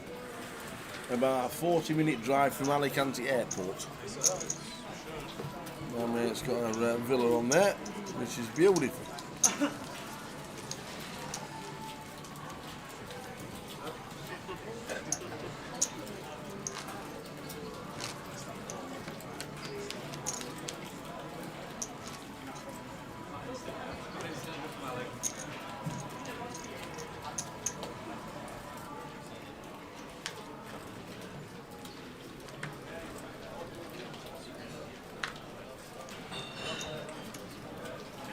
It'll be about 38 degrees in Alicante as well. I might be... Are you there next week, Sparky? I'm going to Spain. I don't know where, but I'm going to Spain, so I might see you. There's King 4. Phil just sets it in on the button. Playing the big stack very well is Phil Tower. Applying maxo pressure.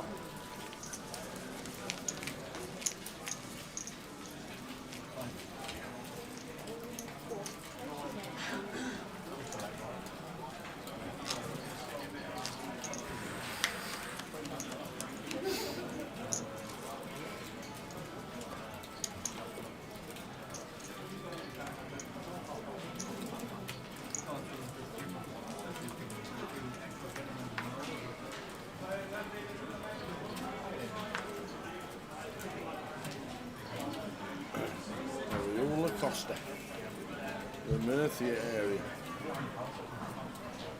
Cheers, Smiter. And blind down with the 4-3, obstacle complete.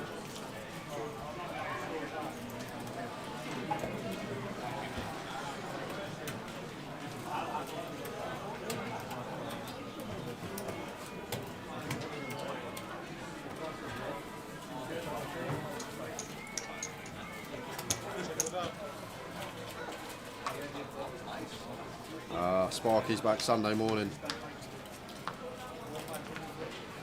And Nathan Slater's tuned in. Just been to Holland and Germany for my new job, seeing as I'm useless at cards. What on earth is he doing now? What are you doing, Nathan? Holland and Germany?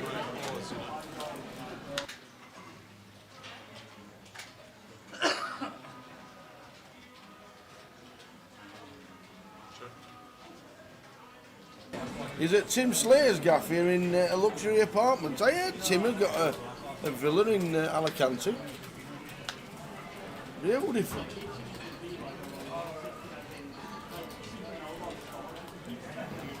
Marius Rivers a 9. Down bottom of range, not low. Just going to fold out some 5 I6, I7, I8 higher type stuff. But nods to Marius, you're good.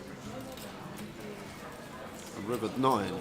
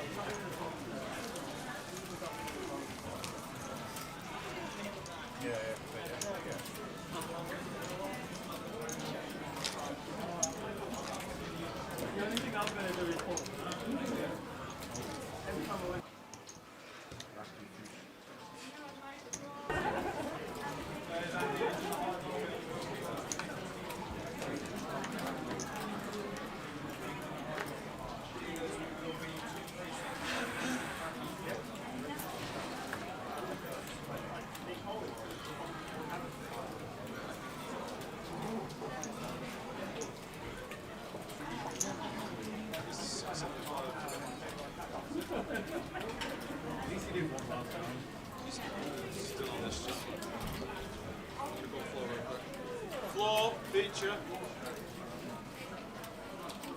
Gentleman's raised to 675 and without C8 acting, it's 1 out. Chrissy Taylor says, new job for Slaters, trying different beverages from all over the world. It has to be the best candidate. To be fair, Chrissy, I thought he had a new job a couple of months ago. I saw him in Cyprus and he was a food critic. A food critic? He wasn't even staying at my hotel, but he was there at the buffet every day.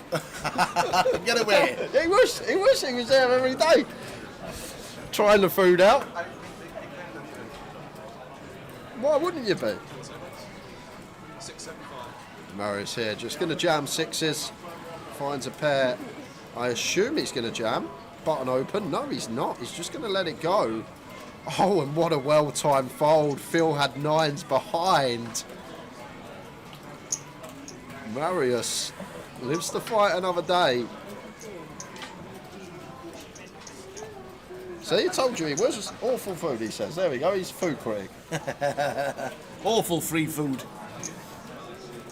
Complimentary food every day, awful. Right. Okay, thanks Perry. The big blind shoved out a turn. That makes sense why the six is folded. Thank you very much. Missed that.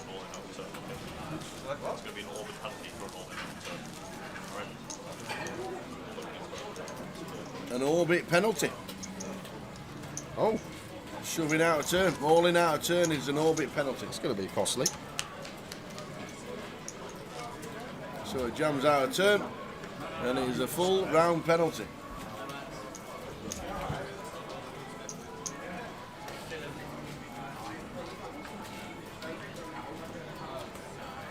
Oh, the desserts, Nathan, they were class, to be fair. And all the different flavoured ice cream.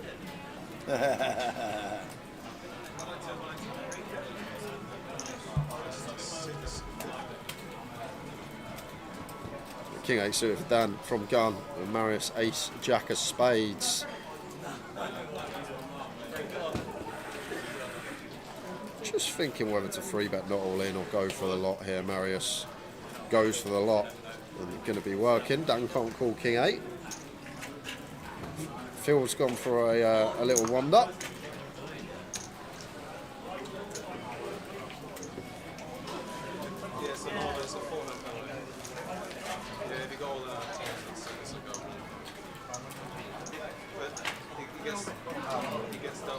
So a four-hand penalty, which is a full orbit when there's four-handed.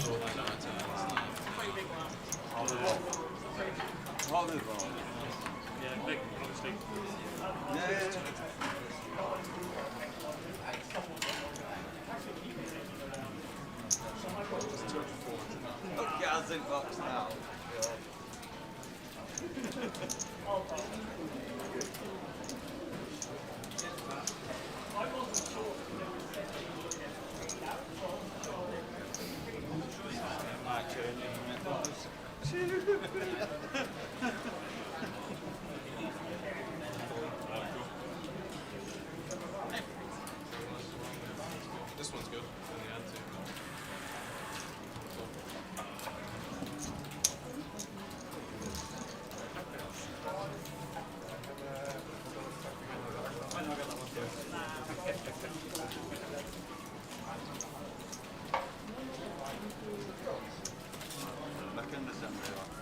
No.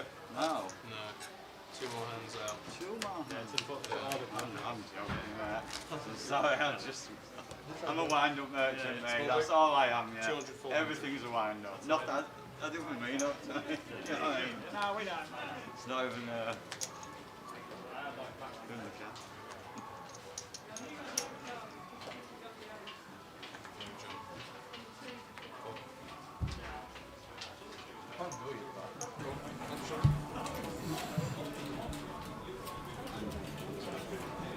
So Phil leads the table.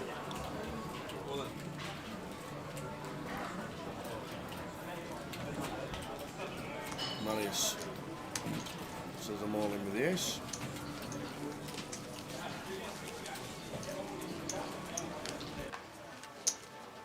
Did you get this big blind and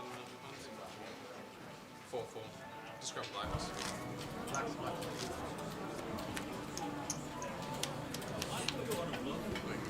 So I think one more hand and then Phil will be able to retake his seat.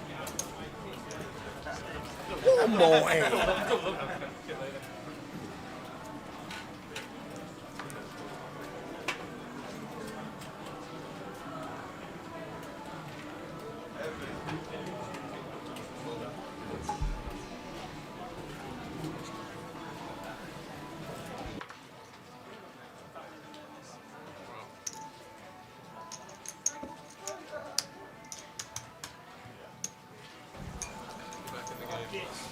Back in the game. Back in the game. Don't take that one. No, no.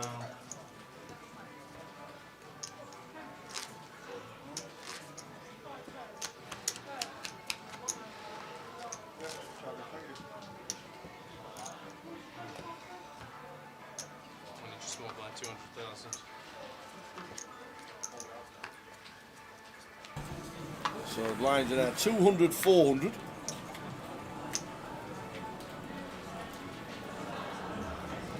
$200, $400.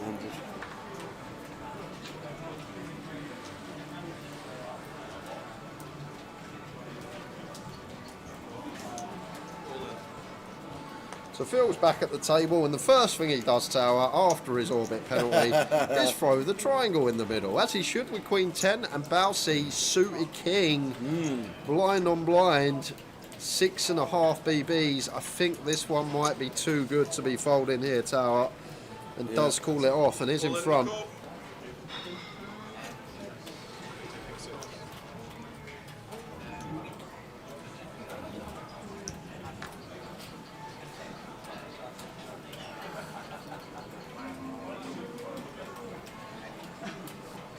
So bounce it in front, but all in. Needing to fade now. Offsuit 10s, jacks and queens. That's a fun flop. One of them. One of them. Phil turns the stones, but Right. Balsi can find a spade. Needs it. And it's not. It's a paired jack. So Phil comes back first hand. It's crazy, isn't it? Like the butterfly effect, how Phil don't get that orbit penalty. Yeah. Everything changes. He may not bust by Balsi this hand. He may not still be chip leader. It's all worked out for him. Orbit penalty, comes back, busts a player. £4,670, John Bousfield.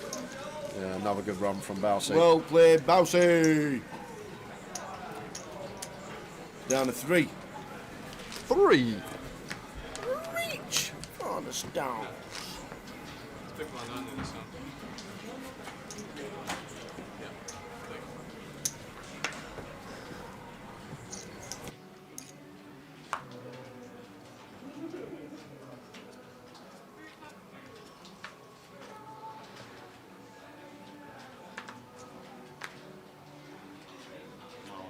All in.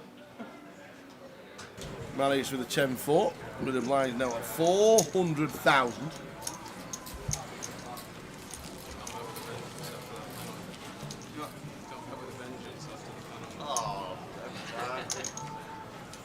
If you don't need the money, it's a different game, innit? You know what I mean? You pissed off, yeah?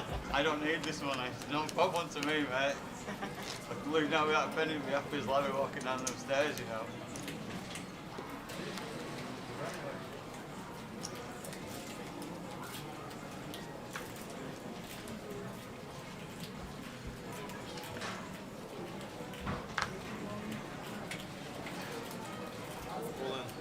Jack 10 for Dan. More than good enough to shove blind on blind. He's going to be getting called. Are we going to be heads up just like that, Tower? Dan needing to hit. All in for 3.8, 10 bigs. Dan White.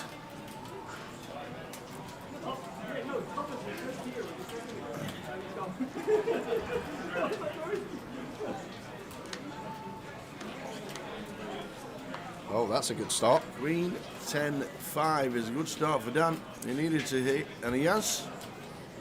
Just doesn't want to see an ace. That is clean. Yep.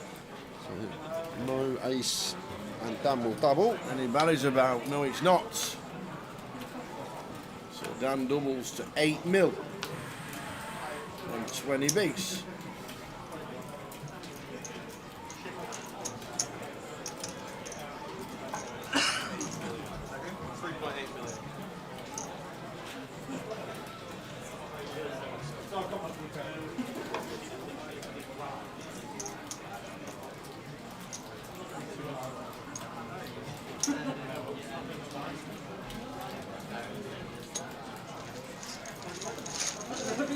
full 8 mil right there for Dan in 7.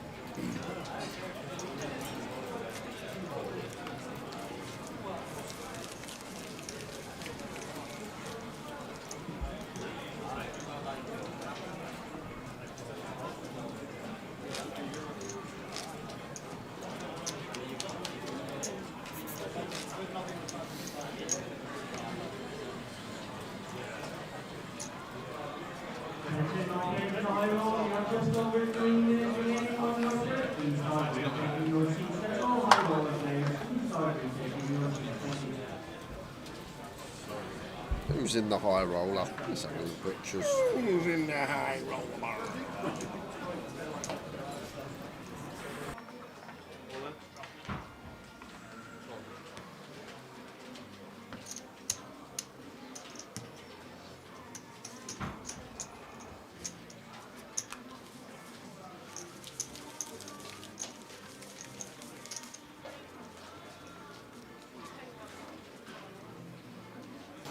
20 minutes of this level to go. 3 players left. Lines of 400,000. How much? 400,000, man.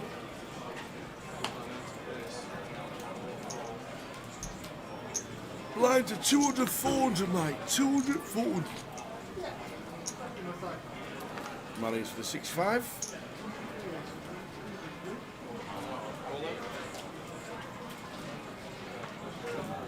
A nice shot from Phil. He's playing the big stack really well, Tower, since he's had this chip lead, so credit to him where it's due. Making some nice plays, putting the pressure on as he should be.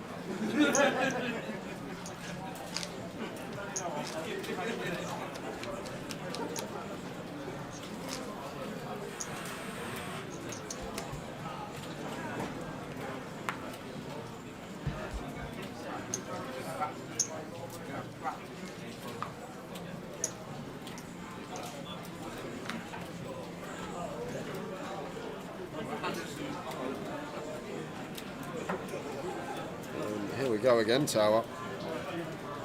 A6 in for Dan.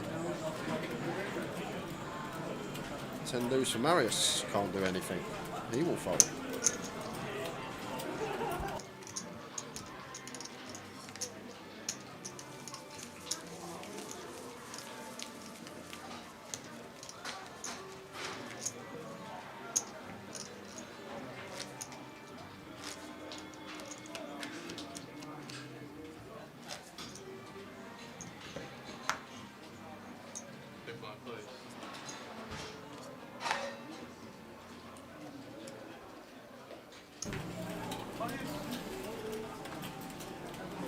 Small blind. Marius check.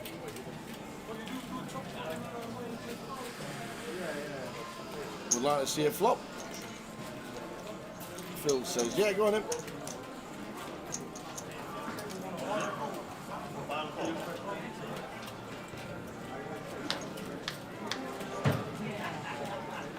The old Jack 3. 8-9 flop, 8-7-5.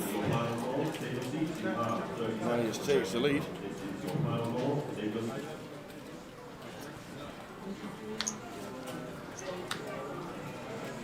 Ace on the turn after it's checked.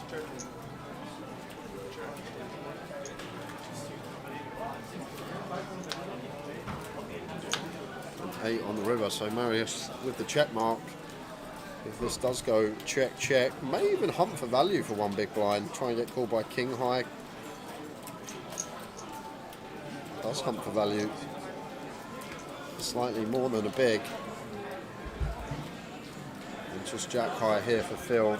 Can't see a world in which he heroes off.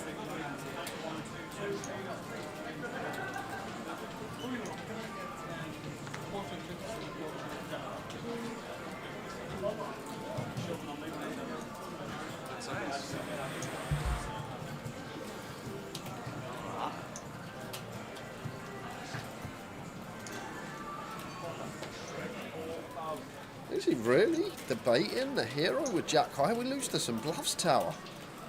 Imagine if Marius is bluffing jack 9 here or something like that. Does eventually let it go. Stands up. Stretching the legs. What do you get a penalty for? Going all in out of turn. It's an automatic 1 round penalty.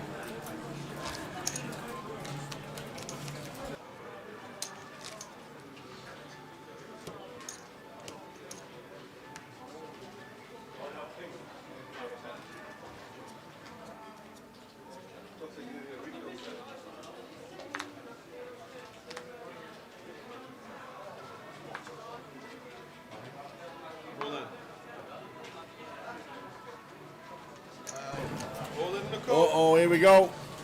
Dan and Marius. Dan with the jacks, Marius with the 5s. This could be heads up. Likely to be Tower. Unless Marius can spike a 2-outer. Marius check. Hope he don't bash the table when he wins or loses the hand. Oh, spikes a 5, man.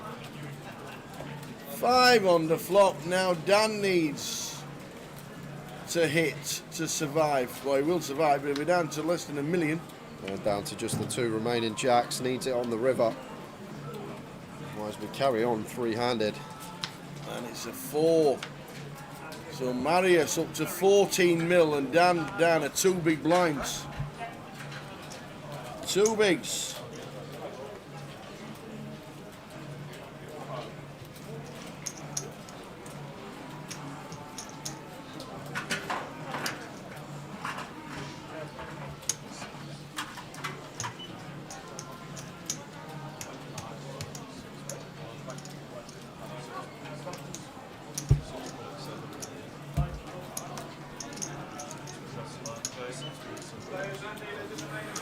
So checking the stacks, looks like it's going to leave Dan with 2 big blinds.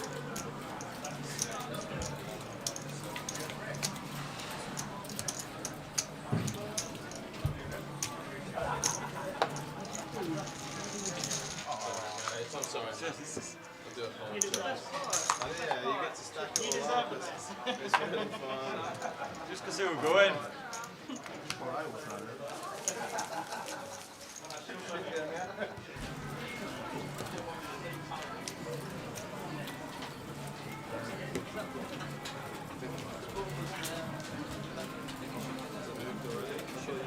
Was it not small on there? Oh no, you shoved on there. I will big shit. Yeah. That's my complaint.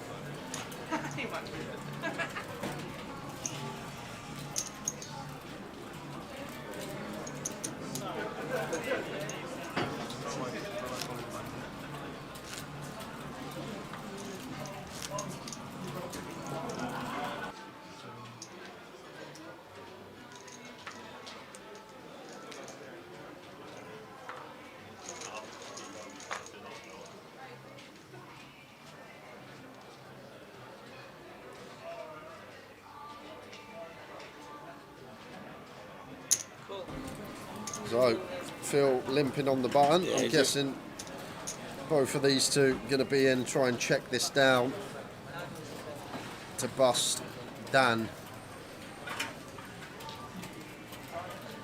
Marius with a call. Phil with a call. Yeah. Dan White says you can play it out if you want to. You can play it out if you want to. Looking bleak for Dan. Oh. Gonna need some runners, Tower. Running hearts would be nice. Jack of hearts one time. Yeah. Oh, Jack of clubs. Leaves us live. Can survive with a 10. Any 10's about dealer. No, it is not. Does not find it.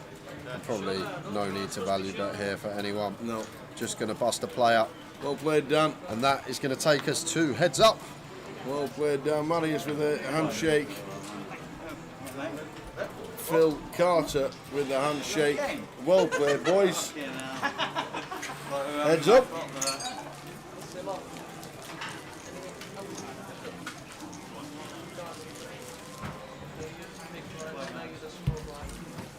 Big handshake. 13,760 and 10,240. $36 bigs, 40 bigs, money is checked, slight chip leader, about 4 bigs difference, right less.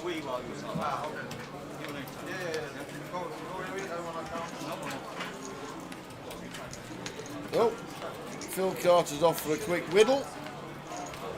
Money is checked, counting his chips.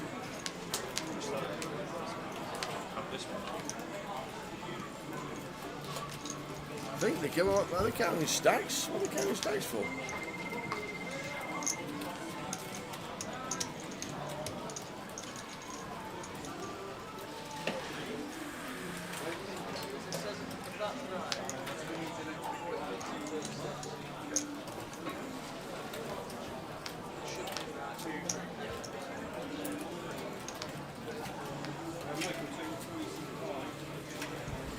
So, counting the stacks for a reason. We'll soon find out what that reason is. Are they going to chop the money? A couple of grand difference. Time to chop it up, don't you know? Well, Phil's gone to toilet. He'll be back in a minute once we've counted the stacks.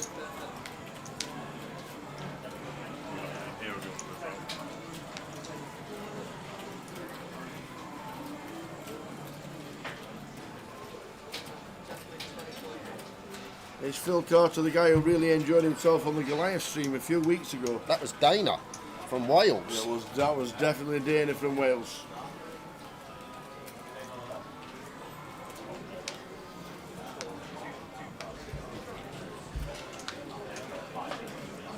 Here he comes.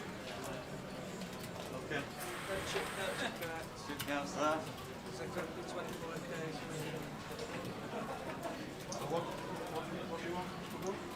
The Welsh goat, what did Dana do? Haha. He had a little bit too much to drink and was on the featured table. Yep.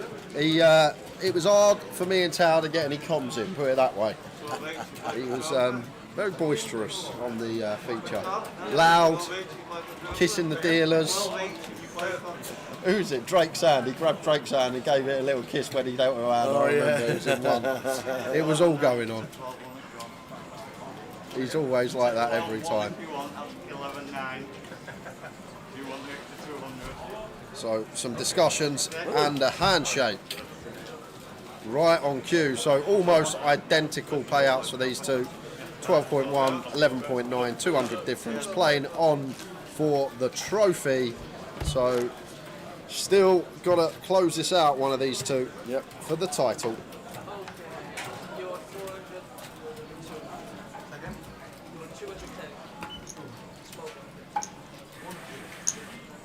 And straight off the bat. Lines of 200, 400, no running ante.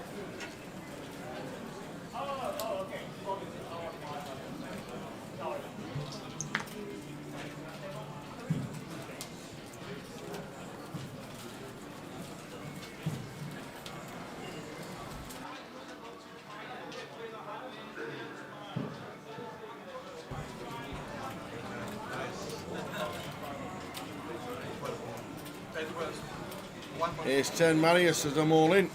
This could be like over in 2 minutes. They're only playing for the trophy. Oh, this could be over anyway. Look at this. Here we go. A made hand. Pocket eights. Get him in, he says. Here we go. This would have happened without a deal anyway. The way these play. Phil Carter. All in. Marius with ace 10. The chip stacks are exactly correct because they've just counted them. So if Marius, oh, there we go. It always has to happen, doesn't it? 888, eights and an 8 flop. 888 on an 888 live stream. Yeah, but still needing to fade the spades. Action flop for us. And look at this now, a gut shot nines for Marius. Any 9, any spade? Wow, it's a 10. So Phil has left Marius with 3 big blinds. Yeah, and good luck, Mr. Dealer, with this one. Just got to clarify stacks. are correct, so going to have to count them.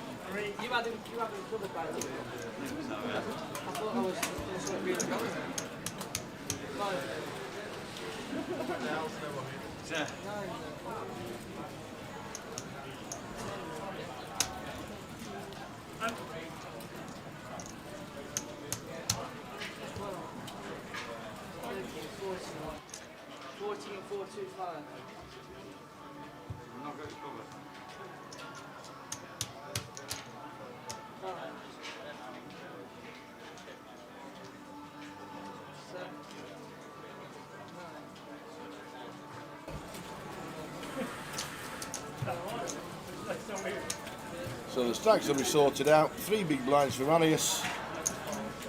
Cheers, John Bonadise. Thanks for the stream, guys. Can't wait till we get another Towers treble. That's on Saturday. You might be waiting a long time, J-Bon. We waited 4 years for my first one.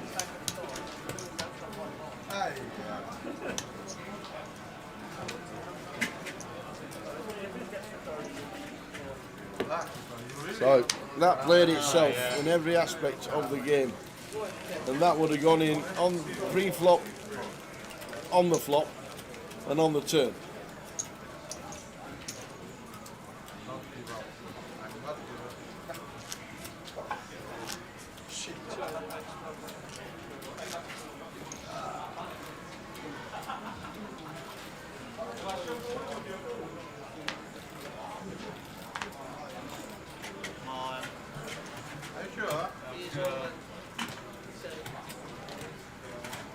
I'm all in, he says. Ace 8 for Marius, 8-5 for Phil for the trophy.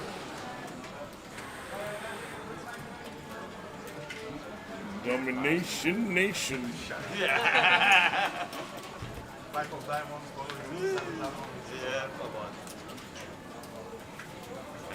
So it does pick up a gutter here. A 5 or a 6, and we have a champ.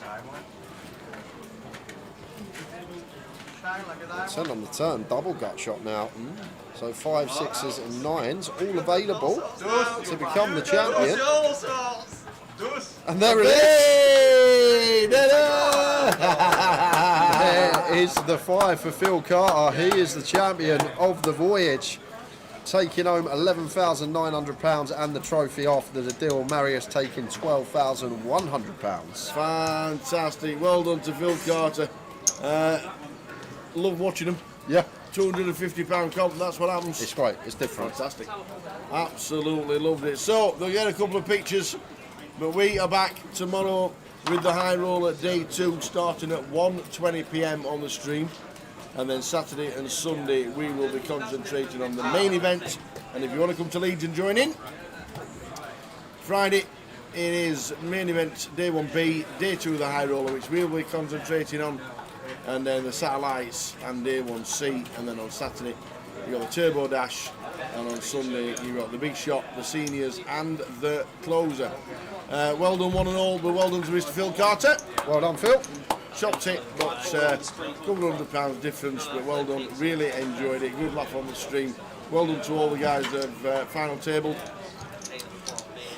Really enjoyed that. Yeah, it's good. It's different. It's different to get the £200 on. We're not going to see theoretically sound poker, but we get entertainment, and that's what we want at the end of the day for the show. Absolutely. We are back tomorrow, 1:20 p.m. local time for the high roller day 2. Come and join us.